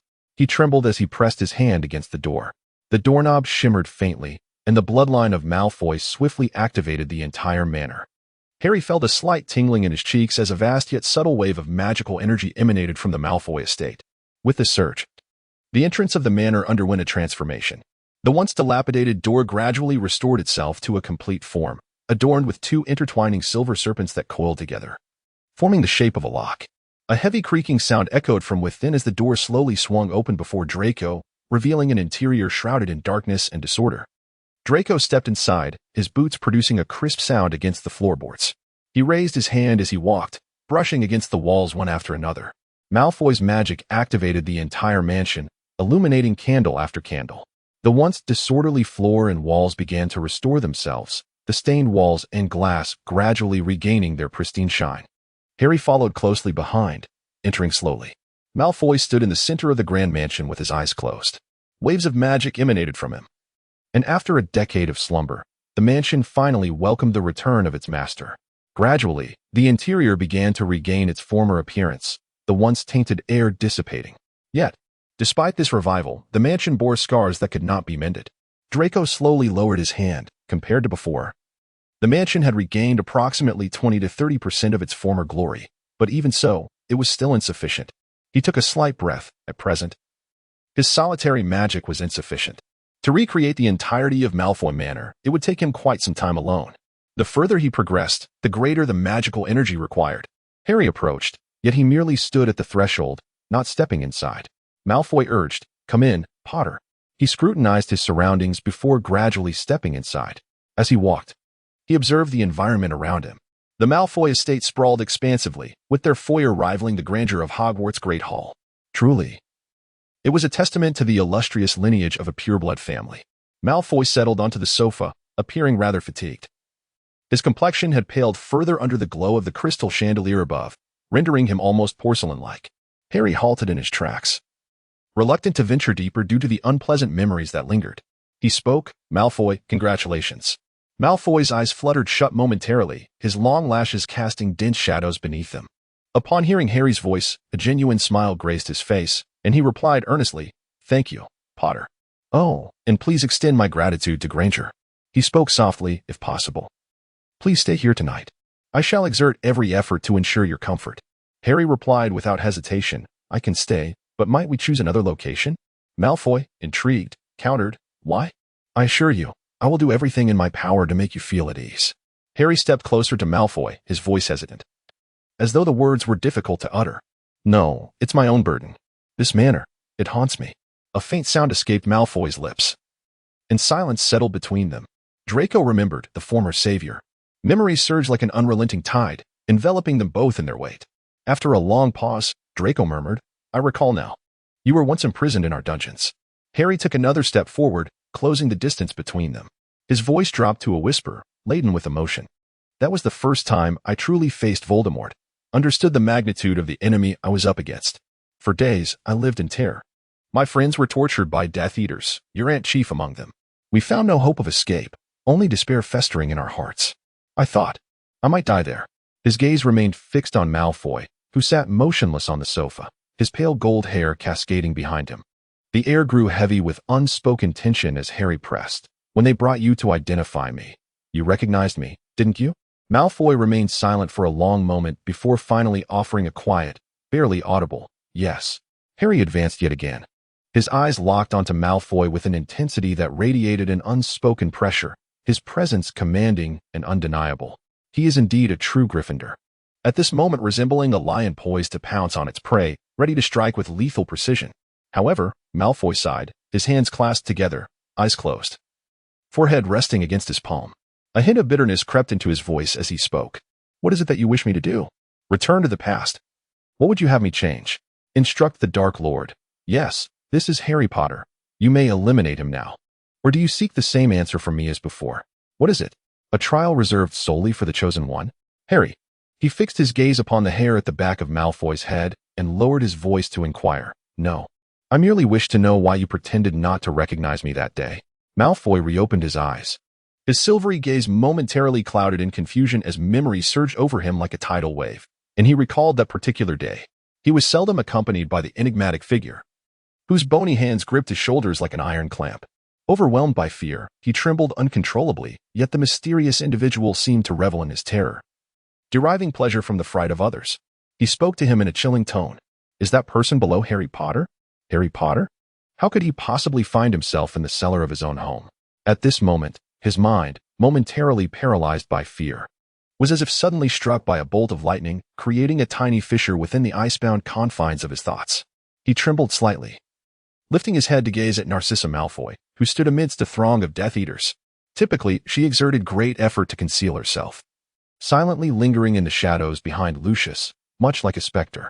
Yet, in that moment, she raised her head to meet her son's eyes, with an almost imperceptible nod. So subtle that it left no trace in the air, she acknowledged him. Then, she quickly lowered her head again, her hood shrouding her hair and obscuring her face, resembling a ghost lurking in the corner. Draco was forcibly escorted into the dungeon by the Dark Lord, and in his terror, he sought his father's presence. But the Dark Lord and his aunt blocked his desperate gaze. Reluctantly, he followed, compelled to confront the captured individual. With just a single glance, he recognized Harry Potter. Though his appearance had been irrevocably altered, with disheveled hair and a changed physique, those eyes were unmistakable.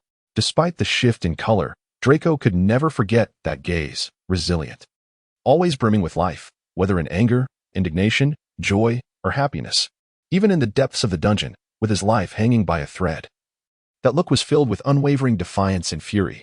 A wave of bitterness surged within him, soon followed by a rising anger. Potter, how dare he? How dare he intrude here? To what extent had his audacity grown? Did he not realize that the Dark Lord had been searching for him all along? Yet, when confronted, he lowered his head, trembling, his voice dry as he murmured, "No, I am not Harry Potter." The phantasmagoric image gradually receded from his sight, and Draco was astonished to find that even after so many years, the mere recollection of that scene still caused him to tremble involuntarily. Engulfed by fear and drenched in cold sweat, he clasped his hands together once more, steadying himself as he spoke. Because I am engulfed in fear. Draco seemed to be addressing Potter, or perhaps conversing with himself. At that moment, our family had begun to question our choices, yet there was no turning back. We were all bound to this doomed vessel, destined for destruction, with no means of disembarking. What, then, was to be done? His voice was deep and his throat tight as he spoke slowly. We can only do our utmost and provide ourselves with an additional safeguard. And that safeguard can only be you. Harry found himself at a loss, unsure whether to feel joy or sorrow. His inner voice revealed that Malfoy was indeed speaking the truth. He was merely a pawn in Malfoy's game, a wager. Malfoy had won, obtaining the crucial testimony of the post-war savior, which resulted in Lucius being imprisoned in Azkaban, while the remaining 2 members of the Malfoy family could escape abroad, gaining a fleeting chance to breathe. Yet, why did he feel a twinge of disappointment within? What answer does he seek from Malfoy? It is not out of concern for his safety that he has chosen him. Rather, what motivates this choice? Perhaps it is simply a desire to prevent his demise. Yet, at this very moment, he refrains from posing this inquiry, likely aware that such a question would yield no answers and instead entangle them in a web of mutual confusion. The weighty past looms before them, a chasm that once appeared unfathomable in his mind, yet has gradually begun to close, transforming into a mere trivial ravine that can now be easily crossed. He suddenly felt a sense of relief. Regardless of the answer, whether it was a desire to spare his life or merely a matter of insurance, the outcome remained consistent. He stood there, perfectly well. While Malfoy had reclaimed his estate, the wretched had perished, and everything was progressing toward a brighter future. His hand brushed against the tips of Malfoy's hair, which was fine and soft, unlike his own coarse and unruly locks that refused to heed his command. He inquired, "Now that you have reclaimed Malfoy's estate, what will you do next?" Malfoy let out a soft "oh," as he had been lost in his own reverie.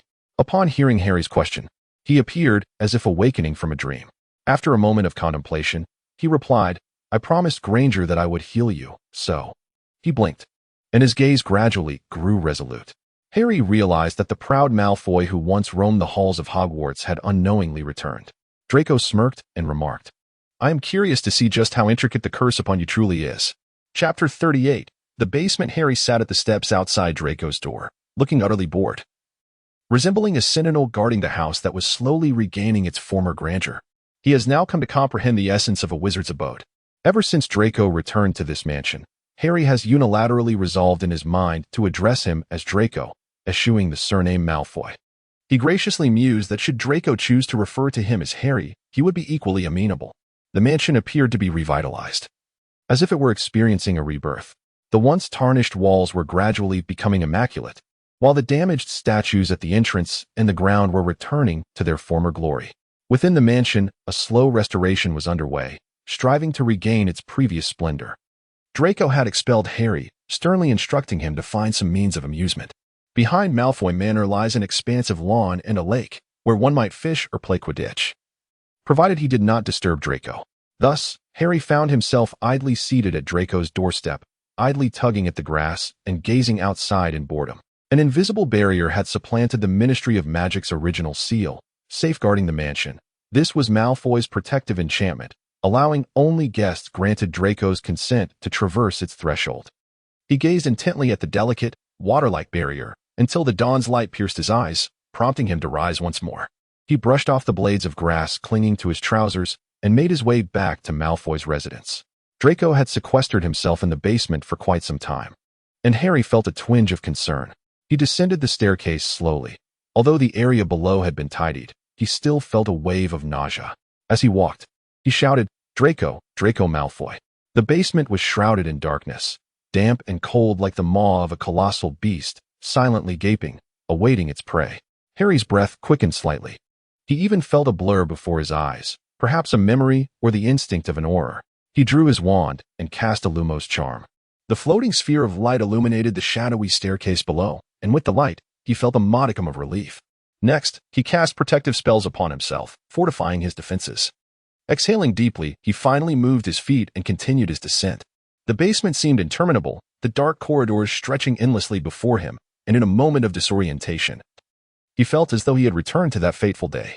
Unbeknownst to him, his body had gradually grown heavy, as if some unseen force had rendered his steps immobile, leaving him unable to advance even a single inch. He found himself halted at the entrance of a dimly lit corridor. Ahead lay an unsettling silence. Yet his ears were assailed by the echoes of lost souls from the past. The sounds of weeping, piercing screams, and agonized cries intertwined with the acrid scent of blood and an assortment of inexplicable odors, clinging stubbornly to his senses. Before his eyes, darkness surged in waves. Flickering candles cast shadows that failed to illuminate the corners, and elongated silhouettes shifted ominously. Suddenly, a head inexplicably emerged from the shadows cast upon the wall. He possessed a visage identical to Harry's, save for his eyes, which were a crimson hue reminiscent of blood. He fixed his gaze upon Harry, his entire head bizarrely embedded in the wall, and then, with a slow and sinister motion, he began to curl the corners of his mouth upward. His teeth were eerily cold and sharp, resembling the fangs of some wild beast. As his lips parted, a sound emerged. Though barely audible, it reverberated ominously through the corridor, bearing down heavily upon Harry. "I curse you." Harry felt his legs weaken beneath him, as if all strength had deserted him. He stumbled, bracing himself against the uneven wall beside him. The rough stone surface grazed his hand, leaving a faint trace of blood, yet he remained oblivious to the wound. Gasping for breath, he fixed his gaze on the face before him, a mirror image of his own. Strange patterns began to form on that visage. Harry closed his eyes, attempting to steady his breathing. When he opened them once more, he was astonished to see the peculiar stone sculpture he had encountered in the ancient mansion now standing in the dark corridor. It stood perfectly still in the center, its mouth agape. The chilling stone figure had supplanted the bizarre face, and Harry's eyes unconsciously traced the veins of blood that marred its surface. If only he could destroy it, obliterate this sculpture, annihilate it entirely. He raised his wand with a casual grace, directing it towards the stone sculpture, softly uttering the incantation. Shattered to dust. A fierce and resplendent crimson beam erupted from the tip of his wand, surging forward with unwavering courage. Fully prepared to obliterate any obstacle that dared to impede its path, just as its master commanded. In the dimly lit library, a gentle orb of light hovered before Draco. He meticulously examined the volumes displayed upon his family's bookshelf. The collection, belonging to an ancient pure-blood lineage, was a veritable cornucopia of texts, encompassing a myriad of subjects, even including notes penned by intrepid travelers. Curiously, it was these eccentric manuscripts that Draco sought with particular fervor. Conventional methods for dispelling curses held little efficacy for the chosen one.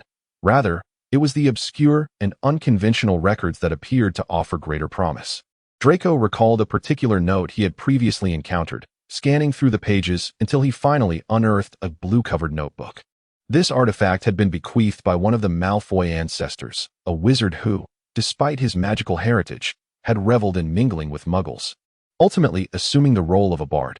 He chronicled his travels and the intriguing experiences he gathered along the way, one of which bore a resemblance to Potter's plight. However, Draco could not recall whether this ancestor had documented a method of resolution.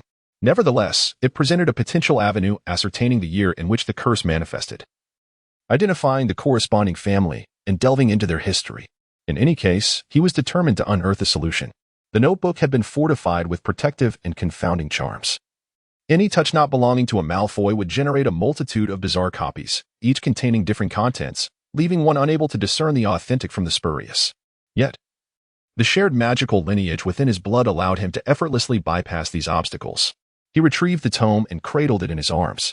The darkness of the room was oppressive, and perhaps influenced by his recent conversation with Potter, it stirred unwelcome memories within him. He was reluctant to linger in this place any longer. He pushed open the door, preparing to walk towards the entrance. As soon as he stepped outside, he noticed a figure standing at the corridor's entrance, silhouetted against the light. Draco's heart skipped a beat, although he knew this person could only be Potter. As no one else could enter Malfoy Manor without his permission, there was something distinctly unsettling about Potter's demeanor. He called out, "Porter?" Yet Porter had already raised his wand, and a torrent of crimson light erupted before him, swiftly engulfing him like a deluge. Draco could scarcely utter a gasp. However, in that moment, an inexplicable sense of ease washed over him. Indeed, this very scene had once graced his dreams. He was destined to be irreconcilable with Potter, to raise his wand and engage in a cataclysmic duel of spells. He is a Death Eater, while Potter is the savior. They were never meant to belong to the same faction. Potter describes him as a star, and thus Potter becomes the sun that rises in the day, while he is merely the evening star that emerges only after the sun has set. Stars and the sun, fundamentally, do not inhabit the same realm. He closed his eyes, bracing himself for the curse from Potter, but to his astonishment, the anticipated impact never came. Instead, a heavy sound resonated, akin to the thud of a collapsing figure. Draco opened his eyes, only to be met with the surprising sight of a faintly shimmering circular barrier enveloping him, adorned with a kaleidoscope of colors, perfectly safeguarding him within.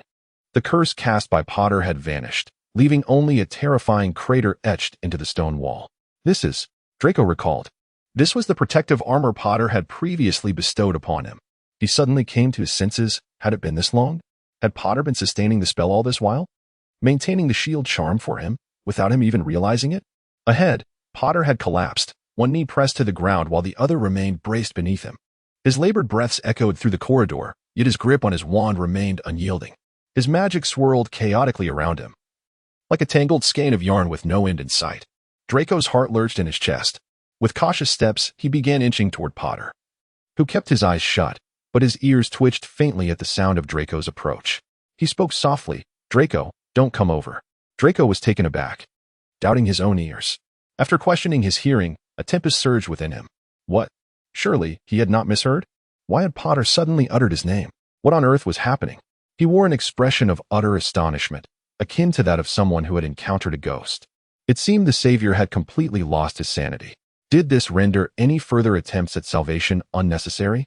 Draco stepped a little closer, his suspicions deepening that the Savior had been ensnared by some inexplicable soul-binding curse. He softly called out, "Potter? Harry Potter?" Yet there was no response. The Savior remained as silent as a stone statue, quietly kneeling on the ground. Were it not for the rhythmic rise and fall of his breath, Draco would have been convinced that the Savior had succumbed to death. He approached Potter once more, extending his hand with the intention of making contact. Yet, just as his fingers reached out, before they could even graze Potter's form, his wrist was seized with a firm grip. Potter's hand was powerful and radiated an intense heat, akin to that of a fever. Draco felt a jolt of surprise within, but Potter, leveraging Draco's grasp, rose to his feet once again. He seemed unsteady on his feet, swaying slightly as he attempted to stand. Draco immediately rushed closer, supporting Potter with a firm grip, his voice laced with concern. "Potter? What is wrong?" Potter leaned heavily against Draco, his body nearly collapsing into him, their faces mere inches apart. The warmth of Potter's breath brushed against Draco's ear, causing a faint flush to rise on his cheeks, while Potter's exhalation slipped down the collar of his shirt, igniting a cascade of goosebumps along his neck. He supported Potter with one hand while the other encircled Potter's waist, gritting his teeth as he spoke. "Come on, let's go." As Draco ascended, he mentally cursed, pondering why Potter was so heavy. After a laborious trek from the basement to the living room above, he nearly tossed Potter onto the sofa. He gasped for breath, feeling the residual warmth of Potter enveloping him. He loosened his robe, revealing the shirt beneath, as Potter's previously chaotic magic began to settle. Draco could sense the transformation. The old manor had yet to fully restore its former state, with certain functionalities still unavailable. Gazing at Potter, who lay with closed eyes and a rising and falling chest, Draco gritted his teeth and inquired, "Potter, I intend to apparate to my home. If you can bear it, just nod." Potter remained with his eyes shut, his arms resting on his waist, the outline of his robust muscles faintly visible. He seemed to have heard Draco's words, as he slightly opened his eyes, a hint of green emerging beneath his eyelids. He nodded gently. Draco let out a sigh of relief and placed his hand once more on Potter's shoulder. Operating with another person was no trivial matter, particularly when that individual possessed formidable magical power, which would deplete one's own energy significantly. The air erupted with a resounding crack, and Draco steadied Potter as they materialized at his doorstep. Upon arriving home, Draco leaned against the wall for support, trying to steady his weary body. He had already expended considerable magical energy while restoring Malfoy Manor earlier that day, and now, transporting Potter from the estate to his home felt akin to a sedentary person being forced to run a marathon. Once inside, Draco felt a slight alleviation of his fatigue. The sofa instinctively shifted to catch Potter's limp form. The heavy cloak draped over Potter loosened and found its way onto a nearby coat rack. With a wave of his hand, Draco removed the accessories adorning Potter, exhaling in relief as he pressed his palm against the nape of Potter's neck. Potter tilted his head slightly, appearing defenseless. No issue, there was still a pulse. This technique was one he had learned from a Muggle hospital.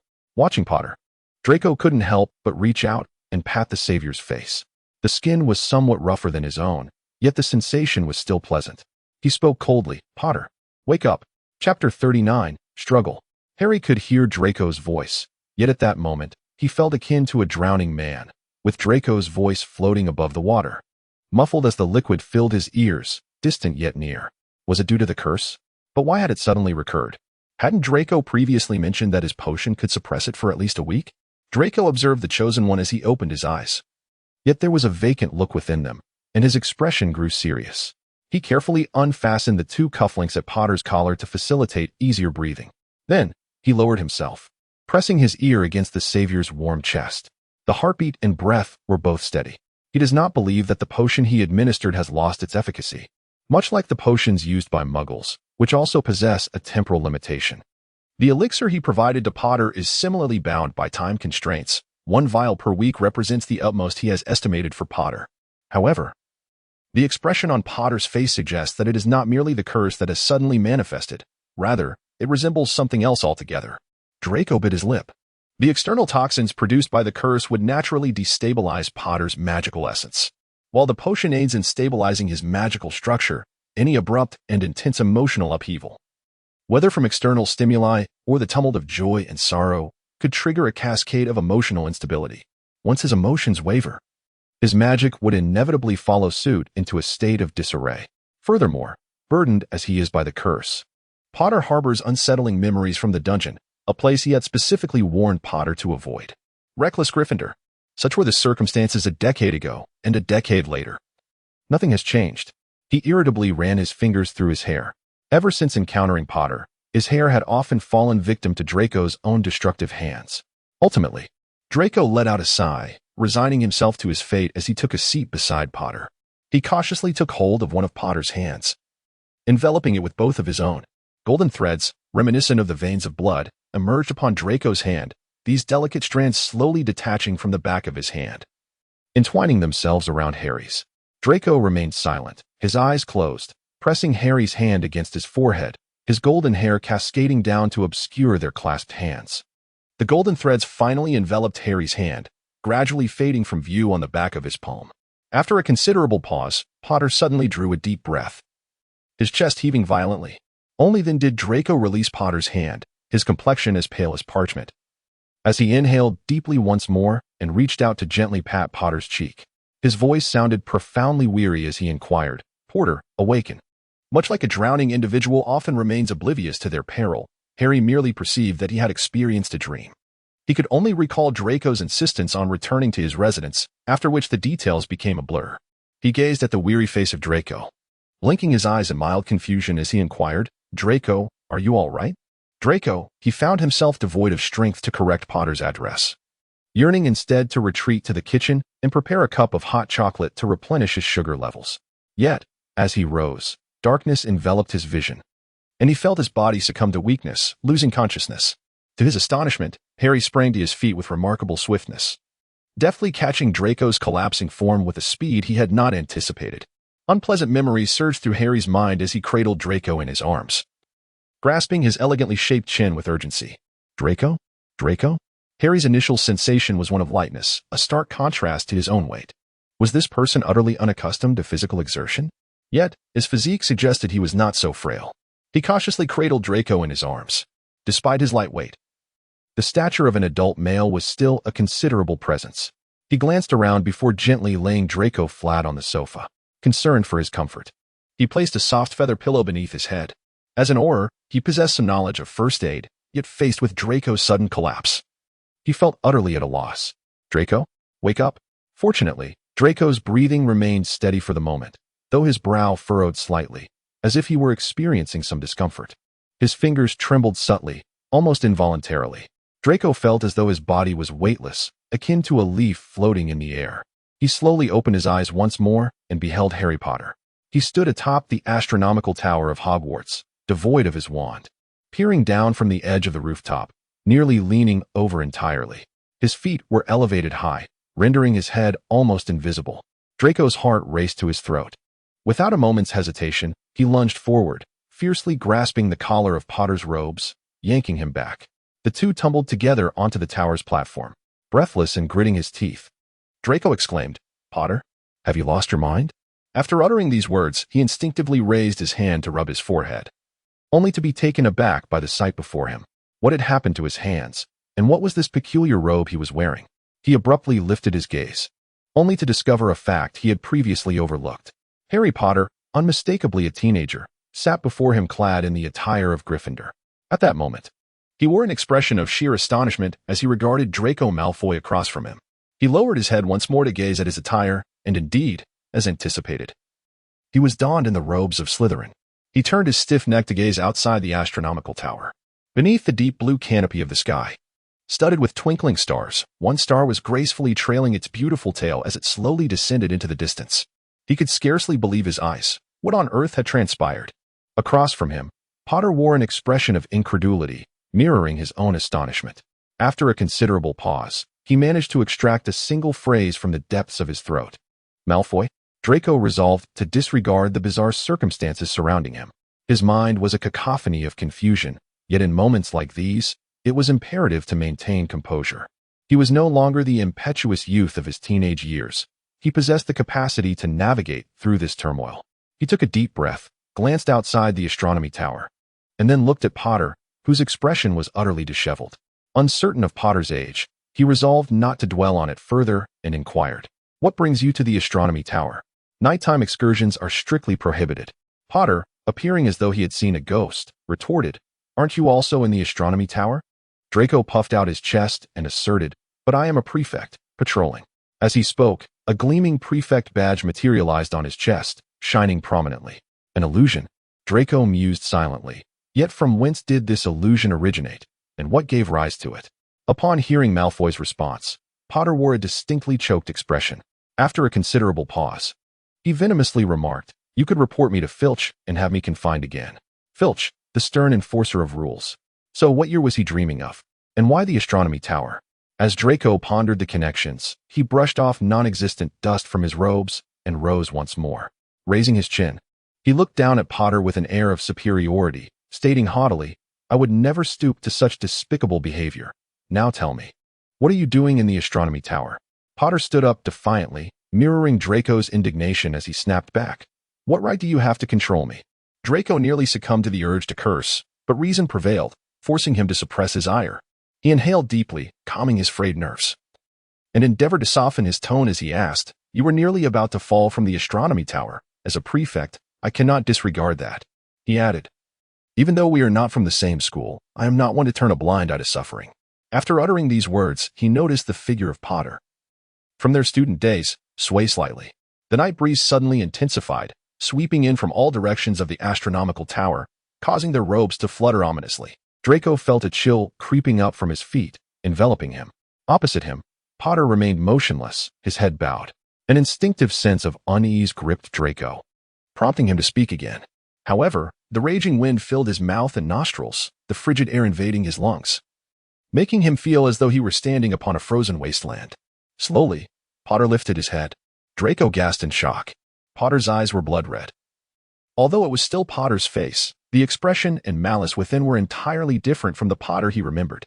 He opened his mouth, revealing teeth that resembled the sharp fangs of a wild beast. I nearly took him away. He bore an uncanny resemblance to Potter, yet his words were entirely dissimilar. "You are truly an inconvenience." Draco felt a chill enveloping him, as if he were beginning to comprehend the essence of it. A curse, or rather, a fervent desire for Potter's demise, a thought that, once manifested, appeared in this form. It lurked deep within the Savior's soul, perhaps even unbeknownst to the Savior himself, guilt, remorse, accountability, or some other emotion intertwined, further exacerbated by the curse that intensified these feelings within him. Draco grasped the nature of it. Amidst the howling winds, he struggled to squint his eyes, gazing ahead at this Harry Potter. He declared resolutely, no matter who cast the curse, now, depart from his body. He nearly roared. As the astronomical tower swiftly receded from his sight, along with Harry Potter, who stood atop the tower, he let out a shout and abruptly straightened his posture.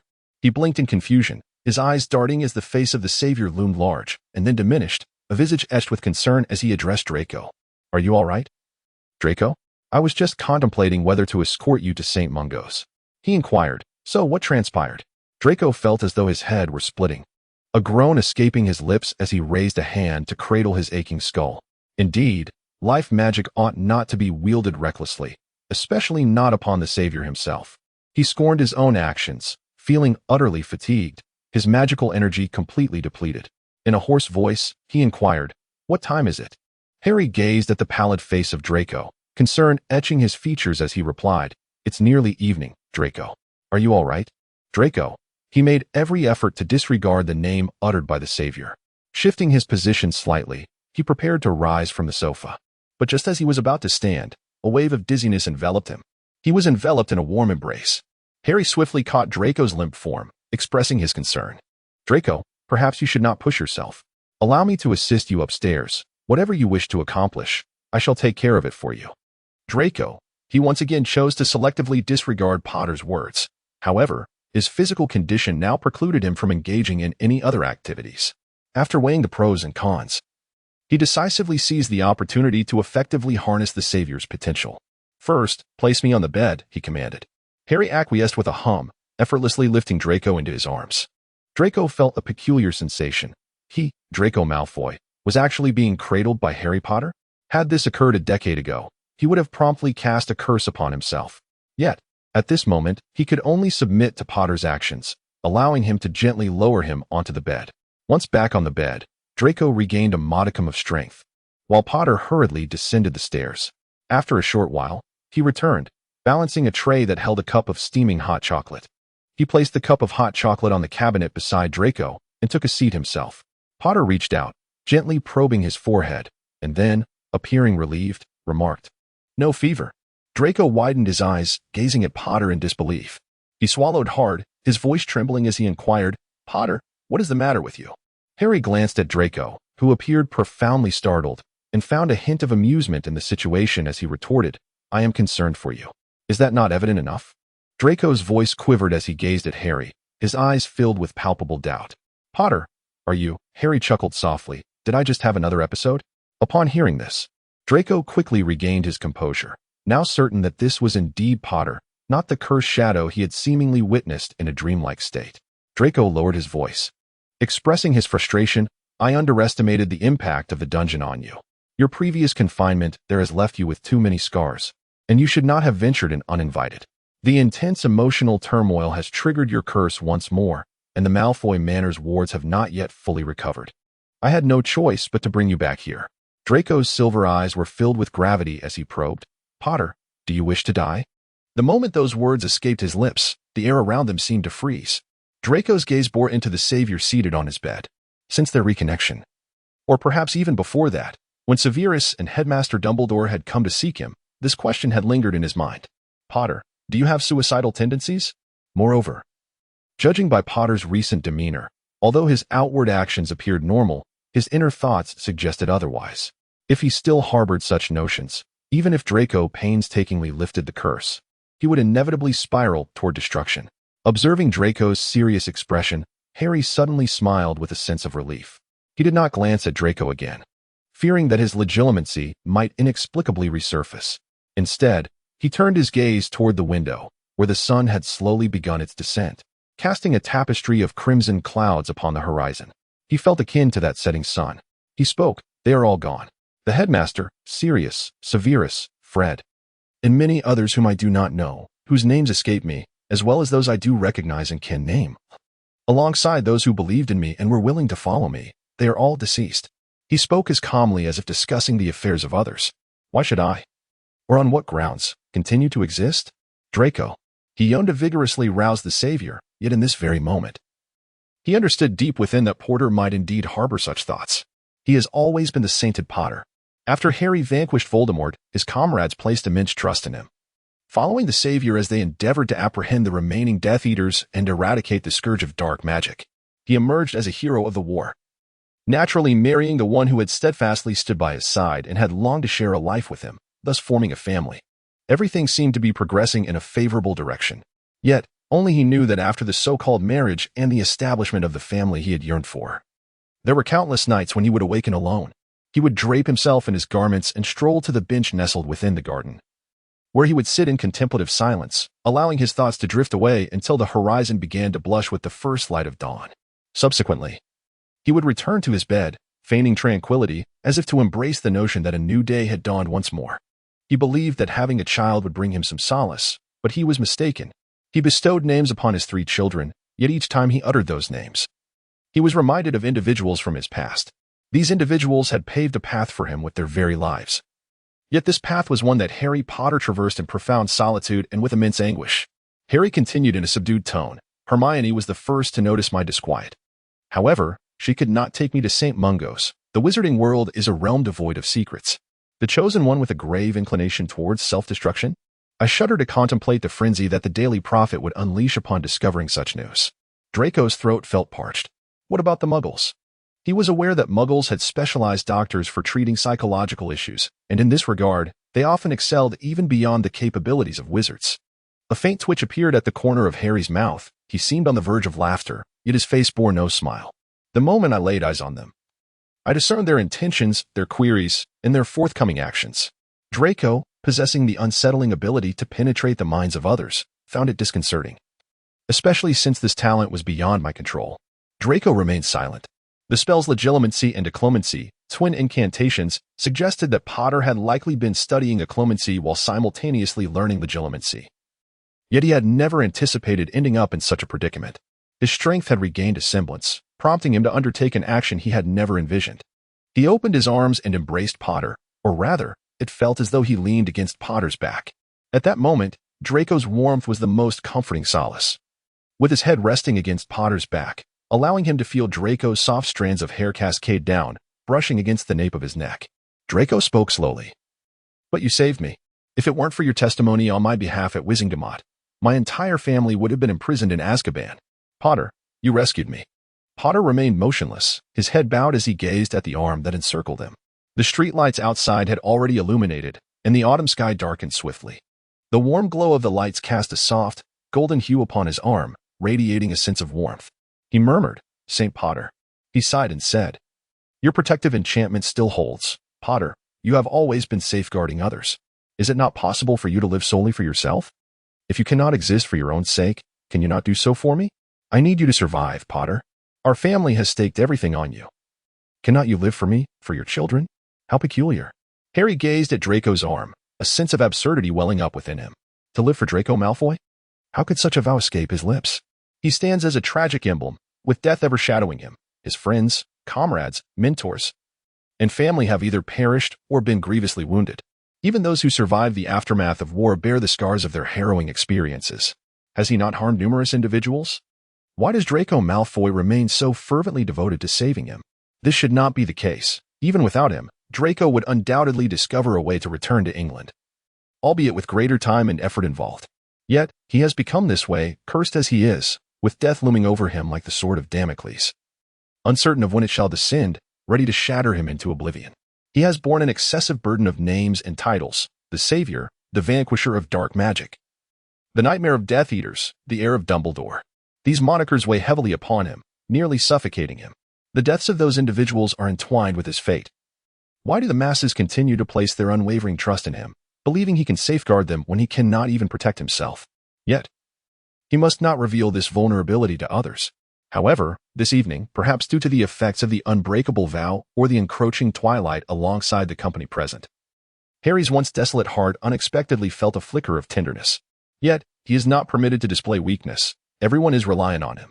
If he falters, who will stand in their defense? Kill them, and then you may end your own life. Annihilate them all, and you shall have no more worries. Draco's room remained shrouded in darkness, with Harry engulfed in shadows, when suddenly, a visage emerged from the gloom.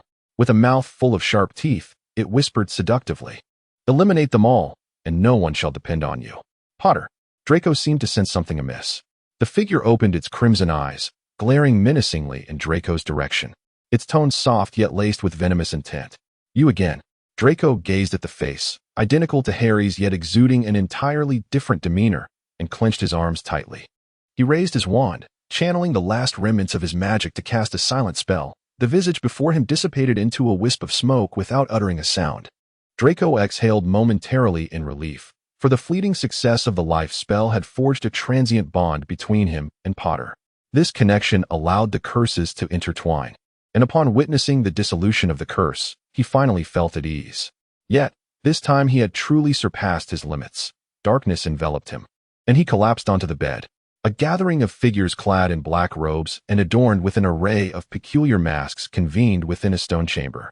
The chamber was tightly sealed, illuminated by the flickering flames of torches affixed to the walls. At its center stood a circular stone table, surrounded by a series of stone stools. The entire space was dominated by stone, save for a single passage leading outward, which was vigilantly guarded at its entrance.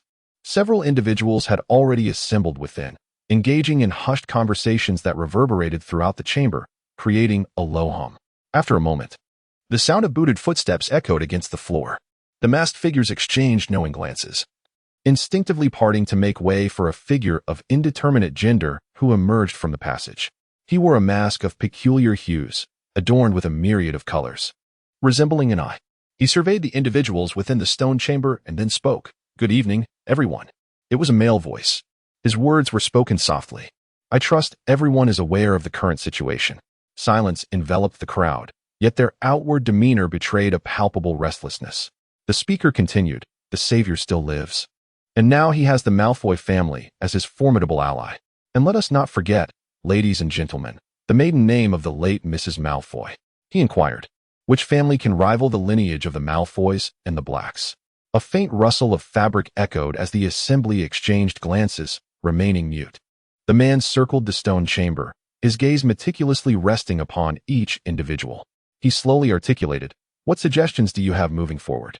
A murmur arose, a cacophony of whispers cascading through the chamber like ripples across water. After a brief pause, another voice emerged, proposing, what if we attempt to separate Malfoy and Potter? He patiently retorted, what excuse could one possibly employ? Hermione Granger's citations of the law and its statutes are impeccably precise. The former Death Eater, a member of the aristocracy, although having evaded the immediate reckoning post-war, certainly poses a risk upon his return to Britain. It is entirely reasonable for Potter to keep a close watch on him. Furthermore, if entrusted with the task of surveilling Draco Malfoy, can you assure that no complications would arise? He continued, I dare say that his ostentatious appearance has undoubtedly captured the attention of a certain segment of individuals who formerly believed that Malfoy was aligned with them. Yet now, they have transformed into the pariahs of society, vilified by all. Meanwhile, what of Malfoy? He has reclaimed his fortune and appears poised to restore his status. Most importantly, it seems he has succeeded in turning Potter into an ally of his own. His voice carried a hint of mockery as he spoke. What do you think? How will those individuals react? Initially, everyone was akin to mice, but suddenly one among them transformed into a golden cat, with a formidable lion standing guard behind it. Will the mice not be incensed? What then? They yearn for retribution against the golden cat, yet the lion is too fearsome to confront. A voice murmured softly, we could simply lure the lion away. The man clapped his hands with enthusiasm, the sound resonating through the stone chamber, resembling a gentle teacher encouraging his students. Indeed, we merely need to divert the lion. So, who shall undertake this task? Silence enveloped the stone chamber, and the man's expression shifted to one of disappointment as he inquired, will you all merely watch as events unfold without intervention? He earnestly exhorted, power, wealth, and the pinnacle of success lie just a final step away from your aspirations. Are you truly willing to stand by idly and watch as what rightfully belongs to you flows towards others? The murmurs of discussion gradually grew louder. Behind the mask, the man's face wore a smile as he observed this group beginning to engage in earnest deliberations. He added, dear friends, you must understand that with Dumbledore now deceased, the only obstacle remaining before us is Harry Potter. It is time to reclaim our glory. He raised his hands and, with fervor, proclaimed, praise the divine eye. At first, the crowd remained silent, seemingly taken aback. He repeated his declaration, and only then did the masked individuals appear to be stirred, joining together in a unified chant. Praise the divine eye. Their voices echoed through the stone chamber, unheard by the outside world. Chapter 41. The golden cat Draco nestled within his covers. Soft, warm, and comfortable. All his bedding was meticulously selected, feeling as tender as an infant's skin. Surrounding his four-poster bed were warm drapes, enchanted to repel dust and wrinkles, ensuring that not a single speck of dust would land upon his bed with each descent of the fabric. By merely drawing the curtains, he could attain a dreamless slumber in darkness. However, this night, his sleep was anything but peaceful. His cold sweat trickled down, as if he were lying atop a frigid block of ice that refused to warm. His entire body ached profoundly as he slowly opened his eyes and blinked. A muffled groan escaped his lips involuntarily, and soon the heavy drapes were drawn aside. A figure with raven-black hair and emerald-green eyes peered in, his gaze brimming with concern as he took in Draco's listless form upon the bed. Without hesitation, he knelt upon the mattress and reached out to press a hand against Draco's fevered brow. Harry possessed little expertise in healing charms or medicinal spells. He was but an Auror accustomed to charging headlong into battle. Yet in this moment, a pang of regret pierced him for having neglected those crucial remedial courses during his training. He inquired softly, are you all right, Draco? Draco slowly blinked his eyes, as if just realizing the question posed to him. He glanced at Harry beside him, filled with perplexity, and replied in an exceedingly measured tone, Potter? His head throbbed painfully, a lingering consequence of his excessive use of magic the previous day. He pressed his palm against his forehead, unable to suppress a groan. The concern reflected in Potter's emerald eyes was genuine. He settled back onto the bed for a moment, then assisted Draco into a sitting position, placing a soft cushion behind him. Draco, fatigued, inquired, "Did you stay here all night?" Potter nodded, drawing back the curtains of Draco's four-poster bed to allow sunlight to flood in. Draco squinted at the weather outside, seemingly taken aback, and slowly remarked, "Incredible." Harry then fetched a glass of water for Draco, placing it into his hands. As he felt the warmth emanating from the glass, a sudden smile broke across Draco's face. His laughter was brief. Had it not been for Harry's keen hearing, he might have missed it entirely. He turned his head in confusion to gaze at Draco and inquired, "What is the matter?" Draco, looking at the cup in his hand, replied with a smile, "Can you believe it?" Harry, momentarily unable to follow his train of thought, expressed his bewilderment with a nasal tone. Draco raised the cup he held and, in a whimsical tone, remarked, "You actually stayed at my home and kept watch over me all night." He chuckled once more. "Can you believe it was a decade ago?" Upon hearing Draco's words, Harry, who had been bustling about, instinctively halted his actions. He let out a self-deprecating laugh and remarked, "Even when we were lying in the infirmary back then, we were determined to outdo one another." Draco gazed at the gently swaying cup of water, lost in thought for a moment before saying, "I'm feeling better, Potter. You should head home now." He pondered for a moment before adding, "Thank you for staying by my side last night." Harry paused, turning around as sunlight streamed in from behind him, casting a fuzzy golden outline around his figure. With a serious tone, he remarked, "Do not speak nonsense, Draco. In your current state, how could I possibly leave?" Draco's brow twitched, and he could no longer contain himself. "Potter, why have you suddenly taken to calling me by my name?" Harry feigned ignorance. "We've known each other for so long. Is it so strange to address one another by our names?" "You can call me by mine as well. I wouldn't mind." Draco replied. Has the Savior always possessed such a thick skin? He gazed speechlessly at Potter, who was once again toying with his curtains, and weakly remarked, "Could you please leave my curtains alone?" Harry sheepishly lowered them and kindly inquired, "What should I do now? Are you hungry? Shall I go fetch something to eat?" The mere question made Draco realize that he was indeed a bit peckish. He rubbed his stomach and observed Potter's sudden shift to attentiveness, narrowing his silver-gray eyes in curiosity. He commanded, "Fetch some pizza. I shall take a bath, and upon my return, I hope to find sustenance awaiting me." Harry replied, "Where on earth can one procure pizza at this early hour?" He was nearly amused, yet not angered, for he was well aware of Draco's antics from the previous day. Thus, he readily rose to his feet and declared, "At your service, Prince." Draco gazed at him, as if he had seen a ghost. Harry stifled a laugh and remarked, "I once infiltrated your cellar using Polyjuice potion and an invisibility cloak. I am quite familiar with what the Slytherin students called you back then." Draco, feeling a surge of indignation as if his past misdeeds had been unearthed, waved his hand dismissively and said, "Just go." Harry complied without hesitation. Draco took a deep breath, first assuring his mother and Scorpius of his well-being. Then he submitted a leave request to his department. Having completed these tasks, he finally extricated himself from the bed. He was still clad in the garments he had worn yesterday. Porter likely seldom attended to others, for his attire was crumpled and wrinkled, resembling a muggle's pickled vegetables. Yet, he did recall having removed his trousers, gazing at his bare, smooth legs with a sigh. He lifted his duvet and shifted his body downwards, glancing around for his wand. To his relief, he discovered it placed neatly on his bedside table. He picked up his wand and waved it, intending to fill his bathtub with water. Yet, even this seemingly simple incantation caused his hand to tremble as if electrified. The after effects were indeed quite severe. He walked weakly into the bathroom, shedding his garments before submerging himself in the bathtub. The warm water gently caressed his entire being, eliciting a contented sigh from his lips. The water, at just the right pressure, continuously massaged his aching muscles and weary body. He reclined in the warmth, unwittingly closing his eyes once more. When Harry returned from the nearby bakery in CAF, Draco's home was enveloped in an eerie silence.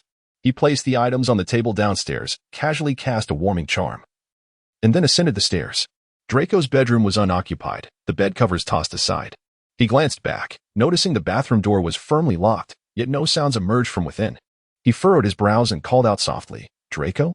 Receiving no response, an ominous feeling crept into his heart. Placing his hand upon the door, he effortlessly unlocked it with an opening charm and stepped inside.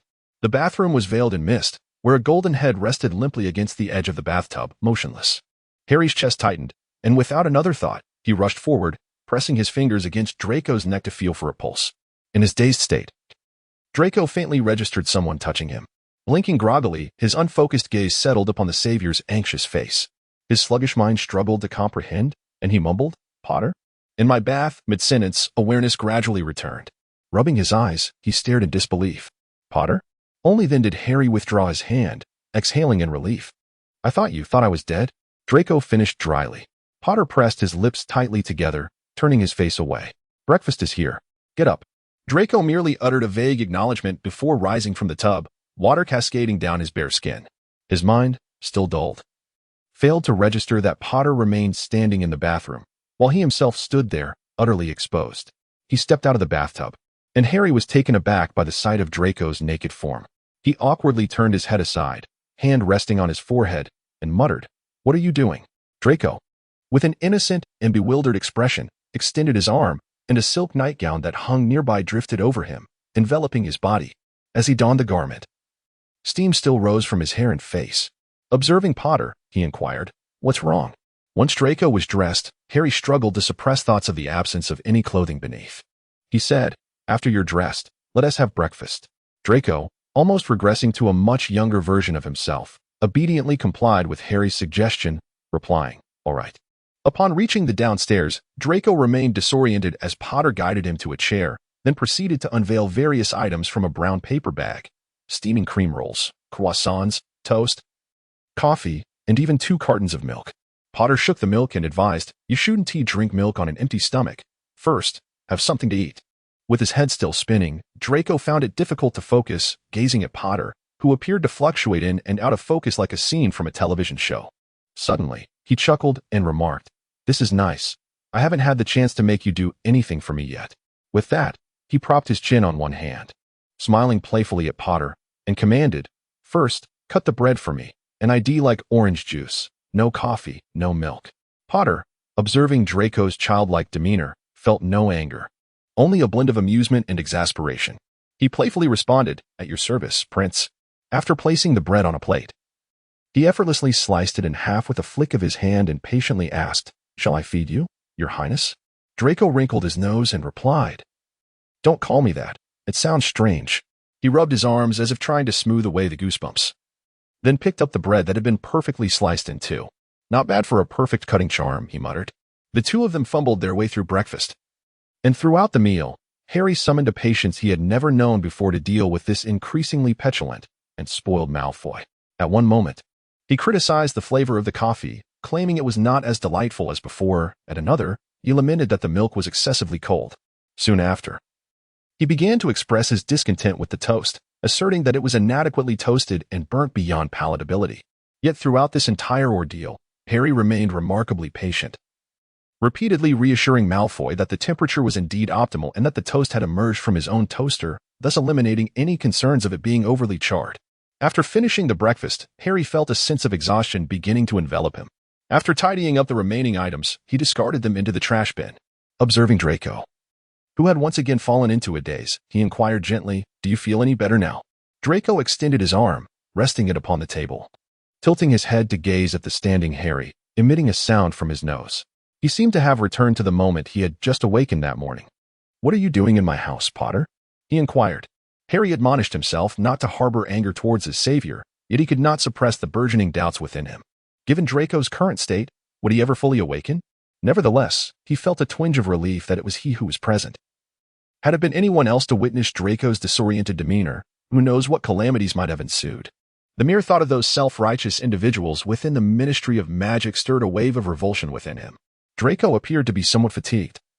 The depletion of his magical energy left him feeling uncomfortable throughout his entire being, as if his mind were submerged in water, rendering coherent thought impossible. Today marked a rare autumn day in London. As he gazed at the sun outside, an idea struck him, and he exclaimed, "Potter, allow me to take you shopping for clothes." Harry, though uncertain how long Draco's current state would persist, found that this sentiment was not entirely unpleasant. He inquired, "Where can I purchase it?" Surprisingly, Draco still recalled that he was a wizard. Tilting his head, with his golden hair cascading over his arm, he appeared utterly oblivious to the fact that he was already a father. He pondered for a moment, a joyful smile illuminating his face, and said, "Let me take you to the luxury boutique in London for muggles, Potter." Have you ever been? He staggered to his feet, resembling a drunken man, and Harry, fearing he might inadvertently fall, hurriedly rushed to support him. Draco's warm body leaned against him, and Harry, with one hand steadying his arm and the other encircling his waist, found Draco's slender yet sturdy waist surprisingly pleasant to the touch. Harry mused quietly to himself. Draco, in a daze, murmured, "Thank you, Potter. Please help me upstairs. I need to change my clothes before we set off again." Chapter 42. The Golden Cat. Harry assisted Draco back upstairs, and, once they returned to the bedroom, concerned for Draco's current state, he kindly inquired, "Do you need assistance?" Draco, still somewhat disoriented, glanced at his wardrobe with a puzzled expression and remarked, "I have so many clothes." After saying this, he approached the wardrobe, perhaps due to the temporary ineffectiveness of his magical abilities. None of the garments floated out for him to select. However, the nearby dressing mirror stirred and spoke. "Dear young master, may I inquire where you are headed today?" Draco looked at his reflection, still clad only in a nightgown, and replied, "I'm going to a Muggle mall for shopping. What should I wear?" The mirror responded in a tone of exaggerated surprise, almost like an aria, "Young master, are you truly visiting a Muggle shop? I suggest you don the most expensive attire from the Muggle world. Otherwise, how can it reflect your status?" Draco, flattered by the suggestion, responded, "Is that so? Should I wear these?" He then retrieved several outfits from his wardrobe, causing Harry's temples to throb with frustration. The reason was evident. The clothes he selected were all extravagantly styled, adorned with tassels and sparkling sequins, clearly unsuitable for everyday wear. One particularly ostentatious garment even featured a whole diamond embedded in the chest area. Harry, exasperated, chose a simple shirt and coat for Draco, sincerely advising, "This looks quite nice on you." Draco, still a bit dazed, examined the seemingly ordinary attire with disdain, saying, "What are these clothes?" Harry replied gently, "These are your own clothes." Draco uttered something akin to "Damned Potter," but his actions contradicted his words as he donned the outfit Harry had selected, stripping down completely before putting on each piece in front of Harry. To be fair, Draco's physique was undeniably pleasing to the eye. Unlike Harry, whose body bore various scars, some remnants of wartime, others from the post-war hunt for remaining Death Eaters and the handling of dark artifacts, Draco's form was unblemished. The only glaring imperfection was the dark mark on his arm, a remnant of the dark mark.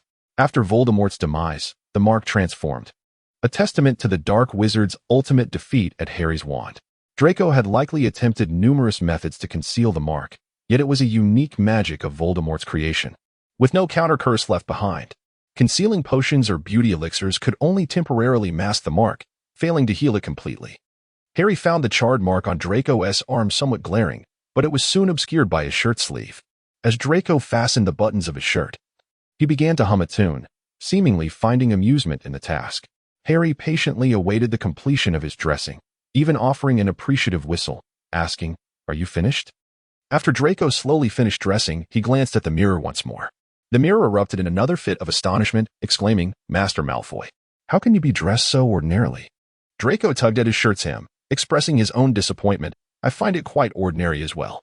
Harry could no longer contain himself. He grasped Draco's shoulders and forcibly pulled him away from the beguiling mirror, leading him out with an arm around Draco. As he walked, he whispered in Draco's ear, "You look rather handsome like this, truly, believe me."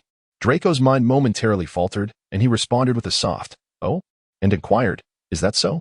He tugged at the silvery gray shirt he wore, a hue slightly lighter than the color of his eyes. The silk fabric shimmered, revealing undulating wave patterns upon its surface. Over this, he donned a deep gray coat, and though Harry did not overindulge, he wrapped around him a silver-green scarf, which enveloped Draco's sharp chin beneath its folds. As they stepped outside, Draco retrieved his car keys from the cabinet by the door, slightly dazed as he remarked, "Come on, I'll drive you there." Harry, genuinely apprehensive that they might meet with an accident before reaching their destination, cleared his throat and endeavored to maintain a gentle tone as he replied, "Are we really going to drive there?" Draco countered, "How else would we get there?" He appeared somewhat unsteady, reaching out to steady himself against the nearby wall. With remarkable quickness, Harry seized him, and Draco, in a daze, murmured, "You wish to venture into the Muggle realm. Yet you do not intend to adopt their means of travel. How, then, do you plan to proceed?" He inquired, "Are you planning to use a flying broomstick?" Harry replied, "We shall not be driving today. I will take you in my car." Although it may appear somewhat incongruous to transport a person clad in a coat on a motorcycle, safety took precedence at that moment. Draco asked, perplexed, Do you own a car? Harry, sensing a hint of condescension, felt a surge of competitiveness and retorted, "Why would I not have a car?" He spoke with a hint of provocation, "I am quite wealthy." Draco regarded him with skepticism and after a moment replied, "Very well then." Once the two exited the door, Draco glanced at the solitary vehicle parked at the curb and inquired, "Where is your car?" Harry patiently responded, "Just wait a moment." After uttering these words, he waved his wand, and in an instant, amidst the desolate street, a resounding boom echoed, reminiscent of an explosion. Subsequently, a motorcycle adorned in a striking blend of gold and crimson materialized beside Draco's vehicle. This motorcycle was indeed strikingly impressive, significantly larger than the average model.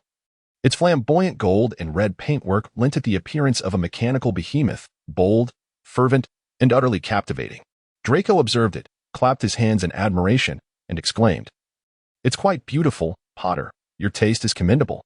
Harry stifled a laugh, realizing that it was perhaps in moments like these that Draco could genuinely express his innermost thoughts. He retrieved 2 helmets from the box, adorned one upon his own head, and handed the other to Draco, saying, "Put it on." Draco clumsily grasped the helmet, momentarily at a loss as to how to proceed. Throughout his life, he had seldom donned a helmet. He had played the perilous game of Quidditch, yet had never considered that riding a Muggle motorcycle would require such protective gear. He felt a sense of novelty, his demeanor reminiscent of a child transported back over a decade. The helmet was pristine and seemingly unused, sparking his curiosity as he inquired, "Have you prepared 2 helmets? Who rides frequently?" Harry replied nonchalantly, "No one. You are the first. The laws governing Muggles stipulate that 2 helmets must be available." Upon realizing he was the inaugural rider, Draco experienced a flicker of joy within, though he could not quite discern the source of his elation. A slight smile curved his lips as he grasped his helmet. However, he dazedly asked, "How does one wear this, Potter?" Harry, already donning his helmet and striking a dashing pose atop the motorcycle, suddenly recalled that Draco Malfoy, this pureblood wizard, likely had never ridden a motorcycle before. He had no choice but to dismount the motorcycle once more, placing the helmet upon Draco's head and fastening the strap beneath. Potter's breath was steady, his hands equally so, perhaps due to his experience as an Auror. Over the years, he had exuded an ever-increasing sense of security. His hand brushed against Draco's cheek, warm to the touch. Once secured, he adjusted Draco's helmet and said with satisfaction, "All set, let's embark." Riding a motorcycle offers an entirely different sensation compared to being in a car. Draco, seated on the rear, followed Potter's instructions and wrapped his arms around Potter's waist. Potter's waist felt firm, his abdomen rigid with muscle. Out of curiosity, Draco squeezed gently, prompting Potter to shift uneasily, placing his hand over Draco's mischief-making fingers and lowering his voice. "Stay still." Draco complied, still enveloped in a hazy state, his mind shrouded in mist. Essentially responding to Potter's words as he instructed him, he embraced Potter tightly, a wave of fatigue surfacing from the depths of his being. With a hint of concern, Potter inquired, "How are you? Are you all right?" Draco mustered his strength, unwilling to lose face before Potter, and replied, "I'm fine, let us go." Deep within, Harry felt a genuine worry. Discreetly, he cast a wind protection charm and an immobilization spell for those behind him before igniting his motorcycle. Following the directions to the location Draco had mentioned, he navigated with care, striving to maintain a steady speed. Upon reaching their destination, he assisted Draco in dismounting and surveyed the surroundings. They had arrived at a renowned street in London known for its luxury goods, somewhere Harry had only heard of but never visited, although there weren't many people around. Several passers-by cast intrigued glances at Draco. Harry furrowed his brow, positioning the bewildered Draco behind him. He adjusted Draco's collar and scarf, ensuring nothing untoward was exposed before asking, "Where would you like to go first?" Draco's eyes darted around before he pointed to a shop, exclaiming, "Here, I used to come often." With that, he strode ahead. Harry had no choice but to follow. Upon entering the store, they were greeted by 2 impeccably made-up female attendants, whose expressions momentarily reflected astonishment at Draco's entrance. However, this surprise swiftly transformed into professional smiles as they approached warmly, one on each side, saying, "Welcome, Mr. Malfoy. What would you like to see today? We have the latest seasonal arrivals. Please take a look." Draco smiled, his demeanor betraying no signs of his earlier haze.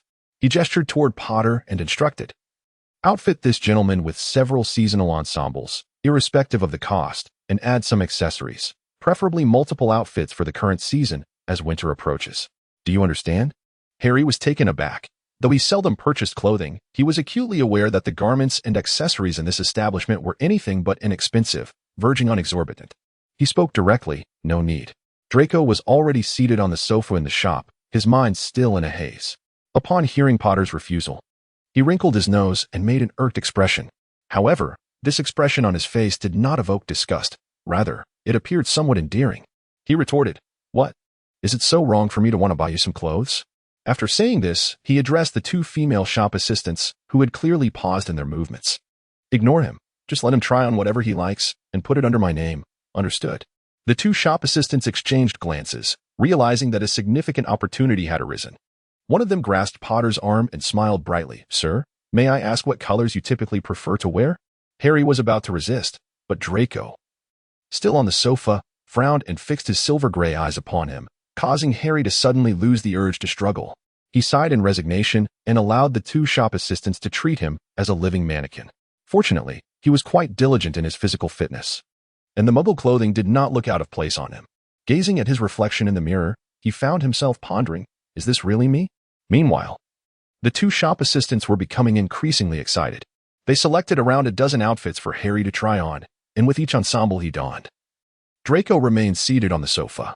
If he found it acceptable, he would subtly nod, after which Harry would remove the outfit and hand it to the nearby shop assistant to be wrapped.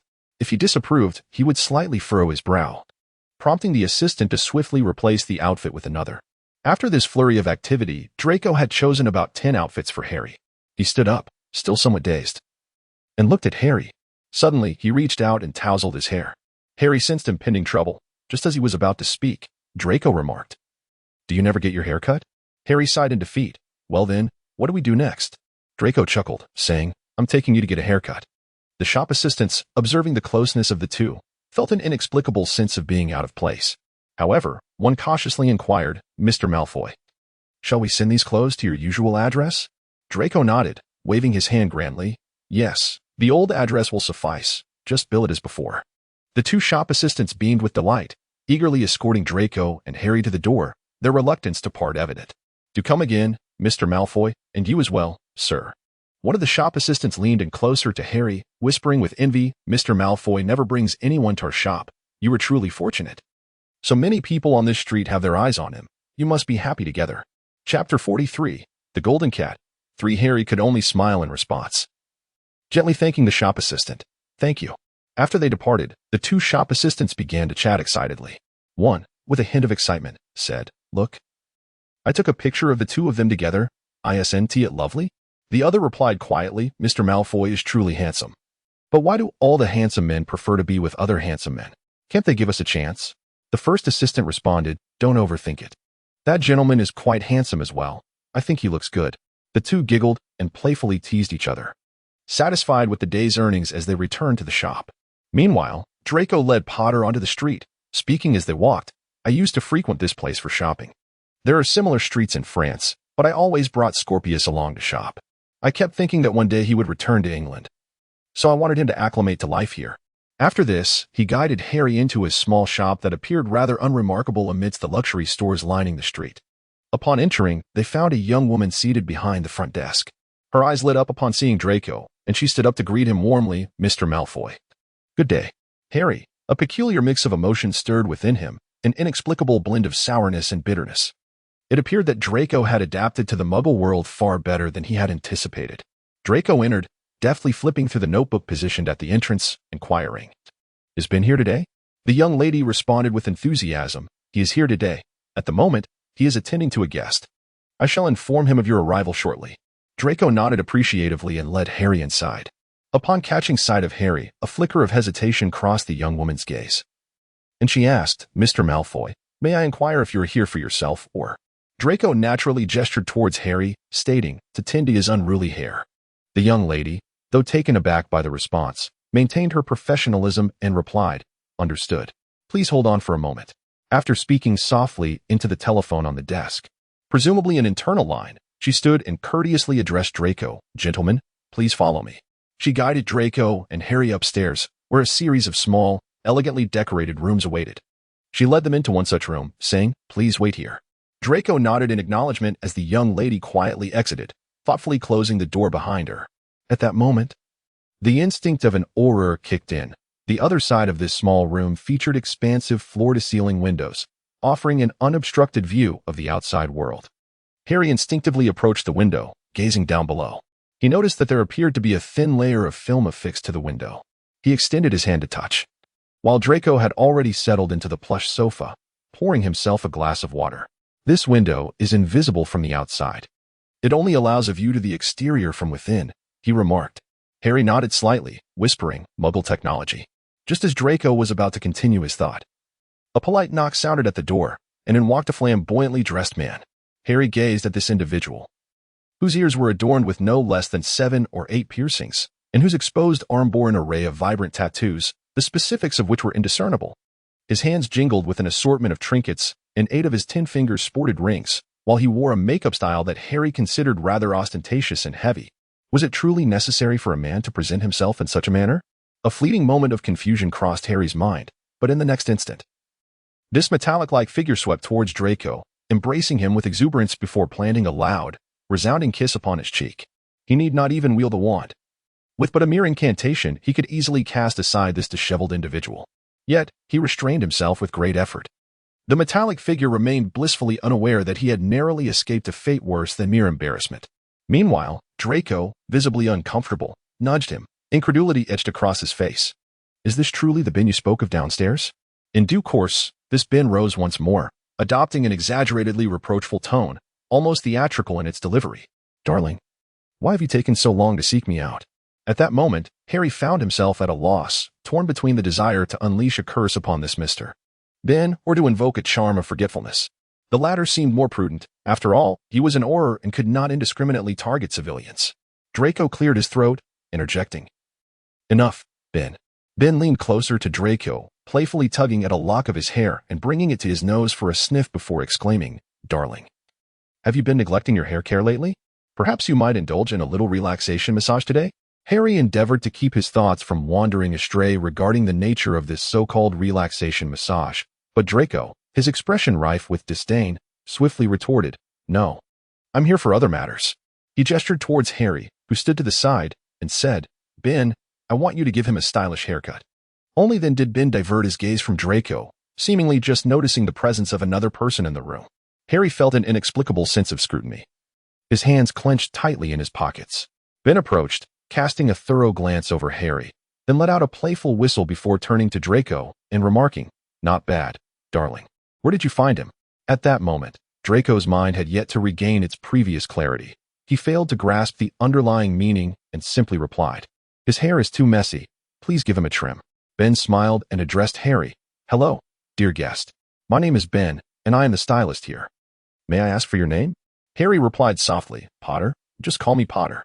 Ben gestured for Harry to take a seat, retrieving a thin disposable cover from a cabinet in the small room and draping it over Harry.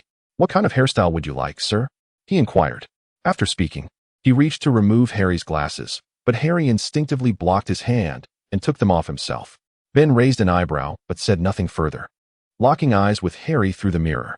Such lovely, striking eyes, he thought. He murmured softly, Such beautiful eyes. Why do you wish to conceal them, sir? Harry gazed at Ben through the mirror and replied mildly, How do you intend to style my hair? Ben pondered for a moment, then turned his head to Draco, who was already seated on the sofa, engrossed in a magazine, and asked, Darling, what kind of hairstyle would you like for your beloved? Draco blinked in confusion, as if his befuddled mind had yet to grasp the meaning of the word Ben had used. Harry gently interjected, I apologize, I am not his beloved. Realization dawned on Ben, and he quickly apologized. I'm sorry, it's just that Draco never brings anyone to see me, I assumed. He refrained from uttering further words and ceased his inquiries towards Draco. He abandoned his previous nonchalant demeanor, gently swept aside Harry's hair, and scrutinized it before thoughtfully proposing, Mr. Potter, would you be so kind as to reveal your forehead? Harry shook his head, although the scar on his forehead had faded considerably and no longer pained him. He was reluctant to draw additional attention to it. Then, may I trim it a little shorter? What do you think? Harry nodded slightly and politely replied, That would be troublesome. After this exchange, Ben fell silent, grasped the scissors nearby, and commenced cutting Harry's hair. To be fair, this was indeed a rather novel experience. Despite frequently straddling both the wizarding and muggle worlds, Harry seldom had his hair cut. Firstly, he was quite adept at using the cutting charm, enabling him to tidy his long hair at home. Secondly, his notoriety in the wizarding realm often complicated visits to wizarding barbershops, while he deemed trips to Muggle salons unnecessary. Consequently, over time, his hair had devolved into a mere tangle atop his head. The Ben who had entered into a focused work mode appeared to be an entirely different individual from the earlier frivolous version. The rhythmic snipping of the scissors echoed around Harry, who stifled his horror instincts and allowed Ben to work on his head. After a while, the initial results of Ben's labor began to materialize. Gazing into the mirror, Harry felt somewhat disoriented.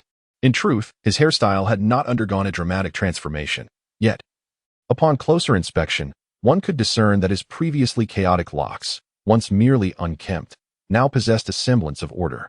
His striking green eyes, which had been largely obscured by his hair, were now partially revealed, providing him a reprieve from both obstructed vision and the prying gazes of others.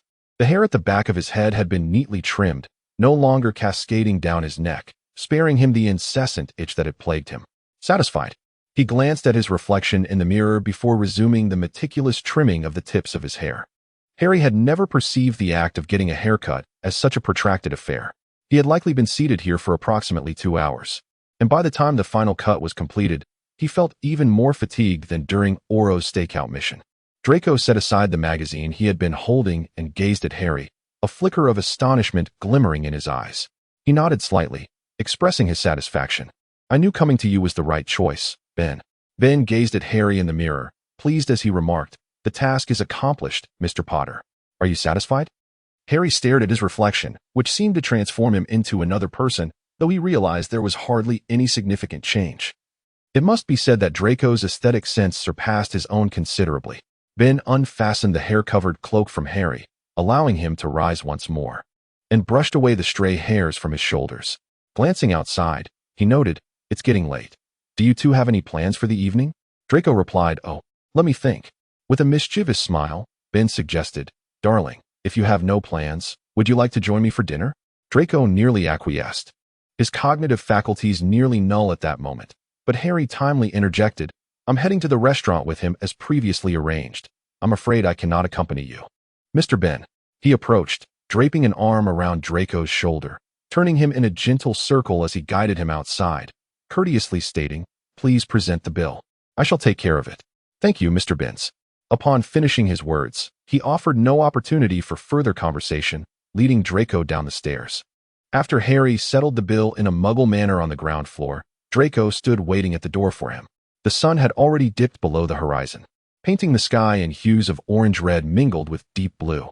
As Harry stepped outside, he realized he had spent the entire day indulging in the whimsical game of dressing Potter, and he had no qualms about seeing it through to the very end. He inquired, "Draco, shall we go?" Draco responded with an "oh," finally turning his attention to Harry.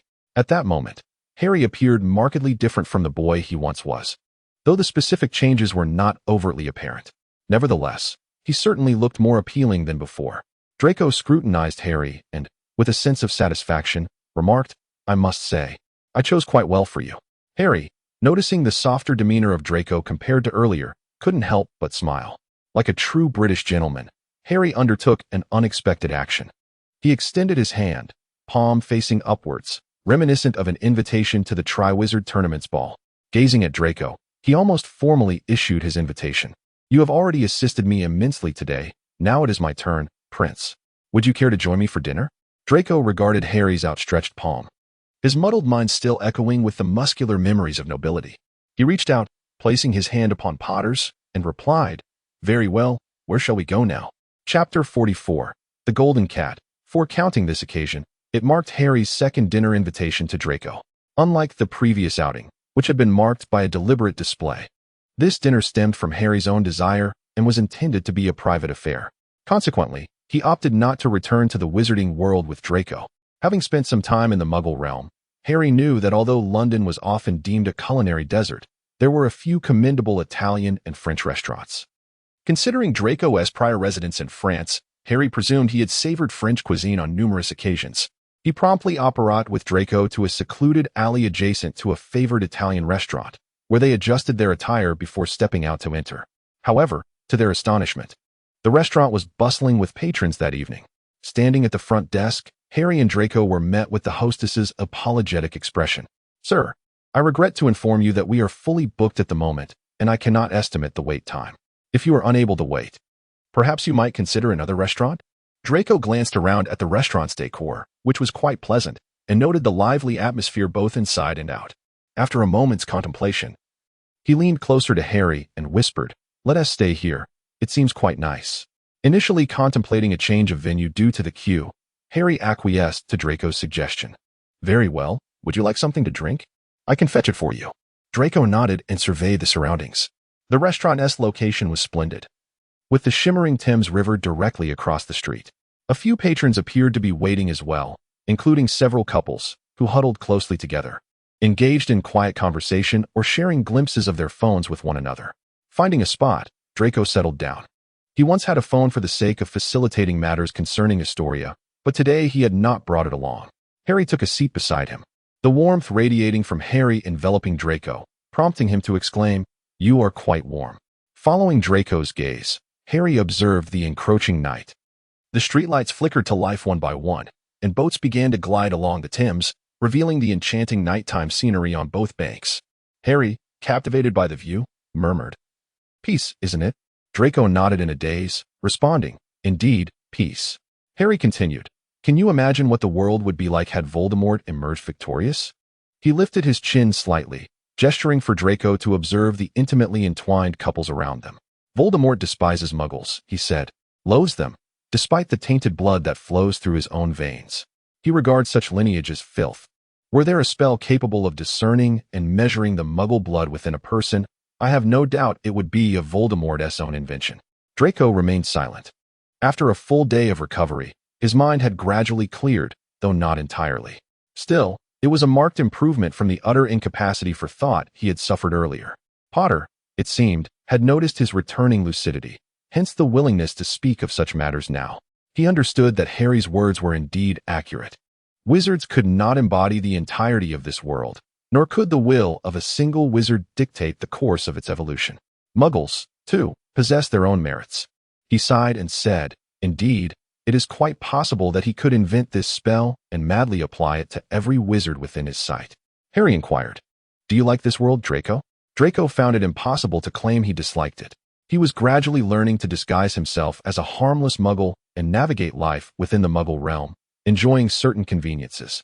For instance, while the Ministry of Magic prohibited his entry into the British Ministry, he could still access the country through Muggle means or the rare use of illicit portkeys, which he reserved for emergencies. Draco gazed vacantly at the scenery ahead, remaining silent.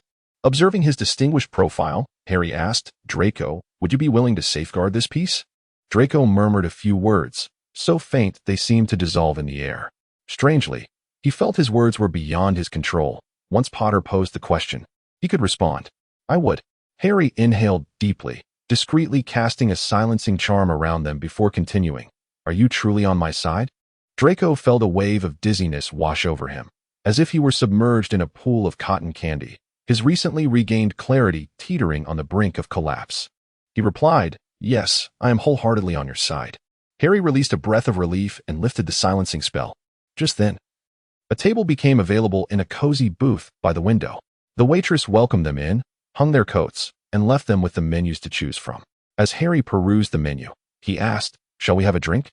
Sitting across from Harry, Draco flipped through his own menu and replied, "What will it be? Red wine or white?" Harry decisively stated, "Red wine it is. Let me see the vintage." Draco casually selected a rather expensive option from the menu, saying, "This one." After ordering several other dishes, the waiter collected their menus and said, "Gentlemen, our restaurant is currently hosting a couples event. Should you choose to participate and achieve a top ranking, you can enjoy a discount and receive a complimentary bottle of our newly released red wine. Are you interested?" Harry, intrigued, asked, "What does the event entail?" The waiter glanced at both him and Draco, explaining, "It's quite simple. One of you will balance an apple on your head while blindfolded, and the other will attempt to shoot the apple down using a small bow and arrow provided by us. The one who knocks down the most apples wins. The top scorer dines for free tonight and receives a bottle of red wine. If you wish to participate, please follow me to the competition area after your meal." Archery. It sounded novel, yet Harry stroked his chin before resolutely declaring, "We'll sign up." Draco felt the fragile thread of rationality within him fraying once more. Once the waiter departed, he incredulously remarked, "Potter, what are you thinking? We are not a couple. Why enter a couples contest?" Potter flashed a sly smile and replied, "But they have no way of knowing we aren't a couple. Besides, not everyone participating is necessarily a couple, right? Perhaps they are simply after the prizes." Considering the restaurant's reputation, Draco sensed a hint of absurdity in the situation, yet there was a semblance of logic in Potter's words, prompting him to abandon further argument and await their meal. As the dishes arrived, Harry expressed, "I am truly delighted, Draco. Thank you for saving me once again yesterday." Draco responded, "No need for thanks. I have already stated my allegiance lies with you." Harry continued, "Could you share how you managed it yesterday?" Draco pressed his lips together but ultimately divulged, "You are likely unaware of the life spell. It is a family heirloom of the Malfoys, more potent than healing spells. Yet it bears severe side effects, typically reserved for dire situations. This spell consumes the caster's entire magical essence, depending on how much power one invests to save another." Draco initially hesitated to share, but it felt as if some unseen magic compelled him to do so. At that moment, you were ensnared by a curse, and the time had not yet come to administer a potent antidote, as your body could not endure it. The curse intensified in accordance with your emotional fluctuations. In my desperation, I had no choice but to resort to this spell. Harry inquired, "Did this spell impose a considerable burden on you?" Draco nodded, feeling fatigue creeping in. He had spent the entire day in a peculiar state of dizziness. The restaurant's plush seating was exceedingly comfortable, the dim lighting contrasting sharply with the frigid air outside, creating a warm atmosphere within. The surrounding sounds were discernible yet blurred, resembling white noise, and Draco felt himself teetering on the edge of slumber. Concerned, Harry studied Draco, preparing to speak further when the waiter arrived with their dishes. Once the plates were set down and the wine poured, the waiter departed. Harry raised his glass, and under the compulsion of hunger, Draco stirred slightly, lifting his own glass to clink it against Harry's. The crisp sound resonated in the small dining room, and as the cool red wine flowed down his throat, Draco's clarity gradually returned. He scrutinized Harry, inquiring, "Have you administered something to me?" A smile graced Harry's lips as he sliced through the steak on his plate, placing a piece onto Draco's dish, encouraging, "Give it a try. It tastes quite delightful." Draco, observing Harry's evasive response, felt his suspicions deepen. "Truth serum?" Harry, continuing to cut his steak, replied with a hint of regret, "It's diluted, a concoction of Hermione's. It's not a full-strength truth serum. I feared it might be too much for your system, just a single drop. Yet it seems that even that has proven sufficient." He thoughtfully cut a piece of steak for him and remarked, "Do you not feel it's all in vain now? The duration should be quite brief. I sincerely apologize. But I must ascertain that you are entirely and unequivocally by my side." Draco felt a flicker of irritation, yet he found himself too fatigued to muster any anger, opting instead to sip his wine in silence. The two shared a quiet meal, and upon their exit, Draco found himself growing drowsy once more. However, Harry's strong arms steadied him as he quietly whispered in Draco's ear, "Wake up. We still have a couples competition to attend." With a resigned sigh, Draco allowed Harry to half-drag, half-support him to the so-called competition area, where several couples were already queuing to participate. Upon seeing Harry and Draco approach, they kindly made room for them. Harry positioned Draco at the end of the line, with no further competitors behind them. It seemed that the victor was destined to emerge from among them. Harry mused to himself, his curiosity piqued as he observed a lady balancing an apple atop her head, standing in front of a board marked with a white line. The gentleman stood at the edge of the line, holding a dainty bowl with arrows fashioned with rounded suction tips, ensuring no one would be harmed. Scattered on the ground lay several apples, each in disarray, evidently the fruits of their earlier attempts. A steward standing by the line reminded, "You have 2 arrows remaining, sir." The gentleman nodded, and the steward then addressed the lady. "Madam, please close your eyes." Steadying the apple atop her head, the lady complied and shut her eyes.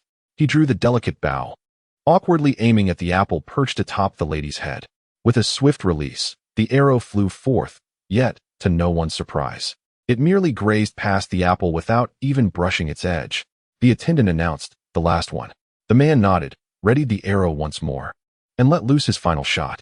Subsequently, the attendant began to tally the apples they had knocked down. 10 arrows, yet only 4 apples had succumbed to their aim. The attendant handed them a note paper inscribed with the number 4. After receiving it, the two retreated to a nearby lounge area to await the results of the next group. Harry, with keen eyes, observed that the highest score in a group was approximately 6. Thus, if he could topple more than 6 apples, victory would be theirs. The turn soon came for Harry and Draco. Draco appeared drowsy, prompting Harry to nudge him forward to the platform, placing an apple atop his head. A few ladies who had already completed their competition glanced at Draco, whispering to their partners or husbands, "That man is quite handsome." Their partners or husbands responded with a hint of caution, "What do you mean? He is here for a couples contest. You understand what that implies, right?" The ladies shrugged, retorting, "I understand. I'm just looking." Draco, with the apple now balanced on his head, was no longer concerned about Harry's potential ranking. He urged, "Hurry up. I want to go home." Harry raised the petite arrow in his hand, assuring him, "Soon, no need to rush." He released his 10 arrows in a near-continuous stream, leaving the attendant somewhat astonished as he gazed at the apples scattered on the ground. After counting, the attendant exclaimed, "9, sir. Congratulations." Harry smiled as he returned the arrows to the attendant, who then led them to the front desk. The restaurant organized a small award ceremony for the two, capturing the moment with a Polaroid photograph and presenting them with a beautifully packaged bottle of wine. The restaurant owner cheerfully remarked, "We welcome you both to return. We will have more events in the future." Harry agreed and departed with Draco. Chapter 44. The Golden Cat. 5. Given Draco's current physical state, Harry surmised that he might struggle to endure the ride home on the motorcycle, nearly succumbing to slumber. Once outside the restaurant, he gently inquired, "Draco, are you still awake?" Draco leaned against him, his eyes almost fully closed, his light-colored eyelashes glistening under the streetlights. He heard Potter's call and managed to pry his eyes open, groggily murmuring, "Potter?" Harry sighed, one hand clutching the bottle of wine and a bag filled with gifts from the restaurant, while the other arm encircled Draco's waist. At that moment, they truly resembled a couple. He glanced around as the night deepened, yet this was the city center, where a few solitary figures still strolled along the streets. He led Draco into an uninhabited alley, wrapping his arm tightly around his waist. A faint sound, reminiscent of shattering glass, startled the stray cats lurking within the alley.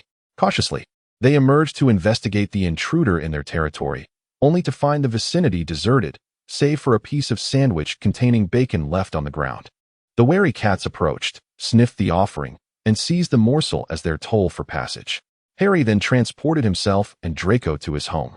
Due to the protective enchantments Draco had placed, he could not directly apparate to Draco's residence. He turned the doorknob and ushered Draco inside. Upon entering, the unfamiliar magical aura of the house stirred Draco from his stupor. He yawned and squinted around. It was Potter's home. Harry removed his outer garments and hung them on a rack, retrieving a bottle of red wine and a photograph taken by their boss. He held the photo aloft, admiring it. Draco's expression was one of stoic indifference, while Harry, bottle in hand, beamed radiantly. Harry conceded that Draco's impassive demeanor possessed a certain captivating allure. He waved his hand, and the photograph soared to the top of the refrigerator, adhering itself there. He noticed that Draco had slightly regained consciousness. Lifting the drink in his hand, he inquired, "Care for a sip? Then perhaps you could return to slumber?" Draco had no desire to consume anything Potter offered. Who could ascertain what it contained? He waved his hand dismissively, weakly replying, "No, thank you. I think I shall head home." Upon uttering these words, he unsteadily rose to his feet, preparing to leave for his abode. However, before he could reach his doorstep, Potter intercepted him. The hairstyle he had fashioned that day concealed Potter's forehead but could not obscure those striking green eyes. He halted Draco's progress, gazing earnestly with eyes reminiscent of deep, verdant valleys, and implored, "Why not spend the night here? I cannot rest easy knowing you return in this state." The chaos within Draco's mind rendered coherent thought nearly impossible. He gazed into Potter's sincere eyes and murmured, "No." He said with great reluctance, "I certainly do not wish to endure the effects of the truth serum once more." He felt his lips brush against something, as if someone had gently caressed them. Then, a deep voice resonated, "Rest assured, I will no longer feed you anything." Upon hearing these words, Draco initially intended to retort with a jibe, but he found himself devoid of the strength to counter. Instead, he merely tugged at the corners of his mouth and turned his face away. Observing Draco's acquiescent demeanor, Harry felt a surge of joy within him. He wrapped his arms around Draco and slowly guided him to the room where he had previously slept. With a firm yet gentle motion, he pressed Draco onto the bed and patiently said, "Just rest for the night. I feel more at ease with you here. Has your magic not fully recovered yet? Draco sensed that something was amiss, though he could not articulate what it was. He mumbled a vague acknowledgement, and Harry continued, after your last stay. I changed the sheets and blankets, so you needn't worry. Worry about what? His mind was enveloped in a haze as he allowed Harry to lift his hand and remove his outer coat, leaving him in merely a shirt and trousers. Harry seemed to have loosened his belt, and a cool breeze brushed against his legs, causing him to involuntarily flinch. Harry's hand seemed to grasp his ankle, and he felt a wave of warmth radiate from that point. Darkness enveloped him as Harry spread the blanket over him, his face sinking into a soft embrace, his pillow imbued with a comforting scent. He murmured almost inaudibly, "Please don't go." Then he closed his eyes, leaving Harry alone by his bedside. His hand lingered upon Draco's blanket. And after Draco succumbed to slumber, an enveloping tranquility enveloped the room. Golden locks cascaded across his pillow, mingling with Harry's own. The lingering sensation of Draco's slightly cool skin remained on Harry's fingertips as he gazed intently at him. Suddenly, memories flooded back of the moment he inadvertently trespassed into Draco's abode. He had seen him half-clothed and entirely nude, although he had not scrutinized every inch. He had grasped the essence of his form, a slender physique adorned with a delicate layer of muscle, fair-skinned, save for the grotesque, charred wound marring his arm. His body was nothing short of perfection, evoking myriad fantasies. Harry inhaled sharply, compelling himself to regain composure. He found it hard to believe what he had just been contemplating. Yet, his body unmistakably conveyed to him that this was not merely a figment of his imagination, but rather an earnest yearning for closeness with another individual. After this period of interaction, both his soul and his enchantment were genuinely revealing to him that he was in search of someone's attention. He irritably ran his fingers through his hair, but instinctively softened his movements, fearful of disturbing the person slumbering in bed. Taking a deep breath, he resolved to leave the room for the time being. After gently closing the door behind Draco, Harry hurried to take a shower, making a concerted effort to lower the water temperature. Upon emerging, he retrieved his phone from the bedside table, plugging it in and powering it on. He sent a message to Hermione. He knew that Hermione would undoubtedly have her phone at hand, as she typically communicated with her parents through it. After a brief interval, the phone rang, and Harry answered, revealing Hermione's face on the screen. With a serious expression, she inquired, "Harry, what did your recent message mean?" Harry still bore droplets of water that he had intentionally left unremoved. Sitting cross-legged on his bed, a blanket covered his lower half, while his upper body, adorned with scars, was exposed. Gazing at Hermione, he suddenly broke into a smile. He remarked, "Mione, I have once again discovered my purpose." Hermione inquired, "Is your purpose the same as what you just mentioned?" Harry nodded, his gaze profound. Had Hermione been present, she would have noticed that Harry's magical energy was surging. However, unlike before, this time the tumultuous magic was entirely within his control. He said, "Hermione, I find myself inexplicably curious about him. He seems somewhat different from what I had imagined. Would you be willing to assist me?" Hermione felt a throbbing pain in her head. What did curiosity mean? Was it not simply an interest in him, a desire to do something? Perhaps to develop something further? Moreover, she knew that once Harry had made up his mind, he would not easily relent. With a resigned sigh, she responded, "How do you wish for me to assist you?" A glimmer of determination shone in Harry's eyes. He truly embodied the spirit of Gryffindor, brave, strong, and resilient.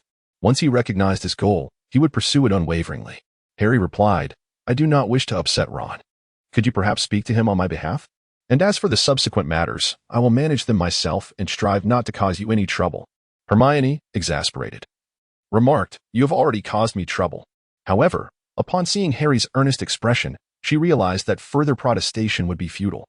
She mustered her spirits and said, "I will speak to the Weasley family. You can handle things on your end." Harry nodded appreciatively and replied, "You have already been a tremendous help." Suddenly, Hermione asked with a note of caution, "Harry, please do not tell me he is at your home." Harry thought to himself, Hermione is truly perceptive. Yet, he was reluctant to provoke her further at this moment, so he feigned ignorance and said, "No, it's quite late. You should rest early. Good night." With that, he did not allow Hermione a chance to pose any further questions and promptly ended the call. He pondered for a moment, then gently descended from the bed. Like a nimble feline, he approached the door of Draco's chamber. Silently, he turned the doorknob and peered inside. Draco remained in a deep slumber, and Harry could sense his magical energy gradually replenishing. He approached quietly, gazing at him in slumber, and ultimately could not resist the urge to reach out, gently parting his disheveled hair and bestowing a soft kiss upon his forehead. The following morning, Draco awoke to find himself once more in Potter's home. However, in contrast to the previous day's sensation of being submerged in water, he felt considerably better. He turned over, sluggishly sitting up from the bed, dressed himself, and opened the door to step outside. As expected, Harry was already awake. Today, London basked under a resplendent sun. Perhaps in a fervent bid to consume the last vestiges of autumn's warmth, the sun shone with an almost overwhelming brilliance, while the streets outside lay carpeted in a blanket of golden sycamore leaves. He rubbed his eyes, feeling the weariness in his body dissipate. Although his magical energy had yet to fully restore to its peak, it had significantly improved. Most importantly, his mind was finally able to function normally. The mere recollection of his actions from the previous day filled him with an overwhelming sense of dread, especially upon seeing Potter. Yet, Potter appeared utterly unperturbed. Having procured breakfast from an unknown source, likely from that renowned Muggle bakery, a dazzling smile adorned his face as he greeted Draco, emerging from the room. Awake? Come, let us partake in breakfast. Draco pondered. What is this inexplicable familiarity? Why does it feel as though Potter has transformed overnight? He cast a suspicious glance at Potter, who today seemed to have washed his hair, each strand meticulously arranged in its rightful place. The combination of his dark hair and green eyes complemented his face exquisitely, and it appeared that his attire had also been chosen with great care. Draco found the outfit somewhat familiar, yet he couldn't quite place it. Hesitantly, he inquired, "Your clothes?" Harry tugged at his own attire, which was rather casual, particularly since he no longer needed to report to the ministry daily. With the demeanor of a young man, he smiled and said, "You bought this for me yesterday. What do you think? Does it look good?" Draco regretted bringing up the topic. Feeling as though he had subjected himself to public scrutiny, he uttered a dry "oh" and returned to his chair, picking up a piece of bread and beginning to eat. The taste of the buttery bread pleasantly soothed his palate, and after finishing, he surprisingly exclaimed, "What is the name of this bakery? I must go there next time."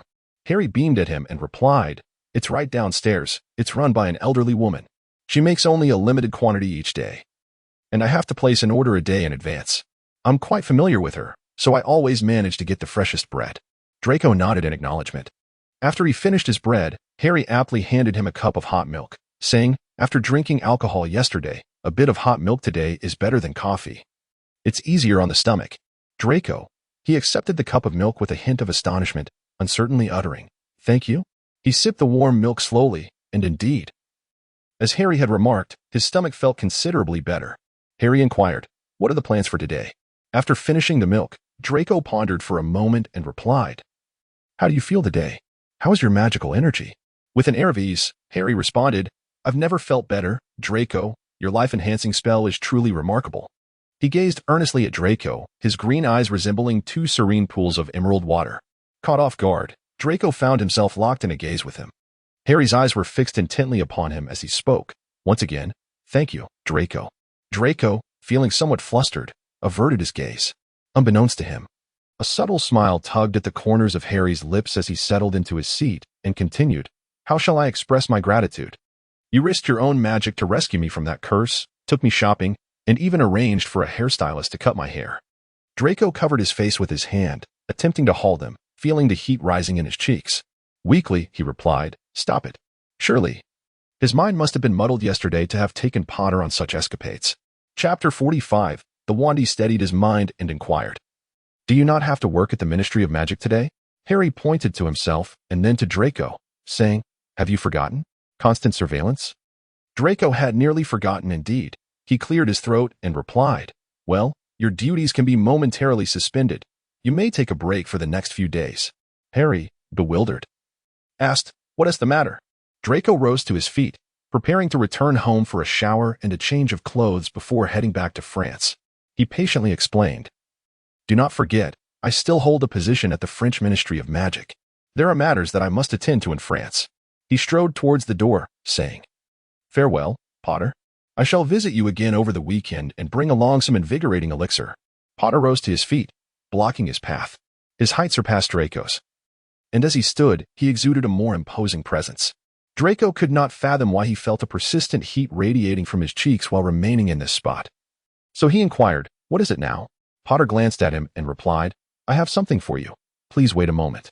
With that, he hurried back to his room, leaving Draco standing in bewilderment, unable to move, merely waiting in awkward silence. Harry located the box he had meticulously kept hidden, picking it up and carefully giving it a thorough cleansing, feigning the removal of the almost non-existent dust before emerging with it in hand. He approached Draco and handed him a box crafted from white birch. It was a rectangular container, and Draco, puzzled, accepted it. He weighed it in his hands. The box was neither particularly heavy nor notably light, and there was no sound of anything shifting within. He inquired, "What is this?" Harry encouraged him, "Open it. I have kept it safe all this time." Draco inexplicably felt a certain warmth in Harry's gaze. Under Harry's watchful eyes, he reluctantly opened the box. But upon seeing its contents, his hands involuntarily began to tremble. His throat began to feel somewhat sore, and he endeavored to maintain a steady tone. Yet the uncontrollable excitement manifested through his slightly trembling frame. He let out a heavy sigh and said, "You still have it." Harry replied with an air of nonchalance, "It was originally yours, so of course, I would keep it safe." After saying this, he gently added, "I am returning it to you now, Draco." Draco made a concerted effort to contain his excitement as he retrieved the wand that rightfully belonged to him from the box. He recalls every intricate line upon its surface. The unicorn hair, the hawthorn wood, a span of 10 inches, which has accompanied him throughout his student years and has also been his companion during the darkest moments of his life. He believed that this wand might have been damaged, broken, or lost in the aftermath of the war. However, he was taken aback to discover that Potter had preserved it in its entirety. He grasped his wand, feeling the familiar warmth emanating from it. Harry spoke earnestly. "I know you have a new wand now, but I have been contemplating this. It originally belonged to you. Although you temporarily lent it to me, I had not found the appropriate moment to return it until now. This is indeed the most fitting occasion to give it back to you." Draco felt a heavy weight in his heart, as if a great stone lodged in his throat. The wand he currently possessed was one he had purchased anew while in France. A wizard's wand, akin to a wizard's very essence, is always best represented by the first one. While the second one had proven capable of executing most of his spells, it paled in comparison to his original wand, crafted from unicorn hair. He couldn't help but chuckle, gripping his wand tightly, and said with a hint of emotion, "How could you?" He wished to inquire how it was that this precious item had been so meticulously preserved. From the moment Harry handed him the box, it was evident that it was specifically designed for the safeguarding of wands, crafted by Ollivander himself. Inside, it was lined with herbs and silk that stabilized the wand's performance, while protective spells against water and dust enveloped its exterior, accompanied by enchantments that secured it against theft, ensuring that only the rightful owner could unlock it. Harry seemed to perceive the unspoken words lingering in the air. He leaned closer to Draco, gently placing his hand over Draco's. "I have merely used it briefly," he articulated. "Yet its true master has always been you. I lack the ability to tame it." He grasped the hand in which Draco held his wand. Potter's palm was slightly larger, adorned with thick calluses on both the palm and fingers, a testament to the frequent battles faced by an auror, rough, yet reassuring. He spoke. "You are indeed the master of the unicorn wand." Draco's eyes felt heavy, and he could feel a trace of tears welling up, yet he refrained from letting them fall. A brief smile graced his lips as he chose to embrace Harry for a moment. Once the embrace concluded, he hurriedly departed. There was no alternative. He remained a diplomat at the French Ministry of Magic, and today he was scheduled to host a guest from Albania. This guest possessed the information and items Draco sought, compelling him to return to France without delay. This time, he had left his green sandalwood wand at his home in England. After freshening up, he grasped his wand and, accompanied by Potter, made his way back to the atrium of the Ministry of Magic in Britain. Now, while in England, Potter was obliged to accompany him at all times. He now radiated an aura of joy, rendering everyone around him charming in his eyes. In the hall of the Ministry of Magic in Britain, several passers-by could not resist greeting Draco, yet they collectively overlooked the savior standing behind him, akin to an invisible bodyguard. Draco engaged in conversation with others in a calm demeanor. "Yes, I need to return to France. Indeed, I will pass through the fireplace from here. Thank you. The Malfoy Manor is still under renovation." After exchanging pleasantries, Draco finally extricated himself from the enthusiastic crowd. Having collected several small notes from witches that had been surreptitiously slipped to him, Harry felt a twinge of annoyance. Yet he recognized that this was not the moment for outbursts. As they approached the fireplace, Harry, with his hands tucked into his pockets, inquired, "Have you gathered everything?" Draco nodded. Harry understood that Draco had to return, sighed, and opened his arms wide. Draco stared blankly at Harry's gesture, uncertain, and asked, "What's the matter?" With a smile, Harry replied, "A farewell embrace, to show them that we coexist harmoniously." Without waiting for Draco's response, he stepped forward, closing the distance between them, and enveloped Draco in a heartfelt hug. Draco was taken aback, suddenly caught in Harry's embrace, and a peculiar yet exhilarating feeling stirred within him. Years ago, an unformed invitation at the school gates had now materialized. Though it seemed the roles had reversed, it was Potter who was extending the invitation this time. He ultimately raised his hand gently and patted Porter on the back. He murmured softly, "Wait for my return." Potter responded with a slight nod, releasing Draco, who cast a fleeting glance at Harry before stepping into the fireplace. The journey through the intercontinental fireplaces of the British Ministry of Magic would take a tad longer, yet it remained swifter than air travel. Upon emerging from the fireplace of the French Ministry of Magic, Draco's expression reverted to its former demeanor, cold, graceful, and haughty, reminiscent of an unmelting glacier atop a mountain. He swiftly made his way to his office, glancing at the time. Fortunately, the appointment with his guest had yet to arrive. Seizing the moment, he meticulously adjusted his appearance before proceeding to the grand hall of the French Ministry of Magic, where he awaited his scheduled visitor. As seconds ticked away, a flicker of ethereal flames ignited, and Draco's silvery gray eyes fixated on the fire. After a brief interval, a figure emerged from the flames. It was a wizard whose description eluded immediate definition. At first glance, one could scarcely ascertain his age. His long hair was tousled and casually tied at the back, starkly contrasting with Draco's impeccably styled locks. His face was obscured by stubble, nearly veiling his features. Yet his brown eyes sparkled with the clarity and vivacity of a child barely past his teenage years. He wore a tattered wizard's hat, adorned with a celestial chart embroidered in golden thread. However, the hat was now marred by stains, rendering the chart nearly invisible. The hem of his robe was similarly ragged, with the only relatively intact item being the boots he donned. He wore a tattered backpack slung casually across his shoulder, its exterior appearing equally worn and ragged. He glanced around and spotted Draco Malfoy, his eyes lighting up as he made his way towards him. He spoke up, yet his voice surprisingly sounded youthful. With a cheerful demeanor, he inquired, "Mr. Draco Malfoy?" Draco extended his hand. Despite the person's disheveled appearance, he was quite tall, even surpassing Potter in height. He politely responded, "May I ask if you are Mr. Jiminy Skarsky?" Jiminy Skarsky chuckled warmly, saying, "Just call me Jiminy. My name is rather complex." Draco nodded and amended, "Good day, Jiminy." This wizard, though ageless in appearance, bore a surname of great antiquity. Historically, this lineage has been prominent in Eastern Europe, their bloodline imbued with pure and formidable magical prowess, tracing its roots back to the era of Celtic mythology. Recently, in pursuit of interaction, they began to establish various connections with the magical departments of Britain and France. Much like the Malfoy family, they also place significant importance on marriages among purebloods. This is precisely why Mr. Jiminy journeyed all the way to France. As a direct descendant of this lineage, he ostensibly sought cultural exchange, yet in reality, he aimed to enlist the Malfoy family's assistance in finding a suitable match in France. He flashed a broad smile, revealing his gleaming white teeth, and extended his hand to shake Draco's, cheerfully proclaiming, "It is a pleasure to meet you, Mr. Malfoy." However, Draco was not merely assisting him without purpose. He led Jiminy to his office, ensuring they were unobserved before inquiring, "Mr. Jiminy, have you confirmed the items I requested?" Upon entering the office, Jiminy's previously nonchalant demeanor softened somewhat as he curiously surveyed Draco's workspace. "Is this dragon tooth genuine, or is it a replacement from a living Welsh green dragon?" "Quite rare indeed," he remarked. After hearing Draco's voice, he continued to examine the objects in the office without facing him, saying, "Blue moonlight grass, exceedingly rare and potent." "I understand.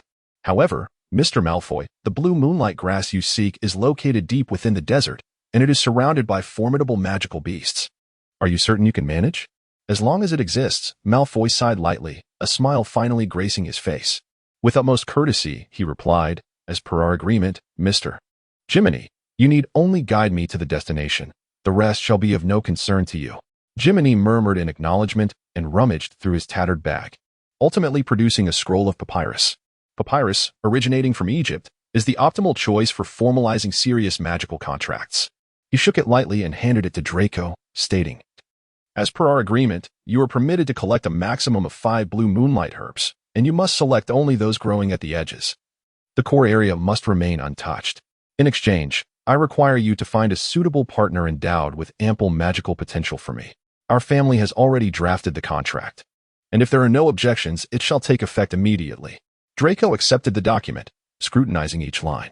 The contract mirrored one he had previously encountered, word for word. Nodding, he extended his hand adorned with the family ring and pressed it firmly at the bottom of the contract. A family seal materialized beneath, and simultaneously, Draco felt a surge of magical energy. The power emanating from the contract bound both the Skarsky and Malfoy families. Jimmy remarked with a smile, "The contract is established, Mr. Malfoy. Let us collaborate effectively during this period." Chapter 45. Ron. When Hermione arrived at her office that morning, she discovered her assistant, Catherine, and a young witch from the adjacent department, presumably named Nina, engrossed in the Daily Prophet. Upon entering, the girls, startled by their superior's presence, stood up and greeted her with a flustered good morning. Intrigued by their hushed whispers and shared glances, Hermione inquired, "Is there something noteworthy in today's newspaper?" Catherine exchanged a glance with Nina, and Hermione keenly noticed a faint blush on their cheeks. Was it the warmth of the ministry? Catherine replied, "Today's edition features a photograph of Mr. Potter and Mr. Malfoy, appearing quite harmonious together.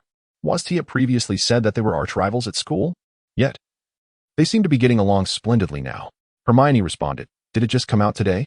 Catherine nodded, adding, "I have placed your copy on your desk. You may review it shortly." Hermione acknowledged this and breezed into her office, setting down her bag before retrieving the newspaper from her desk. As she picked it up, her eyes were immediately drawn to a photograph occupying nearly half the front page, depicting the two in a close embrace, which pierced her vision. Hermione felt a wave of dizziness wash over her. Harry's assertive words from the previous day echoed in her mind. When she had asked Harry if Malfoy was at his home, he had audaciously claimed he was not. "Harry Potter, where did you find the audacity?" Gritting her teeth, she pondered for a moment before crafting a paper airplane, sending it to her husband's office with a note suggesting they meet for lunch in Diagon Alley.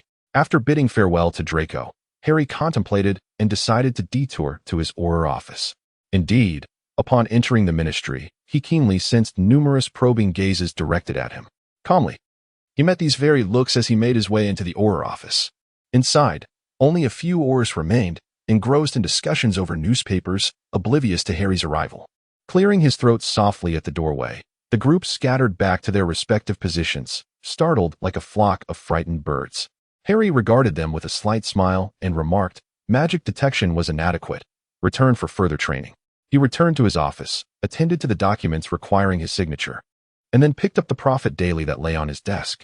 He admired the half-page depiction of himself and Draco, contentedly setting the newspaper aside.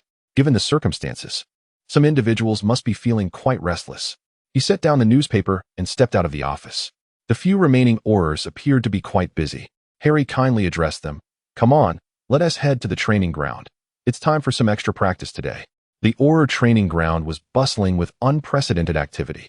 Harry's silent spells had nearly reached the level of instantaneous casting, and at times he could even cast without a wand.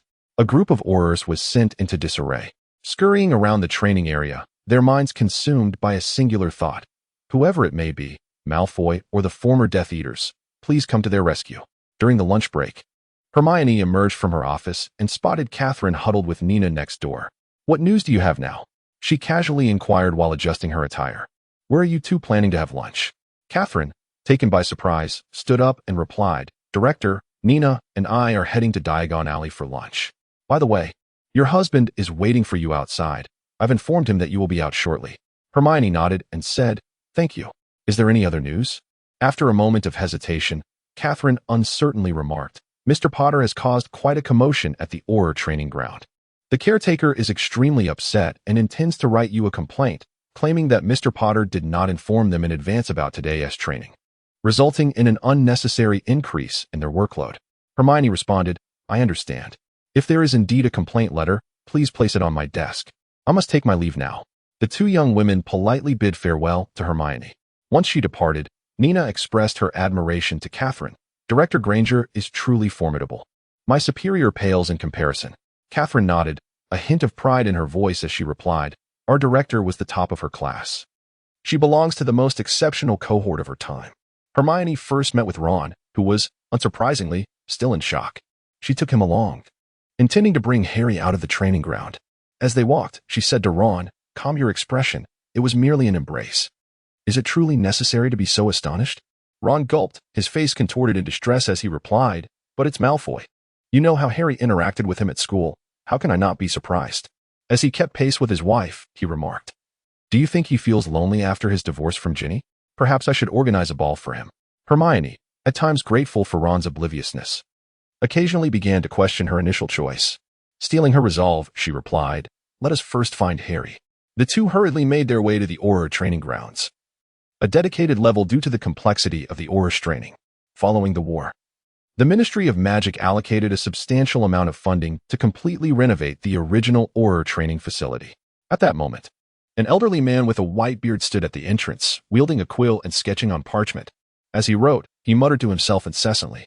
Hermione and Ron softened their footsteps. The guard, a retired Auror, although no longer as agile as in his prime, still possessed an unparalleled depth of magical prowess and insight. He lifted his face, his eyes sparkling with brilliance. From a distance, he spotted Hermione and Ron, and said angrily, "Director Granger." He brandished the quill in his hand and remarked, "I happen to be writing a letter of complaint. While I do not oppose training, must it be executed with such suddenness and on such a grand scale of destructive drills?"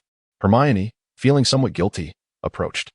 The Auror training ground had been enchanted with spatial magic. From the outside, it appeared as a mere layer, yet within lay several tiers, simulating a myriad of scenarios.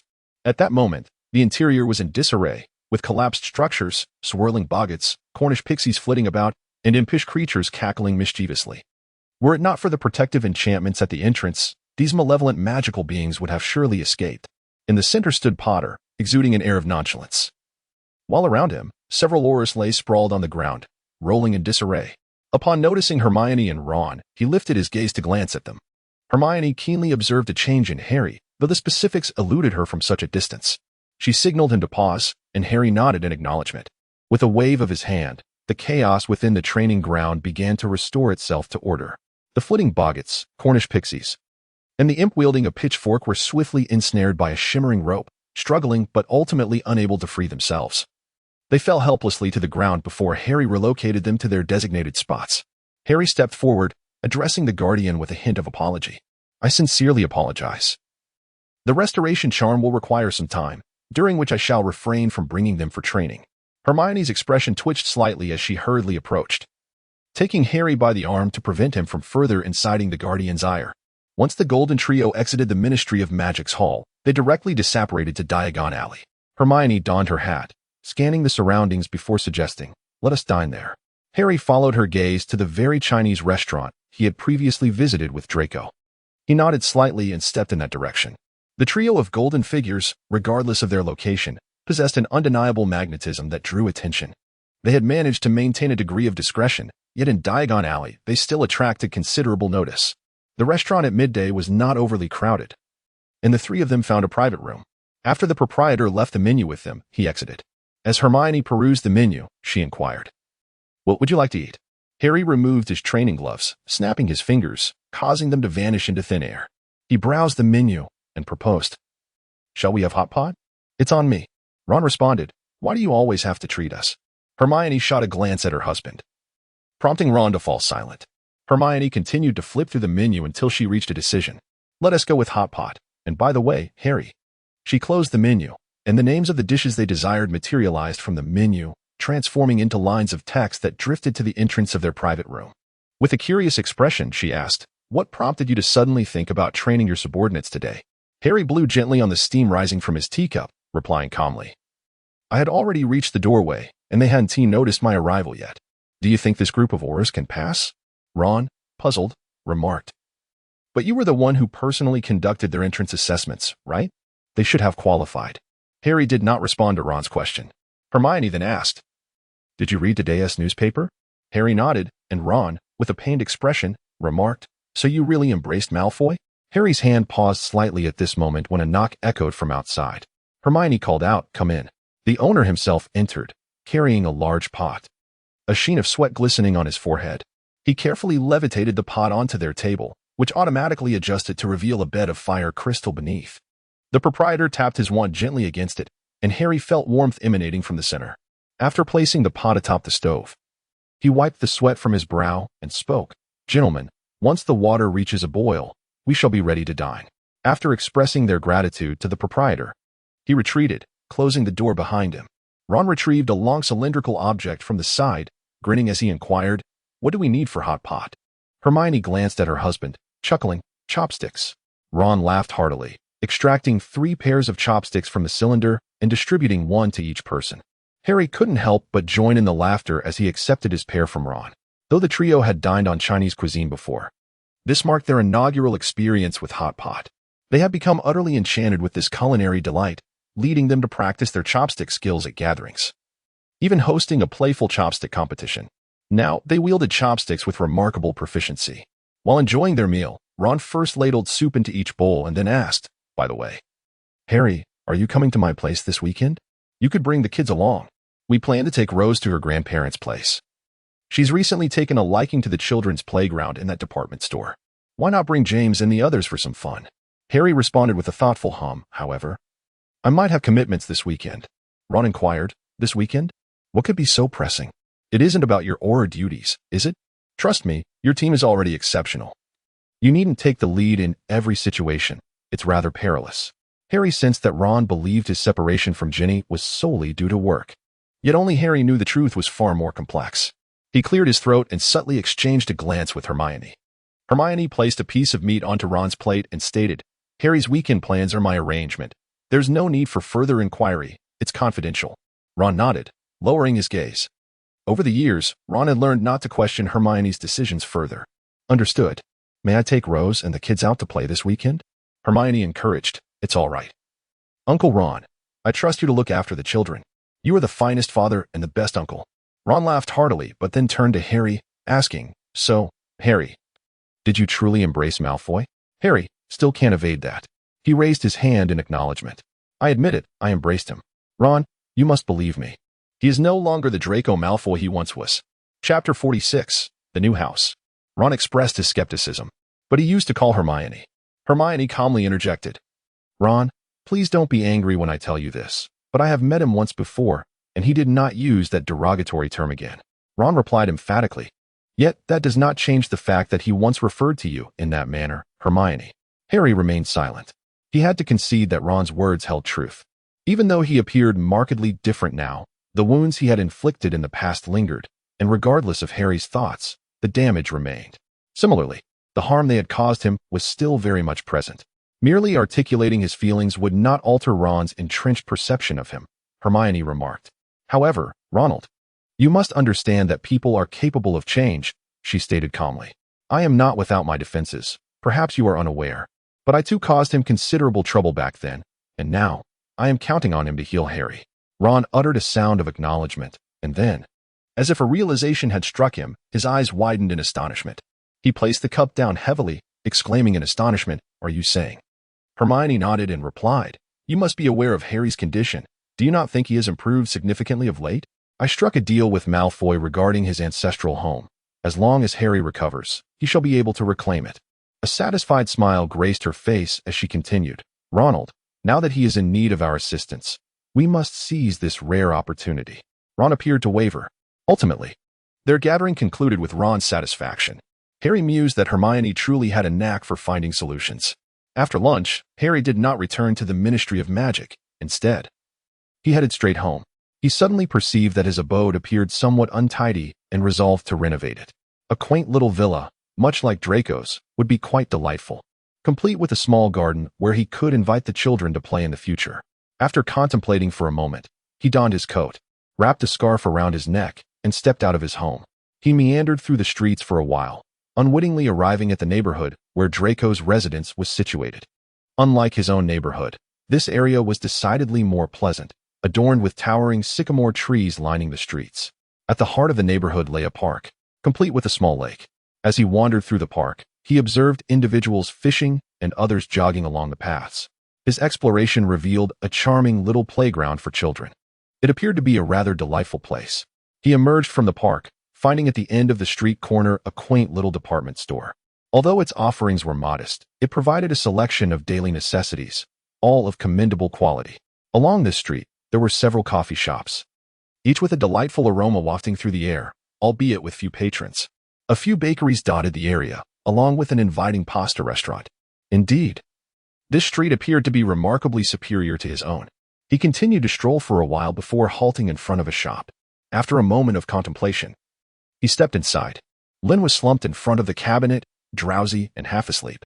He is the real estate agent for this neighborhood, where the community boasts an excellent elementary school, a picturesque environment, and proximity to the city center. Consequently, the properties here have been experiencing a remarkably stable upward trend in value year after year. His business thrives effortlessly. He merely needs to sit in the shop, and customers will naturally come through the door. For instance, he lifted his face to gaze upon the young man with dark hair who had just entered. He appeared to be in his 20s, with a pair of captivating green eyes that exuded tranquility and steadiness. He was certain that if he were to move in, the housewives of the neighborhood would be enamored by his enchanting gaze. As he stepped inside and surveyed his surroundings, he inquired, "Excuse me, are you the agent here?" Lin rose to his feet. He was slightly portly, and a warm smile illuminated his face as he replied, "Good day, sir. My name is Lin. May I ask for your name?" He gently remarked, "You may call me Porter." Lin took a moment to comprehend the needs of this Mr. Porter. He wishes to acquire a residence here that offers a considerable degree of privacy, preferably a 2- or 3-story house with 5 bedrooms. His rationale is that, with several children in the family, it would be more advantageous for each child to have their own room. Lin nodded in agreement, recognizing that those who can afford to purchase property in this area are unlikely to be financially constrained. He then reconfirmed with Mr. Porter regarding his ideal budget for the acquisition. Harry amiably stated, "Mr. Lin, you may present several more properties. I would like to view a few options. The payment will not be an issue, as I can settle the entire amount in one transaction." He slyly winked and said, "Do not be deceived by my appearance. I am indeed capable of affording the purchase price of the house." Upon hearing this gentleman's words, Lin pondered for a moment before turning to operate his computer. After a short while, a thick stack of documents emerged from the printer. He picked it up and handed it to Mr. Porter, saying, "I happen to have 2 properties available for sale, both of which have only recently been listed. The previous owner has relocated, so there is considerable flexibility regarding the pricing. Shall I take Mr. Porter to have a look now?" Harry readily agreed. Lin donned his attire and led Harry outside, locking up his shop and affixing a sign indicating his temporary absence. As he walked, he conversed with Harry. "This is the blueprint and layout of the house, Mr. Potter. You may take a look at it first. Do you prefer this 2-story one or the 3-story option?" Harry pondered for a moment and replied, "Let's examine the 3-story one first." Lin nodded and murmured, "You mentioned that you have quite a few children. I also believe the 3-story option is more suitable." As he spoke, he walked ahead, guiding Harry along. This quaint 3-story villa appeared to be nearing the end of the street, in close proximity to a shop, making it quite convenient for shopping. Just a few steps outside would lead one there. Potter silently nodded in agreement as Lin pushed open the garden gate and ushered Harry inside. The garden, though modest in size, was ample enough for children to play. At the entrance, the porch displayed 2 sofas, one of which bore a discarded doll. Lin retrieved a key and unlocked the door, prompting a cascade of melodious wind chimes to resonate. Lin explained, these wind chimes were left by the previous owner, said to have been brought back from the Mediterranean, believed to bestow good fortune. He hoped that every new resident would experience such luck. Harry softly remarked, "It seems the former owner was a kind gentleman." Lin nodded in affirmation, stating, "They are the nephews of the original owner, since this elderly aunt had no other heirs. The committee discovered him during their investigation and allowed him to inherit the house. He felt incredibly fortunate and wished the next owner to receive similar blessings." Harry surveyed the interior, noting that the house appeared to be well maintained. The first floor was adorned with plush carpets, albeit with a slight dusting of dirt, which was hardly a concern. The living room featured a fireplace, a television, and enormous windows that offered a view of the outside world. A circular arrangement of sofas filled the space, although beneath them lay faint traces. Lin clarified, they had cats previously, so these are merely remnants left by their feline companions. Upon finishing, he gestured for Harry to observe the center of the living room, where an imposing cat tree stood proudly. He led Harry towards the kitchen once more. Their kitchen is quite spacious, adorned with windows on all sides, allowing for an abundance of natural light and offering a view of the sycamore trees outside. Lin continued, stating that all commonly used items and appliances are readily available here if Mr. Potter finds these appliances inadequate. He would be more than willing to assist in replacing them with new ones. After this, he led Harry towards the staircase. At the rear of the staircase, there is a small door, which Lynn opened to reveal a quaint storage room. He explained that this house lacks a basement, thereby enhancing its moisture resistance. The storage room was previously utilized by the male owner for wine storage. However, Mr. Potter, it is entirely your prerogative to store whatever you wish. He led Harry upstairs. The second floor was similar in size to the first, featuring a small living room adorned with a sofa and a floor-to-ceiling window, alongside a bookshelf brimming with books. Though now it stood empty. Lynn, guiding Harry, remarked thoughtfully. The second floor comprised 4 rooms, each equipped with its own private bathroom, which should adequately meet the needs of Mr. Potter's child. Wouldn't you agree? Harry nodded in affirmation, responding affirmatively. Lynn, relieved, smiled and said, "That is splendid." For the third floor contains merely 2 bedrooms. Allow me to show you. The 2 bedrooms on the third floor included one spacious room and another that was comparatively smaller. Lynn explained that while the latter was labeled as a bedroom, it would be more aptly described as a study. However, the previous owner had utilized this space as both a study and a sleeping area. If it does not meet your satisfaction, Mr. Potter, you may certainly consider renovating it. Harry then entered the master bedroom, which was impressively large, featuring a grand bed at its center, accompanied by a desk and a private bathroom, everything one could desire. He approached the window and gazed down at the crowd strolling below. Turning around, Harry inquired, "What is the price of this house?" Lynn glanced at his phone and replied, "The current asking price is this." He stated a figure, observing the young gentleman standing in deep contemplation by the window, sensing that the price might be a tad excessive. He pondered for a moment before saying, "If Mr. Potter finds the price a bit steep, I can assist you in negotiating it to this amount." He mentioned another figure, slightly lower than the previous one, and Lynn continued, "Mr. Potter, if you find this price unsatisfactory, shall we explore another property?" Harry turned around with a smile and said, "Thank you, Mr. Lynn. When can we finalize the transfer procedures? I wish to move in at the earliest opportunity." He surveyed his surroundings and inquired, "Moreover, I would like to know if the cost includes the replacement of certain items within the house." Lynn could scarcely believe his ears. The property was situated in a prime location, and thus its price was relatively steep, arguably among the highest in the neighborhood. Consequently, it had been on the market for some time. Although many had shown interest, it remained unsold. Lynn quickly calculated in his mind and replied, "If you, Mr. Porter, choose to proceed with the initial price, I can assist in transforming this house to your specifications, which includes updating the appliances and modifying some wiring, among other enhancements." He raised his professional smile and said, "Let me calculate for you. If I include the modifications, this price may even be more advantageous than if you were to do it yourself. Moreover, if you feel overwhelmed, I can assist you in applying for a loan. What do you think?" Harry shook his head and replied, "Let's proceed with the plan you suggested, Mr. Lynn. When can we finalize the paperwork?" Lynn responded, "Of course. Mr. Potter, how do you intend to make the payment?" Harry produced a check he had prepared earlier and inquired, "What about the paperwork for the check?" Lynn replied, "I will take you to handle that right away." Upon returning to the store, Lynn operated the computer briefly and printed out a document with a certain code. Holding this paper and his car keys, he said, "Mr. Potter, let me take you to the municipal office to complete the formalities." Once in the car, Lynn steered towards the municipal office. Upon arrival, Lynn escorted Harry to the property transaction area, where he handed over the printed document. Harry signed it and then presented the check. The clerk verified the check and informed Lynn, "Everything is in order, the check is valid, and the bank has processed the transfer. You may collect the new property deed in 15 business days." The clerk then handed over another document, advising, "Bring this to collect the property deed, or this gentleman may come with his identification to retrieve it." After expressing their gratitude, Lynn and Harry exited the municipal office. Harry was astonished at how streamlined the Muggle transaction process had become. "That house is now officially mine, isn't it?" he asked. Lynn beamed and, having just checked his bank balance, replied, "Indeed, sir, the house is now yours. Will you hold on to the keys yourself? Or would you prefer I hand them over once the modifications are complete?" Harry smiled and responded, "You keep them for now. How long will the renovations take?" Lynn, gauging Harry's expression, considered, "Depending on your requirements, it could take 1 to 2 months if extensive changes are needed. If minimal alterations are involved, it could be done in 2 weeks." Harry stated, "Let me outline the areas that need renovation.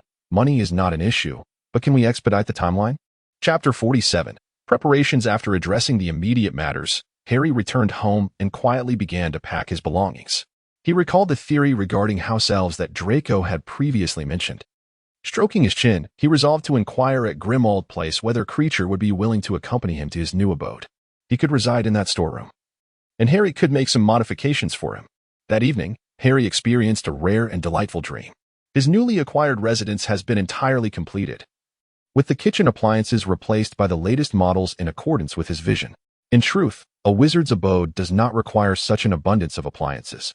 The house elves and household spells could quite effectively address a significant portion of the tasks. However, he, as a conscientious member of SPEW, feels it is imperative not to perpetually exploit the house elves. He pushed open the gate to his garden, where his home was adorned with enchantments to ward off prying eyes and protective spells. Upon entering, he beheld a figure seated on the porch. A book spread open upon his lap, likely pertaining to potions. From within the garden, the distant sounds of children frolicking echoed, although the person's features were somewhat indistinct. The golden hair gave Harry a clear indication of his identity. Upon awakening, Harry felt an unusual twinge of regret. He glanced at the calendar hanging by the door, realizing that only 2 days remained until the weekend. Meanwhile, in distant France, Draco had just awakened in his home, reviewing Scorpius's homework. Scorpius sat nearby, his eyes wandering, while Narcissa had already departed, claiming she was off to meet an old friend. After Draco had cautioned her to remain safe, Narcissa exchanged affectionate kisses on the cheeks with Scorpius before leaving. Now, the household was comprised solely of Scorpius and Draco. Having been absent the previous weekend, Draco seized the opportunity of not needing to report to the Ministry of Magic today to examine Scorpius's assignments. Although Scorpius had yet to reach the age for attending Hogwarts, French wizards offered a form of preschool for young witches and wizards, where they learned common, everyday spells and how to sense and control their magical powers. Initially, Narcissa had intended to hire a tutor for Scorpius, but after careful consideration, Draco opted to enroll Scorpius in this preparatory school for young wizards, allowing him to experience communal living at an earlier stage. This weekend, the teacher had assigned homework for the young wizards, and Draco was currently reviewing Scorpius's work. The assignment itself was quite simple: practice a certain number of spells at home, study Latin, and obtain a parent's signature for confirmation. Some ancient spells involve Latin, and despite modern spells being simplified, portions of them still retained Latin variants, rendering the study of Latin crucial for young wizards. Draco felt a slight headache as he scrutinized Scorpius's uneven handwriting, whether it was due to a lack of effort or some other reason. Scorpius's Latin exercise resembled a chaotic scrawl. Draco endeavored to keep his temper in check and inquired gently, "My dear, I recall you had practiced your handwriting before. How has it come to this?" Scorpius shifted his feet on the floor, averting his gaze and remaining silent. Draco set aside Scorpius's assignment, looking at his son, who bore a striking resemblance to him, and sighed deeply. He momentarily drifted into a reverie, gazing at Scorpius, who appeared disinclined to speak. A sudden thought struck him. Potter must be experiencing even greater anguish when confronted with his 3 sons. Observing that Draco remained silent, Scorpius, unable to withstand his father's authority, timidly approached and grasped one of Draco's hands, saying, "I went out to play with them this weekend, Dad. I won't do it again next time." Ultimately, Draco could not bring himself to chastise Scorpius, for he had not spent time with him that weekend, and he anticipated that his schedule would only become busier. He kissed Scorpius and replied, "In the days to come, I shall be even more occupied. Once this busy period has passed, I will take you back to your true home, if that is agreeable, as the likely heir to the Malfoy estate." Scorpius was well aware of where his so-called true home lay. His spirits lifted. He inquired, "Will I be able to see Harry Potter, the real one?"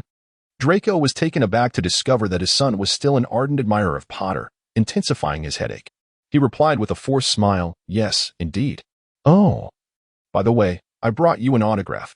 After reviewing Scorpius's homework and escorting him to school, Draco turned back toward another location.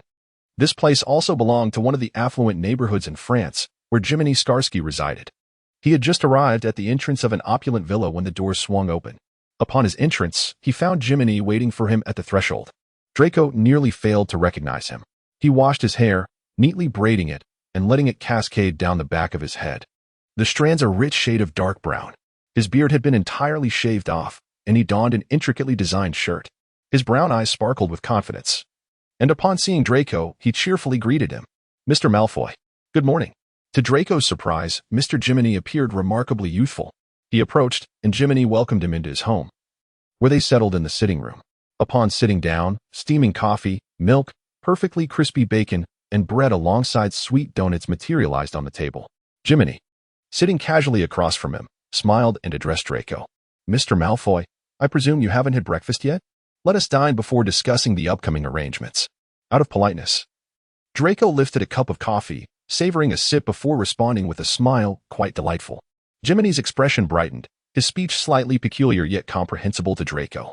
He remarked, "I hope that the witches from France or England can be as understanding as Mr. Malfoy." Setting down his cup, which emitted a soft sound against the saucer, Draco inquired, "Mr. Jiminy, have you already considered potential invitees for the ball?" After a moment of contemplation, Jiminy slowly replied, "Before my arrival, my family provided me with a list. I am not very familiar with these families. Perhaps Mr. Malfoy could assist me in evaluating them." With that, he produced a piece of parchment, which Draco took, noting the few names inscribed upon it. Most of the families listed were ones he recognized.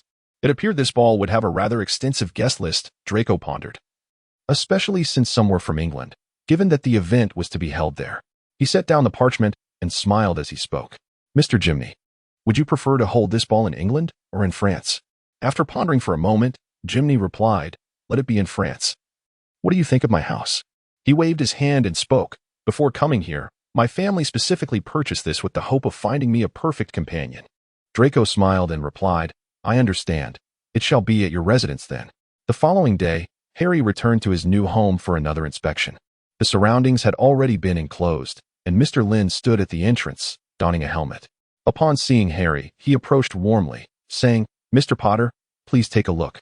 I have prepared to repaint the walls for you, and I will replace the furniture and carpets. As for the appliances, they will be ready by tomorrow or the day after. Is there anything else you would like to address?" Harry nodded, thoroughly pleased with Mr. Lynn's progress, and expressed his gratitude. "Thank you." After leaving, he decided to pay a visit to the Ministry of Magic. His spirits had been notably high these past few days, perhaps due to the combined effects of Draco's life enchantment and the potion. The dark emotions that had previously lingered in his heart seemed to have lessened significantly. However, before he could reach the ministry, he received a message from Hermione. He picked up his phone, and after reading the message Hermione had sent him, a smile spread across his face. He changed his mind and walked to a secluded corner, where the vision shifted to the burrow. The burrow remained as it had always been, with Molly tending to her 3 children in the garden as they chased gnomes. Upon seeing Harry, the children erupted with excitement. "Daddy!" Harry embraced each of them in turn, and Molly straightened up to look over. Harry gently inquired, "Is Ginny here today? I wish to speak with her." Molly responded with a quick, "Yes, I'll go fetch her." The red-haired witch emerged from the house. Though she was now a mother of 3, she retained her beauty from over a decade ago. Harry gazed at her, a soft smile gracing his face as he said, "Hello, Ginny." Ginny glanced at Harry and replied, "Come in." As Harry entered the burrow, the children wisely chose not to disturb him, continuing to assist their grandmother in chasing the gnomes. The rest of the Weasley family was engaged in their own activities, leaving only Harry and Ginny in the cozy abode. They brewed a pot of tea together. After years of separation, Harry now held a place in her heart akin to that of Ron, like a brother to her. "What is the matter?" she asked. Harry explained, "There is to be a wizarding exchange program for children between England and France, akin to a summer camp. I wish to send the 3 children. Rose is too young to qualify, but James certainly is." Ginny pondered, "I have not heard them mention it." Harry clarified, "It has not yet been announced. I will accompany them for safety. You needn't worry. Hogwarts teachers will be sending some of their own, and the French will provide supervision as well. If all goes well, I will sign them up once registration begins." Ginny agreed. Harry's visit today was indeed for this purpose. After discussing, he planned to take the children out to play, but as he was about to leave, Ginny suddenly called out to him, "Harry, are you happy now?" Holding his youngest son's hand, while the older 2 had raced ahead. Harry paused momentarily at her question and replied, "I feel quite well. Thank you for asking, Ginny." She then patted his back and remarked, "I saw the reports. It seems you and Malfoy are getting along well." She added with a final encouraging note, "Good luck, Harry." He was unaware of what Ginny had perceived and could only say, "Thank you, Ginny." Ginny waved her hand, and Harry took the 3 children to dine at the Muggle restaurant they had long wished to visit. Afterward, they strolled through Diagon Alley, purchasing various items the children desired. And the day slipped away in this manner. After dinner, he returned the three children to the burrow. The following morning, he awoke invigorated and first visited Hermione's home. Hermione was having breakfast, and in front of Rose lay a feather, which she was intently trying to levitate with her toy wand. Upon seeing Harry, she cheerfully exclaimed, "Uncle Harry." Harry greeted her, saying, "Good morning, Rose." Rose's eyes sparkled, and she dashed into the living room, shouting, "Mom, Uncle Harry is here." Hermione responded as she hurried out, her hair and attire casual. Upon seeing Harry, she expressed her surprise. "So early?" Harry, dressed in an impeccably formal wizard robe with a tailored suit beneath, pointed to the clock on the wall and remarked, "Today is Friday. Let us not forget the invitation we received." Hermione's expression turned sour, and she sighed, "You suddenly seem so eager at this hour." Harry smiled and replied, "Of course. The lineage of this family must be significant. Otherwise, why would they personally send us an invitation?" Hermione opened the door for Harry to enter and inquired, "Have you heard of the Skarsky family?" Harry shook his head. Hermione picked up a sandwich from the table and said, "Though I anticipated this answer, you truly are uninformed." She continued, "They are an ancient pure-blood family from Albania, arguably one of the foremost wizarding families in Eastern Europe. Due to their bloodline, they are now seeking a suitable, powerful partner in Britain and France. This also presents an excellent opportunity for magical exchange." She gazed meaningfully at Harry and added, "Let us not forget that we previously speculated whether Voldemort's Horcruxes might be hidden in the forest of Albania. Although that theory was ultimately disproven, it underscores the peculiar significance of that location." Harry adjusted his bow tie in the mirror and earnestly asked, "What should I do at the ball?" Hermione advised, "Maintain a low profile. Do not overshadow the host. Many witches will attend, yet their intentions may not necessarily be directed toward Mr. Skarsky." She hinted, "Do not forget, both you and Malfoy are highly sought-after figures within the British Ministry of Magic. Wouldn't it be preferable to remain in Britain rather than travel to distant Albania?" Chapter 48. The ball. Draco donned a light-colored shirt this time, still paired with cufflinks and a brooch, which was sufficiently understated for him. However, as the representative of the French Ministry of Magic, he remained a figure of notable attention. Not to mention, he had recently reclaimed the Malfoy estate legally, indicating that his wealth would not pale in comparison to that of Mr. Skarsky, who had journeyed from Albania. Moreover, it was particularly fortuitous that Mr. Skarsky was currently single. He stood quietly at the entrance of Skarsky's estate, a glass of champagne in hand, slowly rotating it. It seemed as though he was lost in thought or perhaps awaiting someone. The estate was indeed expansive, with fairy sisters and sprites performing on stage, surrounded by clusters of luminescent flora and lanterns. Tiny flower fairies adorned each arriving guest with a lovely blossom, sprinkling them with glimmering dust. Harry and Hermione approached the entrance, where he presented their invitation to the attendant. After verifying the signature, the attendant opened the door, warmly welcoming them with, "Welcome, Mr. Potter, Ms. Granger." They stepped inside. In the aftermath of the war, Harry had attended a few galas, yet he was never particularly fond of such social gatherings, as everyone seemed eager to hear him recount the perilous final battle and how he triumphed over the Dark Wizard, as well as what transpired thereafter. However, for Harry, those were not pleasant memories to relive. Thus, he was reluctant to participate in such events. Yet, this particular gala bore a different theme.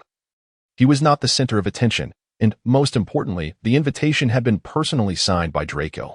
Harry scanned the room and immediately spotted a blonde figure standing in the corner. He softly uttered a word to Hermione, who nodded in response, and then he proceeded forward. Draco, cradling his arm, let his gaze linger on the glass of champagne he held, oblivious to his surroundings. In truth, given his usual vigilance, he would typically detect anyone approaching him without delay. However, Harry was an Auror, and notably, he had achieved a perfect score in his stealth course. Most importantly, after spending considerable time in Harry's company, Draco had subconsciously begun to regard his presence as a safe one. Therefore, when Potter's voice resonated in his ear, he was taken aback, nearly spilling the champagne from his grasp. He cast a ghostly glance at Potter, who had arrived unbeknownst to him, and then beheld a brown-haired witch in the distance, waving at him. Draco felt an inexplicable sense of belonging among them. He steadied his mind and spoke, "Have they arrived?" Harry, maintaining a composed demeanor, discreetly shielded the probing gazes with his own body. He scanned the surroundings and spotted the young man with chestnut hair, encircled by others. "Is it him?" Draco casually picked up a glass of champagne from the nearby table and handed it to Harry. As Harry took it, an identical glass mysteriously appeared in the previously vacant spot, filled to the brim with champagne. Draco nodded slightly, raising his glass just a tad, gently clinking it against Harry's. taking a delicate sip while concealing his words behind the chalice. Jiminy Skalski. Harry also lifted his glass, the liquid gliding down his throat into his stomach. The wine was quite mild, and he responded, Hermione had briefed me on Skalski before she arrived. He hails from a family in Albania. He gazed at the young man standing in the center, a glimmer of light flickering in his eyes. This family, steadfastly neutral during the war, had once been approached by Dumbledore, who sought their assistance in the quest to trace the whereabouts of Voldemort's Horcruxes deep within the forest. However, they had declined his request. A trace of aloof amusement graced his visage. In this era of peace, it is rather ironic that one would seek a matrimonial alliance. Draco lightly cleared his throat and remarked, Conceal your animosity, Potter. Surely, the Ministry of Magic in Britain harbors such individuals as well, does it not? Those who, during the tumult of war, chose to cower, now emerge in hopes of reaping the benefits of tranquility. Such characters exist in every corner of the globe. I am aware of your disdain for them, yet you find yourself powerless to alter their fate. Upon concluding his thoughts, a relaxed smile adorned his face as he continued. Observe those young ladies, both British and French, each brimming with ambition, aspiring to become the next Mrs. Scarsdale. Among them are families that once fled from Britain to France. Yet their fortune has not favored them as it has me, their estates confiscated, their lineage at risk of extinction. In times like these, even the faintest glimmer of hope becomes a treasure they are determined to seize. He sighed deeply. Though it may seem unjust to say this about those young ladies, fate can indeed be merciless at times. Just then, a tiny sprite fluttered onto Draco's head, sprinkling shimmering dust over him. Draco lifted his gaze to meet the creatures, his eyes momentarily catching the glittering particles like stars reflected in still water.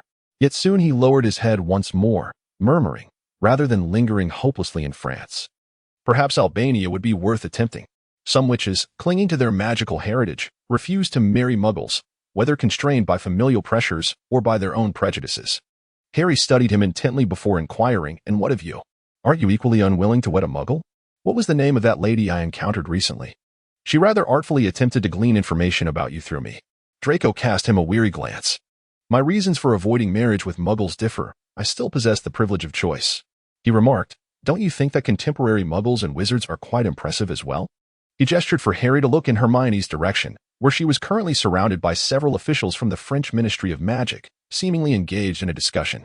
Harry nodded in agreement and remarked, Hermione is the most intelligent witch I have ever encountered. Just as Draco was about to speak again, Mr. Jiminy swiftly made his way to the center stage, seized the microphone from the fairy sisters, and exclaimed, Ladies and gentlemen, now, let us change the atmosphere and commence the dance.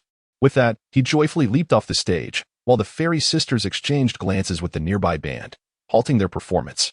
The drummer began to play an upbeat rhythm, and as the tempo increased, the music became even more lively and exhilarating. Harry chuckled and said, After all these years, the opening dance tune has remained unchanged. Draco nodded, gazing in Hermione's direction, and said, Aren't you going to invite Granger? Before he could finish his sentence, a gentleman extended his hand towards Hermione. With a smile, Hermione placed her palm on his, and the two gracefully glided into the dance floor. Draco remarked, I recognize him. Do you know who he is? Harry glanced at the man, recalling that he had seen him at the Ministry of Magic. Unremarkable, with nothing particularly noteworthy about him.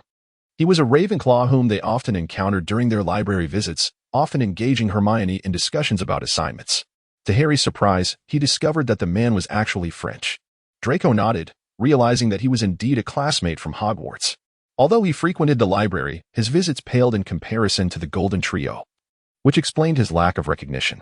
In a hushed tone, Draco added, I suggested you invite her to dance. Harry turned to him, his lips moving as he replied, Hermione is quite popular. What about you? Draco shrugged, his demeanor somewhat aloof as he responded, I have no desire to invite just anyone to dance. Harry softly inquired, May I invite you to dance? Draco nearly spat out his champagne, managing to suppress it just in time to avoid a significant embarrassment. He coughed several times, casting a fearful glance at Potter and scanning the surroundings, clearly anxious about being overheard by others. He lowered his voice and spoke menacingly to Potter. What are you saying? Harry glanced up and noticed that Jiminy had invited a young witch who had already begun to dance, while the remaining young ladies began to cast their gazes around at the gentleman, and, naturally, some were directed towards the two of them as well. He spoke calmly. For I have always felt that if you do not dance with me, someone else will soon come to invite you to join them.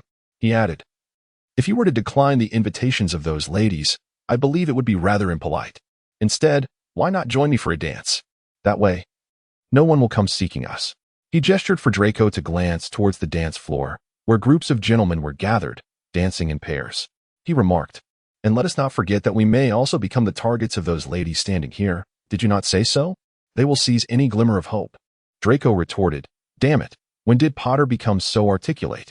Harry smiled at him, swaying gently to the rhythm of the music, and inquired, "Shall we, dear Draco? Otherwise, those girls might just swarm around you." Draco cast a sidelong glance at their surroundings. Indeed, numerous gazes were converging in their direction. Observing his reaction, Harry extended his hand, palm up, and slightly bowed, saying, "Dear Draco, may I have the honor of inviting you to dance with me?" Draco's eyes twitched imperceptibly, and with a resigned sigh, he placed his hand in Potter's. Harry straightened himself and instinctively wrapped his arm around Draco's waist, leading them both onto the dance floor. As they began to dance, some of the probing glances were withdrawn in disappointment. Nearby, Hermione, dancing with a gentleman from Ravenclaw, noticed Harry's demeanor and felt a slight twitch at the corner of her eye.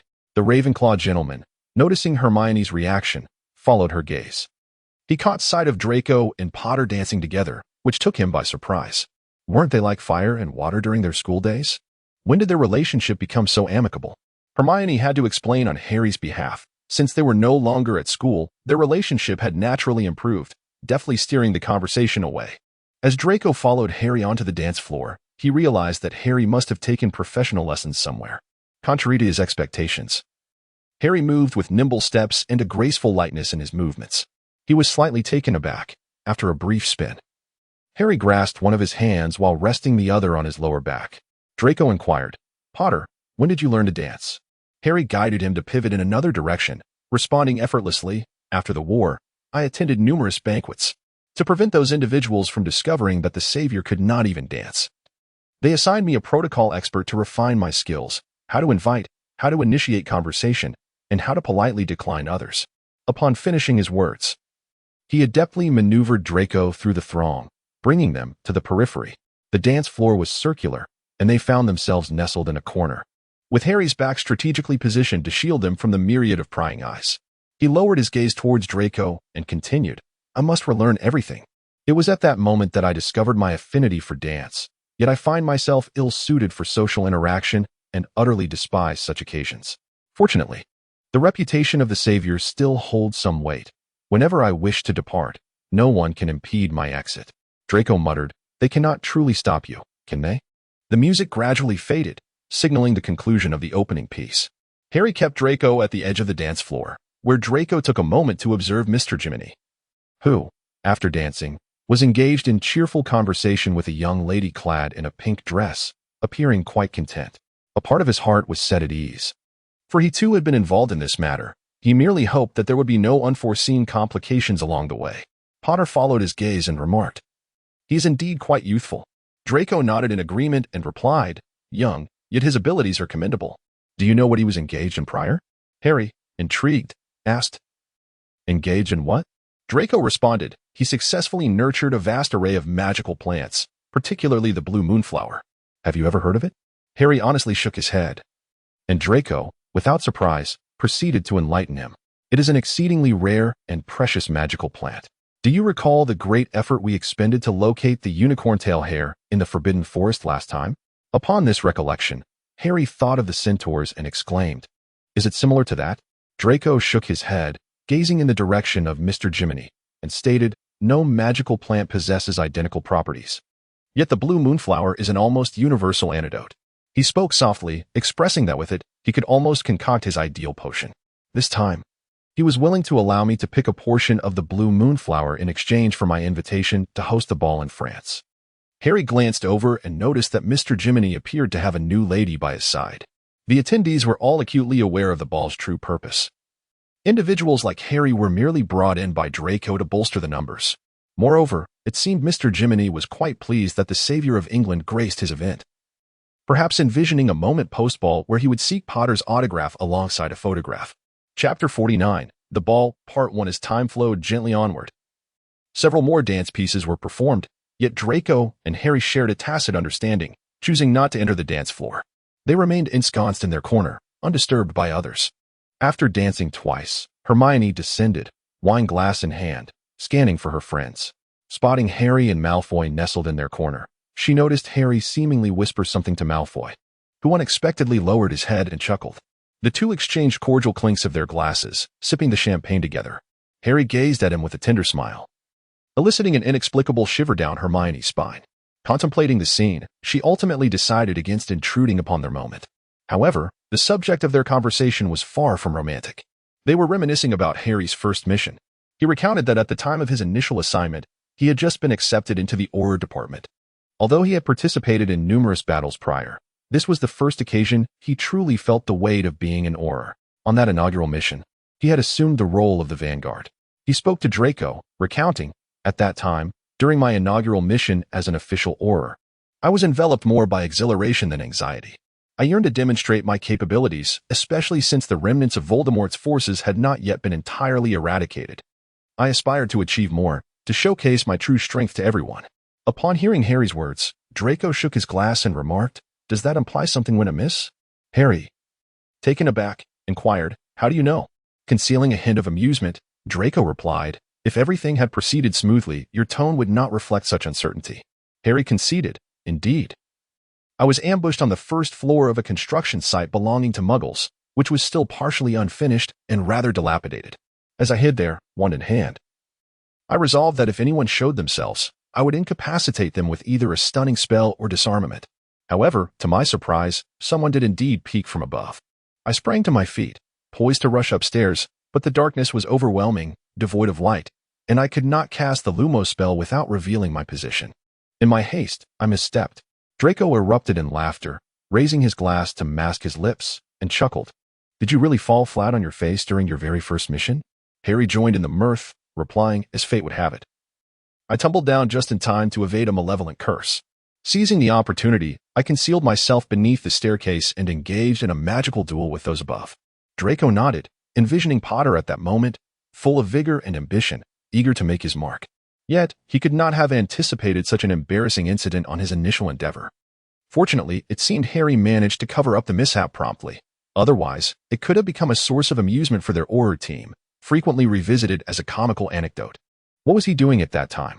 After arriving in France, he and his mother initially faced a period of hardship. However, it was not long before his mother revitalized their household.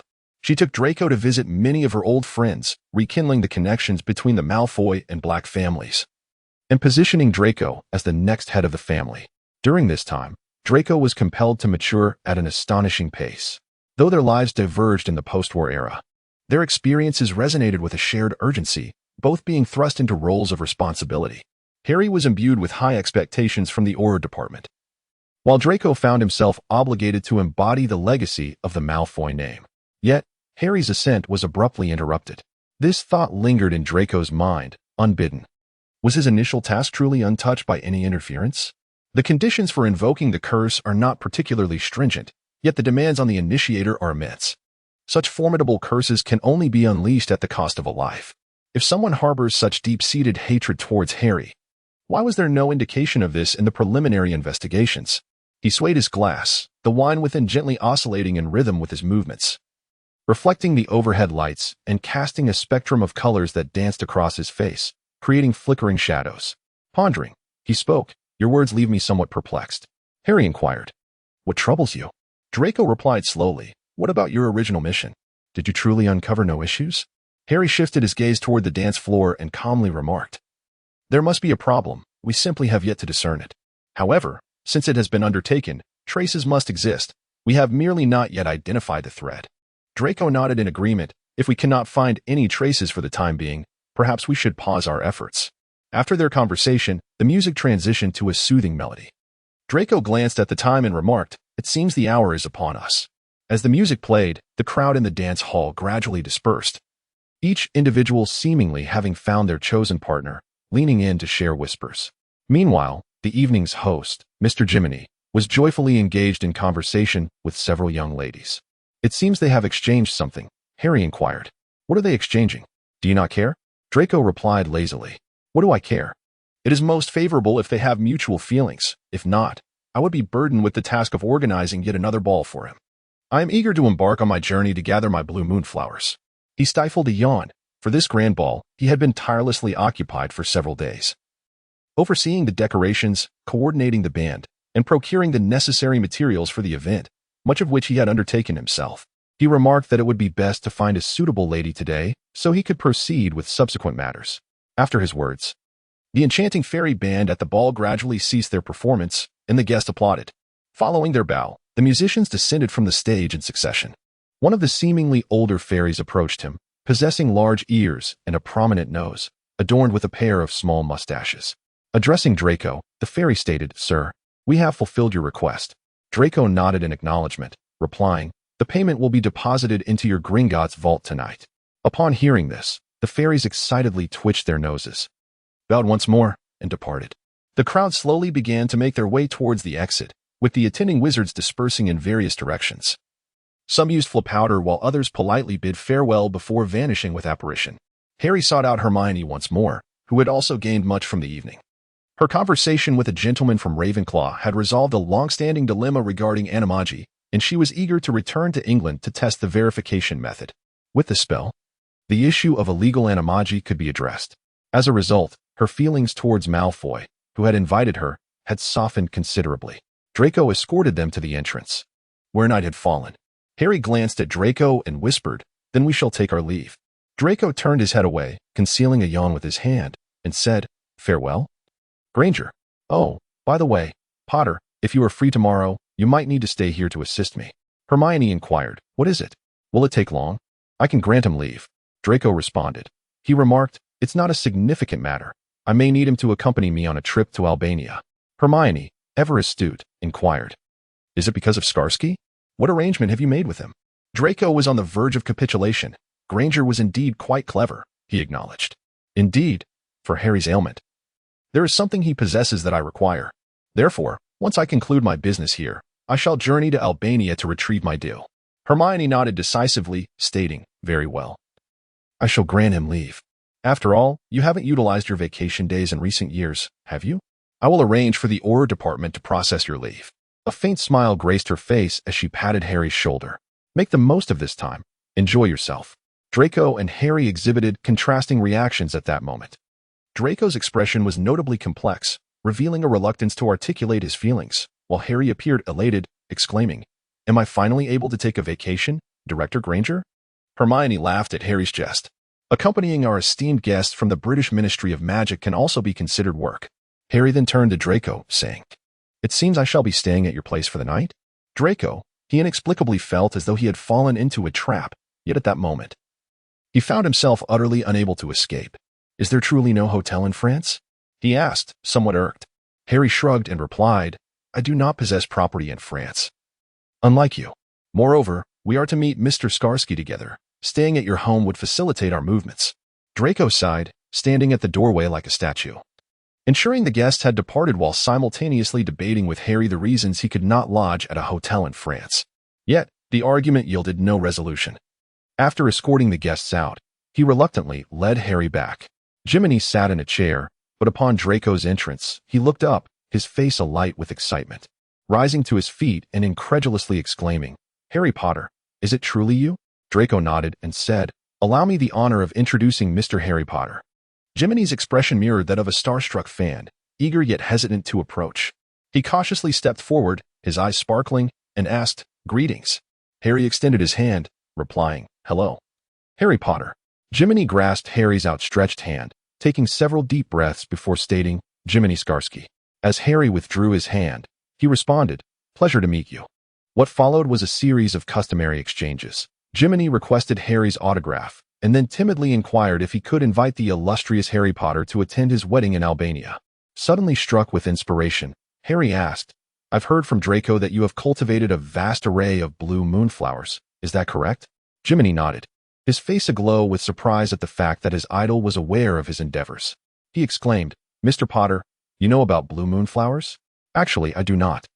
Harry silently mused, but as the words hovered on his lips, he caught Draco's gaze, which mirrored his own astonishment. It was as if Draco was taken aback that Potter would dare to lie to his face, claiming knowledge of such magical flora, and wondered what Potter was truly up to. Harry spoke softly, I understand you have invited Mr. Malfoy to view your achievements. May I have the honor of accompanying him? Draco looked at him, somewhat surprised. He had secretly harbored the desire for Potter to follow him discreetly. Yet he knew that this was considered a private family matter for the Skarskis. The contract they had signed explicitly stated that only he was permitted to attend. With no mention of Potter, he was uncertain whether the journey would present dangers beyond his ability to handle, as he had never before gathered the elusive blue moonflower. He feared unforeseen mishaps, reminiscent of the last encounter with the unicorn tail grass, where the sudden appearance of the eight-legged giant spider and the centaur had taken him by surprise. However, if Jiminy were to consent, Porter could then openly accompany him to Albania, no longer needing to act in secrecy. Porter was, after all, somewhat astute. Yet, Jiminy fell abruptly silent, and Porter refrained from pressing further, leaving the trio ensnared in an unexpected quietude. Draco cleared his throat softly, poised to interject and ease the tension. When Jiminy finally spoke up, he spoke as if he had made a firm decision. If this is Mr. Potter's wish, then you may accompany Mr. Malfoy. However, both of you must ensure that no information regarding our family's blue moonflower is disclosed to outsiders. Harry solemnly assured him, I can swear it. If that puts your mind at ease. Jiminy then expressed a slight sense of relief.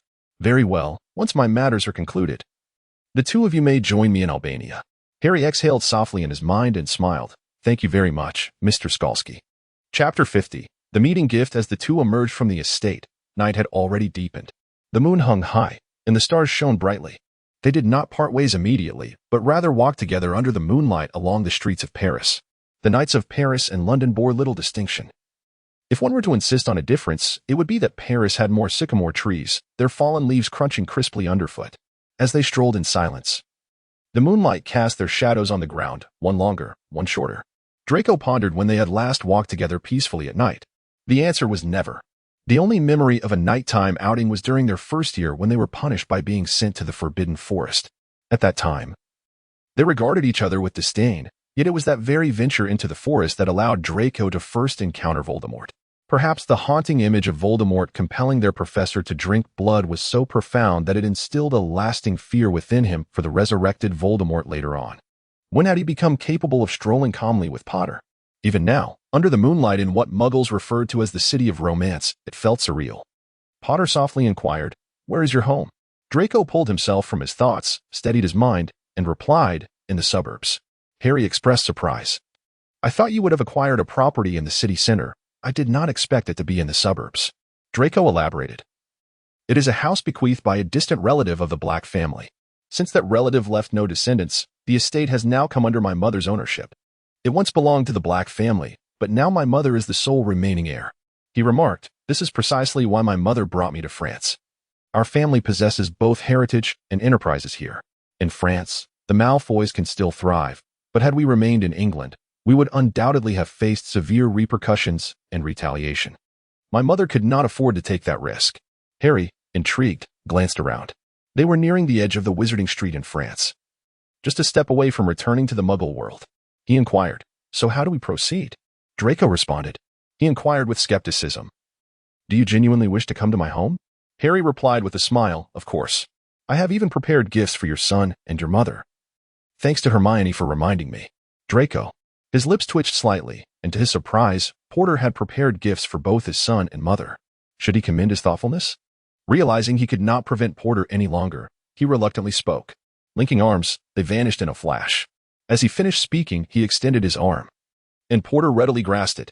A faint pop echoed, leaving behind nothing but a wisp of smoke where they once stood. Porter felt himself being forcefully pulled. A myriad of surreal images flashing before his eyes.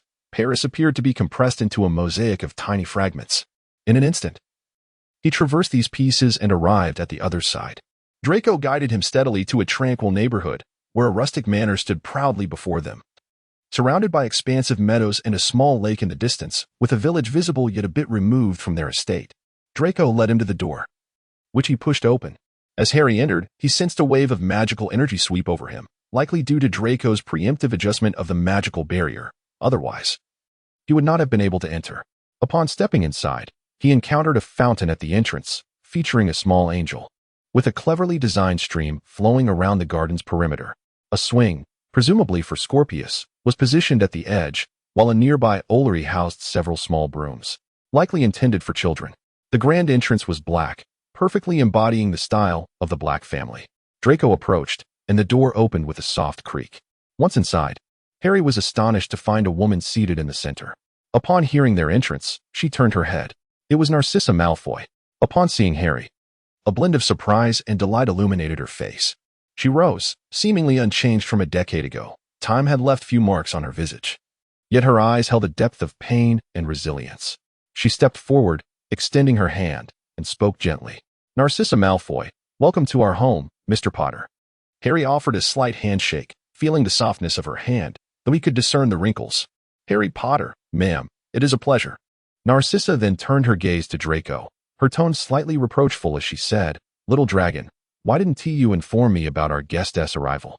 Following this, she warmly addressed Harry, "Mr. Potter, please come in." Harry nodded, retrieving a small box wrapped in silk from his bag, presenting it to Narcissa. "This is a gift. Please accept it." Narcissa appeared taken aback, seemingly surprised that Harry had brought a gift. She glanced at Draco, who met her look with indifference as he removed his shoes and entered unceremoniously. Understanding dawned upon her, and with a smile, she accepted the gift. "Mr. Potter, you need not be so courteous. During your time in England, you assisted our family immensely, and we have yet to repay you." Harry also removed his shoes, and Narcissa led him into the sitting room. The Black family's ancestral home in France bore a stark contrast to that in England, revealing the distinction between a home with a master and one without. This estate radiated brilliance. Despite the chill of deep autumn in Paris, the interior felt as warm as spring. As Harry shed his robe, a hanger swooped over, ready to receive his coat. He stepped inside, and this place was somewhat different from the Malfoy estate. The fireplace was ablaze with pine logs, and the scent of pine enveloped the entire room, a fragrance reminiscent of the subtle woody aroma that lingered about Draco. The living room was furnished with several spacious and comfortable sofas, and to Harry's astonishment, there was a Muggle television set.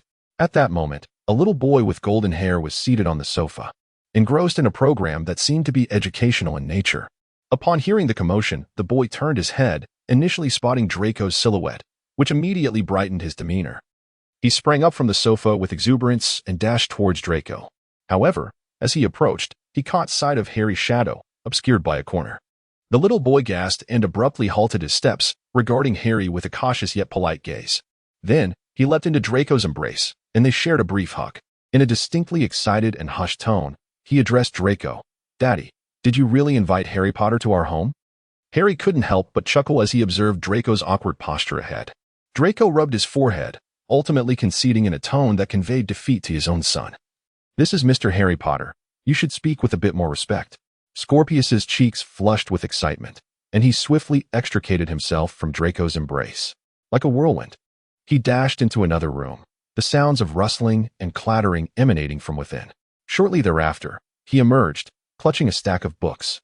He joyfully placed the pile upon the coffee table in the living room, his eyes sparkling as he looked at Harry, earnestly requesting, "Mr. Potter, might you grant me an autograph? I wish to hang it in my room." Harry responded, while Draco, feeling an inexplicable sense of shyness and guilt, managed to squeeze out a sound through his teeth, "Scorpius." However, Harry had already happily bypassed him, cheerfully inquiring, "Of course, where shall I sign, young Malfoy?" The boy known as young Malfoy, Scorpius, appeared almost faint with joy, pressing closely against Harry as he opened the book laid before them. Some were biographies published within the British magical community, while others, seemingly embellished novels inspired by his life, hailed from France. With admiration, Scorpius exclaimed, "So you defeated Voldemort and saved my father and grandmother, correct?" In many respects, his assertion was entirely accurate, as he inscribed his name upon the pages of these books. Each chronicling his own remarkable deeds, he suddenly pondered whether Draco had always shared these tomes with his child. Was it not true, as he had mentioned, that he too had perused his own writings and thus matured? Scorpius flitted about the living room like a cheerful little bird, chattering animatedly. Draco, seizing an opportune moment, could not help but approach, grasping the collar of Scorpius's shirt and gently ushering him away from Potter's side. He exhaled in exasperation, declaring, "Enough. Mr. Potter is our guest, and I must take him to rest now." Scorpius gazed up at Draco with pleading eyes and inquired, "Father, how long will Mr. Potter be staying with us?" Draco's muscles tensed, and through gritted teeth, he replied, "Not long. He will be leaving soon. Now, you have already obtained Mr. Potter's autograph, so cease your interruption of his rest, understood?" He lowered his voice and spoke seriously. And Scorpius, you must not tell anyone that Mr. Potter has visited my home. Do you understand? Not your good friends, nor your classmates. Scorpius immediately replied, I understand, Dad. I won't tell a soul. After saying this, he made a comical gesture, as if swearing an oath of utmost secrecy. Harry suppressed a smile as he observed the interaction between the father and son, and then he spoke gently. Thank you for your kindness, young Malfoy. This is a gift for you, and I hope you will like it. With that, he retrieved a small box from his pocket. Scorpius was touched and exclaimed, Mr. Potter, it's just a simple little gift. It was merely a trinket purchased from Weasley's Wizard Wheezes, yet Scorpius appeared genuinely delighted. He quickly unwrapped the box and happily returned to his room. Narcissa glanced over from the other end of the room. A stark contrast to the person she had been years ago. Harry had little interaction with her, only knowing that she had once bravely lied to Voldemort for Draco's sake. Although she appeared much the same as before, there was a notable transformation within her. Her demeanor was now far more tranquil and detached, when she had exuded an air of superiority. But now she resembled a gentle countrywoman who had long settled into her surroundings. Nevertheless, Harry understood that Narcissa remained the astute and capable Narcissa Malfoy, merely concealing her true self more adeptly. Presently, she comprehended who within her family was most deserving of allegiance, and who could be relied upon. Thus she offered Harry a warm smile. However, Harry had matured in his own right. The pains of the past had forged him through trials, allowing him to grow. He recognized that he could not change the world alone. To achieve his goals, he needed to find allies who could support him. In many respects, Narcissa Malfoy was an excellent choice. With gentle grace, she said, Mr. Potter, let Scorpius show you to the guest room. I have instructed the house elf to prepare it for you. Harry nodded, and as Draco led him towards the guest room, he quietly remarked from behind, Scorpius? Draco felt a shiver run down his spine, as if goosebumps cascaded from his head to his tailbone, prompting an involuntary shudder. Drawing a deep breath, he snapped, Do not call me that. He pushed open a door in the corridor on the second floor, and Harry peered inside, revealing a spacious bedroom. It was approximately the size of his Muggle neighborhood back in England, adorned with a canopied four-poster bed draped in soft, warm yellow linens and pillows. A plush wool carpet covered the floor, while decorative paintings adorned the walls. A row of wardrobes stood nearby, and a balcony overlooked a small lake, shimmering under the moonlight, accompanied by a separate washroom. Harry inquired, Do you often have guests at your home? Draco replied stiffly, No. After all these years, you are the first. Harry was somewhat taken aback. He had assumed that, given the Malfoy family's stature, they would not be so impoverished upon arriving in France. However, it appeared he had been somewhat presumptuous. Draco shut the door and remained standing, speaking earnestly to Harry. First, forget that my mother just called my name. But how could Harry comply with Draco's request? They had always been at odds during their school years, and now was no different. He drawled in a teasing tone, All right. Little dragon. The tone was infuriating enough to tempt Draco to cast a hex on him. Chapter 51. The Welcome Gift. Draco reminded himself to remain calm. He could not afford to lose his temper with Potter, especially since he might not be able to overpower him. After repeating this to himself several times, he felt slightly more composed. Potter had entered the room without any luggage, save for a small handbag he placed on the table before opening it. His belongings began to float out from the bag one by one, including his pajamas, aftershave, and razor, among other items. Draco followed him inside, locking the door with a soft click, then casting a silencing charm before settling into a chair, speaking gravely, Potter, we need to talk. Harry withdrew his gaze from the surroundings and returned from the balcony's edge, taking a seat. Unlike Draco, who sat upright and serious, Harry appeared more relaxed and at ease. Draco asked, How do you feel now? With a gentle wave of his hand, Harry sent a vase on the table soaring into the air, making a shooting gesture towards it.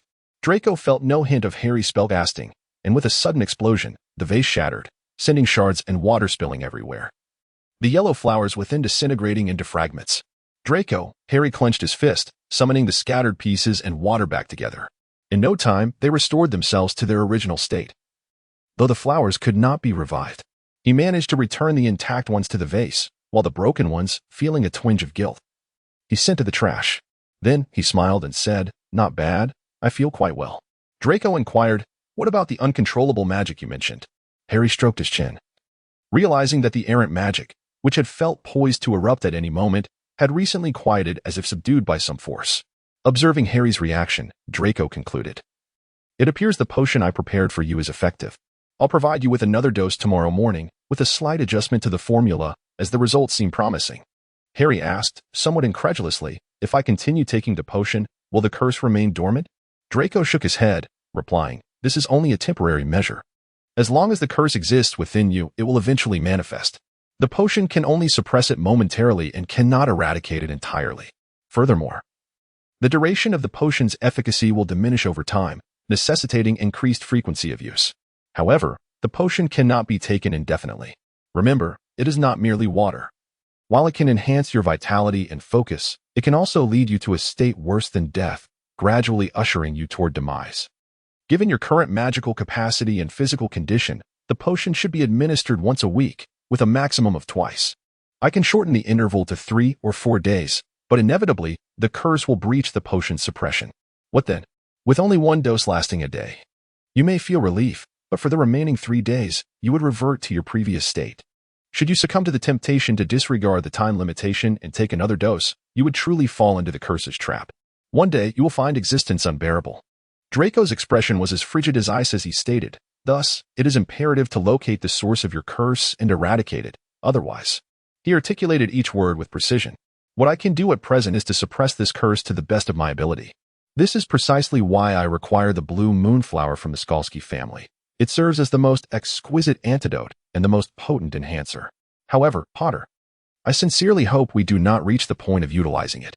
Ideally, we should uncover the source of this curse before resorting to such measures. While the prospects may seem bleak, they are not entirely absent. Please inform me, has there been any progress on Granger's end? He truly harbors a certain admiration for Hermione and Draco. Could it be that the thoughts of the astute are inherently similar? The words Hermione had previously imparted lingered in his mind, resonating once more within the corridors of his consciousness. If Malfoy does not take the initiative to invite you, then find a way to accompany him to Albania. He must have engaged in some dealings with the Skalski family, and there is a significant likelihood that this transaction pertains to you.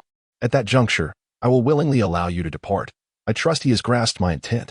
Harry, you must leave England, for only then can I thoroughly pursue my investigation. Within the ranks of the Aurors, there are those who are neither loyal to you nor to the Ministry of Magic. I have yet to fully discern the true nature of this organization, but I am aware that they have allied with certain pureblood families within the Ministry who oppose us. However, their objectives seem to diverge slightly from those of the pureblood families. Your curse is likely a trap set by them. Harry, safeguard yourself and protect Malfoy. It appears I now require both of you to survive.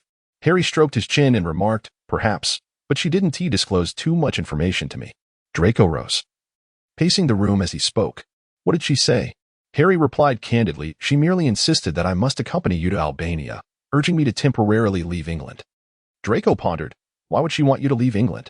Because your departure would facilitate her endeavors, correct? Draco then mused aloud, no, she would not place herself in danger. She would act only after ensuring her safety. So, upon your leaving England, what does she intend to do? Harry responded, she didn't clarify. But she did mention that there are some concerning individuals within the Auror ranks. Draco reflected, I comprehend now. She is conducting a covert investigation. Once her inquiries are complete. He remarked, at that time, you also returned from Albania, and I comprehended. A smile graced his face as he spoke. I understand now. Granger wishes for you to become the savior once more. Harry. He felt a bit disoriented. How did the conversation suddenly shift to this topic? Draco observed the slightly bewildered Harry, and an unexpected sense of superiority mingled with mischief surged within him. He approached Harry, standing while Harry remained seated, and playfully extended his hand, giving Harry a light pat on the face. Dear Potter, you should obediently follow our lead, he declared. After saying this, he withdrew his hand and turned to leave, but to his surprise, in the next moment, Harry grasped his hand once more.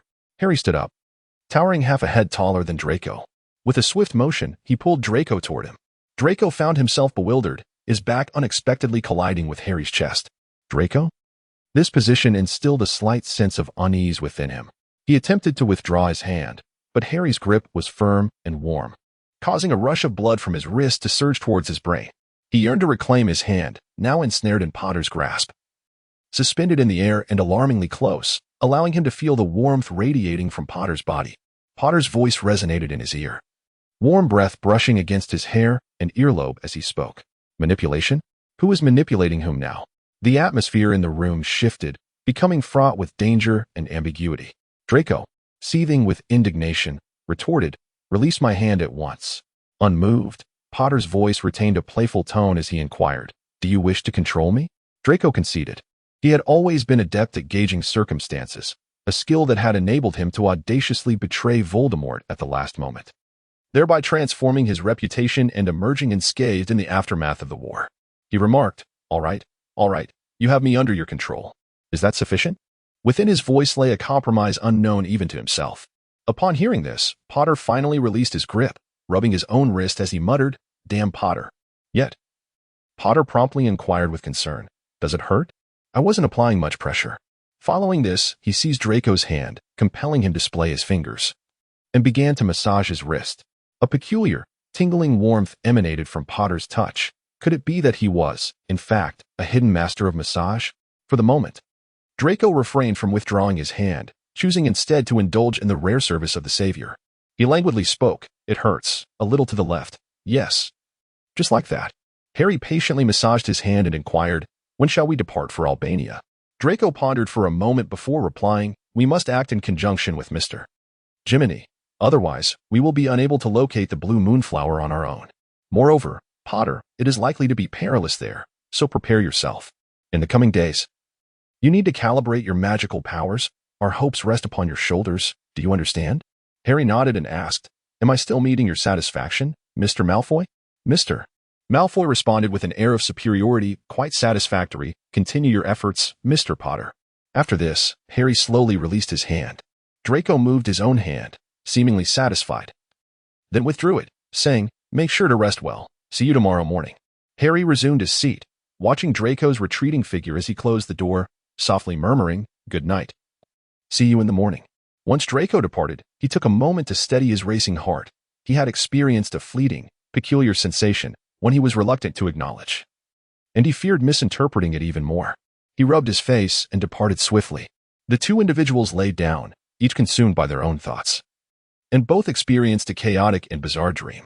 In Draco's dream, Potter finally refrained from any self-destructive actions. Instead, he stood before Hogwarts, extending his hand with a smile amidst a throng of indistinguishable figures. He involuntarily lifted his foot and walked towards Harry. Draco was suddenly jolted awake, struggling to calm his wildly racing heart. He exhaled deeply and reached out to grasp his wand. Glimmering particles in the air coalesced into the fabric of time. It was already 8 o'clock in the morning. He sat up and reached for the glass of water resting on the bedside table, filled to the brim. After taking a sip of the refreshing coolness, his mind felt slightly invigorated. He descended from the bed and made his way into the bathroom. After a hasty shower, he refrained from tying up his hair and took a moment to examine his reflection in the mirror. He sensed that his hair had grown a tad longer, and he murmured to himself, perhaps it is time for a trim. He resolved to relinquish the grooming of his hair, straightened his posture, donned his bathrobe, and stepped outside. He first made his way to Potter's room on the second floor, knocked on the door, and elongated his voice, calling out, "Potter, rise and shine." Almost instantly, the door swung open, and he nearly stumbled in surprise. Fortunately, Potter was quick to extend a hand, steadying him by the arm. Harry gazed at Draco, whose hair still bore traces of moisture, and remarked in astonishment, "So early." Draco waved his wand, and a glowing clock materialized before him, revealing it was already 8:30. He cast a sidelong glance at Potter and smiled, saying, "Not too late. Have you changed your clothes?" Harry stretched out his arms and replied nonchalantly, "Just this outfit. But I assure you it's clean." A twitch of annoyance flickered at the corner of Draco's eye as he turned and led him downstairs. Upon entering the dining room, Narcissa and Scorpius were already seated. Contrary to Harry's expectations, he had assumed that dining at the Malfoy residence would be steeped in formality. Yet it appeared to be far less stringent than he had anticipated. Scorpius's casual approach to his meal mirrored that of Draco's 3 children. The only distinction being that Scorpius was an only child, thus avoiding any potential world wars erupting at the table. At that moment, Scorpius was vigorously wielding his toy wand against a plate of vegetables. Narcissa sat beside him, observing his efforts, and even kindly reminded him, "The hourglass is nearly empty. If you haven't successfully transformed the vegetables before it runs out, you must eat them as per our agreement." Chapter 52. The Journey. Harry was internally astonished. The transfiguration spell was far more advanced than the levitation charm that the other children were still practicing, though Scorpius was puffing with determination. He was unable to complete the transformation before the hourglass ran out, managing only to slightly curl one corner of the vegetable. However, Narcissa noted, "Time's up." Reluctantly, Scorpius conceded, sulking as he mixed the remaining vegetables into his salad and shoved a mouthful into his mouth, chewing with a dramatically woeful expression.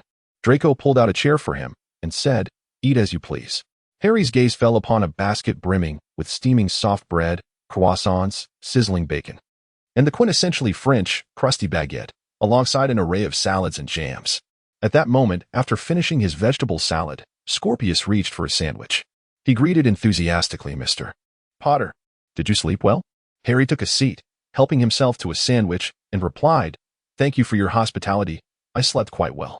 Draco glanced at him, deftly slicing the bacon on his plate, and remarked, "That's good. Once we've tidied up, we shall prepare to depart for Mr. Skarsky's estate." Harry, curious, inquired, "Has Mr. Skarsky already decided on his partner so soon?" Narcissa gently responded, "No, the unions of pureblood families are exceedingly intricate. First, a selection must be made from potential candidates, followed by the determination of a date, and then the establishment of a contract, a process that can be quite prolonged." She leisurely spread jam over her bread while explaining to Harry, in pureblood unions, the foremost priority is the birth of children, rather than the emotional connection between the couple. The ability to produce magically gifted offspring is paramount, for children are the heirs to the family legacy, the most vital element in perpetuating the family's glory. Thus, at times, the feelings between the two individuals may be set aside. She picked up another slice of bread, layering it with the jam, and lifted it, saying, "Children serve as the adhesive between the two families. You must have seen the tapestry of the Black family, correct?"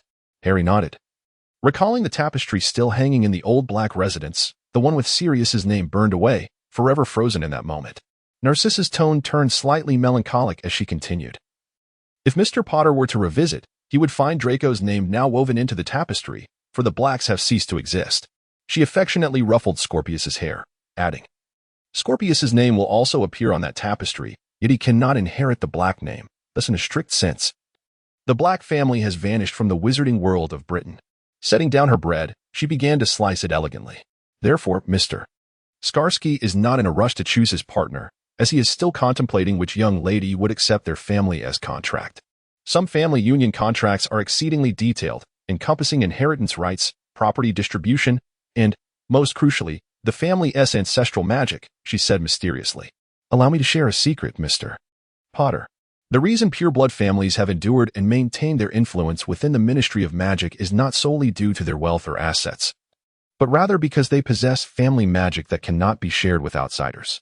This is the greatest strength of pureblood families." As Draco finished preparing himself, looking quite dapper, Harry remained lost in thought. Narcissa's words compelled him to reflect on family heritage, or rather, the family spells. Previously, Hermione had devoted herself to dismantling the barriers between pureblood families, with one of her primary objectives being to encourage families to share their ancestral spells, selecting appropriate portions to be incorporated into the curriculum. This initiative would benefit the entire wizarding world. However, none of the pureblood families were willing to cooperate. Had Sirius been alive, one could only wonder if he would have been agreeable, but alas, he was no longer with them. Even now, though Draco was accompanying him, he had not shared his family spells with Harry. Draco cast a curious glance at him, wondering if his mother's words had rendered Potter speechless. As he was about to awaken him, Harry suddenly spoke up. "What is your family spell?" Draco's words were abruptly interrupted as he gazed at Potter's earnest expression and replied tersely, "Did you not already know?"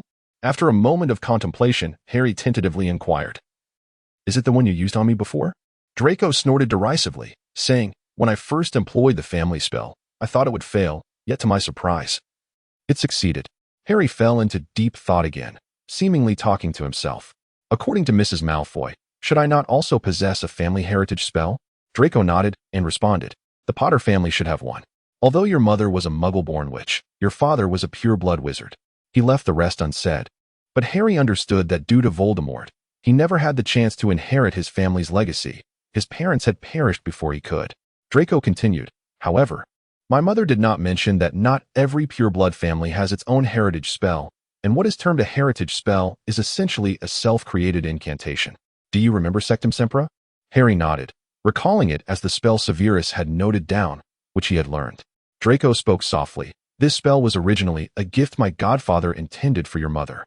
Yet, now that you have mastered it, it does not betray my godfather's intentions." As they conversed, they arrived at Mr. Jiminy Skarsky's residence. Draco halted at the entrance and politely knocked on the door. The barrier emitted a wave of energy, and after a moment, the door swung open, allowing Draco and Potter to enter. Mr. Jiminy Skarsky was already prepared, welcoming them with enthusiasm. "Good morning, gentlemen." Draco plastered on a professional smile. "Good morning, Mr. Skarsky. Are you ready?" Jiminy picked up his suitcase from beside him, stating, "I am ready." The three returned to the grand hall of the French Ministry of Magic, which was far more spacious and ornate than its British counterpart. Upon reaching the Immigration Management Center and completing their respective procedures, they approached the fireplace. Jiminy cheerfully announced, "Gentlemen, let us convene in Albania." With that, he tossed the flue powder into the fire, which erupted in a roaring blaze that enveloped him, swiftly shrinking away. Draco and Harry exchanged glances before stepping up to the fireplace, casting the flue powder and silently murmuring, "Albania." The crimson flames surged toward Harry, wrapping around him like a thick blanket, and in an instant, he soared into the sky. The scenery fragmented into rapid mosaic-like patterns before him, as if he were tossed into a muggle's tumble dryer, rolling about.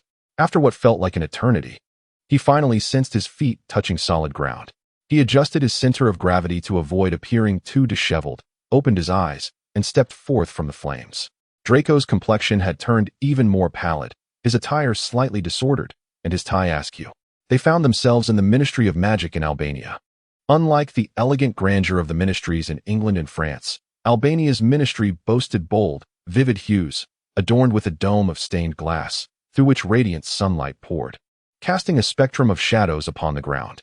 Jiminy Skarsky extended his arms in greeting, exclaiming warmly, "Welcome to Albania, gentlemen." However, upon arriving in this new locale, the first order of business was to register their wands. Under Mr. Skarsky's guidance, they made their way to the immigration office. The two surrendered their wands to a portly witch adorned in a patchwork hat, who, after documenting their wands, beamed a cordial smile and said, "Welcome, esteemed gentlemen." Harry and Draco followed closely behind Mr. Skarsky as they exited. The Ministry of Magic in Albania was situated at the heart of a crossroads, with 4 roads leading in different directions. Mr. Skarsky remarked, "Gentlemen, this is the epicenter of the wizarding community in Albania. Feel free to explore and find a hotel. I recommend the travelers and down that street." Or, he glanced around and said, "Perhaps I would recommend a hotel from the Muggle world." He said with a cheerful smile, "I must apologize for my rudeness, as I need to return home to discuss matters regarding the contract. However, I have utmost confidence in your wisdom, and I believe you will have no trouble exploring this place on your own, unless unforeseen circumstances arise. Please await my arrival here at 9 o'clock tomorrow morning. I shall escort you to the agreed location, should I be unable to make it. Rest assured that I will send someone to guide you." He presented a peculiar gift, likely a custom unique to Albania. He remarked, "Well, I shall not intrude upon the two of you any longer." After uttering these words, a soft thud resonated from his standing position, and Mr. Jiminy Skarsky vanished like a wisp of smoke. Harry surveyed his surroundings. The area was more expansive than Diagon Alley, flanked by quaint, pointed-roofed houses, each adorned with a variety of magical shops. In the distance, he discerned what appeared to be a bank, squinting to make it out clearly. "Gringotts, Albania branch?" Draco inquired, his enthusiasm palpable as he quickened his pace. "Where shall we begin our exploration?" Harry responded. He gazed at Draco with a hint of disbelief and quietly inquired, "You can't possibly be serious about shopping, can you?" Draco had already moved ahead, surveying his surroundings. He pointed to a shop that appeared to be selling an array of magical plants and declared, "Potter, let us commence our adventure from there." He had no choice but to carry his own suitcase and follow in Draco's footsteps. Harry began to feel regret. He was utterly unaware that Malfoy's leisurely stroll was, in fact, a genuine shopping excursion, one that could last an entire day.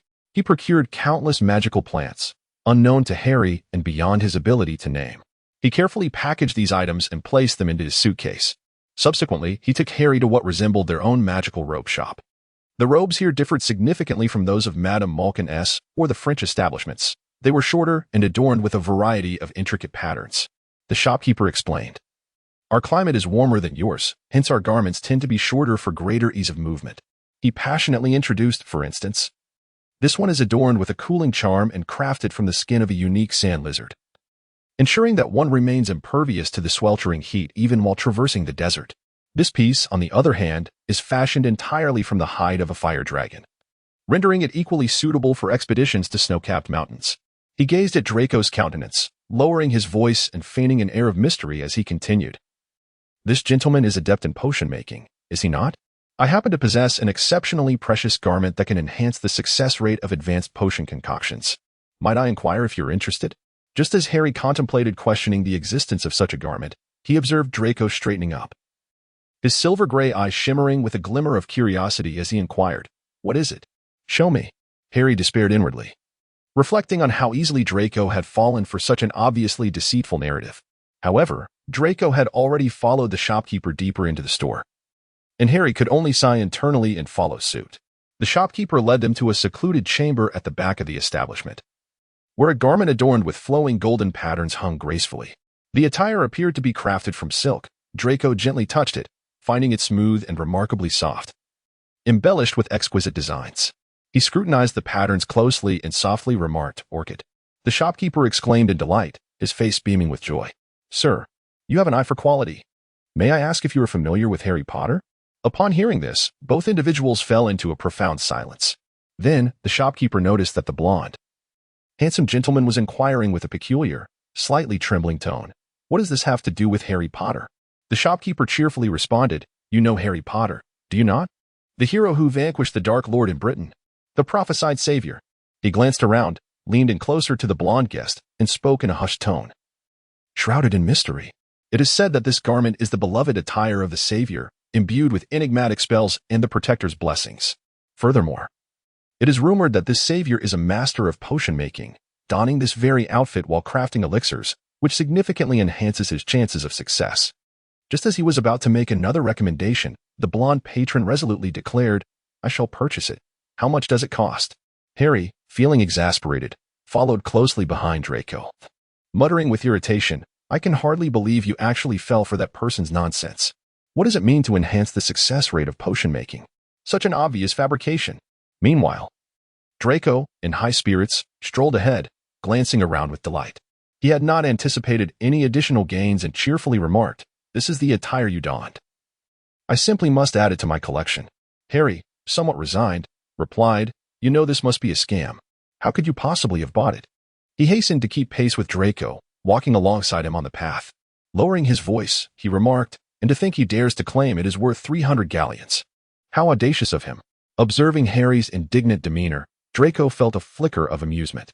He patted the shoulder of the person beside him and, in a tone of reassurance, said, "If you wear it tonight, it will become the attire that you have donned." He radiated joy to such an extent that even the strands of his hair seemed to shimmer with light. The smile on his face and the exuberance of his happiness were undeniably genuine. He remarked, "And this little sum of money is something I can certainly afford. Consider it as a gift for your attire, nothing of great consequence." Observing Draco's elation, Harry's lips twitched as if he wished to speak, yet ultimately he appeared to concede, simply inquiring, "So, where shall we go now?" Draco glanced at him and replied, "To the hotel. Would you prefer a Muggle hotel or one here?" Harry indicated that he was indifferent. He was not choosy. After a moment's contemplation, Draco declared, "Then let us seek out the finest hotel." In the end, they settled at the Traveler's Inn, which Skarsky had previously mentioned. From the outside, the inn presented itself as a quaint, four-story villa, but upon entering, they were pleasantly surprised by its spaciousness. The innkeeper warmly introduced their accommodations.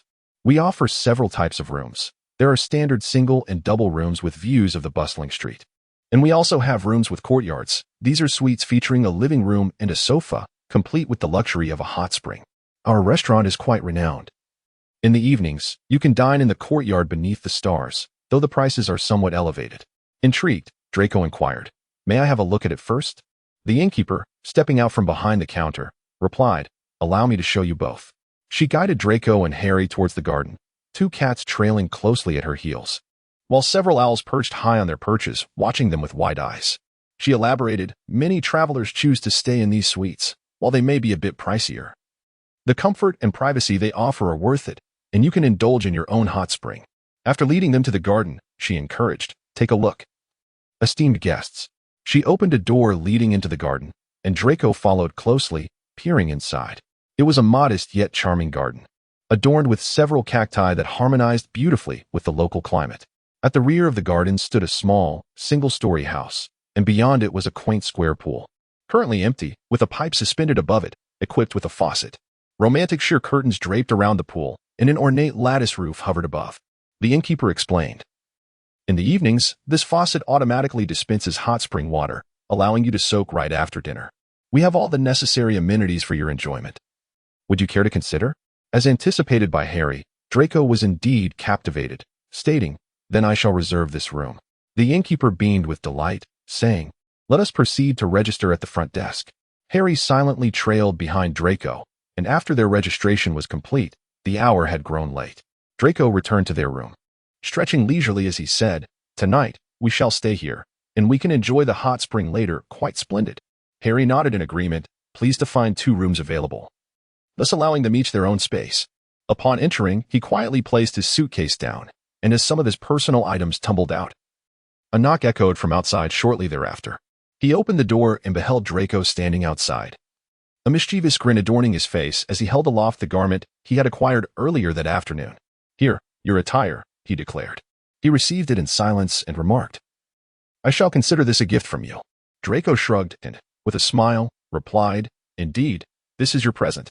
I look forward to seeing you wear it tomorrow." With that, he turned and strode towards the exit, adding, "Now, let us go and dine." As they stepped outside, they discovered a table set in the courtyard, adorned with a lavish array of steaming dishes, including steak, mushroom soup, vegetable salad, and various other accompaniments. Draco exclaimed with enthusiasm, "They are quite prompt with the service. The dishes I just ordered in the room have arrived so swiftly." Harry inquired, "You placed your order while still in the room?" Draco nodded and explained, "I noticed a menu when I was in the room, so I decided to use my wand to place an order, and to my surprise, it has already been served." He pulled out a chair, made an inviting gesture, and said, "Please take a seat, Mr. Potter." Harry, unable to suppress a laugh at Draco's demeanor, settled into the chair and replied, "Thank you for your invitation, Mr. Malfoy." Draco also took a seat, picked up the bottle of wine resting on the table, and with a soft pop, removed the cork, saying, "Care for a drink? We still await news from Mr. Skarsky, and we might as well relax a little this evening. It's uncertain when we'll see him again, as the negotiations for the contract will require a lengthy process." Harry, readily complying, raised his glass and remarked, "Then I shall defer to your wishes, Mr. Malfoy." The 2 poured generous amounts into their glasses, and the crisp sound of clinking glass resonated in the air. Draco smiled and said, "Here's to our success in Albania." Harry echoed, "To our success. May both of us realize our aspirations." Thus, they consumed their first glass of wine. As the liquid warmed his insides, Draco felt a noticeable warmth envelop him. He picked up his knife and fork, beginning to cut into the steak before him, savoring the delightful flavor. Initially, the 2 dined in silence, yet the atmosphere was far from awkward. Rather, it exuded a sense of warmth. As dusk deepened, the lights and candles in the garden illuminated, creating a cozy ambience. Their courtyard was enclosed by walls, atop which small lights flickered to life, forming a luminous barrier. The night here was even darker than in London, with less fog, and bright stars adorned the sky, accompanied by a crescent moon. Draco, having satisfied his hunger, lingered in his comfortable chair, gently swirling the wine in his glass. He felt slightly intoxicated. Yet this inebriated state was exceedingly pleasant, making it difficult for him to disengage from this ephemeral, warm atmosphere. Across from him, Potter mirrored his sentiment, even pouring himself another glass of wine. The nature of the beverage was unknown, but it was slightly sweet, with a blend of fruit and floral aromas. Despite Draco's extensive experience in potion making, he had yet to unravel the secrets of this enchanting drink. He gazed at Potter across the table and suddenly spoke. "Do you wish to dance today?" Yet, there was no music, no venue, only a small garden, devoid of onlookers, where only the 2 of them remained, in a foreign land. Potter readily stood up, circled the table, and approached, raising his hand as he inquired, "May I have the honor of inviting Mr. Malfoy to dance?" Draco placed his hand in Potter's, rising under the gentle pressure. Potter extended his arm, encircling Draco's waist, and they pressed closely together. At that moment, although no music played, a melody resonated within Draco's mind, intoxicating him. It transported him back to their school days during the Triwizard Tournament, where Potter had performed the opening dance, though at that time, his partner had not been Draco. They did not dance, but merely swayed in each other's embrace. Potter's arms were warm and strong, fervently pressing against his waist. Draco lifted his face, locking eyes with the emerald-green gaze of Harry. The mental block spell activated. Potter leaned in closer, their foreheads nearly touching, his eyes fixed intently on Draco's silvery orbs, which seemed to reflect an expanse of moonlight, bright and overwhelming. Draco, entranced by those green eyes, found himself uttering, "Does your legitimacy still occasionally manifest?" Potter replied softly, "Yes, I cannot control it." "Are you afraid?" Draco chuckled drunkenly, the scent of alcohol clinging to him, and responded in a breathy tone, "Do not forget who taught me to shield my mind. I managed to deceive Voldemort. I can certainly resist your legitimacy. However, I could also lower my mental barriers, allowing you a glimpse into my thoughts." He gazed intently at Potter, as if resolutely making a decision, and spoke, "Do you dare to look, Potter?" Harry glanced down at Draco in his arms. He was leaner than himself, yet not devoid of flesh. At that moment, Draco's eyes appeared to burn with two fierce flames. Harry sensed the mental barrier erected by Draco's acclimacy gradually loosening. He endeavored to maintain control over his own legitimacy, striving to prevent it from becoming too tumultuous. Looking into Draco's eyes, he comfortingly uttered, "I will not harm you." Draco smiled and replied, "You will not harm me, besides." His voice nearly dissolved into the tender night. "This is also what I owe you." Harry finally breached Draco's acclimacy, gradually immersing himself into the depths of Draco's mind. His hand involuntarily tightened its grasp, ensnaring Draco firmly within his embrace. They resembled lovers entwined in an intimate dance, yet in truth, they were far from it. Harry pressed his forehead against Draco's, and both simultaneously felt a shiver ripple through their bodies from the point of contact, spreading like wildfire across their skin. Harry melded into Draco's consciousness, where countless fleeting images flickered past. Yet, at this moment, Harry sought only one answer, disregarding the cascade of memories in pursuit of that singular truth. And soon, he found it. His eyes widened slightly, as if in disbelief, while a smile graced Draco's face as he spoke. "Now that you know, I shall expel you from my thoughts." Harry gazed deeply into his eyes, unable to contain the emotions that surged within him any longer. He wrapped his arms around Draco's waist, lowered his head, and pressed a fervent kiss against his lips. The night breeze, the starlight, and the moonlight all seemed to recede at that moment. Draco's heart, once suspended in uncertainty, finally settled. Indeed, he had not misinterpreted Potter's intentions, nor had Potter misunderstood his own. The years gone by, and the scars they bore stood between them, indelible marks that could not be erased. Yet, they could gradually mend what had been broken. There was ample time ahead, and both possessed unwavering patience. Harry licked his lips, having inadvertently been bitten by Draco, perhaps drawing a little blood. However, he paid no mind to such wounds. He leaned in closer, whispering gently, "Back to the room?" Draco caressed Harry's face, noticing the small cut, yet he chose not to act upon it. "Let us go to the hot springs," he replied. Chapter 54. Embracing. The innkeeper had indeed spoken the truth. The hot spring began to fill with water automatically in the evening, warm streams cascading from the faucet and filling the entire pool. Draco breathed softly, feeling a twinge of regret for inciting this Potter. The water was already quite warm, but nothing compared to the heat radiating from the body behind him. He gazed somewhat vacantly at the distant flora and the towering shadows of the trees, as fragmented starlight clung to the silhouettes above, scattering across his eyes. The tree shadows overlapped within his gaze. Porter extended a hand, a hint of dissatisfaction evident as he turned his face toward him. Their breaths intertwined once more, and he found himself captured by another kiss. After a considerable pause, he gently pushed against Porter's bare chest, murmuring weakly, "Enough." He found himself filled with doubt. Despite being wizards, their physical prowess differed so drastically. He was already fatigued. Yet Potter appeared brimming with energy. Potter leaned in closer, planting a gentle kiss on Draco's lips, and inquired, "Shall we return to the room?" Draco nodded, unwilling to exert any more effort.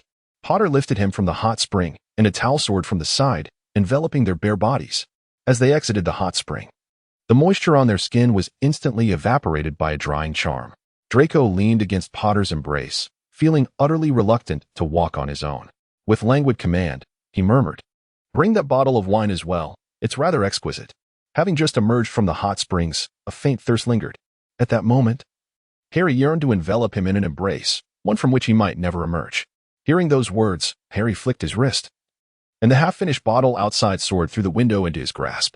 Taking a deliberate sip, he then pressed his lips to Draco's, sharing the rich, floral notes of the wine. Draco pushed him away with a hint of irritation, snatching the bottle to drink directly from it himself. Rivulets of fragrant wine trickled down his neck and collarbones, only to be swiftly chased away by the searing heat of Harry's tongue.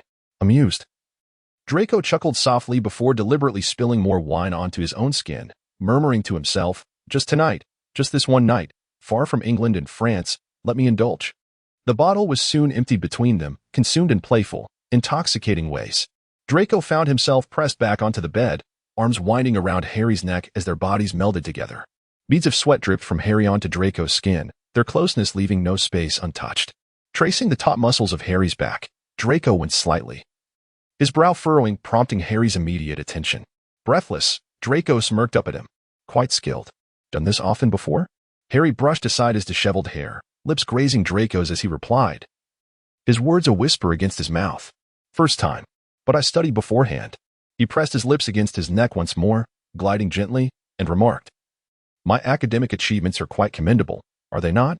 Draco, unwilling to offer further commentary, felt his body tremble as he succumbed to the embrace of that lengthy and tender night. The following morning, Harry was awakened promptly by the unwavering call of his biological clock. He instinctively reached out, but grasped nothing. The bed beside him was vacant, and he was jolted awake. Snatching up his glasses, he sat up, finding the bed empty. He hastily grabbed the nearest garment, throwing it over himself without a thought, and hurriedly exited the room. Fortunately, as he stepped outside, he beheld Draco lounging upon the settee in the living room, clad only in a thin bathrobe that hung softly against his form, accentuating his physique. He breathed a sigh of relief, glancing at the time. It was not yet the appointed hour for his meeting with Skalski. He approached and embraced Draco from behind. He gently kissed Draco's ear and inquired, "Unable to sleep?" Draco squinted his eyes, reclining on his back. He reached out and grasped Harry's collar, prompting Harry to bend at the waist in response to his pull. Draco then asked, "Have you made up your mind? About being with me, a former Death Eater? The infamous Malfoy family? A Slytherin?" A hint of what could be described as a detached smile appeared on his face. Yet the grip in his hand remained unwavering as he continued, "We can also consider last night merely a dream. Today, we awaken from that slumber and return to the way things were. We can still interact as we did before. We can still." He spoke each word with deliberate care. As a friend, Harry cast a glance at him. Draco's grip was firm, so taut that the veins on his hand were visibly strained. Harry extended one of his own hands to clasp Draco's palm. He exerted a slight pressure, then released Draco's hand. Observing Draco's countenance intently, he noted that although his face appeared serene, his eyes revealed the truth.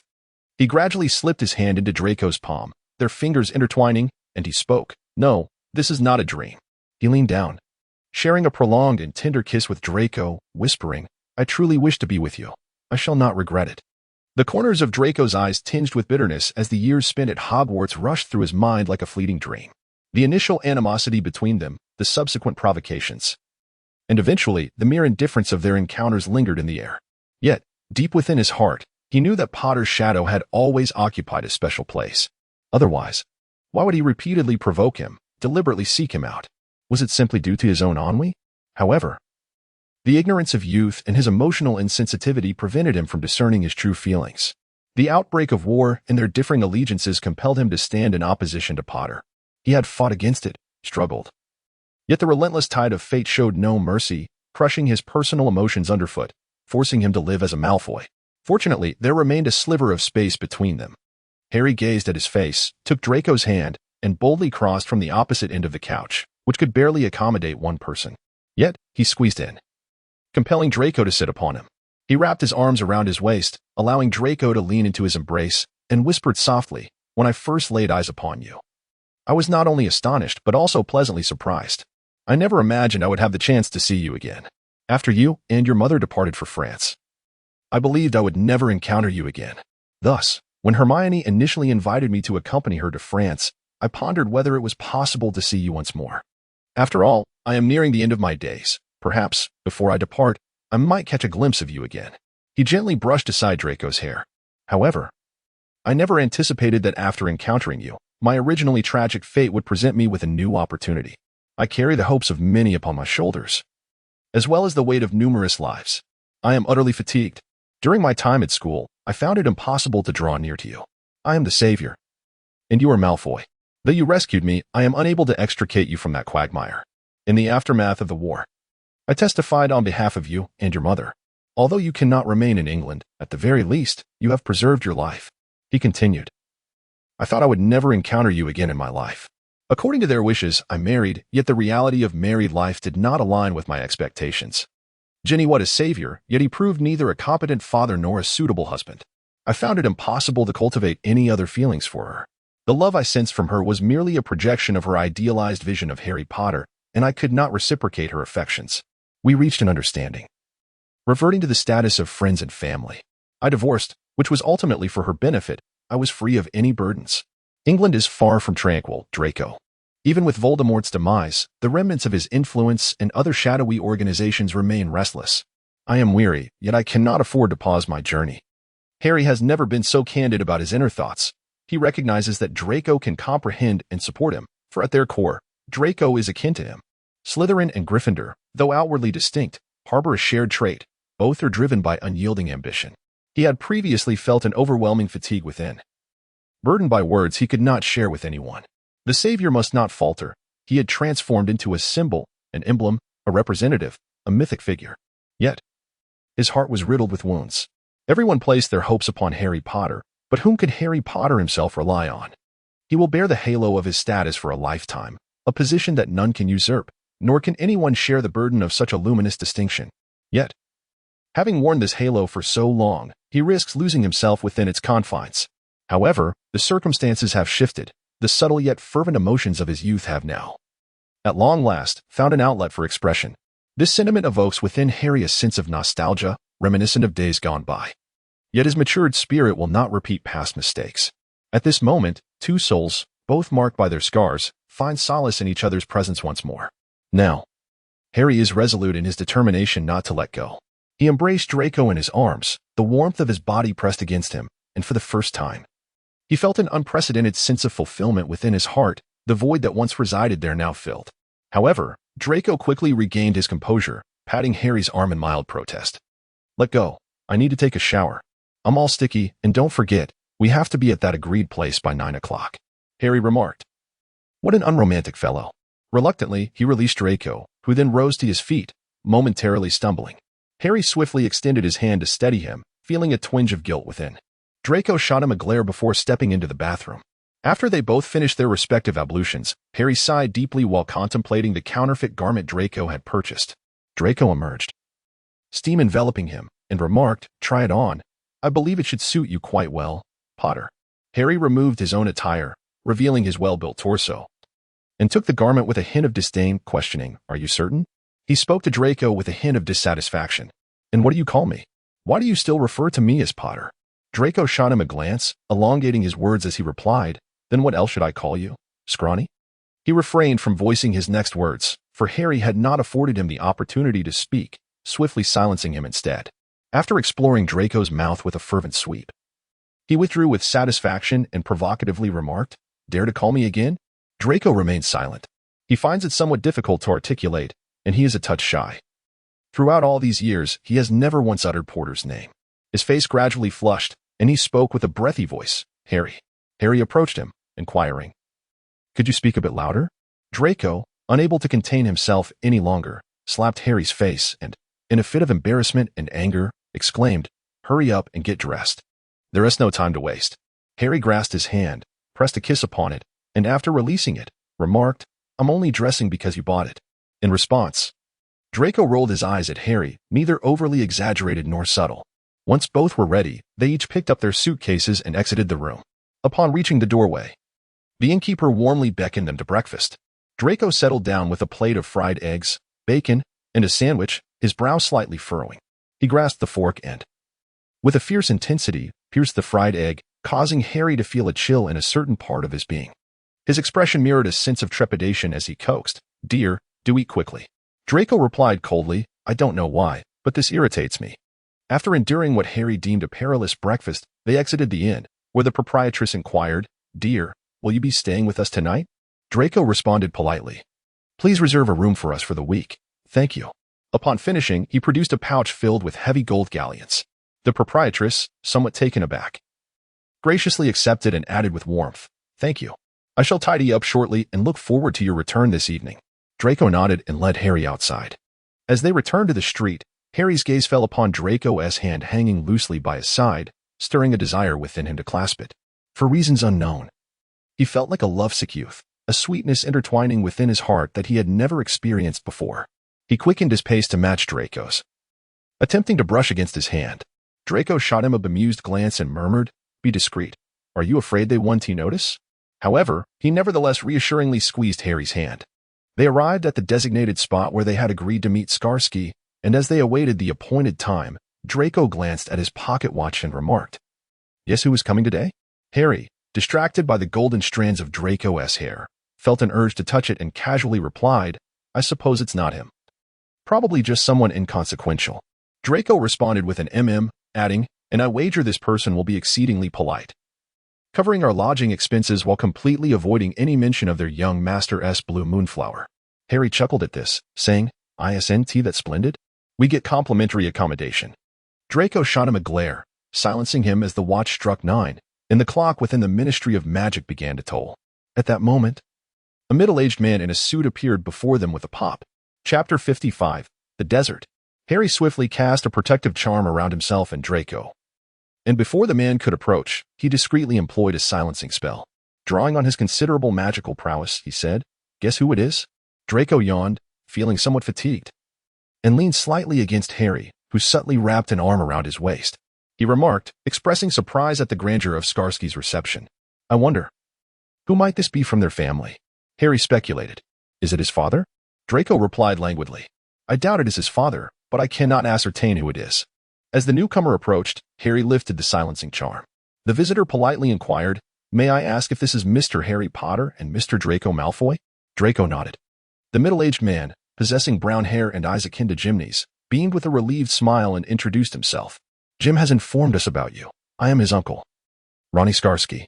He spoke with an apologetic tone, expressing that it was remiss of them not to have anticipated that Jim had not brought the two of them home to stay, but instead allowed them to seek accommodation on their own. Thus, he had come specifically to invite them to reside at his home tonight, which would be more convenient for Jim to guide them through the desert. Draco and Harry exchanged glances, his lips subtly moving as he mouthed, "Did I guess correctly?" However, Draco quickly donned his customary Malfoy fade, replying, "We appreciate your kindness, but the inn recommended by Mr. Gimney is quite satisfactory, and we do not intend to leave. Having already settled our bill, might I inquire if Mr. Gimney is available at the moment?" A blend of urgency and rudeness surfaced on Lonnie Skalski's face as he responded, "I sincerely apologize. Is it the Traveler's Inn? We shall cover all your lodging expenses here, and the proprietor will refund any excess upon your return this evening." Lonnie gestured, and Draco and Harry followed him as he walked, continuing, "Although Jim is currently unavailable, I would be honored to invite you both to join us for dinner at the Skalski residence. We eagerly anticipate your presence." Draco, losing interest, realized that all their dealings hinged solely on Gimney. The Skalski family was evidently reluctant to allow them to procure the blue moonflower promptly, employing every tactic to delay their progress. However, Draco remained unperturbed, stating, "There is no need for dinner. The fare at the Traveler's Inn is quite delightful, and I am quite fond of it." Lonnie immediately acquiesced, saying, "All expenses at the Traveler's Inn will be covered by us. Please enjoy your stay." Draco nodded in acknowledgement, asking, "If Mr. Gimney is unavailable to meet us today, might he be free tomorrow?" A look of discomfort crossed Lonnie's face as he replied, "I will inquire with him and do my utmost to secure some time for him tomorrow, if that suits you." He spoke earnestly. "As we are still deliberating certain details of the contract, the process may take a considerable amount of time. We sincerely apologize for the delay it has caused you both." "No, not at all," Draco silently mused. This was indeed a novel experience. He had yet to spend such an extended period in a foreign land with Potter. No. He must now become accustomed to referring to him as Harry. In a sense, it felt like a delightful excursion. He suddenly pondered whether this could be considered a form of a date. Throughout the entire process, Harry remained silent, standing quietly behind Draco. Draco swiftly pulled himself out of his thoughts and remarked, "If that is the case, I believe you must be quite busy as well. So we shall not impose further on the Skarsky residence. Tomorrow, please ensure that Mr. Gimney comes to meet with me, if you would." Lonnie nodded, responding, "I will do my utmost." The two stood in place, watching as Mr. Lonnie hurriedly disapparated. After his departure, Harry inquired, "What shall we do next?" He was skeptical of Draco's lack of ulterior motives. However, Draco stifled a yawn and languidly remarked, Let us first stroll through the streets. Find a bar to sit for a while, gather some information, and then return to the Traveler's Inn to rest before we set out again this evening." Harry nodded in agreement, taking Draco's hand. Draco initially contemplated resisting, yet Harry's grip was firm, and he found himself reluctant to break free, ultimately acquiescing. Harry cast a silencing charm around them and inquired, "Where shall we go tonight?" Draco scanned the surroundings, acknowledging that if there was anything that impressed him, it was Harry's instinct as an auror and his professional acumen. The ability to cast a silencing charm without disturbing those nearby was a feat even Draco could not achieve. He remarked, "Let us venture into the desert. First, we shall scout the area. Tonight, we shall not reside as travelers, but as denizens of the desert." Upon hearing this, Harry initially felt a flicker of joy, yet a shadow of concern crept in as he inquired, "What about the tent? Did you bring the tent?" Draco rolled his eyes slightly and replied, "Of course. Do I appear to be one who charges into the desert unprepared?"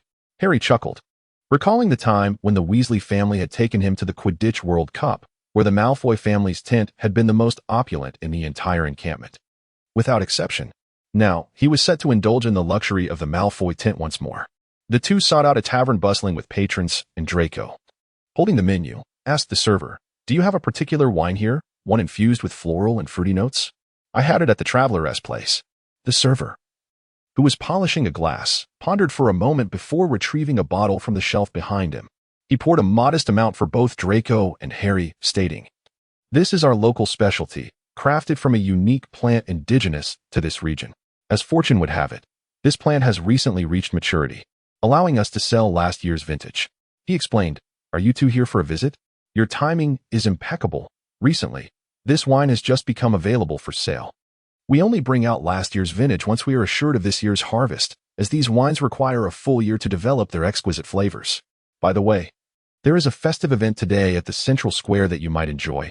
It promises to be quite lively." Draco, intrigued, rested his hand on the amber cup, his pale fingers gently caressing the glass, inadvertently capturing Harry's attention. Draco inquired, "What is the nature of this event?" The waiter smiled and replied, "It pertains to the jungle witches of our region. It is quite distinctive, and you both should certainly take a look." Draco thanked him and tipped him with a sickle before the two departed from the bar. After leaving, Draco and Harry decided to return to the tavern for lunch. The plump proprietress, upon spotting them, hurried out from behind the counter. She promptly returned the pouch of galleons Draco had given her in the morning, chiding gently, "Dear, you should have informed me sooner that you were guests of Skarsky." Draco smiled as he accepted the pouch, asking, "Is lunch still being served?" The proprietress proudly replied, "Indeed, it is. Rest assured, our meals will not disappoint you." She added mysteriously, "Many choose to stay here solely for our delectable offerings." Draco responded with satisfaction, "Thank you. How long will we have to wait?"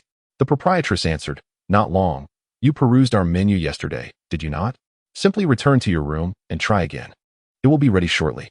Upon returning to their room, Draco instructed Harry, "Undress." Harry felt a twinge of surprise, but quickly complied, shedding his garments. Truth be told, he was not accustomed to wearing the so-called attire that supposedly enhanced potion success. It felt rather odd. Once undressed, he embraced Draco and kissed his ear. But Draco cast him an odd glance, saying, "I meant for you to change into your aura stealth gear, not whatever you were thinking." Harry grinned mischievously, leaning closer, and boldly declared, "What, do you not appreciate my physique?" Before he could finish, Draco swiftly pressed a kiss to his lips, his face slightly flushed, and remarked, "Understood. Quickly put on your clothes. We have matters to attend to." Having received a kiss, Harry rummaged through his suitcase and retrieved an outfit resembling an aura uniform, albeit distinctively different from the usual voluminous attire. He laid the garments on the bed, and Draco approached. Harry intentionally began to flaunt his physique, asking, "Which do you prefer?" Draco casually pointed to one, sincerely stating, "Now is your time to shine, Aura Potter." Harry glanced at him, but Draco was already preparing to turn away. Seizing the moment, Harry wrapped his arms around Draco from behind, who allowed himself to be held. Harry pressed a kiss into his hair, affirming their bond. Whenever Harry saw Draco, he felt an irresistible urge to be close to him, wishing he could shrink him down so he could carry him in his pocket. Draco, resigned, affectionately stroked Harry's hair, feeling a peculiar sensation akin to soothing a large lion, a feeling he did not find unpleasant, but rather endearing. In this moment, his heart resonated with Harry's, and they resembled a pair of young lovers deeply enamored with each other. However, Draco exhibited a touch of reserve, while Harry, embodying the very essence of Gryffindor, remained unabashedly forthright. He turned around and embraced Harry, sharing a tender kiss. Draco gently patted his face and said, "After we get dressed and finish our meal, let us attend the Jungle Witches event." Harry nodded and placed a soft kiss on his forehead. Once they were ready, they exited the room to find the table laden with an array of steaming dishes. Harry and Draco took their seats on opposite sides. Mindful of their journey to the desert later that evening, they decided to forego alcohol. After their meal, they set off toward the central square. The innkeeper, aware of their destination, handed them a flyer, saying, "This is for the Jungle Witches event. Take a look." Gratefully accepting the flyer, they proceeded toward the central square. Draco donned a light-colored trench coat, his hair tied back in a small ponytail, making him appear even younger and more captivating. Golden hair is a rarity in the wizarding world, and it is likely that the Albanian wizarding community has never encountered a wizard with such hair. As they walked through the streets, Harry was more attuned to the curious glances directed at Draco than Draco himself. Subtly, he noticed several individuals, both men and women, casting their eyes in Draco's direction. He reached out and gently pulled Draco closer to shield him from their gaze. Draco held the flyer in both hands, which detailed the festivities of the Jungle Witches event. As he walked, he recited to Harry, "Centuries ago, due to the witch hunts, the surviving witches sought refuge in the depths of the Albanian forest, where they formed a coven and lived in obscurity." Harry exerted a slight effort to allow Draco to lean against him, completely oblivious to Harry's ulterior motive, and naturally shifted his weight toward him. He continued reading. The witches had managed to survive temporarily, engaging in trade, healing, and prayer with the surrounding muggles, carefully restraining themselves from performing magic in their presence. However, one muggle man fell in love with a young witch, and their passion ignited uncontrollably, leading to their marriage. Yet, after the wedding, he discovered the true identity of his wife. The husband was filled with fright, believing his wife to be a monster.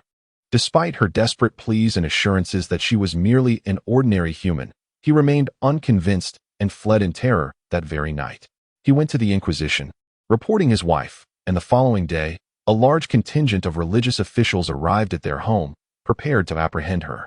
Yet, she had already escaped. Devastated, the wife returned to the forest, only to tragically discover that she was pregnant. After enduring the trials of pregnancy and childbirth, she gave birth to a daughter, who, too, possessed the gifts of a witch. As she grew, becoming strikingly beautiful, she vowed to avenge the hardships her mother had endured. She adopted a new name and a new identity, infiltrating that very village once more. Now, she hides among you. Any one of those around you could be the Avenger. She can assume any form, regardless of gender or appearance. Before you lie, two choices: to assist the Avenger in successfully executing her revenge, or to protect the father, guiding him to recognize his child and acknowledge his mistakes. Make your choice. The victorious side, at the conclusion of the week-long activities of the Jungle Witch, shall claim all spoils from the defeated. Draco raised an eyebrow, glancing at the bottom of the flyer. The event was already in its fourth day. As expected, the Avengers' camp vastly outnumbered the Fathers, whose supporters barely reached double digits. Draco exclaimed, shoving the flyer into Harry's hands, his enthusiasm palpable. "Potter, let us protect that unfortunate father." Chapter 56. Desert to Harry. What options does he have? He can only acquiesce to his capricious lover, he remarked. "Are you certain?" He pointed to the number of Avengers, which continued to rise incessantly on the flyer. The figures were being updated in real time. The count of participants was on the verge of reaching 4 digits, rendering the number of his father's supporters pitifully small in comparison. With unwavering confidence, Draco remarked, "But you are here, right? Let them witness the prowess of the Savior."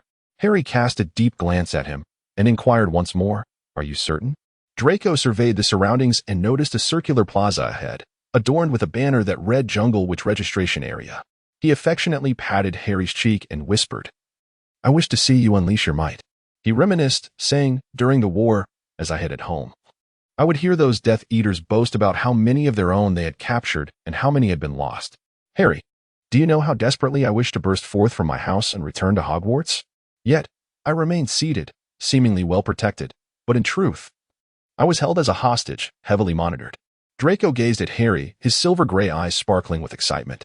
He earnestly expressed, "My dear, I long to witness your valiant exploits from that time. May I?" Harry, feeling defeated, acquiesced. "As you wish, my beloved prince." Upon hearing Harry's words, Draco took his hand and led him to the registration area. Satisfied to see the numbers in his father's camp increase by 2, a mischievous glint shone in Draco's eyes. The registration was overseen by a young wizard of darker complexion, who reminded them, "You both need to provide a personal item as your final trophy. Any item will suffice." After a moment's thought, Draco removed a pair of cufflinks from his sleeve and said, "2, as items for myself and this gentleman, if you please." The dark-skinned wizard picked up a magnifying glass from the side and examined the cufflinks closely, stating, "They bear a certain degree of protective enchantment. It is acceptable." Draco continued to inquire, "Is this ultimately for the contest?" The wizard glanced at Draco and replied, "Show me the flyer." Draco produced the flyer given to them by the innkeeper, and the wizard indicated, "There are still 3 days remaining. At noon on the 3rd day, here in the square, a competition akin to a tournament will commence, unfolding in the form of duels. The side whose members remain standing at the end, or the side that has all its members defeated, will be deemed the victor." Draco curiously asked, "Have you held this event for many years?" The wizard nodded and replied amicably, "Indeed, we have been hosting it for several years now. In the last 3 years, the Avengers have emerged victorious, while my father's side has yet to win." He lamented slightly, expressing that the greatest mystery of the story remains unsolved, as it can only unfold once the father secures a victory. We eagerly anticipate the addition of a formidable wizard to the father's side. Otherwise, the continuous triumph of the Avengers camp would render the tale rather monotonous. Draco nodded and remarked, "Let us strive for our father's victory this year." The dark-skinned wizard raised his head, looking at him with surprise. He could discern that this striking blonde wizard possessed immense power. Just as he was about to speak further, the black-haired wizard standing behind him stepped forward. He positioned himself behind the golden-haired wizard, encircling the waist of this exquisite individual with his arm. With a courteous nod, he inquired, "Has the registration concluded? Are we merely required to appear for the duel on the final day?" He discovered that the dark-haired sorcerer possessed a pair of mesmerizing green eyes, and an unfathomable depth of magic enveloped him. A shiver coursed through him as he lowered his head and spoke. "Yes, sir." He muttered to himself, "Is this the extent to which one cannot even cast a glance?" As Harry led Draco away, Draco remarked, "You frightened that young man." Harry replied somewhat discontentedly, "He stared at you for far too long."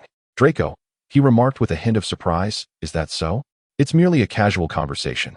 He turned his head to glance at Harry, smiling as he spoke. Lowering his gaze, Harry turned to meet him, instinctively sharing a kiss with Draco. He felt his spirits lift slightly as Draco gently patted his face and said, "Rein in your magic, purchase a few items. We must prepare to set off." He prepared to embark on a grand adventure in the desert with Harry tonight. Draco, with a mindset akin to that of a picnic enthusiast, purchased an array of items at the marketplace alongside Harry. Among their acquisitions was a colossal treat resembling the hard rock cakes previously crafted by Hagrid. But the vendor assured them with unwavering conviction that a simple fire-making charm would transform it into an exquisitely tender delicacy. The vendor even demonstrated this enchantment, piquing Draco's interest, leading him to purchase one. Additionally, they encountered a teapot capable of pouring out milk tea with a mere tilt, producing a fragrant and delightful beverage. However, this magical item was not without its limitations. Once it ceased to pour, it would revert to being an ordinary teapot, signaling the exhaustion of its enchantment. Nevertheless, Draco decisively acquired it, envisioning a scene in the desert, savoring the rock cake while sipping milk tea. As they continued their stroll, he also procured some dried beef. Despite Harry's skepticism regarding his ability to chew it, yet Draco's determination prevailed. After they had gathered a satisfactory collection of items, they stowed everything into their respective satchels. Draco glanced at the time and declared, "Let us be on our way." They arrived at the outskirts of the market, where a modest, rundown shop stood. They entered, and the proprietor cast a lackluster glance in their direction, muttering, "Where are your wands?" Draco and Harry both produced their wands. The shopkeeper glanced at them, waved his hand, and pointed toward another door, saying, "Pass through this door. Beyond it lies the Muggle City. Return within 3 days, and do not reveal your identity as wizards." The two nodded and stepped outside. They emerged from a quaint antique shop nestled deep within a street corner, far from the main thoroughfare. As they stepped out, Harry cast his gaze about, feeling a refreshing novelty in the exotic city. Draco had already unfolded the map in his hands, pointing to a specific location. "We must head here," he declared, indicating a remote desert area, seemingly a Muggle attraction that would close at night. "We need to hurry." Harry leaned in closer to examine the map alongside Draco's hand, a lollipop that Draco had just purchased lingering in his mouth as he mumbled. "How do you propose we get there?" Draco glanced around, noticing numerous cars parked along the roadside, and tentatively suggested, "Could we take a car?"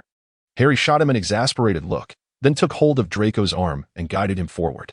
"Darling, allow me to enlighten you," he began. "The vehicles adorned with this emblem are called taxis. One can ride them for a fare." With that, he opened the door of a green car parked by the roadside and, with a gentlemanly flourish, invited, "Step inside, my dear." He took a seat, and Harry followed suit, settling in behind him. In that moment, Draco sincerely praised, "You are indeed quite useful, Potter." Harry gestured with the map towards the driver, who nodded and started the vehicle. Harry then cast a silencing charm and glanced at Draco with exasperation, lowering his voice to inquire, "Am I only useful at times like this?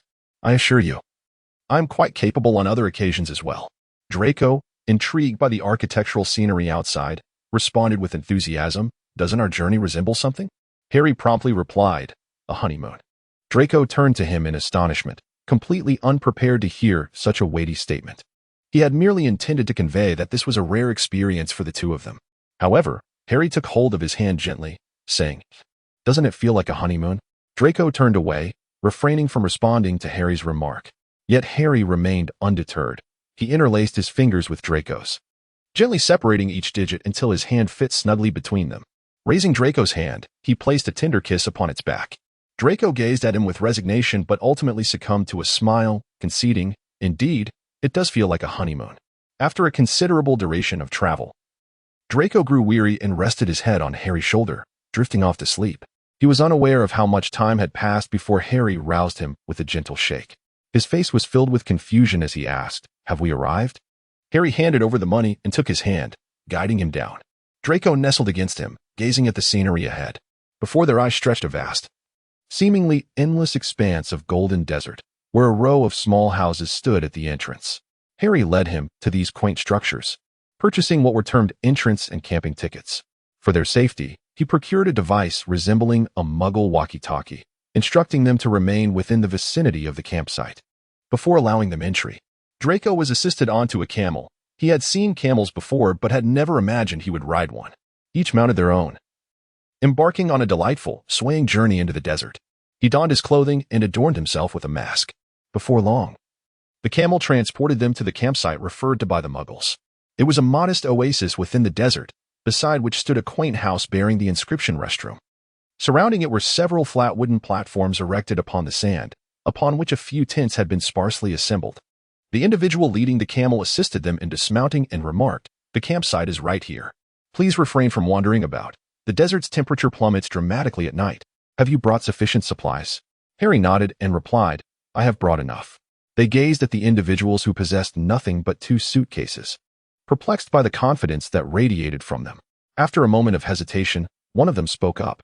"You know how to use the walkie-talkie, right? If you find yourselves in distress, simply call us, and we shall come to your aid. Should there be no call tonight, we will arrive promptly at 9 o'clock tomorrow morning to retrieve you." Harry expressed his gratitude, and with concerned expressions, the 2 men leading the camels departed.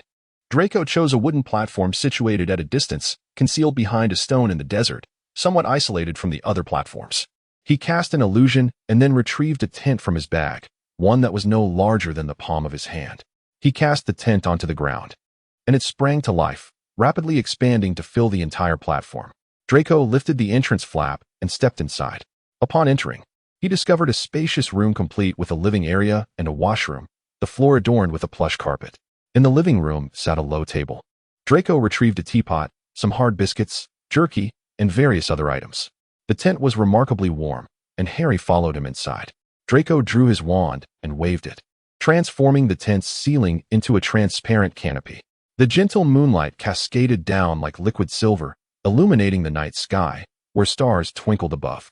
Draco reclined on the thick carpet, which exuded a refreshing fragrance, his satisfaction evident. After all, when away from home, he never deprived himself of comfort. Harry approached and lay down beside Draco, intertwining his fingers with Draco's. They gazed up at the night sky together. Harry whispered, "Do you remember our divination class at school?" Turning his head to look at Draco, he found Draco leaning closer, their proximity inviting a tender kiss. Once they parted, Draco softly remarked, "In Trelawney's divination class, you were the most unfortunate of all." Harry feigned annoyance. I was constantly being foretold of my death, which left me anxious throughout my schooling. Draco chuckled heartily, playfully rolling onto Harry.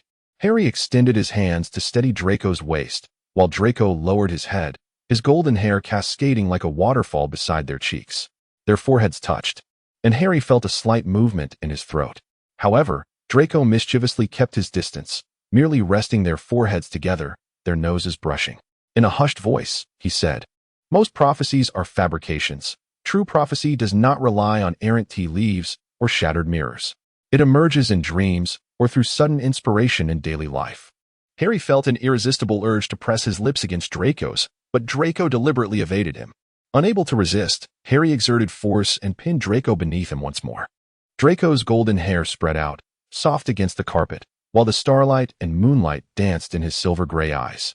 Harry seized Draco's unruly hands and kissed him deeply. Chapter 57. Desert. 3 Draco lay in Harry's embrace, both of them devoid of clothing, their bare skin pressed together in a comforting warmth. Concerned that Draco might feel cold, Harry summoned a large, soft blanket from the side, wrapping it around Draco and cradling him in his arms. The two of them are currently inside the tent, where Draco has cast a spell to render one side transparent. The moonlight is gradually obscured by clouds. Yet the starlight remains resplendent. Under the luminous glow of the stars, Draco's golden hair takes on a hue akin to silver. He lies curled up against Harry's chest, enveloped in his embrace.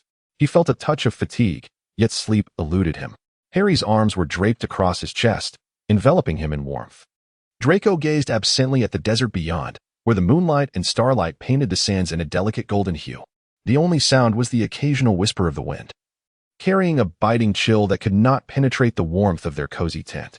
Draco stifled another yawn, and Harry, reaching for a cup of tea, brought it to his lips. After taking a casual sip, he inquired, "Did you feel anything?" Harry shook his head honestly, with a flick of his wrist. Draco summoned the passage of time. "It's 3 in the morning. Let us wait a bit longer. Expand your magical perception. The blue moonflower, true to its name, requires moonlight to bloom. Being a rare variant, it is far more fond of the moon's glow than ordinary moonflowers.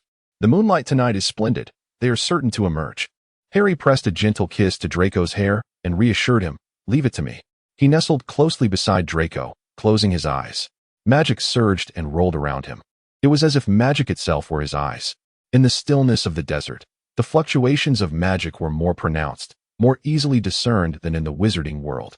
This was a Muggle tourist site, yet no one suspected that the secrets of the Skarsky family were hidden within the Muggle realm. Harry sensed a faint disturbance, the hallmark of a spell designed to repel Muggles. Such spells create illusions, prompting Muggles to subconsciously evade certain areas. What place could possibly require a Muggle-repelling charm? Moreover, the level of this spell was formidable, accompanied by other subtle magical fluctuations. However, they were concealed too deeply, fleeting and soon vanishing from Harry's magical network. Harry opened his eyes and buried his head against Draco's shoulder. Draco extended a hand from beneath the blanket, soothingly stroking Harry's hair. It was all right not to find anything at first. They were undoubtedly well hidden, and they had time to search thoroughly. There was no need for haste or impatience. Traces would surely remain, guiding them forward. Harry murmured in agreement, and Draco continued, "Believe in yourself. You are the finest auror in the British Ministry of Magic. No one else could uncover this." Harry chuckled, his lips brushing against Draco's cheek as he replied, "Are you treating me like a hunting dog?" Draco laughed, his tone languid. "No, you are a lion. Just wait a bit longer. It should be soon." The moon was half obscured, its glow becoming sparse. The pale golden hues of the desert faded into a deep, somber darkness. The sand was stirred by the night breeze, rolling across the dunes before coming to rest against their wooden platform. The wind grew stronger, gradually dispersing the clouds drifting across the night sky, allowing the moon to reveal its face once more. Harry closed his eyes again. Just as the moonlight re-emerged, he felt a subtle tremor, light as if a concealed sand lizard had taken a few steps before quickly halting. Yet, that fleeting moment was sufficient. Harry opened his eyes, the rich green of his gaze almost tangible, and he smiled, exclaiming, "I found it." Draco was immensely pleased. He turned to Harry, and they shared a brief yet intimate kiss. Wrapping himself in a thin blanket, Draco stood and urged, "Put on your clothes. Let us go take a look." Sitting cross-legged on the carpet, Harry watched as Draco, who moments ago appeared drowsy, swiftly donned a full outfit that cloaked him entirely. He pulled up his hood and donned a mask, resembling a figure of menace. This figure of menace was still urging him on. Hurry, hurry, hurry. Reluctantly, Harry rose to his feet, muttering something akin to use it and toss it away. As Draco watched Harry don the Auror's stealth uniform, a sudden thrill coursed through him. He approached and embraced Harry from behind, his palm resting on his abdomen, expressing satisfaction. Quite delightful. After surreptitiously indulging, he paid no heed to the reaction of the person behind them. Once they donned their clothes, they emerged from the tent. From the outside, the tent appeared to be an ordinary one. However, Draco had cast a reinforcement charm. Hand in hand, Harry closed his eyes, and a wisp of blue smoke began to rise as they apparat. Upon landing, Draco stumbled slightly, nearly losing his balance. The sandy ground beneath him was exceedingly loose, and he almost sank into it. Fortunately, Harry promptly grasped his arm, swiftly casting a levitation charm beneath their feet, allowing them to hover just enough to evade the quicksand below. Draco cautiously navigated the concealed traps hidden within the desert sands. As the quicksand failed to ensnare anything, it gradually ceased its movement, appearing indistinguishable from an ordinary desert. Ahead lay a serene expanse of sand, with dunes of various sizes standing like silent sentinels. Draco and Harry stood atop a bare black stone in the desert. Draco drew his wand and inquired, "Do you sense any disturbances?" Harry nodded, his green eyes sparkling with intrigue beneath his glasses. The anti-muggle repelling charm, the disguising charm, and these various traps, quicksand, and immense barriers. What secrets lie concealed here? Draco stretched lazily, lamenting, "I forgot to bring my flying broom. Otherwise, we could soar up and take a look." Harry remained non-committal, responding, "If we ascend, the target would be too vast. Let me ponder." With a mysterious smile, he spoke, "Let me give it a try." Upon finishing his words, he extended his wand and waved it gently. Expecto Patronum. A silvery light erupted from the tip of his wand, cascading like a splendid shower of diamonds. However, this luminescence ultimately coalesced into a small fawn, somewhat different from the stag Draco had envisioned. This fawn was diminutive, standing only about half the height of a person. Draco questioned, "Is your Patronus really that small?" Harry directed, "This little deer gracefully traverses the treacherous sandy ground laden with traps." He continued, "How large do you desire it to be? Do not forget, you intended to experience the stealth of an Auror. We are currently on a mission, Auror Malfoy." He spoke half in jest, declaring, "I have now deemed you unqualified." Draco elongated his tone, exclaiming with a hint of amusement, "So, can bribing the examiner grant me another chance?" Harry, brushing his lips with a suggestive gesture, replied, "It depends on how you intend to bribe." Draco leaned closer, lightly kissing his lips as if a mere dragonfly had flitted by. Harry, somewhat displeased, remarked, "Isn't this candidate being rather perfunctory?" Draco rolled his eyes, ignoring him. A stag trotted past, and upon reaching a certain point, its silvery form abruptly vanished. Harry closed his eyes, watching as his Patronus effortlessly traversed the barrier without causing the slightest disturbance. Through the eyes of his guardian, he beheld the previously barren desert suddenly adorned with rows of houses. Constructed of wood, these abodes seemed inhabited, as Harry could sense the pulsing magic within. Behind the houses lay a vast area radiating profound magical energy, where a faint blue glow was discernible. Upon reopening his eyes, the vision had vanished, prompting Draco to inquire, "Are you certain?" He nodded slightly and said with a smile, "Otherwise, how could one possibly serve as an examiner?" He withdrew his Patronus, and after Draco left a magical mark upon the stone, the two apparat back to the entrance of the tent. Once inside, Draco complained, "I thought I'd get to experience what it's like to be an Auror on a mission. How did it end so quickly?" Harry sighed. "That's because you were with me. Try switching partners next time." Draco feigned surprise. "Can examinees request a change of examiners midway through the test?" Harry stepped closer, caging him between his arm and the wall. Draco grinned up at him, eyes glinting with mischief, and looped his arms around Harry's neck. Licking his lips in mock regret, he murmured, "No examiner substitutions? What if the examiner is too strict and the examinee fails?" Harry lowered his head, breath ghosting over Draco's face, and pressed a kiss to the bridge of his nose. "If the examinee fails," he whispered, "then they'll have to make the examiner happy to retake the test." Draco exhaled softly. "And how does one make the examiner happy?" Harry smiled, their lips hovering just a breath apart, teasing, taunting enough to make both their hearts race. "A good examinee should study the examiner's preferences beforehand," he murmured. "Pleasing the examiner is part of the exam." Draco leaned in, brushing their lips together but going no further. His voice was barely audible, laughter vibrating through his chest. Like this, dear examiner? Faced with such relentless provocation, the examiner finally delivered strict punishment to the defiant examinee. Yet, in the end, the examiner softened, and the two lay tangled together on the rug, gazing at the stars. Neither suggested moving to the bed. The rug was plush, the space ample. Harry conjured 2 downy pillows. As dawn approached, Draco, exhausted from the night's endeavors, struggled against sleep. Eyelids heavy as if glued shut. Still, he longed to watch the desert sunrise with Harry. He struggled to maintain his composure. A heavy sense of drowsiness enveloping him as he inquired, "Has the sun not yet risen?" Harry enveloped him in his embrace, a light blanket draped over them. For he was not yet weary. After all, during his time as an Auror, it was not uncommon to endure a vigil that stretched across an entire day and night. He embraced Draco's waist, feeling the delicate warmth of his body. Glancing at the time suspended in the air, he spoke, "It should be soon. The sunrise here occurs a tad later, yet not by much." Draco's head rested against his collarbone as he sleepily murmured, "Wake me when it happens." Before he could finish, his eyes fluttered shut, and after a moment, Harry heard the soft, steady rhythm of his breathing. Harry pondered Draco's fervent desire to witness the dawn, and he could only hold him closer, adjusting him slightly for greater comfort, while quietly gazing at the desert outside. At the desert's edge, the originally dark blue sky began to show the slightest shift from below. A hint of golden hue, akin to ink diffusing in water, gradually spread across the canvas of the heavens. That glimmer trembled and struggled, eventually saturating the entire lower expanse of the sky. As the color filled the space beneath, its pace quickened dramatically. Layer upon layer of golden red light ascended with relentless grace, claiming half the sky. Harry gently shook the person in his arms, whispering in his ear, "Awaken, the sun has risen." Yet Draco remained in slumber. With a renewed effort and employing various means, Draco finally managed to open his unfocused eyes from their dazed state. He turned his head to gaze at the edge of the desert, where the golden red light pierced through like a sword into his eyes. At that moment, Harry extended his hand to shield him from the blinding radiance. Soon, a crimson sun timidly peeked over the horizon. Draco, captivated by the sight of the sunrise, remarked, "You know, in the dungeons of Slytherin, one can never witness the dawn."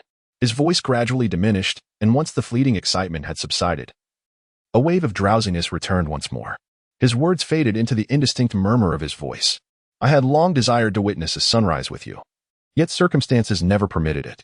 Harry embraced him tightly, planting a kiss on Draco's lips, cherishing the moment as he spoke. "We have countless days ahead to watch the sunrise and the moon set together. Wherever you wish to behold them, I shall accompany you." However, all that awaited him in response was the sound of Draco's steady breathing as he drifted into slumber. Harry let out a resigned smile, gesturing slightly as the transparent part of the tent dimmed ever so slightly, shielding them from the impending brilliance outside. He too wrapped his arms around Draco and closed his eyes. Chapter 58. The jungle which Draco was awakened by a kiss. He felt an itch upon his body, and his face too bore a similar sensation. Slowly, he opened his eyes, having just emerged from a slumber that was almost devoid of dreams, which had significantly rejuvenated his spirit. He grasped Harry's wrist firmly. Although he had just awakened, his mind was considerably clearer. He silently held onto the wandering hand, his tone still laced with drowsiness, yet his words had taken on a resolute quality. "Feeling energetic, are we? Go take a cold shower, Potter." Harry leaned closer, expressing his discontent. "Have you forgotten me so quickly?" Draco rolled his eyes, playfully patting Harry's cheek before swiftly sliding out of the covers. He stretched languidly, his tall figure fully revealed under the sunlight, and briskly made his way to the bathroom door, turning to Harry as he declared, "I shall bathe first. You are not permitted to enter." With a sense of resignation, Harry sat up, waved his wand to let more sunlight flood the tent, and aimed it at the carpet. Commencing a cleaning spell, he resembled a diligent house elf, meticulously tidying up the tent and arranging the remnants of their meal. By the time Draco finished his bath and emerged, the interior of the tent had been transformed into a pristine sanctuary. In appreciation, Draco bestowed upon him a kiss, after which he proceeded to his own bath.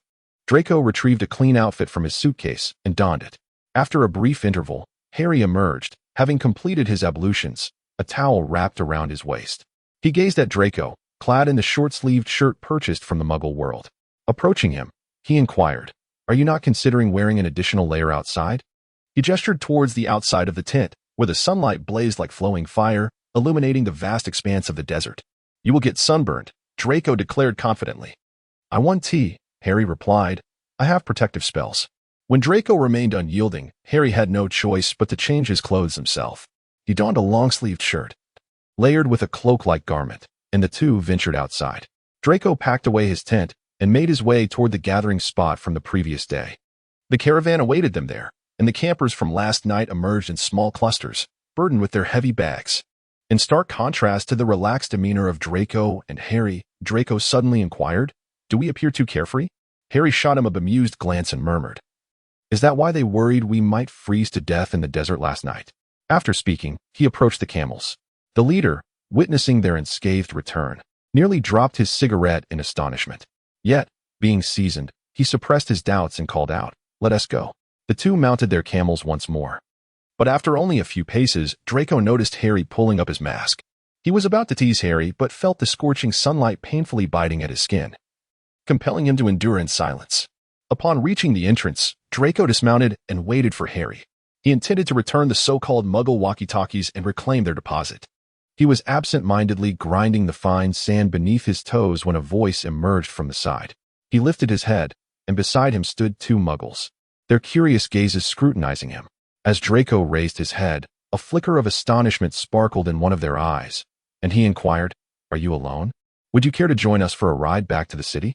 He pointed to a black, boxy vehicle parked nearby. Draco was unfamiliar with Muggle automobiles and could not discern their distinctions, yet he thought that the one resembling an iron box appeared rather appealing. Hesitantly, he replied, "I am not," but his words were swiftly interrupted as an arm draped over his shoulder. Harry leaned in beside him, casting a rather unfriendly gaze at the two individuals across from them. Although a smile graced his face, his tone was laced with iciness. "He is not alone, gentlemen. May I inquire about your business?" Upon realizing that Draco was not alone, the two individuals across from them visibly expressed disappointment. The one who spoke managed to say, "Are you looking to share our ride back to the city? It is still early morning, and there aren't many vehicles around." Harry shook his head, politely responding, "No, thank you." After saying this, he tugged Draco away, who followed his lead reluctantly for a couple of steps. "Wait, Potter," he was somewhat aware of the provocation, which piqued Harry's curiosity. Indeed, Harry lifted his head, gazing at him with suspicion. "You truly do not understand what they mean by hitching a ride?" Draco could not suppress a chuckle. He reached out, pinching Harry's cheeks, contorting his lips into a duck-like shape. After planting a quick kiss on them, he released his hold and said, "Of course I know. Now, don't be angry. Let us think about how we shall return. Shall we apparate or take a car?" Harry struggled to articulate a few words. "How do you wish to go back?" Draco pondered for a moment before replying, "Let us apparate," swiftly. "I do not wish to expend my magic. You shall lead. I want to see how the activities of the forest which are progressing." Harry embraced Draco tightly, and with a soft pop, the two vanished. Harry thoughtfully adjusted the angle of a Muggle surveillance camera, ensuring it did not focus on them. In the next instant, they reappeared at the entrance of the dilapidated antique shop. Draco pushed the door open and stepped inside. The languid shopkeeper lifted his head from behind the counter, peering at them through his monocle, and slowly remarked, "Please present your wands." Harry and Draco raised their wands, and the shopkeeper manipulated an old typewriter, stating, "Proceed to the third shelf." Nodding in acknowledgement, they made their way to the third shelf. At its end stood a closed door, which Harry opened, re-entering the wizarding world. They stood once again in the grand hall of the Albanian Ministry of Magic, and Draco whispered, "Do you think Skarsky will come to meet us today?" Harry squeezed his hand and replied in accordance with Draco's words, "I suppose he still won't show up today. What shall we do?" Draco shrugged and said, "Then we might as well attend the Jungle Witches event." Harry chuckled, taking his hand as they stepped outside. However, rather unceremoniously, as soon as they exited the ministry's hall, Draco released his grip and strode ahead with purpose, his golden ponytail playfully bouncing behind him. The two quickly arrived at the central square, and, as Draco had anticipated, the number of registrants from his father's side remained stagnant at just the two of them, while the number for the Avengers had already surpassed 900. The dark-skinned wizard from the previous day was still stationed there. Upon seeing the two, he appeared somewhat surprised, then followed their gaze to the registration numbers above. "Oh," he exclaimed, understanding. "We have set a cap of 1,000 for the avenging side, so this count is nearing its limit." Draco smiled brightly and inquired, "So, the maximum number of registrants is 999? The wizard nodded, offering a hint of sympathy as he remarked, "It seems this year's event will once again see the Avengers victorious." Draco responded with a thoughtful hum, whispering, "Not necessarily." The wizard, unable to catch his words, politely asked, "I beg your pardon, sir, what did you just say?" Draco, stroking his chin with a grin as he surveyed the registration numbers, replied, "Oh, it's nothing. After all, there's a cap on how many can register, right?" Harry pulled him aside and murmured, "You can't be serious about pitting me against so many opponents, can you?" Draco reassured him, "Rest assured. I am confident I can at least shield you." He feigned contemplation and remarked, "Perhaps we could fend off around 100 individuals. And then the remaining members of our faction should be capable of repelling at least a few dozen." He gently tapped Harry's face and said, "Do not fear, my dear. There are only about 800 left. Surely, this is not too daunting for you?" Harry ground his teeth, lowering his voice in a menacing tone, replied, "Perhaps I should pass this task to you and let you experience how easy it truly is?" Draco lamented, "I cannot. My magical abilities fall short. I am no match for a trained Auror." With no retort to Draco's predicament, the two made their way from the central square towards the traveler. Upon arriving, the innkeeper promptly greeted them. "My dears, Skalski has left a message for you." After speaking, she pointed to an owl perched on a branch, which gracefully descended.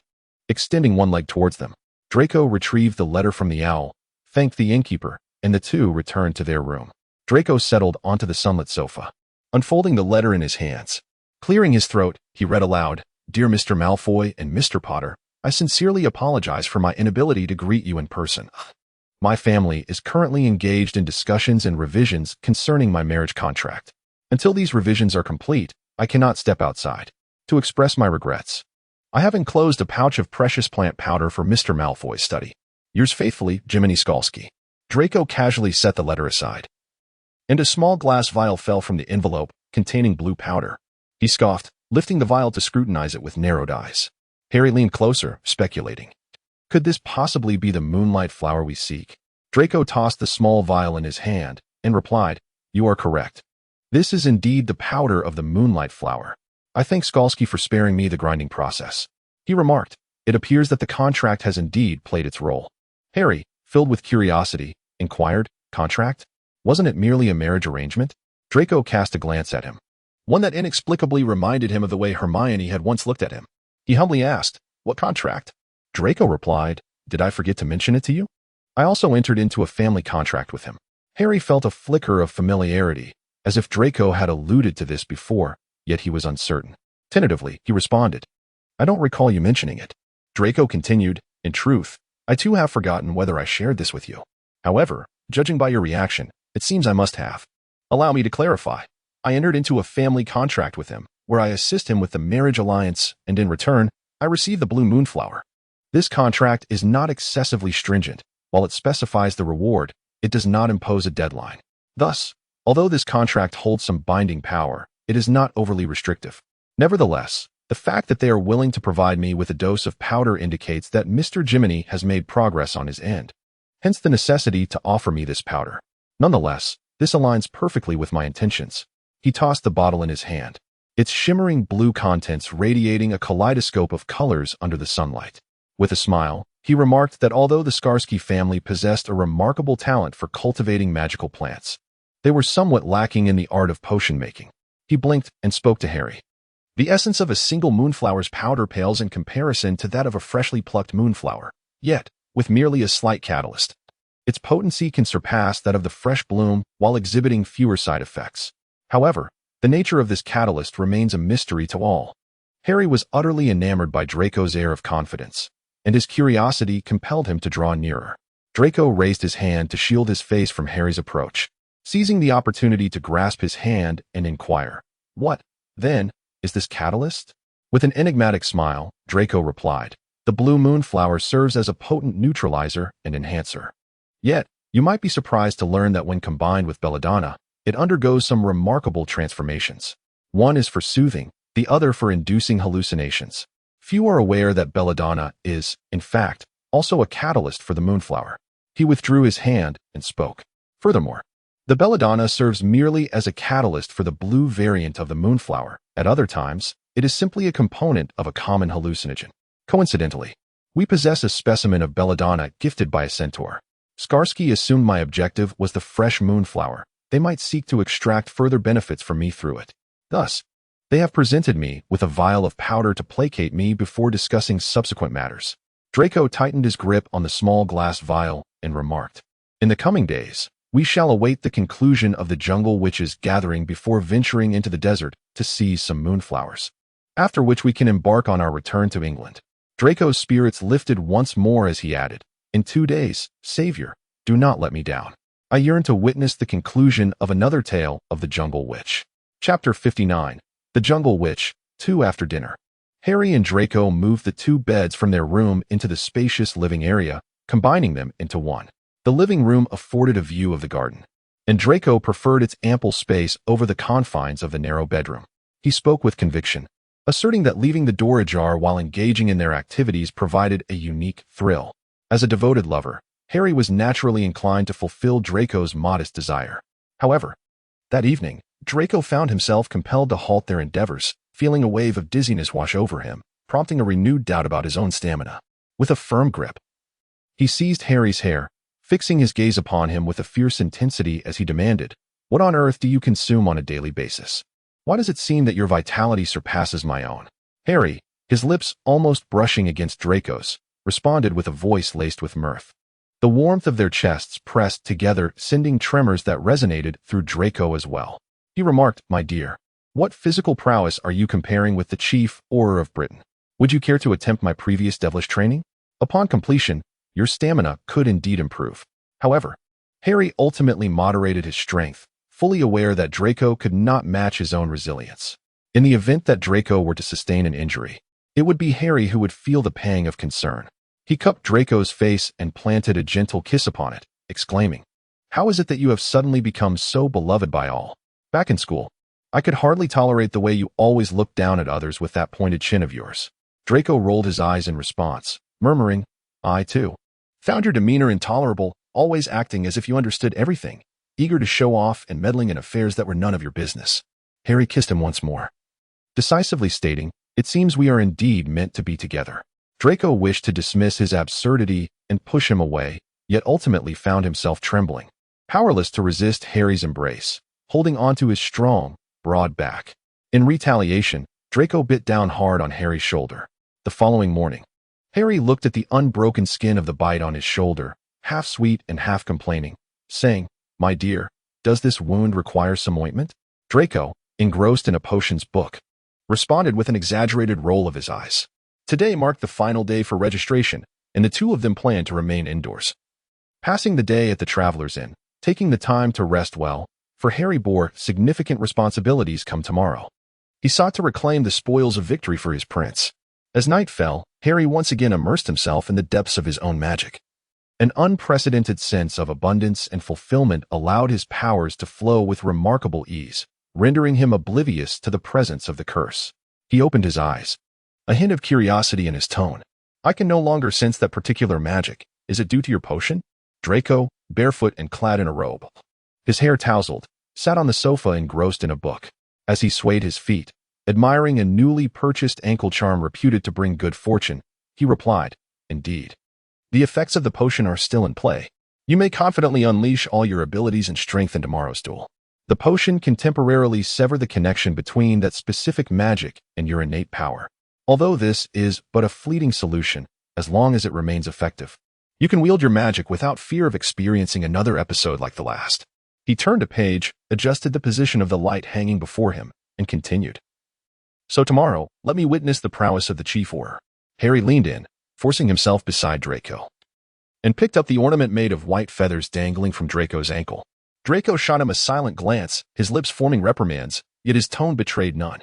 "What are you doing? Can't you see I'm reading?" Harry leaned closer to his ear and whispered, "Is there a reward for winning, Prince?" Draco lightly tapped Harry's head with the book in his hand, responding curtly, "No reward, but I desire the spoils." "Is that too much to ask?" Harry feigned a sigh.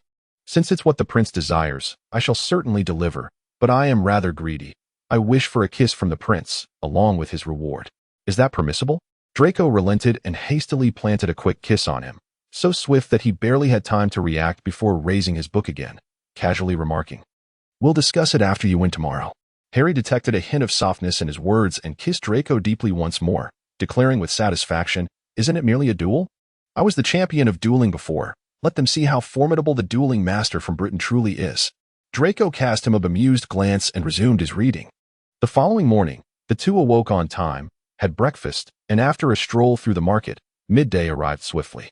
Draco held a vanilla ice cream in hand and lazily remarked, "It's time, let's go take a look," as Harry watched him lick the ice cream. Inexplicable images surfaced in his mind. Draco, unperturbed, slapped his face and said, "Potter, how did I never notice you before?" He pondered for a moment and then uttered a word, saying, "I had no idea you were so peculiar." "Stop staring at me. Your opponent is over there," Harry retorted. "What do you mean by peculiar? It's merely your fault," he argued obstinately. "Why, of all things, did you choose to buy ice cream?" Draco responded, rendered speechless, "It's hot. I desired ice cream, and since I have the means, I purchased it." "What's the issue?" Harry continued. "Then why is there none for me?" Amidst their quarrel, the two had arrived at the central square, which was now arranged into two lines. One bore the inscription Avengers, while the other was marked Fathers. In stark contrast to the long queue of the Avengers, the line for Fathers was remarkably scant. The duo joined the line for Fathers and, as fate would have it, encountered an acquaintance. The dark-skinned wizard stood behind a table, and upon spotting Draco and Harry, he waved and said, "Gentlemen, what a pleasure to see you again." After speaking, he waved his wand, and two glowing numbers appeared on the front of Draco and Harry's garments. "Do you see the large screen ahead?" The two lifted their gazes to the screen, which resembled a Quidditch score display, flashing the words Jungle Witch, with the names of the teams below. To the left was Avengers, and to the right, Fathers. Below, there was a blank space. And the wizard continued to explain, "In due time, the numbers for the duel will be displayed. Be attentive to your own numbers. Once your number is called, you may take the stage." Draco gazed at the lengthy queue of Avengers, his ice cream still unfinished, and mumbled, "So, we few must duel against all those numerous opponents." The wizard nodded and replied, "Indeed, should all of your side be defeated, then this year, the Fathers will once again face defeat." He sighed, expressing his curiosity about the conclusion of the tale. Draco and Harry bid farewell to the wizard, departing from the table to the camp of their Father-S faction. Within the camp, a sparse assembly of individuals sat, and upon the arrival of Draco and Harry, everyone exchanged polite nods. Perhaps due to the significant disparity in numbers between the factions, there was little inclination for conversation. Draco and Harry settled into a quiet corner, where Draco finally finished the ice cream he had purchased, delicately wiping his fingers. Harry cast a silencing charm once more, and the two leaned closer together. "So, what is the strength of our faction?" Harry inquired, pulling Draco's hand over to him and wiping it clean. "Not particularly impressive. It seems you can truly only rely on me, Prince," Draco replied languidly. "Would you like me to clear a path through some of the others for you?" He pressed a kiss to Draco's hand and remarked, "Oh well, I was merely concerned for your safety." Draco replied, "Why not don some armor for protection? Surely no one here could breach your defenses." Harry stretched his back, a shift in his aura beginning to manifest as he turned his head and smiled, saying, "Come now, Prince. Grant me a kiss. A knight is bound for battle." Draco leaned in, bestowing a gentle kiss, only to be grasped by the back of his head, receiving a fervent kiss in return. Harry licked his lips, a glimmer of excitement sparkling in his eyes as he declared, "Just in time. It's been ages since I've unleashed my true potential. Let us see if I have faltered." They waited a while longer, and Draco observed that more individuals had joined their ranks. In stark contrast to their spacious tent, the opposing one was overflowing with people, prompting the wizards to cast an expansion charm to accommodate the number of Avengers. A lady adorned with a feathered headdress and dressed in vibrant attire stepped forward to the stage. With a flick of her wand, she tapped her throat and then addressed the assembly. "Good day, esteemed wizards." Her voice resonated powerfully. Draco recognized that her attire was well suited to the climate, her skin a warm honey hue, and her eyes sparkled enticingly when she smiled. From behind, Harry shielded his eyes and inquired, "Is she beautiful?" Draco gently lowered Harry's hand, his gaze unwavering. "Quite beautiful, don't you think? It's a different charm from that of England or France." Harry's hand draped over Draco's shoulder, his face inching closer. As he remarked, "Stop staring at her. A prince neglecting his knight would surely leave the knight disheartened." Draco pondered, "What form do you suppose their interactions will take? With so many people, a one-on-one encounter seems implausible. It would take an eternity." Harry let out a prolonged "oh," still unwilling to release his grip. Draco permitted him to rest his arm on his shoulder, a possessive gesture that he did not shy away from. For Draco, There was a subtle sense of satisfaction in Harry's overt display of affection. He pondered for a moment before slowly articulating, "Do you think they will commence with a free-for-all?" The lady cleared her throat, and with a resonant incantation, even her cough seemed to echo in the ears of everyone present. Once she captivated their attention, she playfully smiled and declared, "Good day, everyone. Welcome to the gathering of the Jungle Witch." Upon her utterance, the surroundings transformed dramatically. The ground trembled slightly, and Harry firmly grasped Draco's waist. A narrow fissure emerged around the perimeter of the circular plaza, and soon, the entire space began to descend gradually. The earth quaked and shivered, while the ground on either side rose higher. Draco observed that as their plaza sank, it morphed into a venue reminiscent of a Quidditch pitch. Encircled by seating, a grand banner fluttered above, inscribed with luminous words, "Jungle Witch." This radiant banner even circled the area before gently settling above them. Draco glanced around. After the descent, the circular plaza appeared to expand several rings, with 5 platforms erected in the center. Each platform was occupied by at least 2 wizards, adorned in attire akin to that of the lady, their heads adorned with feathered headdresses. The dark-skinned wizard who had registered them was also present on one of the platforms. Tall signs were raised on either side, displaying the current scores or ratios in a strikingly clear manner. 89, 958. Draco sighed. "It seems you must eliminate at least 10 opponents, enduring several rounds." Harry gazed ahead, feeling a long-lost thrill. It had been quite some time since he had encountered a situation where he could unleash his magic freely, especially after recognizing the latent dangers in his powers and stepping away from the elite ranks of the Aurors. Previously, due to his magical constraints, he had refrained from, and dared not, release significant amounts of magic. However, now he sensed an unprecedented vigor within him. His earlier statement was indeed truthful. He was eager to ascertain whether he had truly regressed. He relaxed his shoulders and gazed at the sign above. As the atmosphere grew tense, the smiling lady on stage continued, "Ladies and gentlemen, due to the significant disparity in numbers between the Avengers and the participants representing my father, we have decided to implement a new competitive format. The Avengers will first undergo a brief internal selection." She smiled as she spoke. "In the upcoming round, the Avengers will engage in a chaotic battle of 10 against 10, with the victors advancing directly to the Master Duel tournament, where they will compete in 1-on-1 or 3-on-3 matches. Given the limited number of participants on my father's side, we will commence with a grand melee among the Avengers until their numbers dwindle to 200, at which point we will proceed to the duels against my father's faction. Should any contestant have objections to this rule, you may leave now." With a wave of her hand, a shimmering banner descended from above her head, and she added, "Moreover, this banner displays the rewards that the victorious faction may receive, so please take a look." Draco read aloud. "The champion selected by each faction will receive a reward of up to 5,000 galleons.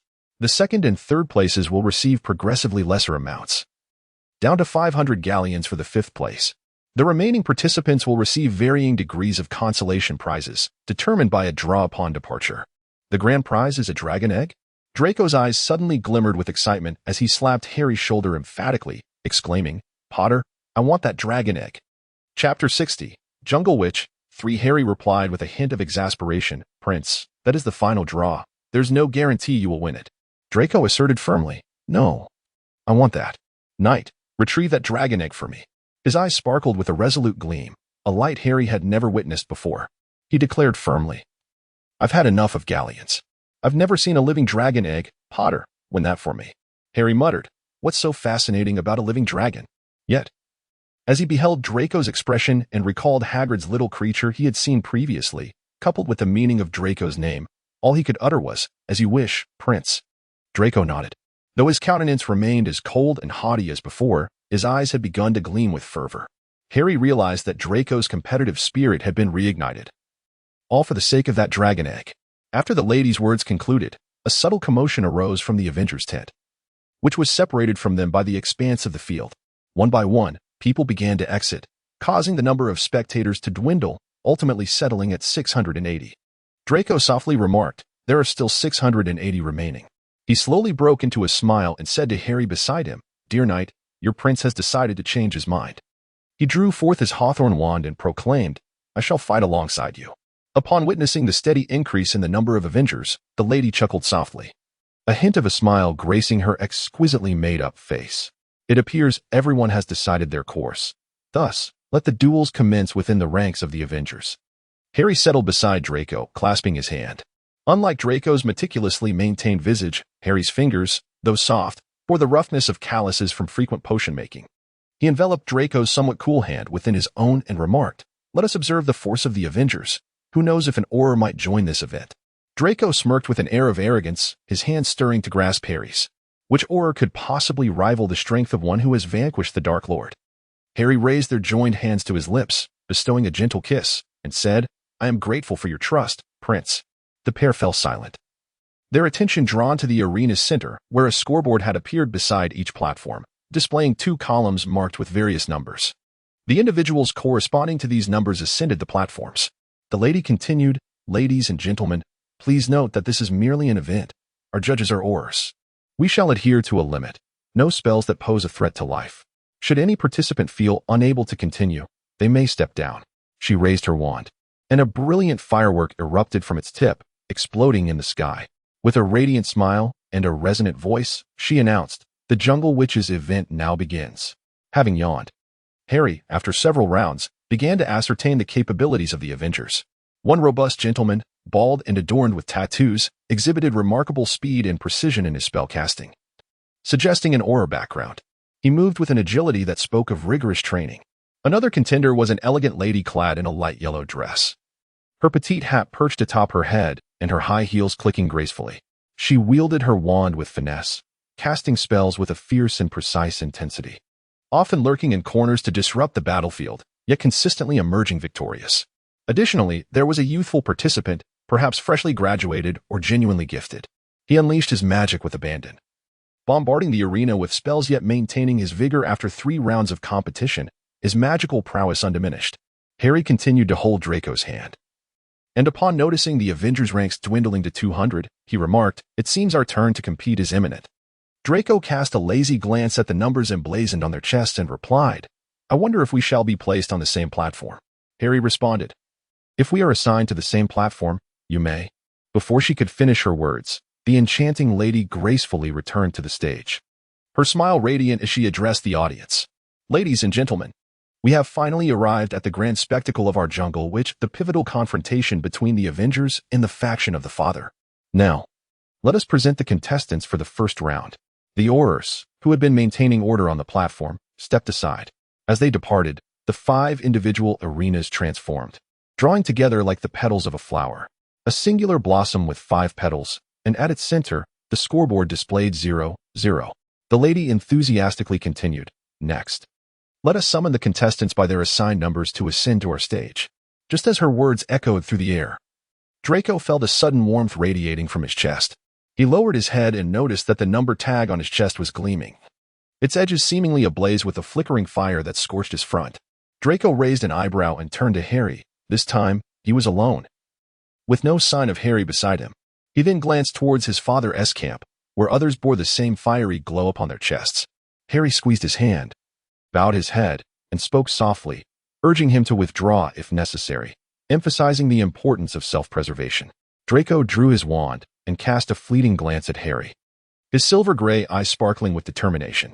With a proud smile, he declared, "Malfoy never retreats." Harry lowered his head, and in a moment of silent understanding, Draco pressed a gentle kiss to his lips, saying, "I may only hold on for 2 rounds at most. The rest is up to you, my knight." Draco patted Harry's cheek, leaning closer as he added, "Do not let me down, my knight." Their noses brushed lightly, and Harry replied softly, "I do not ask for you to defeat many foes or last through numerous rounds. Just do not get hurt, my prince." Draco then stood, departing from his father's tent, striding towards the petal-shaped arena. He drew his wand, feeling the surge of battle spirit emanating from the unicorn wand in his grasp. He sauntered over lazily, flanked by 2 individuals who appeared to be Aurors from the Albanian Ministry of Magic. Their faces were adorned with a delicate layer of paint, akin to decorative oil, concealing their true identities, while feathered embellishments adorned their heads, reminiscent of the ladies. It seemed that feathers were particularly favored as decorative elements, Draco pondered. He recalled the feathered anklet that Harry had stripped away. He lifted his foot and ascended the flower-like platform, where one of the Aurors gestured for him to position himself in a corner closer to their camp. Draco stepped forward, and after a brief moment, their group of 10 was complete. Among them were both men and women, most of whom were of a similar age to his own. One individual appeared relatively calm, while the others seemed to cower behind this serene figure, resembling startled quails.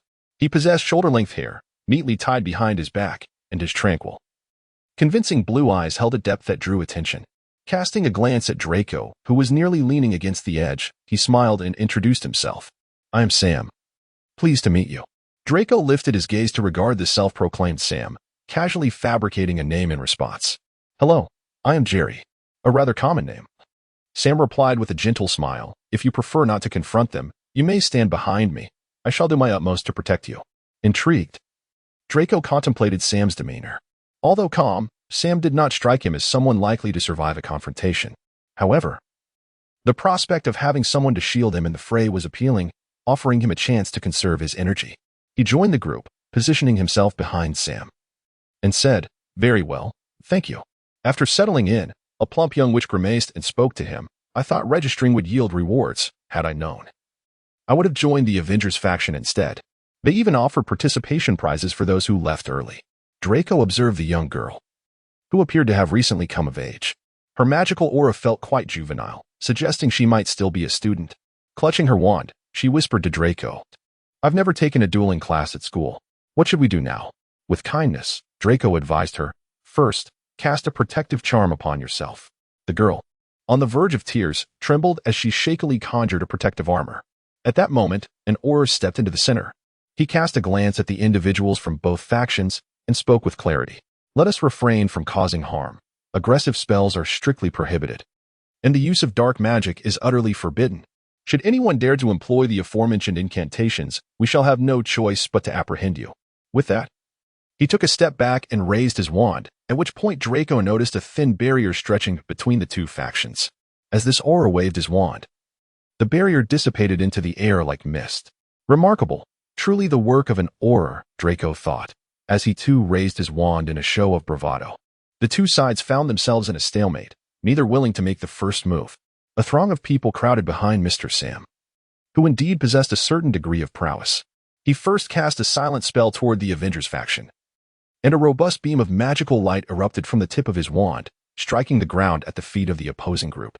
He did not directly target those individuals. Indeed, after casting the spell, a slight commotion arose within the ranks of the Avengers. They slightly recoiled, as though startled by Mr. Sam's incantation.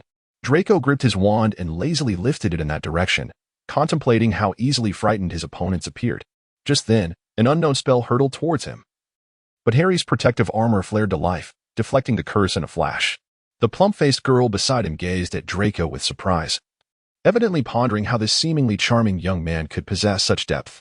Draco smiled at her and raised his wand, aiming at the source of the spell, casting a disarming charm. Unfortunately, as expected, he misfired.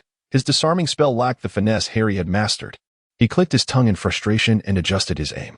From across the way emerged a leader, reminiscent of Sam, a bold young man who unleashed a spell in Draco's direction.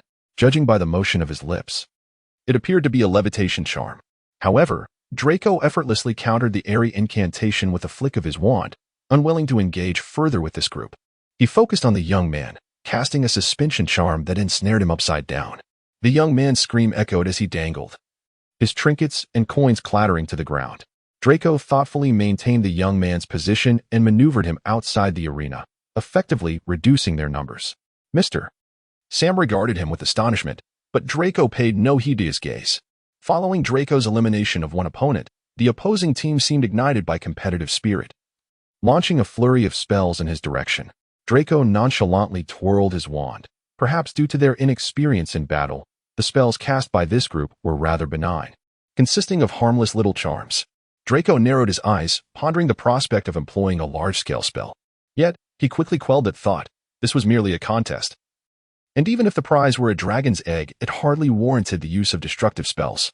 He sighed inwardly, aiming at their ranks and murmuring, "Obstacles abound." Instantly, a multitude of protruding stones appeared before them, obstructing their path and vision. Several individuals were knocked off balance by the rocky formations, tumbling off the platform, thus being eliminated. Thus far, Draco had dispatched at least half of the opposing team, while his own side remained unscathed. Mr. Sam observed him with a mix of surprise and admiration. Draco ignored him, determined to claim the dragon's egg. Seizing the moment, he conjured a fountain of pure water, a robust column of water erupting from his wand. scattering the remaining opponents. In what felt like mere moments, Draco single-handedly eliminated the entire opposing team. Harry, sitting in the tent, applauded in admiration. After completing this feat, Draco quietly slipped back into the crowd, once again standing beside the plump girl. Her astonishment had transformed into adoration, her eyes gleaming with reverence as she exclaimed, "You are truly remarkable." Draco smiled, twirling his wand with flair as he stowed it away in his pocket, responding softly, "Am I not impressive?" However, Draco's pride was short-lived. Following his decisive victory in the first round, the second wave of challengers from the Avenger camp shared an unspoken understanding, launching all their spells at Draco. Despite having Potter's protective armor, he was compelled to sprint swiftly, evading the various trap spells that detonated at his feet. By the end of the second round, only 4 or 5 individuals remained by his side.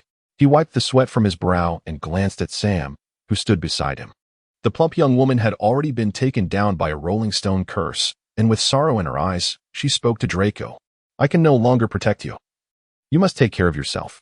Draco. He did not even know the name of this young lady. Yet she suddenly appeared as if they were quite familiar with one another. In the third round, a woman donned in a soft yellow dress emerged. A petite triangular hat was tilted atop her head, secured firmly to her hair like a common aristocrat-esque accessory. She slightly bowed in a manner befitting a duel towards Draco. Upon seeing her, Draco inhaled sharply, for it was the first time he sensed danger emanating from her. He raised his wand, abandoning the pretense of ease that had previously adorned his visage, and cautioned Sam, "Be wary of her." Sam, too, wore a countenance of grave concern. The aura dismantled the protective barrier in the center, and the moment the barrier fell, Draco felt a sudden tug at his ankle, as though someone were pulling at it. He promptly reinforced his armor, effectively shielding himself from the spell. Upon realizing that her incantation had failed, the woman gasped in surprise. However, she swiftly retreated behind the remaining crowd. Draco continuously evaded the myriad of spells hurled at him by others, attempting to cast a transfiguration charm beneath their feet, aiming to transform the solid ground into a swamp. Alas, his efforts were in vain. His transformation spell was interrupted by another incantation. He let out a deep sigh of regret, then cast a disarming spell. After successfully disarming one of the adversaries, their faction diminished further, leaving only Draco, Sam, and another male. This man appeared to be on the verge of collapse. He took a breath, momentarily relaxed, and was suddenly ensnared by an unseen rope. Flung out of the arena. Now, only Sam and Draco remained, while 6 opponents stood across from them. Draco positioned himself at the back, evading yet another spell.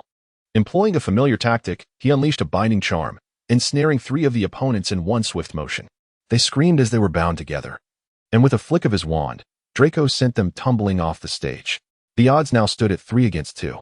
The lone female opponent seemed taken aback by Draco's resilience, letting out a laugh before she waved her wand gracefully. An ominous feeling surged within Draco as a vine, emerging from beneath the bricks, surged towards him with alarming speed. Bound tightly, he found himself immobilized. Inside the tent, Harry sprang to his feet, yet Draco refused to surrender. With determination, he aimed at the remaining 2 adversaries and cast a levitation charm. This time, he succeeded, lifting the last 2 opponents off the ground and sending them plummeting beneath the stage.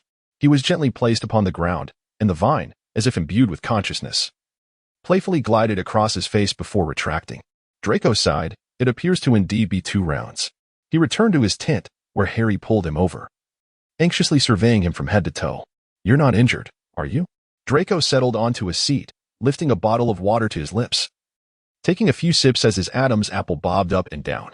He shrugged and replied, "No, no one has yet managed to penetrate your protective armor. The rest is up to you. I have already exerted my utmost effort." Harry embraced him, exuding confidence as he declared, "Leave it to me." Sam was swiftly dispatched as well, yet only 1 adversary remained on the opposing side.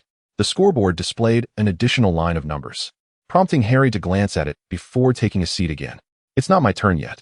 Among the 10 individuals who ascended this time, they accomplished 1 task, collectively ousting that female contender. However, they were reduced to merely 3, while the Avengers numbered over 100. They were left with merely over 60 individuals. During the second round, as anticipated, the 3 participants were swiftly eliminated, while the opposing side suffered the loss of 1, leaving 9 remaining. The scoreboard chimed once more, yet Harry's number was still absent, prompting Draco to ponder the arrangement of the numbers. How was this order determined? Harry shrugged. feeling a sense of relief upon realizing that Draco was unharmed. He relaxed in his seat, even producing an assortment of snacks he had inexplicably purchased earlier, offering them to Draco. If I were the organizer, adhering to principles of fairness while ensuring the competition remains engaging and does not conclude too swiftly, I would devise a spell to assess magical prowess. Those with greater magic would be placed towards the end, thus enhancing the excitement of the contest. Draco seemed contemplative. I can't believe I hadn't thought of that. Is it because you participated in the Triwizard tournament? Harry smiled silently. The two now resembled spectators, engrossed in the ongoing matches. As another round concluded, Draco turned to Harry and remarked grimly, "Knight, we are down to merely 20. Do you feel confident?" Harry played along, responding, "The knight lacks confidence, but the prince desires a dragon egg, thus the knight must give his all." Draco patted Harry on the back. But soon the scoreboard illuminated once more, only to disappoint Draco as Harry's number remained absent. Meanwhile, around 100 participants still stood on the opposing side. Draco gazed at Harry, his voice laced with sympathy. "Dear knight, it appears you were the last to perform." Harry replied, "Watch my prowess, prince." This round concluded swiftly, with the Avengers faction entirely eliminated and the father's side left with 5 standing. Harry expressed his surprise. "I didn't expect there to be some capable individuals on our side." Draco, savoring the candied fruit Harry had procured, remarked, "Unlike that fellow Sam, these individuals are clearly well trained." Harry lowered his head, taking a piece of candied fruit from Draco's hand, stating, "He even spoke with you, yet it turns out he is not as formidable as you." Draco withdrew his hand, mumbling, "Enough with your unfounded jealousy, let us await the next round." After Draco's words, they entered a new round, where both the Avengers and the Father's factions were eliminated in a simultaneous manner. The scoreboard lit up again, and finally, Harry's numbers shone brightly. Overcome with excitement, he planted a kiss on Draco's cheek and exclaimed, "Prince, I'm going in." Draco, amused, patted Harry's face encouragingly. "Remember my advice, knight." Now with only 9 participants remaining, Harry followed the others as they ascended, finding a corner to stand in. He glanced at the scoreboard. After this round, 80 individuals remained on the opposing side. Including his teammates, to fulfill Draco's expectations, he would need to win at least 5 rounds on his own. He drew forth his wand, his body pulsating with magical energy. As the aura dispelled the protective barrier, he swiftly raised his wand and unleashed a powerful wind charm. Before the winds had settled, he seamlessly cast an earthquake spell. The opponents, unable to regain their footing amidst the tempest, were thrown to the ground by the undulating earth below. The officiating lady and the aura stood in stunned silence. In that fleeting moment after the barrier was lifted, Harry had eliminated 10 adversaries with his dual spells. Initially, the stands fell into a hushed awe, only to erupt moments later into fervent cheers. Draco smiled as he observed Harry on the platform, envisioning him as the frontline assailant during his time as an Auror. Another 10 members of the Avengers ascended to the arena, this cohort appearing somewhat more cautious than the last. They immediately donned protective armor, yet even so, they managed to endure only a single spell longer against Harry's magic. Draco gently applauded, and Harry, sensing the connection between them, turned to meet his gaze before returning his focus forward. 2 rounds completed, 8 remained. Among the new challengers was a bald gentleman, his tattoos seemingly animated and alive. Draco watched the inked patterns with keen interest, murmuring to himself, "Magical tattoos?" Upon stepping onto the stage, the gentleman glanced at Harry and inquired, "Auror?" Harry nodded and signaled a duel. The gentleman withdrew his wand, and the vigilant Auror scrutinized the 2 combatants, warning, "Be cautious, do not let it escalate to fatality." They both nodded, returning to their respective positions. Once the Auror lifted the barrier, an exhilarating duel of spells commenced. Indeed, while Harry was proficient in various charms, his greatest affinity lay with the disarming charm, which he favored above all. He swiftly darted across the field, while many wizards relied heavily on their magical prowess, neglecting the importance of physical training. This tendency is particularly prevalent among pure-blood wizards, who, having grown up in a magical environment, have become accustomed to resolving all matters through magic. Draco is a quintessential example of this. However, Harry stands apart. Upon becoming an Auror, he boldly reformed the training curriculum of the British Ministry of Magic's Auror program, emphasizing that physical exercise is equally as vital as the mastery of spells. He narrowly evaded several spells cast by the bald man, not wishing to fully reveal the extent of his abilities. With a flourish of his wand, he conjured an expansive tangle of vines. Countless tendrils emerged at the feet of his adversaries, reminiscent of the spell cast earlier by the woman in the yellow skirt. Unbeknownst to them, They found themselves ensnared at their ankles. However, these vines were exceedingly pliable. A mere slicing charm could sever them. Nevertheless, several individuals were dragged off the platform by Harry's vines, while the remaining few swiftly discerned their vulnerability and cut through them, leaving the vines to fall helplessly to the ground. The bald man, ever vigilant, cautioned his allies to remain alert. Harry concealed himself at the edge of a petal, initially contemplating a shattering curse, but recalling the Aura's prohibition against widespread lethal spells, he opted for a less destructive alternative, a gentle torrent of water. A roaring water serpent erupted from the tip of his wand, surging forth with a rapid and forceful current towards the Avengers' ranks. Harry skillfully harnessed his magic, deftly directing the deluge to submerge the entirety of the opposing territory.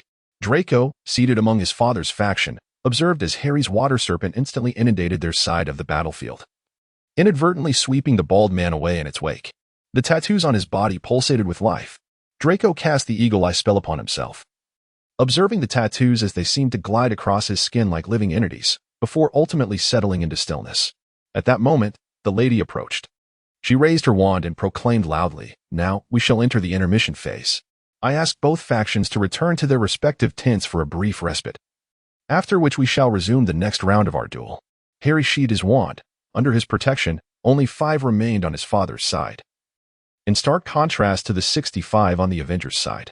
Harry returned to his tent and sat down beside Draco. He immediately noticed the spell Draco had cast upon his eyes and furrowed his brow, inquiring, "What are you looking at?" Draco ceased the eagle eye spell and replied with intrigue, "If you encounter that man in the wild next time, exercise caution." Harry ran his fingers through his hair, revealing his handsome forehead. Although he had just used the Clear Spring spell to wash away the adversaries, he himself bore not a single drop of water upon him. Leaning closer, he asked intimately, "What's wrong?" Draco gazed in the direction of the bald man, who had once again settled into their ranks. The others gathered closely, seemingly engaged in discussion, occasionally glancing towards Harry. Draco met their gaze and nodded in acknowledgement, saying, "Do you know what those tattoos on that person signify?" Harry shook his head, asking, "Aren't they just ordinary tattoos?" Draco clarified, "No, they are dark marks." He twirled his hawthorn wand and spoke. Within him, there might be something sealed away, perhaps a magical creature or a plant, essentially a symbiotic existence. In Britain, such magical seals had long been prohibited due to their association with dark magic, yet he was astonished to encounter a living one in Albania. Harry gazed at the gleaming eyes of Draco and inquired. Draco grasped Harry's hand and replied, "It is indeed rare, very rare, Harry. Shall we seek him out after we finish? It is my first encounter with a living magical seal." Harry, he helplessly tugged at Draco's hand and said, "Do not dwell on it. After it concludes, they may very well have vanished. It would be prudent for you to focus on your knight for the time being." He complained, half in jest, "Don't you care at all whether your knight is injured?" Chapter 62. The Jungle Witch. 5. Draco glanced at him in mild surprise and asked in an affected tone, "How could that be? Shouldn't my knight be the bravest of all?" After saying this, he gently patted Harry's face and turned his gaze back to the stage, remarking, "It seems they have devised a strategy over there. Do you have any ideas?" Harry straightened his posture, grasped Draco's hand anew, and replied with a hint of regret, "If only we weren't restricted from using large-scale spells." Draco calmly stared ahead and said, "It's all right. I believe you can manage." As the two whispered to each other, the dancing goblin from the stage rolled down, shaking its head, and the audience responded with warm applause. The lady continued with a cheerful demeanor, "Ladies and gentlemen, let us proceed. This year, a formidable figure has emerged from the paternal faction. Will we witness a rare victory for the paternal side? Let us await the outcome." Following her words, the scoreboard displayed the numbers of the remaining participants.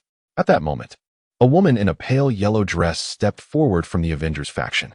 She smiled at the lady and said, "Some of us wish to forfeit. Is that permissible?" The lady appeared slightly taken aback and confirmed, "But victory is so close for you. Do you still wish to forfeit?" The elegant lady responded softly, "If they forfeit, could they relinquish their spot to grant us an opportunity for a revival match?" Draco, seated opposite, exclaimed with interest, "What are they thinking? They still want a revival match? That hardly seems fair to us." Seemingly attuned to Draco's thoughts, the lady glanced their way and nodded, stating, "For the sake of fairness, I believe both factions should have the chance for a revival match." She opened her hands and proposed, "We are willing to reduce the number of participants from our side, exchanging a 1-2 ratio for the opportunity for a revival match, while the opposing faction can opt for a 1-1 ratio. Is that acceptable?" Upon hearing her words, Draco squeezed Harry's hand and turned to ask, "Do you want me to join you on the field?" He gestured for Harry to look at the individuals behind him. Indeed, upon hearing the lady's proposal for a resurrection match, several faces visibly lit up with excitement. Draco feigned indifference, saying, "I still have the energy to consider whether I should take the field." Harry inquired, "Do you wish to participate?" Draco raised an eyebrow, a smirk playing on his lips as he replied, "Another round wouldn't be an issue. I'm merely intrigued by that magical imprint." Harry sighed, knowing full well that Draco's motivation for taking the field was not rooted in concern for him. He complained, "Can't you at least pretend it's out of worry for me?" Draco appeared genuinely taken aback. He turned to Harry, his intense gaze seemingly capable of burning a hole through him. He reached out, lightly touching Harry's forehead and muttering, "You're not feverish." He curiously retorted, "Even if these individuals joined forces, they surely could not harm you, could they? Why should I be concerned for your well-being?" After expressing this, Draco seemed to realize the coldness of his words. He leaned in and softly placed a fleeting kiss upon Harry's lips, murmuring, "Do not worry. I am here to assist you." However, Harry reciprocated the kiss and gazed at Draco with an expression that suggested he had seen through everything. "You only seek to protect your dragon egg, you little rascal, don't you?" Draco turned away in silence, rising to his feet, his face once again adorned with an air of arrogance and indifference. He addressed the group with a commanding voice, declaring, "We accept your proposal for the revival match." Ultimately, both parties agreed upon a number, 5 against 10.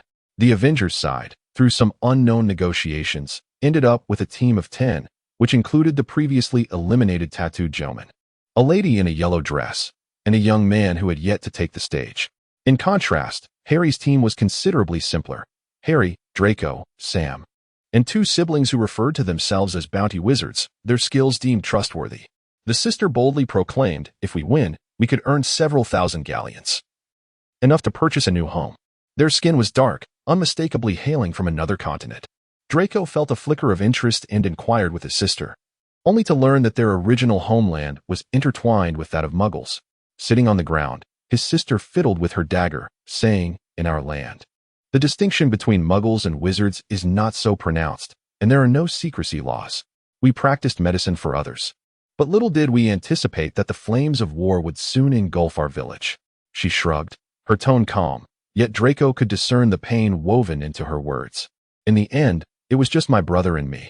We left that place and arrived here, having passed the Wizarding Protection Act, reclaiming our identities. But everything had to start anew. Hence, we have become bounty wizards. Should you require our services, you may find us at the Great Camel Tavern. If we are not present, leave a message with the bartender." His sister said lightly, "We can also take on bodyguard assignments. I see you 2 are here traveling. If you need a protector or guide, do not hesitate to seek us out." She assessed Draco with a playful smile, adding, "I can offer a discount for those who are pleasing to the eye." Harry had already wrapped an arm around Draco, politely declining, "Thank you, but no." His sister sighed regretfully, rising to her feet and sheathing her dagger back at her waist. She winked at Draco and remarked, "By the way, my brother is quite handsome too. Might you consider him?" At this, Harry's expression turned icy. Draco suppressed a laugh as he bid farewell to the siblings and returned to Harry's side. Just as Harry was about to speak, the woman ahead had already resumed her commentary. "Now, let us welcome the final and most thrilling match." Cheers erupted from the audience, and Draco lowered his gaze, drawing forth his wand. During the Tri-Wizard tournament, he had been a mere spectator, yet here in this foreign land, fate had inexplicably granted him the opportunity to compete alongside Harry. He lifted his gaze once more, his silver-gray eyes brimming with determination. Ascending the stage, the 2 participants exchanged the customary formalities of combat before retreating several paces from one another. Thus, the contest commenced. He took a slight step back, and with remarkable swiftness, Harry cast a disarming charm that struck true upon the individual opposite him. The man's wand soared high into the air, and bereft of his wand, he was left with no choice but to exit in disappointment. Impressive and precise, Harry's disarming charm remained as formidable as ever. Draco thought with a hint of admiration that Harry's spell was still characterized by its accuracy and speed, capable of rendering his opponent utterly unresponsive. He retreated swiftly, evading a spell that had been cast in his direction. With a flick of his wand, he felt Harry reinforce his protective armor. Yet a sense of frustration washed over him. Many spells were beyond his reach. However, His keen eyes caught sight of a lady in a yellow dress preparing to unleash her vine spell once more. He aimed towards her and cast a Tarantaligra. Indeed, the lady was compelled to halt her incantation, hastily dodging away. She glanced up at Draco, who smiled and acknowledged her with a nod. In that instant, two identical spells erupted from their wands. The spell was the Hanging Bell. However, Draco's was a silent spell. The beams of light from their wands collided and quivered in the air. Draco's spell proved more potent, ultimately striking the lady and knocking her hat askew. Although Draco's attempt did not succeed, he let out a disappointed sigh, having hoped to gracefully escort her off the stage. Once again, he dodged an incoming spell from an unknown source, surveying the chaotic scene. Harry was single-handedly confronting three adversaries, spells illuminating the air as they exchanged volleys. He remained vigilant, keeping an eye on Draco's movements. Draco twirled his wand, extending it skyward. Suddenly, a vast amount of vapor materialized above, swirling like a tornado at the tip of his wand, distinctly different from Harry's water dragon. Draco re-aimed at their direction, softly uttering, "Water prison." The tornado-like vapor violently swept through the Avengers' ranks, catching the lady in the dress unawares and drawing her into its embrace. Draco gently set her down on the ground, turning his gaze to see the sibling duo skillfully battling the tattooed man. Sam had already descended, leaving four on their side, while the opposing side still boasted a full six. Draco pointed his wand toward the ground and murmured, "Vine twist." A few feeble vines sprouted from the earth, weak and boneless, crawling for a moment before seemingly losing strength and collapsing. Sighing, Draco lamented his inability to control such spells. Lost in thought, another spell was past him. But his protective armor shimmered, deflecting the attack. He aimed at another faction, casting a fireworks charm that momentarily obscured their vision, then dashed to Harry's side. Out of the corner of his eye, he noticed the siblings tumbling down from the stage in a rather disheveled manner while grappling with the tattooed man. 2 against 3. He turned to Harry and said, "There are still 3 left across from us. What shall we do?" Harry cast a mud transformation spell, temporarily halting their movements. Seizing the moment of their confusion, he pulled Draco behind him and remarked, "I haven't figured it out yet, and I can't use any lethal spells. How can we bring them down?" Suddenly, a rockfall spell came hurtling toward them, with several stones of moderate size rolling their way, obstructing the vision of their opponents. Harry aimed at the stones and blasted them apart. Draco whispered, "Let's try the vines." He spoke with a hint of regret. "I just tried. But the vines I summoned are too weak and do not heed my command." Harry hesitated for a moment before conjuring a large stone to shield himself, replying, "But my vines," Draco interjected calmly, "I am aware that your vine spell differs from others, but trust me, they remain imperceptible." He twirled his wand, a smile gracing his face. "I shall assist you in concealing this. I too do not wish to be apprehended by an aura here. Not before I have obtained my moonflower." Harry cast a deep glance at Draco as a massive boulder ahead emitted a resonant thud upon impact, quaking and splitting in two. The boulder conjured by Harry was struck by several spells, collapsing impotently into fragments. Seizing this opportunity, Harry waved his wand, and unlike Draco's soft, pliable vines, a robust vine burst forth from the ground, emerging from the shattered stones, clawing its way toward the adversary. Draco, quick-witted, aimed a transformation spell at the vines and cast a concealment charm. Harry's vines differed significantly. The leaves surrounding his summoned vines glimmered with a sharp, cold light, capable of inflicting cuts upon the slightest contact. This was the reason he could repel the acromantula, as compared to the soft, yielding vines. His were true dark magic. The aura station nearby noticed the commotion, furrowing their brows as they approached to interrupt the incantation. However, Draco swiftly directed a confusion charm at them. The spell silently infiltrated their beings, causing the two auras to sway, as if momentarily intoxicated. In that fleeting moment, Harry's vines had securely ensnared the remaining adversaries. Deliberately avoiding contact with their leaves, the vines lowered them from the arena, brandishing an intimidating demeanor. Yet, with a flick of his hand, the vines retreated back into the rubble, vanishing. After clearing the area of adversaries, Draco exhaled a sigh of relief. He waved his hand, feigning the act of dispersing smoke before crushing a small vial of potion in his palm, allowing the glass shards to cascade to the ground with the wind. He cast a wind spell, sending the fragments and the surrounding mist soaring into the sky. The arena was once again rendered pristine. The lady and the two aurors finally grasped the situation. The lady, somewhat astonished, exclaimed, "I never imagined." Her excitement palpable, she continued, "This year, it truly is the victory of the father's faction." She raised her wand, and the two oars followed suit, fireworks erupting from their wand tips, coalescing into a vibrant sea above. Countless ribbons descended from the sky as prearranged fairies emerged from their hiding places, playing their tiny trumpets. Harry and Draco looked up in awe. The lady, unable to contain her excitement, approached them, lifting their hands triumphantly, proclaiming, "I declare that this year's victorious faction in the Jungle Witch contest is the faction of the Father. Now, let us unveil the long-guarded conclusion of the Jungle Witch's tale." Chapter 63. The Jungle Witch. 6. The lady released their hands, and Harry smiled at the cascade of ribbons above. He embraced Draco beside him and, under the gaze of many, planted a deep kiss on him. Draco, taken aback, momentarily stunned, found the surroundings quiet for an instant before erupting into louder cheers. The lady's smile faltered momentarily, and after Harry released Draco, he cast a helpless glance at him. The lady then said, "Let us congratulate this pair of lovers on their victory." She led Harry and Draco to a spacious VIP area, gesturing for them to sit before returning to the stage. With fervor, she announced, "Now, we arrive at the most thrilling moment, the unveiling of another conclusion to the Jungle Witch that has remained sealed for 3 years." The arena darkened, accompanied by a hush that enveloped the surrounding noise.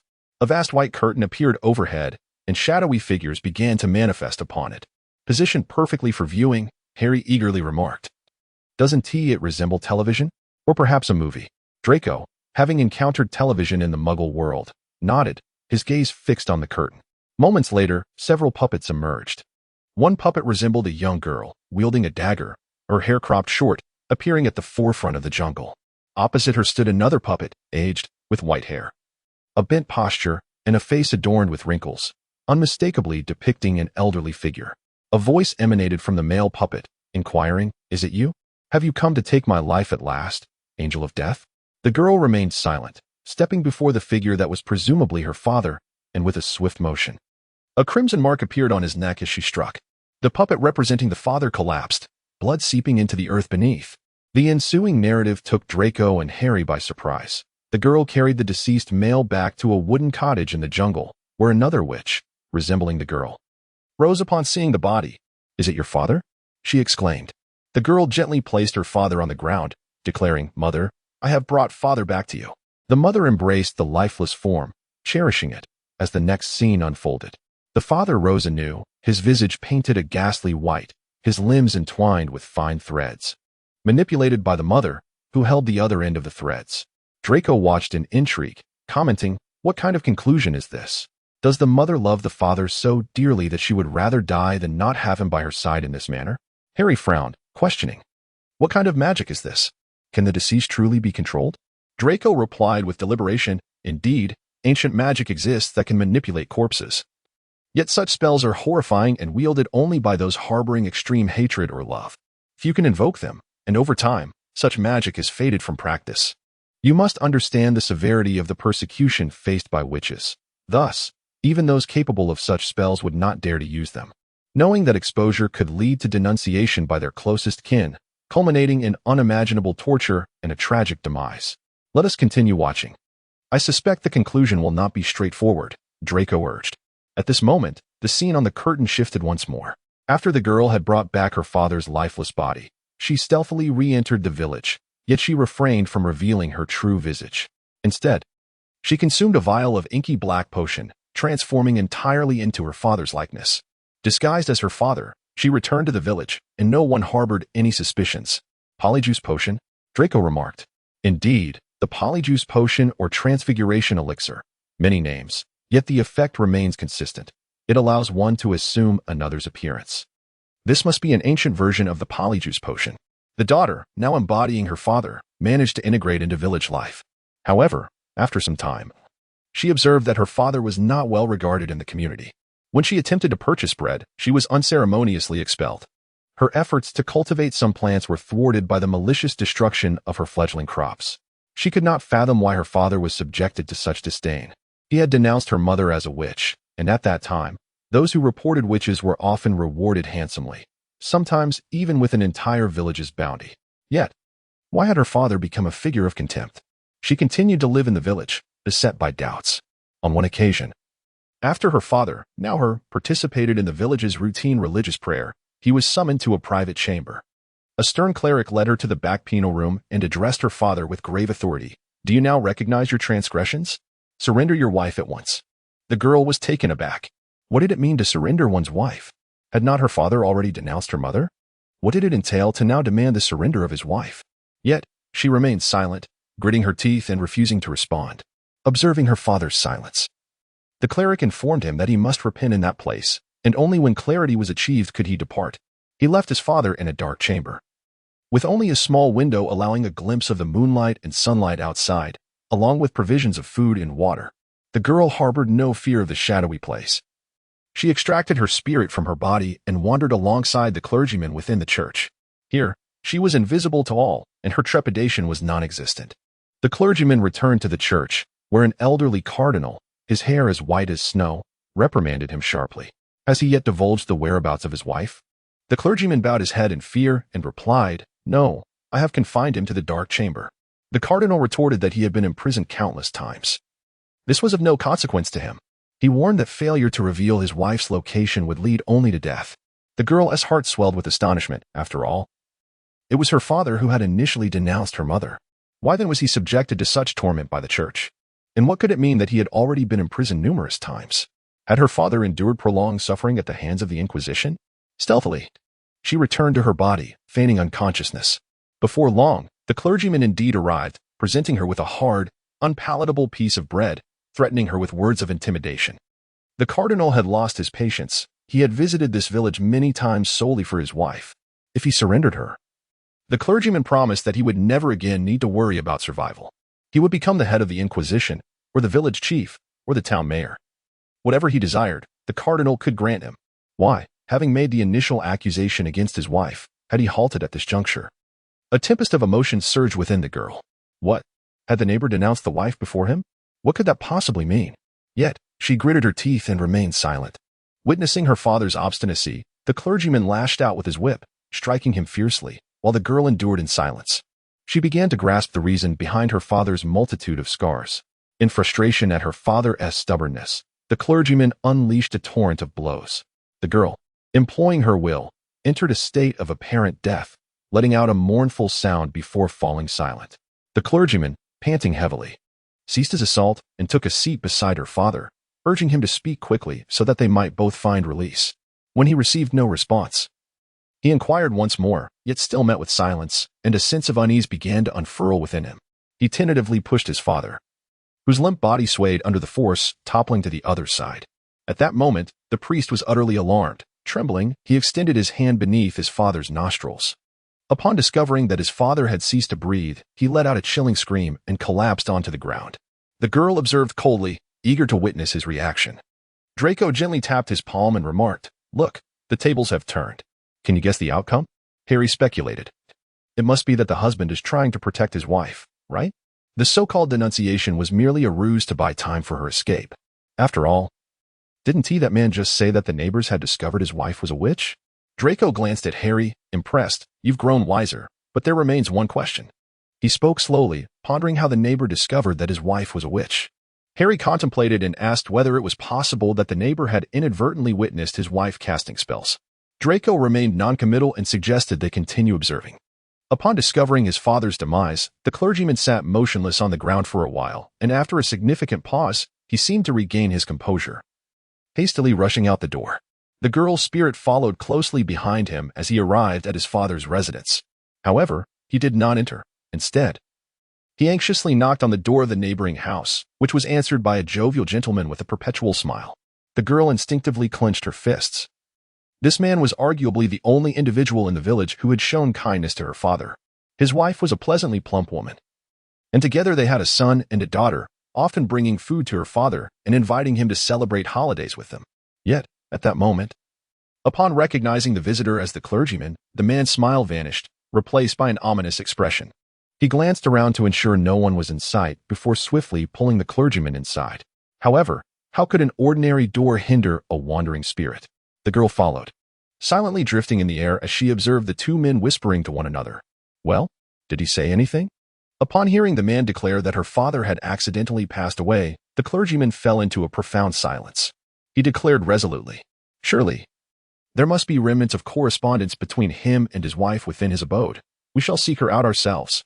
He remarked that it was he who intentionally allowed his wife to escape. We should have long ago set fire to this forest, for it may harbor more than one witch within its depths. His eyes gleamed with a covetous light as he spoke. Once we locate them, wealth, immortality, and power will be within our grasp. Upon hearing this, what more could the girl possibly misunderstand? She felt as though struck by lightning. Thus, her father had not betrayed her mother. Instead, he had acted preemptively, allowing his wife to escape before she could be denounced by others. Her mother returned to the forest, presumably aware of her husband's intentions. If she was indeed cognizant of this, why did she not deter her own quest for vengeance? Harry shared the same perplexity and inquired, why did she not stop her daughter, knowing the depth of her hatred? Draco replied, even if the daughter uncovered the truth and took her living father back to the jungle, could he truly survive there? Draco continued coldly, in that dark era, the union of witches and muggles was inherently tragic. The offspring of witches often emerged as mere shadows of their potential, and fathers frequently failed to comprehend the magic of their wives. At that time, most witchcraft was steeped in dark magic, blood sacrifices, or bizarre rituals. Thus, after the father's demise, being transformed into a mere puppet was perhaps their best outcome. Upon hearing Draco's words, Harry silently grasped Draco's hand, affirming, at least such tragedies no longer plague us. Draco's hand felt cool against his. The fate of the forest, which was as he had imagined, the husband did not betray his wife, but instead shielded her. The entire ordeal stemmed from the witch's act of tending to a wound she had inflicted upon herself, a moment witnessed by a nearby plump woman. Ultimately, the forest which discerned the entire truth and vowed never to return to the world of muggles. After her death, her mother was laid to rest beside her father, allowing them to be united in eternity. After absorbing the entire narrative, Draco rose, his heart untouched by tumult. He had heard such tales countless times since childhood, and even his ancestors had endured similar fates. Now, only one crucial matter remained: the dragon egg. He urged, Porter, the dragon egg. Harry rose to his feet, guiding Draco towards the prize collection area. The crowd first congratulated them on securing first place, but a slight issue arose during the prize distribution. The dragon egg, which Draco had long coveted, turned out to be merely an opportunity to care for a dragon egg for a day at their Albanian dragon sanctuary. Draco, he nearly succumbed to the urge to draw his wand and obliterate the place entirely. Chapter 64. Purpose. Ultimately, Draco managed to suppress his fury and acquiesce to the proposal of visiting the so-called dragon sanctuary. As compensation, he would have the opportunity to spend a day in close proximity to the fire dragons or other dragons, merely to satisfy his fervent passion for these magnificent creatures. Moreover, upon his departure, he could procure dragon-related magical materials at a remarkably discounted price, valid for a lifetime. Upon hearing this, Draco found himself begrudgingly accepting the arrangement. Clutching the guarantee provided by the hosts, he exited the venue. Night had fallen, and the streets had transformed into a jubilant sea of celebration, likely due to the revelation of the conclusion of the Jungle Witches event. Surrounding shops adorned themselves with an array of illuminated banners, proclaiming the successful conclusion of the Jungle Witch festivities. As the final victors, they each adorned their chest with a heavy, gleaming golden badge. The emblem depicting the intertwined images of a sword and a dagger, set against a backdrop of a forest. They adorned their badges and were met with an unprecedented reception. The climate in Albania was sweltering and excessively arid, and the local women, clad in provocative attire, drew various gazes as they strolled along the streets. Some audacious ladies even approached Draco or Harry, eagerly inquiring if they were free that evening. Eventually, Harry hurriedly escorted Draco back to the Traveler Inn, and upon their return, they finally exhaled in relief. The innkeeper had already learned of their victory in the final match and had prepared a lavish spread of steaming dishes. With a generous smile, she proclaimed, "My dear, tonight, feel free to indulge in the wine." After expressing their gratitude to the innkeeper, they retreated to their private courtyard. Draco yearned for a soak in the tub. He had not engaged in such a magical duel for quite some time, and at that moment, all he desired was to immerse himself in the bath before joining for dinner. The hot spring water was already filling, and the basin had been meticulously cleaned. Weary, Draco sank into the soothing waters, unexpectedly finding that Potter had not stubbornly followed him down. He remained clad in the same attire from earlier in the day. Seated upon the steps beside the hot spring, his expression one of deep contemplation, Draco found this curious and gradually glided over. resting his hand on Potter's leg as he inquired, "Is your magic still well?" Harry appeared to awaken from his reverie, his gaze falling upon Draco's hand upon his thigh. He extended his own hand to cover Draco's, who perceptibly sensed that Harry was lost in thought. "What troubles you?" Draco asked. Harry spoke slowly. "Do you truly believe that wizards have no means to coexist peacefully with muggles?" Upon hearing Harry's words, Draco fell momentarily silent. Harry tightened his grip on Draco's hand and continued, "Having grown up with my aunt, I am well aware of the profound disdain my aunt and uncle harbor for wizards, especially since my mother perished in the Wizarding War, leaving not even a trace of her remains. Yet, I must rely on their bloodline magic to ensure my safe upbringing. Tell me, is there truly no way for muggles and wizards to live in harmony? Must wizards always conceal their identities to survive in the world of muggles?" He was profoundly influenced by the tale of the Jungle Witch. Draco immediately thought of it. He turned his hand over and intertwined his fingers with Harry's. After a moment of contemplation, he spoke. "Most wizards, particularly those of pure blood like myself, held a perspective toward muggles before the war that favored keeping a considerable distance from them and avoiding any form of interaction." He extended his arms over the edge of the hot spring, resting his face upon them as he calmly spoke. "The essence of magic, lineage, or rather, the key to becoming a wizard lies in the sensitivity to magical forces. The most terrifying aspect is that magic does not adhere to the laws of genetics. The offspring of two wizards may not necessarily inherit the magical abilities, as exemplified by Firk. Yet, from an ordinary muggle family, a wizard can emerge, much like Granger. Our insistence on unions with pure-blood wizards is to mitigate the possibility of our progeny becoming squibs when one is a wizard. The desire for one's child to be a muggle is seldom entertained." Draco spoke slowly. "You have studied the history of magic. You are aware of the witch hunts.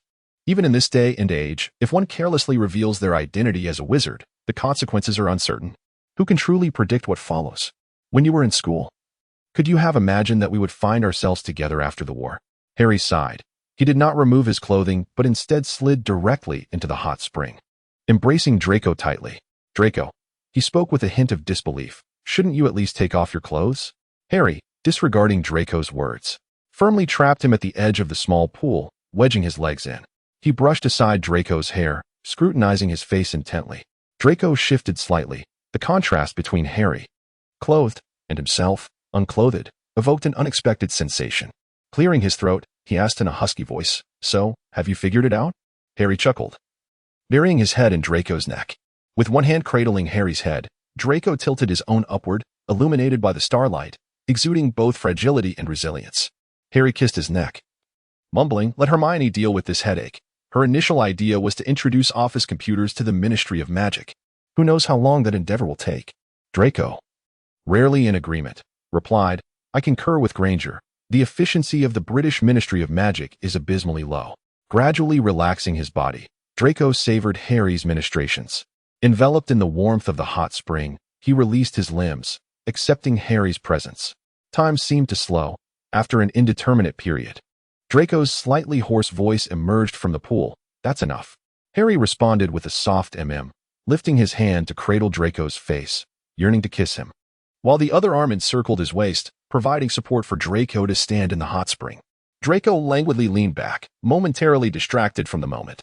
It was curious how little time had passed since they had confirmed their relationship, yet they were so in sync in this regard. Harry pressed kisses along Draco's bare shoulder, then glided up to his ear, inquiring, "What are you thinking?" With half-closed eyes, Draco lazily replied, "I was pondering how strange it is that, despite our brief time together, we are so well matched in this." Harry exerted a gentle effort, lifting Draco from the hot spring and guiding him back to their room. He meticulously dried Draco's body and used a warming charm to dry his hair, then tucked him into the blankets. Standing upright, Harry removed his own garments. His smooth, toned physique reappeared before Draco's eyes, who admired Harry's bare torso. After shedding his clothes, Harry settled beside Draco. He extended a hand, enveloping Draco in his embrace, and spoke. "Before encountering you, I was unaware that I could harbor affection for men." Draco gently caressed Harry's hair, which had grown a tad longer. Feeling its coarse texture beneath his fingers, he pondered for a moment and jested. "Have you ever considered what it would be like if it were not me lying beside you, but another boy instead?" He spoke with a hint of implication. "Previously, I noticed several charming young men casting flirtatious glances in your direction. A look of intense distress crossed Harry's face as he emitted a sound of revulsion, saying, "Just the thought of it terrifies me. To put it differently, I should only be able to accept you." He lowered his head and placed a gentle kiss on Draco's cheek, inquiring, "Are you hungry?" Draco extended his hand to embrace Harry's shoulder and replied, "A bit hungry. But at this moment, I feel more fatigued and inclined to sleep." Harry kissed the crown of his head and suggested, "Let us rest for a while. We can dine once you awaken." Draco mumbled a vague agreement, closing his eyes. He was indeed fatigued, and almost in the blink of an eye, he succumbed to a profound slumber. In his drowsy state, he sensed Harry gently placing him upon the pillow and tenderly arranging the covers around him. He indulged in a delightful slumber, only to be roused by the pangs of hunger. Upon awakening, he found that Harry had already vacated the bed.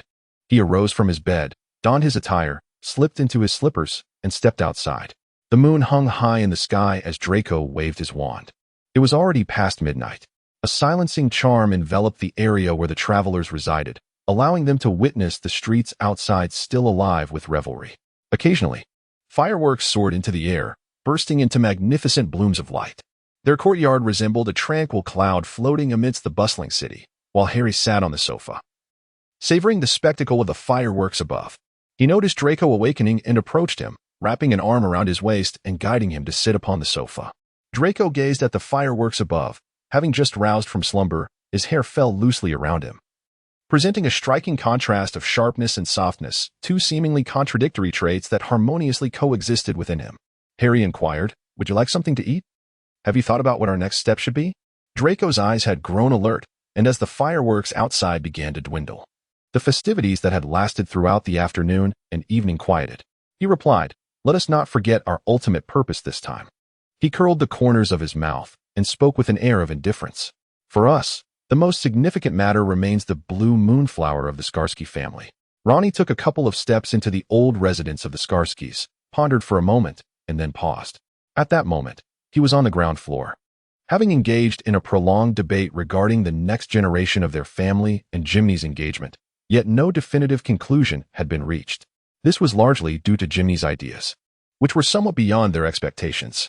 In Albania, there are few pure-blood wizarding families, and the options become even more limited with the prospect of intermarriage. As they soon realized that one of their uncles, aunts, or grandparents is somewhat intertwined with the Skarsky lineage. Out of such considerations, they felt compelled to send their only son to navigate matrimonial prospects between England and France. The Malfoy family extended an olive branch, which the Skarskys accepted. While they had considered other families, the Malfoys, despite having significantly declined since before the war, still wielded a level of influence unmatched by any other family. Especially after gaining the favor of the savior, Potter, they became increasingly convinced that their choice was indeed the right one. Ultimately, Ronnie resolved to ascend the stairs. On the second floor, there lies a spacious lounge, often utilized as a deliberation chamber. At this moment, Jiminy reclines on one of the sofas, his fists pressed against his forehead. A middle-aged man stands before the floor-to-ceiling windows of the chamber, hands clasped behind his back, gazing into the distance. The estate they inhabit rivals that of the Malfoys, commanding the entirety of the hilltop. This man is none other than Raphael, the head of the Skarsky family, and Jiminy's father, as well as Lainey's elder brother. Upon noticing Lainey's arrival, Raphael turns to face him, possessing the same brown hair and eyes as Jiminy. He inquires, "Have you located them?" Lainey nods in affirmation, replying, "They have gone to participate in the Jungle Witches event. They signed up for Father Fong's program and even emerged victorious." Quite impressive. Upon hearing this, Jiminy lifts his head and asserts, "Father, I warned you that this would not last long. Harry Potter is the one who vanquished the Dark Lord. His magical prowess is unfathomable." Raphael casts a sidelong glance at Jiminy and replies in a low voice, "I have alternative channels for intelligence. Harry Potter's magical abilities are not as flawless as he portrays. The blue moonflower cannot be relinquished lightly. It is not that we are unwilling to provide it. Rather, it will require a bit more time." Sighing, Jiminy rises, stretching lazily as he declares, "Respected father, do as you see fit. After all, your only son is currently tormented by the family contract he has signed. The girl I cherish is still waiting for me in France to bring back that marriage contract. If too much time passes, what will happen if she no longer awaits my return?" Raphael's expression shifts slightly as he observes Jiminy's nonchalant departure.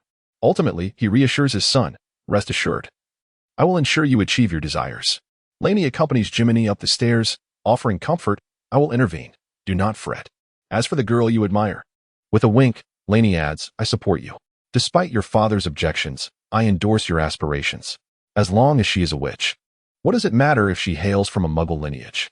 Chapter 65. The truth. After Draco and Harry finish their meal, they exit the Traveler. The evening air is not overly chilly, and they simply don their cloaks before stepping outside. The streets are nearly deserted, save for a few bars still alight. With faint laughter and music emanating from within, the two make their way to the street corner, where the same elderly gentleman awaits. Upon seeing Draco and Harry, he dutifully checks their wands and permits their passage. Draco pushes open the door and steps out of the antique shop. The streets, devoid of Muggles at night, are eerily empty. Harry wraps his arm around Draco, producing a soft sound as they both apparate away. They first arrived at their previous campsite in the desert, where an eerie stillness enveloped the surroundings, and the silvery moonlight cascaded down like a delicate veil. Draping over the encampment, Draco rediscovered the wooden platform they had used before, casting aside his tent. After performing a binding charm, he admired his handiwork and remarked, Let us proceed. Harry nodded, wrapping an arm around Draco as they once again disapparated. The advantage of having a powerful wizard accompanying him was that Harry could conserve considerable energy. They reappeared atop the stone where they had previously marked their location. Draco observed, They haven't conducted a thorough search here. It seems they have grown complacent. Harry twirled his wand and inquired, Shall we simply march in? Draco restrained his hand and replied, Not so fast. Let us first assess the situation. Before them lay an expanse of barren desert, devoid of moonlit flowers or any structures. Yet Draco could sense a faint magical disturbance emanating from ahead. Deep down, he preferred to infiltrate discreetly rather than make a grand entrance. Until he could devise a better plan, he resolved to wait patiently. He inquired, Potter, do you possess a means to infiltrate without breaching the barrier? Harry replied, I noticed that whenever you wish for me to undertake a task, you refer to me as Potter. Draco cast a glance at Harry and remarked, Is there something amiss? I am still not entirely accustomed to addressing you as Harry. After a moment of contemplation, Harry retracted his wand and stated, Then I shall give it a try. Striving to avoid alarming anyone else, correct? Draco nodded in affirmation. With that, Harry leaped into the desert, where the traps and quicksand enchantments were swiftly activated. However, Harry cast a reinforcement spell upon himself, followed by a disillusionment charm, causing his figure to vanish from the surface of the desert. The traps, momentarily deprived of a target, retreated back beneath the sands. Draco watched in admiration as Harry adeptly advanced forward. The protective barrier ahead shimmered in the air, and as Harry approached the boundary, his silhouette materialized once more from the atmosphere. He turned around and waved his hand towards Draco, who reciprocated the gesture. Harry then pivoted once more, extending his hand forward. An invisible barrier thwarted his touch. It was the protective enchantment. Gently, Harry pressed his hand against this shield and drew forth his wand, delicately tapping the protective spell. In essence, all magical barriers function similarly, offering varying degrees of protection based on the potency of the magic employed. The more profound the magic, the sturdier the barrier. The magic coursing within it resembled a dense web of silk threads. Should even one break, the disturbance would swiftly alert the barrier's controller. Most methods of breaching a barrier involve forceful spells to shatter the protection. Now, Draco had tasked Harry with the subtle endeavor of creating an entrance without drawing attention. A bittersweet thought crossed Harry's mind. Draco remained, as always, a little rascal who enjoyed giving orders. Harry withdrew his wand, infusing a modicum of magic into its tip. He carefully aimed at the protective spell and cast a bone-breaking curse. The incantation struck the barrier, stirring ripples, and a minute fissure appeared in the glass-like shield. Quick as a flash, Harry covered the breach with his hand, positioning his wand against its edge, layering various spells upon it. Protective spell, disguise spell, transfiguration spell, and banishing spell. These spells intertwined, convincing the protective enchantment that the breach was non-existent, gradually silencing its defenses. Harry turned back once more, waving his hand in Draco's direction. Here, a disillusionment charm prevented Draco from operating. Thus, he mimicked Harry's actions, casting a disillusionment charm and an invisibility charm upon himself to join Harry's side. He praised, Well done. The two individuals slipped through the breach in the protective charm, and Harry thoughtfully repaired the enchantment. Upon entering, the scenery before them transformed yet again. Harry tapped the shoulders of both with his wand, and the disillusionment charm took effect. They seemed to have vanished into thin air, and the scenery concealed behind the protective spell finally revealed itself before Draco. It was an oasis amidst the desert. The terrain of the oasis gently dipped, forming a small depression where a dense cluster of houses encircled the edge of the valley. At the bottom of this hollow, against a slightly sloped wall, lay a small patch of ground emanating a blue glow. Draco cast an eagle-eye spell upon himself and gazed intently. He sighed and remarked, "I believe I now understand why Skarsky has been delaying the delivery of the blue moonflower to us." He cast an eagle-eye spell on Harry, and in an instant, the distant moonlight flowers appeared as if magnified by an exquisitely fine lens right before him. Each bloom, radiating a soft blue luminescence, remained tightly closed. Not a single one had opened. Even though the moonlight poured over them like water, it did not coax them into bloom. Draco retracted his eagle-eye spell, and Harry blinked, adjusting his sight, and remarked, "They haven't blossomed? How can that be? Yet earlier, did we not feel the magic emanating from the moonlight flowers?" Draco cautiously surveyed the surroundings, finding no one in sight. Bolstered by the invisibility charm, he ventured toward the moonlight flowers, speaking as he walked. "It seems the cultivation of blue moonlight flowers is still lacking. They are inherently a peculiar variant. I had heard that the Skarsky family had successfully bred blue moonlight flowers, but it appears they are still a tad short of true success." Harry matched his pace, and despite the invisibility charm, he sensed Draco's underlying worry. He inquired, "Is there a problem?" Draco closed his eyes momentarily to quell his inner turmoil, yet when he spoke, his frustration was palpable. "The problem is that Jiminy deceived me. They do not possess genuine moonlight flowers. Your potion." Only then did Harry realize that Draco's desire for the moonlight flowers was intrinsically tied to him.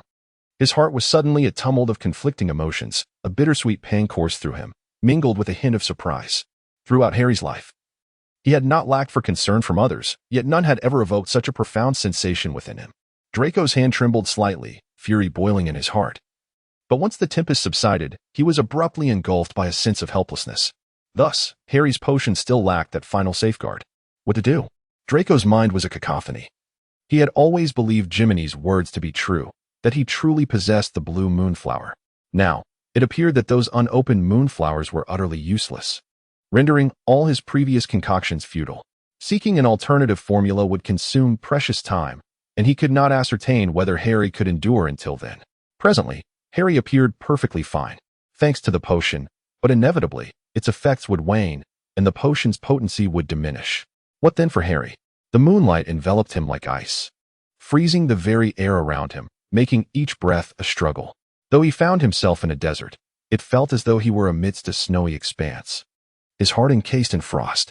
At this juncture, he could no longer bear the thought of losing Harry. Merely envisioning the scenario in which the potion ceased to work twisted his heart in anguish. He has lived to this day, having lost many, a classmate, friends, relatives, and his wife. Now, he wishes to avoid the taste of loss once more.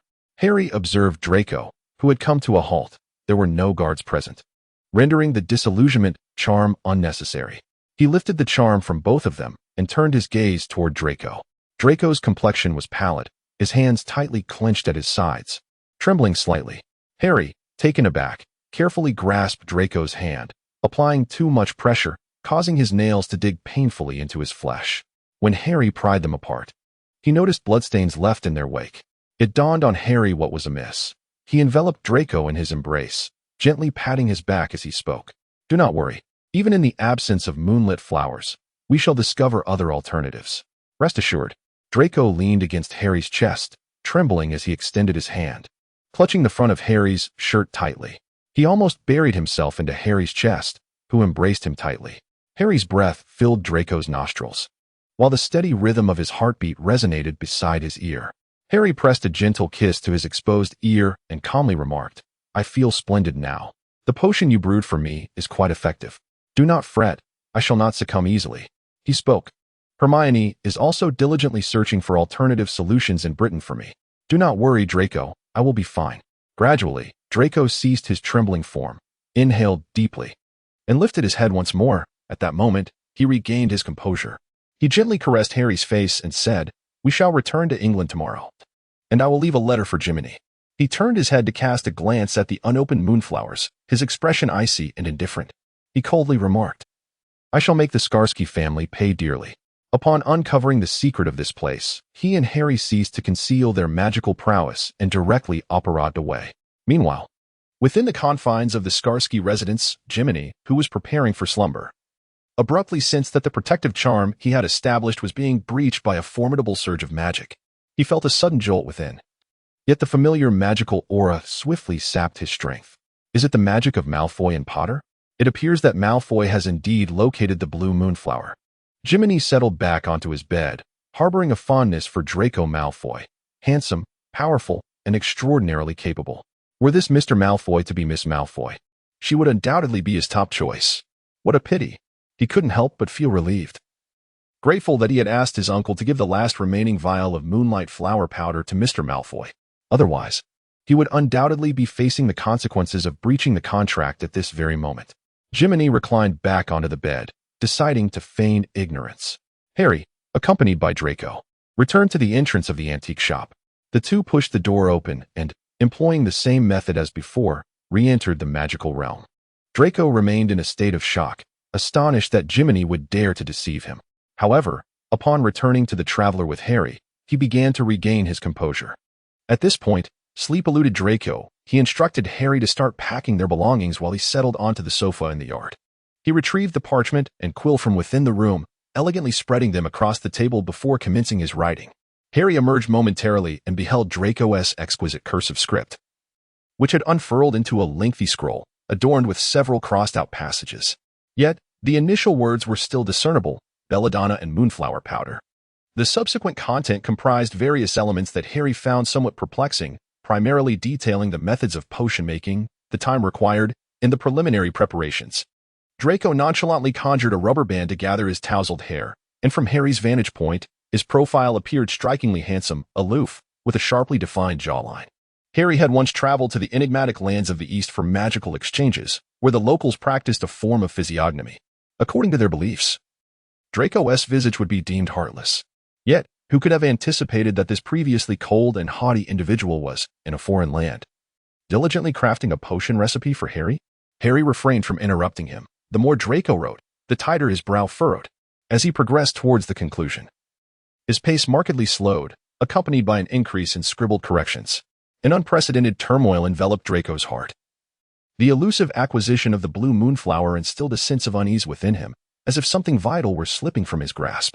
Fortunately, even in the absence of the moonflower, he could still concoct an appropriate potion using the powder derived from it. Upon completing an entire manuscript, he carefully stored the parchment away. Harry, who had been waiting nearby, observed with curiosity as Draco reverently placed the scroll into his suitcase. "What is that?" he inquired. Draco replied, "It's a formula. I still need to refine it further before I can compare it." Quietly, Draco reflected that this formula was likely known only to him. The incident with the moonflower struck him like a sudden deluge, drenching him in cold reality.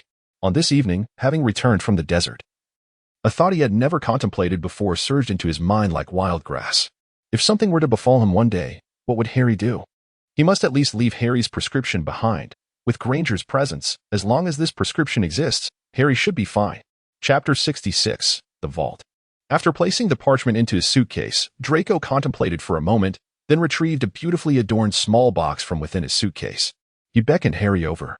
The small box was round, adorned with a deep blue hue reminiscent of a starry sky, shimmering with a sprinkle of light. Coiling atop the box was a gleaming silver serpent. As Harry gazed at this exquisite magical artifact, he surmised it was likely a relic of the Malfoy family. "What is this?" he inquired. Draco reached out his hand, and the serpent on the box appeared to come to life. Opening its mouth wide and biting down on Draco's fingertip, a droplet of blood swiftly emerged from his finger, vanishing instantly into the serpent's maw.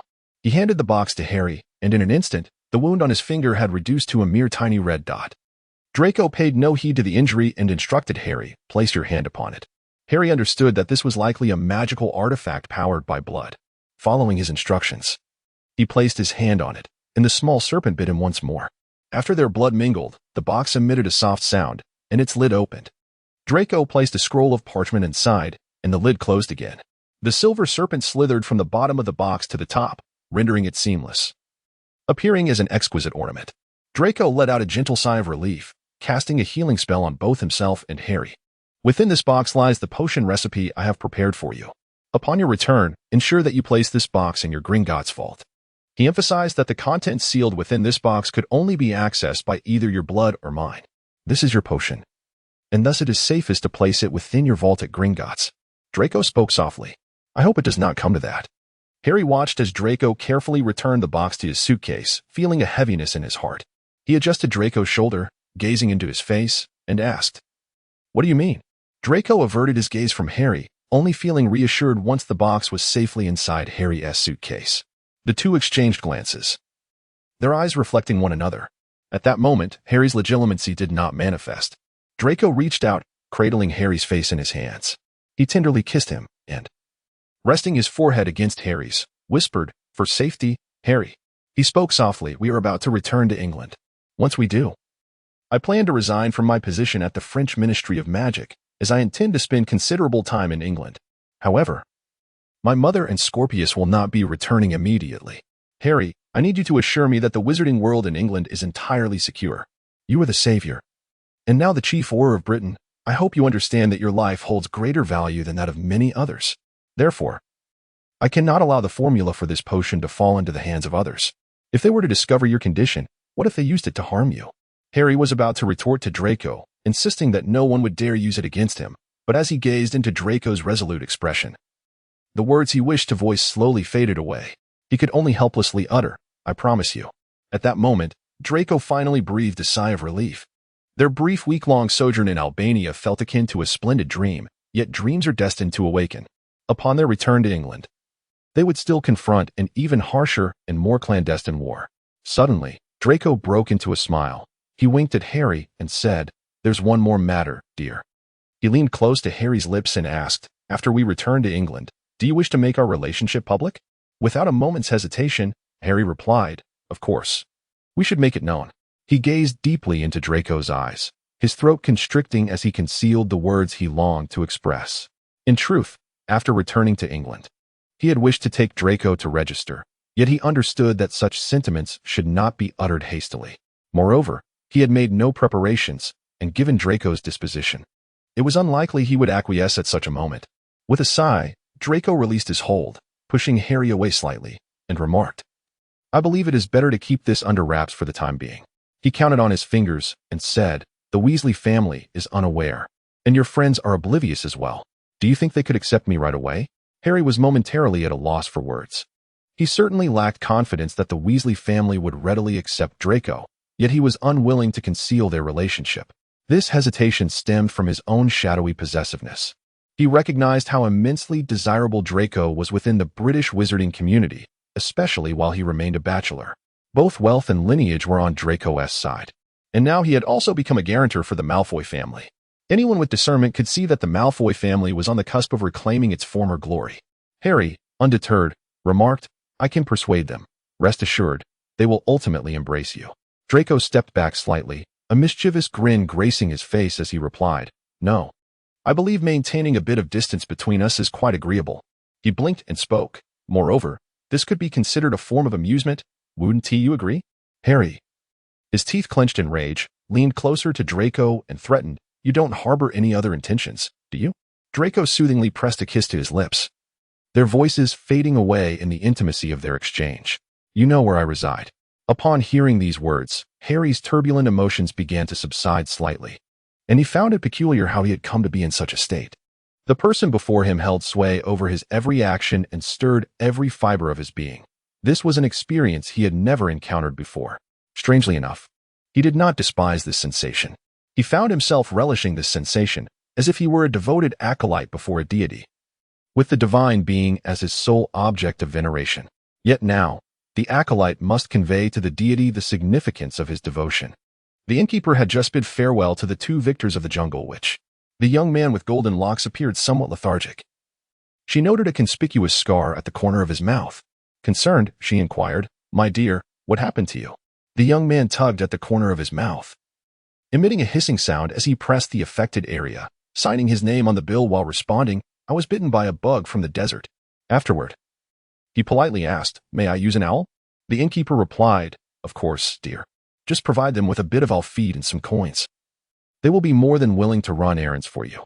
Draco glanced at the perch where the owls rested, Selecting a brown owl, he gently stroked its fluffy head, and the owl pecked affectionately at his hand. Draco retrieved a pre-written letter, placing it in the small box attached to the owl's leg, then offered the creature 2 strips of jerky and a piece of chocolate. He spoke, dedicating it to Jimmy Skarsky. The owl hooted twice and spread its wings. When Harry and Draco returned to the hall of the British Ministry of Magic, they inevitably stirred a small commotion.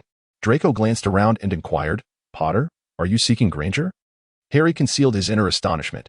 Since arriving in Britain, he seemed to have transformed entirely, reverting to the aloof, imperious pureblood aristocrat Malfoy. Harry replied, "You shall accompany me to the director's office." Draco slowly furrowed his brow, casting a disapproving glance at Harry, yet Harry resolutely strode towards the ministry's elevator, pausing to signal Draco to follow. Draco, he had no choice but to follow, maintaining a respectful distance from Harry.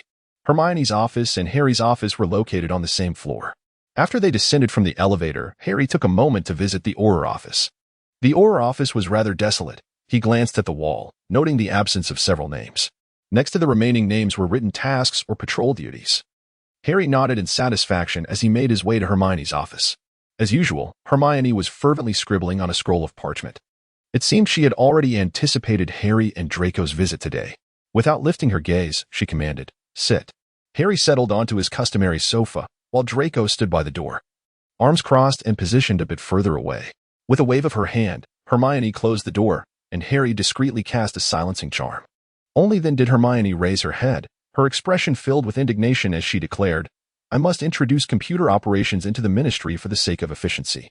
She exhaled deeply and directed her gaze at the 2 men standing in her office. She nodded slightly in acknowledgement, but scrutinized the positions of Harry and Draco, who, though a bit distant, were still within her line of sight. Suddenly, she remarked, "Harry, what's the situation?" A hint of dissatisfaction laced her voice. "Have you 2 been quarreling? If you are together, can't you be open about it?" Draco. He cast a surprised glance at Granger, pondering how she had discerned it.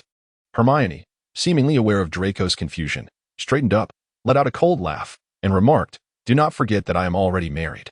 I can still recognize the state of infatuation." Hermione spoke with her characteristic sharpness and wit.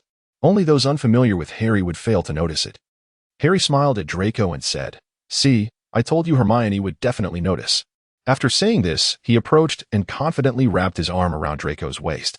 Guiding him to sit down, he turned to Hermione and declared, "Indeed, we are together. You can trust him." Draco covered his face with his hand, a look of embarrassment washing over him, and reached out with his other hand, attempting to silence Harry. "Please, no more." Hermione wore a similarly pained expression. She cleared her throat to interrupt the young couple. With a mischievous blink, she asked, "Aren't you curious about any developments on my end?" Upon hearing Hermione's words, Draco finally lowered his hand, which had been wrestling with Harry's, and inquired, "Has Harry uncovered any issues regarding that task?" Hermione replied, "If it pertains to Harry's previous assignment, I regret to inform you, Malfoy, that I have yet to find anything. However, I have caught wind of a few other leads. You may look forward to it." That afternoon, Draco Malfoy and Harry Potter were seen exiting Granger's office and heading to the restaurant in Diagon Alley that they had previously visited. Today, there was no queue, and they opted for a private room. Harry asked Draco if he wanted to try Chinese hot pot. Intrigued, Draco asked, "Hot pot? Is that the one often seen on television? Muggle hot pot?" Harry nodded, blinking playfully at Draco. "Yes, that hot pot requires chopsticks. Give it a try. It's delightful." Draco agreed, his interest piqued about what this hot pot could be. The steaming hot pot was soon served, and as Harry taught Draco how to eat and use chopsticks, Draco's clumsy attempts reminded Harry of his own first experience with hot pot, which had been quite similar to Draco's current predicament. He lowered his head and let out a soft laugh, then carefully retrieved the cooked meat from the pot. After meticulously slicing the piece for Draco, he placed it into Draco's bowl. Once the 2 of them had amicably finished their meal and enjoyed a couple of bottles of beer, Draco inquired, "When do you plan to visit Gringotts?" Harry glanced at the sky outside and replied, "How about we go shortly? Would you like to take a look at the Potter family's vault?" Draco was not particularly intrigued by the Potter vault, after all. It was unlikely to be more impressive than the Malfoy vault. With a hint of disinterest, he said, "I'll wait for you outside. You can go in alone." However, Harry was reluctant to leave Draco waiting alone outside. He gently squeezed Draco's hand and, adopting a somewhat pleading tone, said, "Come on. I want you to see the Potter family's vault." He blinked and remarked, "Moreover, You ought to remain by my side, for have you forgotten the ministry's decree? Draco cursed under his breath. Indeed, he had forgotten. Chapter 67, The Warm Embrace. He had no choice but to accompany Harry to Gringotts. After what felt like an endless series of roller coaster rides, they finally arrived at the entrance of a cavern deep within the bank. Harry extended his hand. He had previously destroyed his Gringotts key, and now the only means to unlock the vault was through his blood, his child, the ebbs of his magical essence, or names he had authorized. At that moment, he pondered whether to include Draco's name in the mix. The vault door swung open, and the goblin stepped aside. Harry gestured for Draco to join him. Draco stepped inside, and indeed, the Potter family vault was vast, though not as grand as the Malfoy vault. It was brimming with towering piles of gleaming galleons. In the deepest recess lay a collection of what appeared to be jewelry. Draco watched as Harry cautiously placed a small box amidst the treasures, carefully setting it down alongside the ornate items. Upon returning, Harry spoke, "Extend your hand." Draco pursed his lips, standing at the threshold with a somewhat reluctant demeanor, and retorted, "What do you intend to do?" Harry grasped his hand. Draco offered a slight resistance. But Harry's grip was firm and resolute. He pressed Draco's hand against the stone wall at the entrance, where an enchantment glowed brightly, swiftly scanning Draco's hand. Harry released his grip and smiled at Draco, saying, "It's done. Now, you two can access the Potter family vault." Draco remained silent. He gazed at Harry in silence, feeling somewhat uncomfortable as he spoke. "I do not lack your vault. There is no need for such behavior." Though a smile adorned Harry's face, his expression remained resolute as he replied, "I like it. The vault is mine now, and I shall dictate the terms." Draco felt his heart swell with a bittersweet sensation, tinged with a hint of sweetness. He withdrew his hand and mumbled, "Let us go. Isn't it cold waiting underground?" The two of them sat in silence on the goblin roller coaster, and upon returning to the ground, they realized how late it had become. With his head bowed, Draco made his way toward the entrance of Diagon Alley, while Harry trailed behind, hands tucked in his pockets. Once they exited the leaky cauldron, Harry ensured no one was following before stepping forward to grasp Draco's wrist. They tugged at each other as they ventured into a narrow alley, and Draco glanced around. Noting the absence of onlookers, he feigned a complaint, questioning whether even Aurors resorted to robbery. Harry remained silent, tightly embracing Draco as he declared, "I shall take you to a place." With that, he directly apparat with Draco.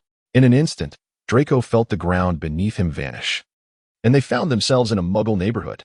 Draco couldn't shake the feeling that this street looked eerily familiar. Glancing around in confusion, he inquired, "Isn't this the street where I live? Why aren't you returning home tonight?" Harry replied mysteriously, "Follow me." He then led Draco towards the corner of the street. Draco vaguely recalled that the house at the corner had been on the market before, and a bold hypothesis suddenly emerged in his mind. This speculation was confirmed when he saw Harry push open the garden gate of that very house. He exclaimed in astonishment, "Porter, you have purchased this house." Harry paused momentarily, ruffling his hair in mild frustration as he replied, "I intended to keep it a surprise for you. Was it that obvious?" Draco smirked slightly and remarked, "It was indeed evident. You even pushed the door open, leaving nothing for me to ponder." He cast a doubtful glance at Harry and inquired, "What led you to consider purchasing a house here? Moreover, when did you acquire it?" Harry, feeling somewhat awkward, replied, "During my last visit. I perceived that your neighborhood far surpassed mine, which ultimately influenced my decision to buy a house here. Fortunately, I had just enough funds." He turned the doorknob and gestured invitingly, saying, "Mr. Malfoy, please come in." Draco cast a silent glance at him, uncertain whether to address the previous conversation or the fact that his finances were barely sufficient. Ultimately, he suppressed the urge to retort against Harry and stepped inside. The spaciousness of the house exceeded that of his own, with the entire room adorned with plush carpeting. The fireplace remained unlit, and the living area boasted a remarkably comfortable sofa. At the back lay what could be described as a generous kitchen, equipped with an array of culinary tools, and Harry had even procured 2 Muggle refrigerators neatly installed against the wall. Draco removed his coat, his curiosity prompting him to survey the surroundings. "How much did this all cost?" he inquired. Harry refrained from directly answering, instead suggesting, "Shall we take a look upstairs?" Draco readily accepted Harry's proposal, and upon ascending the stairs, they encountered the usual array of bedrooms. However, upon observing the number of rooms on the second floor, Draco quietly remarked, "You prepared so many bedrooms?" Feeling somewhat sheepish, Harry led him to the 3rd floor, stating, "I primarily reside here." The entire 3rd floor had been largely opened up, One side housed a study, complete with towering bookshelves, although it was evident that Harry had yet to find the time to organize the sparse collection of books. The bedrooms, however, exuded a distinct Gryffindor charm. The golden yellow carpet adorned the floor, and the walls were embellished with various golden snitch decorations, while white drapes hung elegantly beside the bed. Draco approached the window, gazing downwards. He could see that there were still people shopping inside the nearby supermarket, as the glow of the streetlights streamed through the window. Upon reaching the third floor, they did not turn on the lights, relying solely on the illumination from outside. Harry moved with the grace of an agile feline, silently approaching from behind. With a swift motion, he enveloped Draco in his embrace. Harry buried his head next to Draco's face, their cheeks nearly touching as he lowered his gaze. In a gentle exploration, he retrieved an object from his pocket. He lifted Draco's hand from behind, and a chill emanated from Draco's wrist. Peering down, Draco noticed that Harry had adorned him with a golden bracelet intricately engraved with delicate patterns. He raised his hand, admiring the jewelry that resembled a lily. He gently inquired, "What is this?" Harry lowered his voice, vibrations emanating from his chest behind him and resonating into Draco's body. "It is a keepsake from my mother. I bestow it upon you now, hoping it brings you peace and safety." Draco glanced at the lily-patterned bracelet, initially intending to protest its extravagance, but ultimately lowered his gaze and softly replied, "Thank you. I shall accept it." That evening, Draco stayed in Harry's new home. However, he found himself quite exhausted by Harry's antics. Harry invited him to bathe together, and Draco acquiesced, marking the beginning of their daring adventure. Harry's bathtub was far larger than his own, ample enough for 2 adults, leaving Draco to wonder where Harry had acquired such a spacious tub. This was Draco's first experience in such a position. He furrowed his brow, uncertainly asking, "Is this really all right?" Harry embraced him, the water sloshing over the sides with their movements. Being taller than Draco, he encouraged, "Give it a try." After a moment, Draco felt overwhelmed, collapsing against Harry's shoulder, biting into it in frustration as he murmured, "This isn't working." Harry held him close, gently massaging Draco, laughing as he replied, "How could it possibly become smaller?" At that moment, Draco wished nothing more than for Harry to vanish. When it was over, Harry effortlessly carried Draco to the bed, placing him in a position that Draco found utterly humiliating. Dizzy, Draco noticed that Harry had merely turned on a warm yellow lamp, settling him onto the bed before joining him. Draco weakly remarked, "That's enough. Are you unusually excited today?" Harry kissed his lips and asked, "Do you like my new home?" Draco rolled his eyes, no longer wishing to engage with Potter. The following morning, upon waking, Draco flipped over and pressed his pillow against Harry's face. Harry caught him, preventing him from rolling off. He muttered, "What's wrong? Planning to murder an Auror so early?" Draco removed the pillow, grinning wickedly. "Indeed, I shall murder an Auror right now." After a playful scuffle, the murder plot was never executed. Draco languidly settled by the floor-to-ceiling window, where Harry had set up a massive, cat-like lounging sofa, just the right size for Draco to rest upon. Dressed in a loose shirt and draped in a robe, Draco had no desire to venture outside today. Harry had truly exhausted him the day before. It was fortunate he had brought his suitcase along for a day of rest in Harry's new abode. He retrieved his potion book from the suitcase, initially intending to return to Hogwarts in the coming days. However, for reasons unbeknownst to him, he felt an inexplicable sense of apprehension about facing his godfather. Consequently, he resolved to postpone his trip to Hogwarts and instead revisited the potion book he had not fully perused, preparing to delve once more into the sections on belladonna and moonflower. Beside him lay a steaming cup of coffee, accompanied by orange juice and delicate cookies, all thoughtfully prepared by Harry. He languidly turned a page, picked up the quill and parchment beside him, and began to inscribe something upon it. Harry had ventured out today, as Granger had asked him to visit the Ministry of Magic for what seemed to be a discussion of some importance. Draco, however, felt no inclination towards this matter and opted to remain at home. Halfway through his reading, he felt a twinge of hunger, stretched lazily, and rose to his feet. Peering down at the supermarket below, he resolved to procure some supplies. He casually tied back his hair, donned a set of Muggle attire, and placed a hat upon his head to conceal his golden locks before stepping out the door and heading to the Muggle supermarket. He had previously visited such establishments, but this time he intended to purchase steak, broccoli, cherry tomatoes, and an assortment of sauces. Currently, his residence lacked a house elf, and Draco contemplated summoning one from his home to assist with the cooking. Yet, he was reluctant to prematurely reveal his relationship. He yearned to confide in Narcissa or Scorpius about his connection with Harry Potter, rather than having the news leak through the lips of a house elf. Such a revelation would feel surreptitious and clandestine. Thus, after much deliberation, Draco concluded that it seemed he would have to either prepare the meal himself or rely on Harry to do so tonight. Before the refrigerated display, he held 2 boxes of steak, contemplating the distinctions between them when a young man, seemingly perceptive to his uncertainty, approached with warmth. "Sir, do you have any questions?" Draco glanced up to meet the eyes of a vibrant youth, likely a university student, clad in the supermarket's uniform. "Are you pondering which one to purchase?" Draco replied slowly. "Yes, which do you think is better?" The young man flashed a bright smile, revealing his white teeth, and said, "I would recommend this one, as it is quite favored by the housewives around here." Draco expressed his gratitude to the young man, selected the steak, and exited the refrigerated area. After settling the bill and carrying the bag towards the entrance, he noticed Harry, clad in a trench coat, waiting by the door. Though he was unsure when he had arrived, he approached without reservation, directly handing over the bag in his hand and uttering, "Here, take it." Harry accepted Draco's bag and, after a brief glance, planted a kiss on Draco's cheek. Draco, considering they were in the Muggle world where no one knew them, accepted Harry's kiss with ease, and together they walked towards home. After bidding farewell to the dashing gentleman, the young man returned to reorganize the shelves he was responsible for. A woman who appeared to be a housewife approached him with a friendly inquiry. "Could you please tell me what kind of steak that young man just purchased? I would like to buy a box as well." The young man promptly set aside what he was holding, retrieved a box of steak from the freezer, and handed it to the housewife, saying, "This one." The housewife thanked him and took the box of steak, as their fingers brushed against each other. The young man suddenly felt a sharp pain in his head. Before him, the face of the housewife momentarily contorted as if it were melting paint. And he heard her inquire, "Do you know where that young man is from?" He responded in a daze, seemingly emerging from the recently occupied house, which he must now call home. The woman glanced at the dwelling and chuckled softly. "Thank you, dear. You may rest now." The young man suddenly collapsed to the ground, causing the woman to appear greatly startled, prompting her to scream. However, all of this was unbeknownst to Harry and Draco, who had already departed.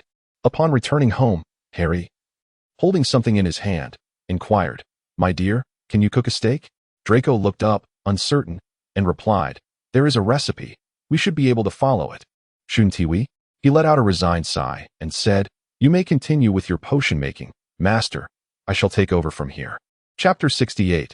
Bloodline. Draco sat in the kitchen, observing as Harry first retrieved the steak from its plastic wrapping. He took a bowl and placed the steak within, earnestly stating, "It must rest before it is seared." Draco propped his chin on his hand. He could decipher the recipe, yet he was baffled by Harry's series of actions. Would it not suffice to merely follow the recipe? Harry turned on the faucet, and the vegetables automatically leaped beneath the flowing water, emerging thoroughly cleansed. With a wave of his hand, they then hopped onto the cutting board, while the nearby knife descended, slicing with precision. Harry picked up the sauce Draco had purchased.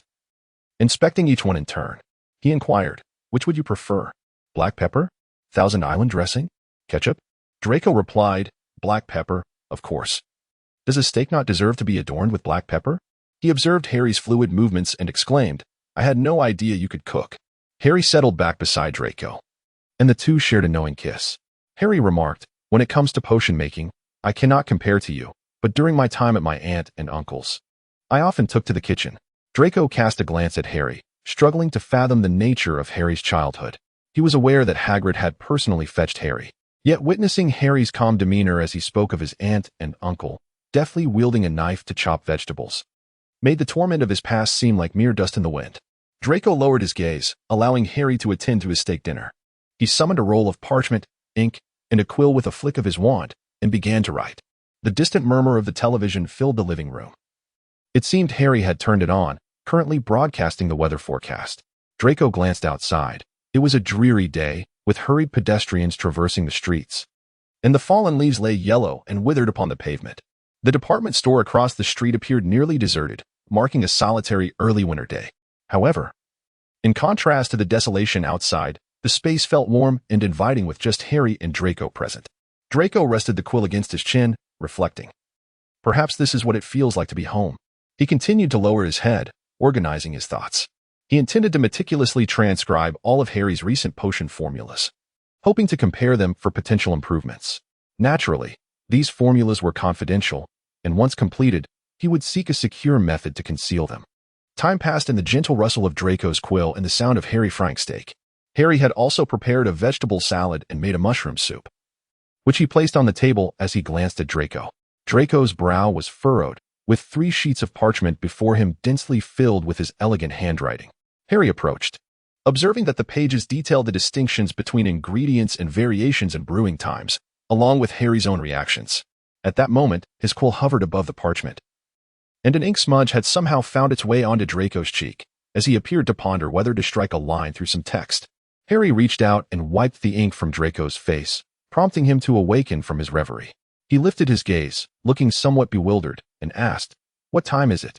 Harry, brushing the ink stain away, replied, "No more writing, Master of Potions, it's time for dinner." Only then did Draco realize that Harry had prepared the meal, and he marveled. Who would have thought the savior was also a hidden culinary master? Harry planted a kiss on his cheek and inquired, "Will you stay here tonight?" Draco playfully patted his face, smiling as he responded, "Let me think about it. It depends on your performance, savior." As night fell, Draco still had not returned to his own home.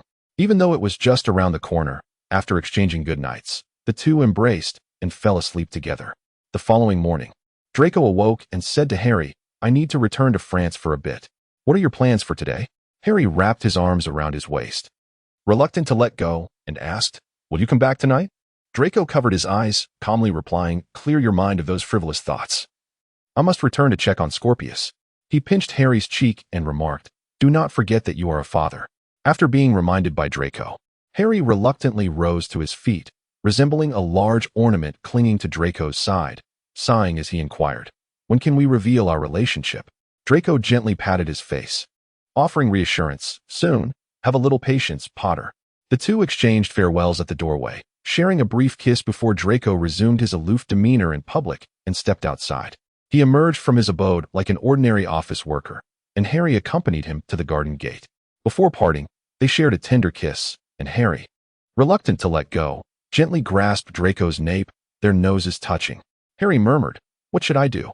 I don't wish to let you go." Draco, wrapping his scarf around him, allowed his tousled golden hair to cascade over it. He cupped Harry's face, half in jest, and declared, "Endure it. You have matters to attend to today, do you not? The supplies here are inadequate for potion making, but I shall return swiftly." After an embrace, Draco pushed open the garden gate and stepped through. As it was working hours, Muggles were emerging from their homes, heading towards their cars or the subway station. Draco pulled his scarf higher, concealing half of his face. He did not wish to use his apparition today. Instead, he opted to walk, for his home lay at the other end of the block. It was neither too near nor too far.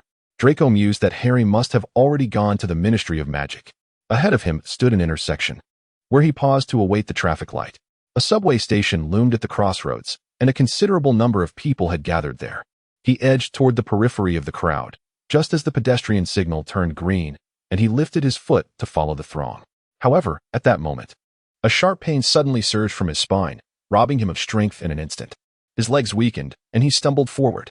Yet, he did not fall to the ground, for he was caught by a pair of unfamiliar hands. A face, indistinct and blurred, loomed before him, and a woman's voice pierced through the haze. "Sir, are you all right?" Her voice seemed both distant and near. Draco felt as if his very essence was being siphoned away, and he attempted to grasp his wand, but his hand was restrained. Shrouded in a veil of translucent white, his hand fell limply to his side. After bidding farewell to Draco, Harry tidied up casually before stepping out. Feeling invigorated today, he teleported directly to the Ministry of Magic after stepping outside. He first purchased 2 cups of coffee before descending in the elevator. He arrived at Hermione's office, yet she had not yet arrived. However, her assistant was already present, diligently organizing some documents. Upon noticing Harry's entrance, she immediately stood up, her face flushed, and stammered a greeting. "Mr. Potter, good day." Harry, unable to recall her name, smiled and inquired, "Is the director not here yet?" The assistant cautiously replied, "The director has not yet arrived. Is there something you require? Would you like me to pass on a message?" Harry shook his head, placing the coffee on Hermione's desk as he said, "Then I shall take my leave. Farewell." He returned to his own office as an Auror. The office of the chief Auror was a private chamber. He stepped inside and set the coffee on his desk. Just as he was about to take a seat, an inexplicable wave of anxiety swept over him. causing him to inadvertently spill the coffee across the desk. The liquid trickled down, creating a small cascade on the surface. His heartbeat felt as though it were suddenly gripped by an unseen force. An inexplicable wave of anxiety washed over him. Harry took a few gentle breaths and settled back down, yet this sensation dissipated swiftly, leaving no trace of its presence. What was happening?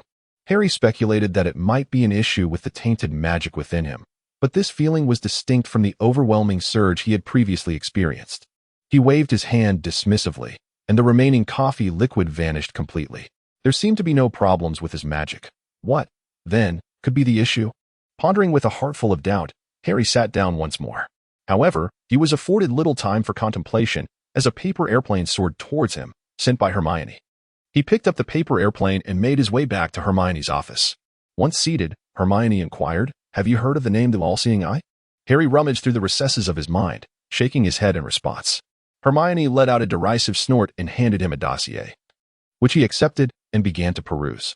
He inquired with curiosity. It appeared to be an ordinary grassroots organization, promoting the notion that those with capability ought to govern the world. Harry clicked his tongue, closing the dossier, and rubbed his forehead as he spoke. This slogan evoked some unpleasant memories. Hermione shrugged and remarked, "In the realm of establishing peculiar cults, wizards and muggles are not so different. Both are equally susceptible to manipulation. It is said that the founder of this sect has long donned a silver mask, concealing his true identity, yet he has navigated among pure-blood wizards, leveraging their influence to accomplish a few tasks. Although these actions have not posed significant harm until now, I have recently noticed an uptick in their activities." Hermione continued, "You are aware that I have been advocating for a new Auror system, aiming to integrate more Muggle wizards into our ranks. Not merely Aurors. I also aspire for Muggle wizards to genuinely enter the Ministry of Magic, but this bill has faced opposition from several pure-blood families. Upon investigation, I discovered that these families are, to some extent, connected to this organization. When you ventured to Albania, I took the opportunity to reorganize our Auror team. Did you notice a reduction in personnel?" Harry nodded. Indeed, there were a few fewer, specifically those he had observed idling in the office during his last visit. And when he had gathered them for training, he realized their fundamental skills were lacking. Hermione continued, "These individuals are also reliant on those families for their existence. Harry, I now need you to uncover the individuals behind this organization." Hermione shook her head, stating, "These cowardly nobles, having tucked their tails during the war, now seek to reclaim their influence over the Ministry of Magic. It will not be so simple."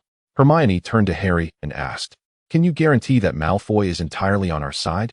Harry raised his hand earnestly and replied, "I assure you." Hermione spoke with gravity, "Harry, Malfoy will become a significant asset for us." Upon exiting Hermione's office, Harry noticed a commotion in the Ministry's atrium. A crowd had gathered, and in the center, he keenly spotted a somewhat familiar figure. He hurriedly stepped forward and beheld Narcissa Malfoy standing in the atrium of the Ministry of Magic, holding Scorpius Malfoy. Her demeanor as frigid as ice. Narcissa? What brings her to Britain so suddenly? A wave of unease washed over Harry for no apparent reason as he approached her. Upon noticing Harry, Narcissa turned with Scorpius, first offering a polite bow before she spoke slowly. "Mr. Potter, may I inquire if you have a moment?" Harry decided to escort Narcissa and Scorpius back to his office. This was Scorpius's first visit to Britain, and unlike the lively little boy Harry had previously encountered, he now clung tightly to his grandmother, his small face pale. "Where is Draco? Is Draco aware that his mother and son have come to Britain?" Yet hadn't he mentioned that he was not ready for them to arrive so soon? With a mind full of questions, Harry led Narcissa inside and poured her a glass of water. He intended to find a small toy for Scorpius, but soon realized that his office was utterly bare, devoid of anything save for case files. He said with a hint of embarrassment, "Madam, how do you?" He wished to inquire how he had suddenly arrived in England and why he had not informed Draco beforehand. Did they have some other plans? At that moment, he regretted having let Draco go.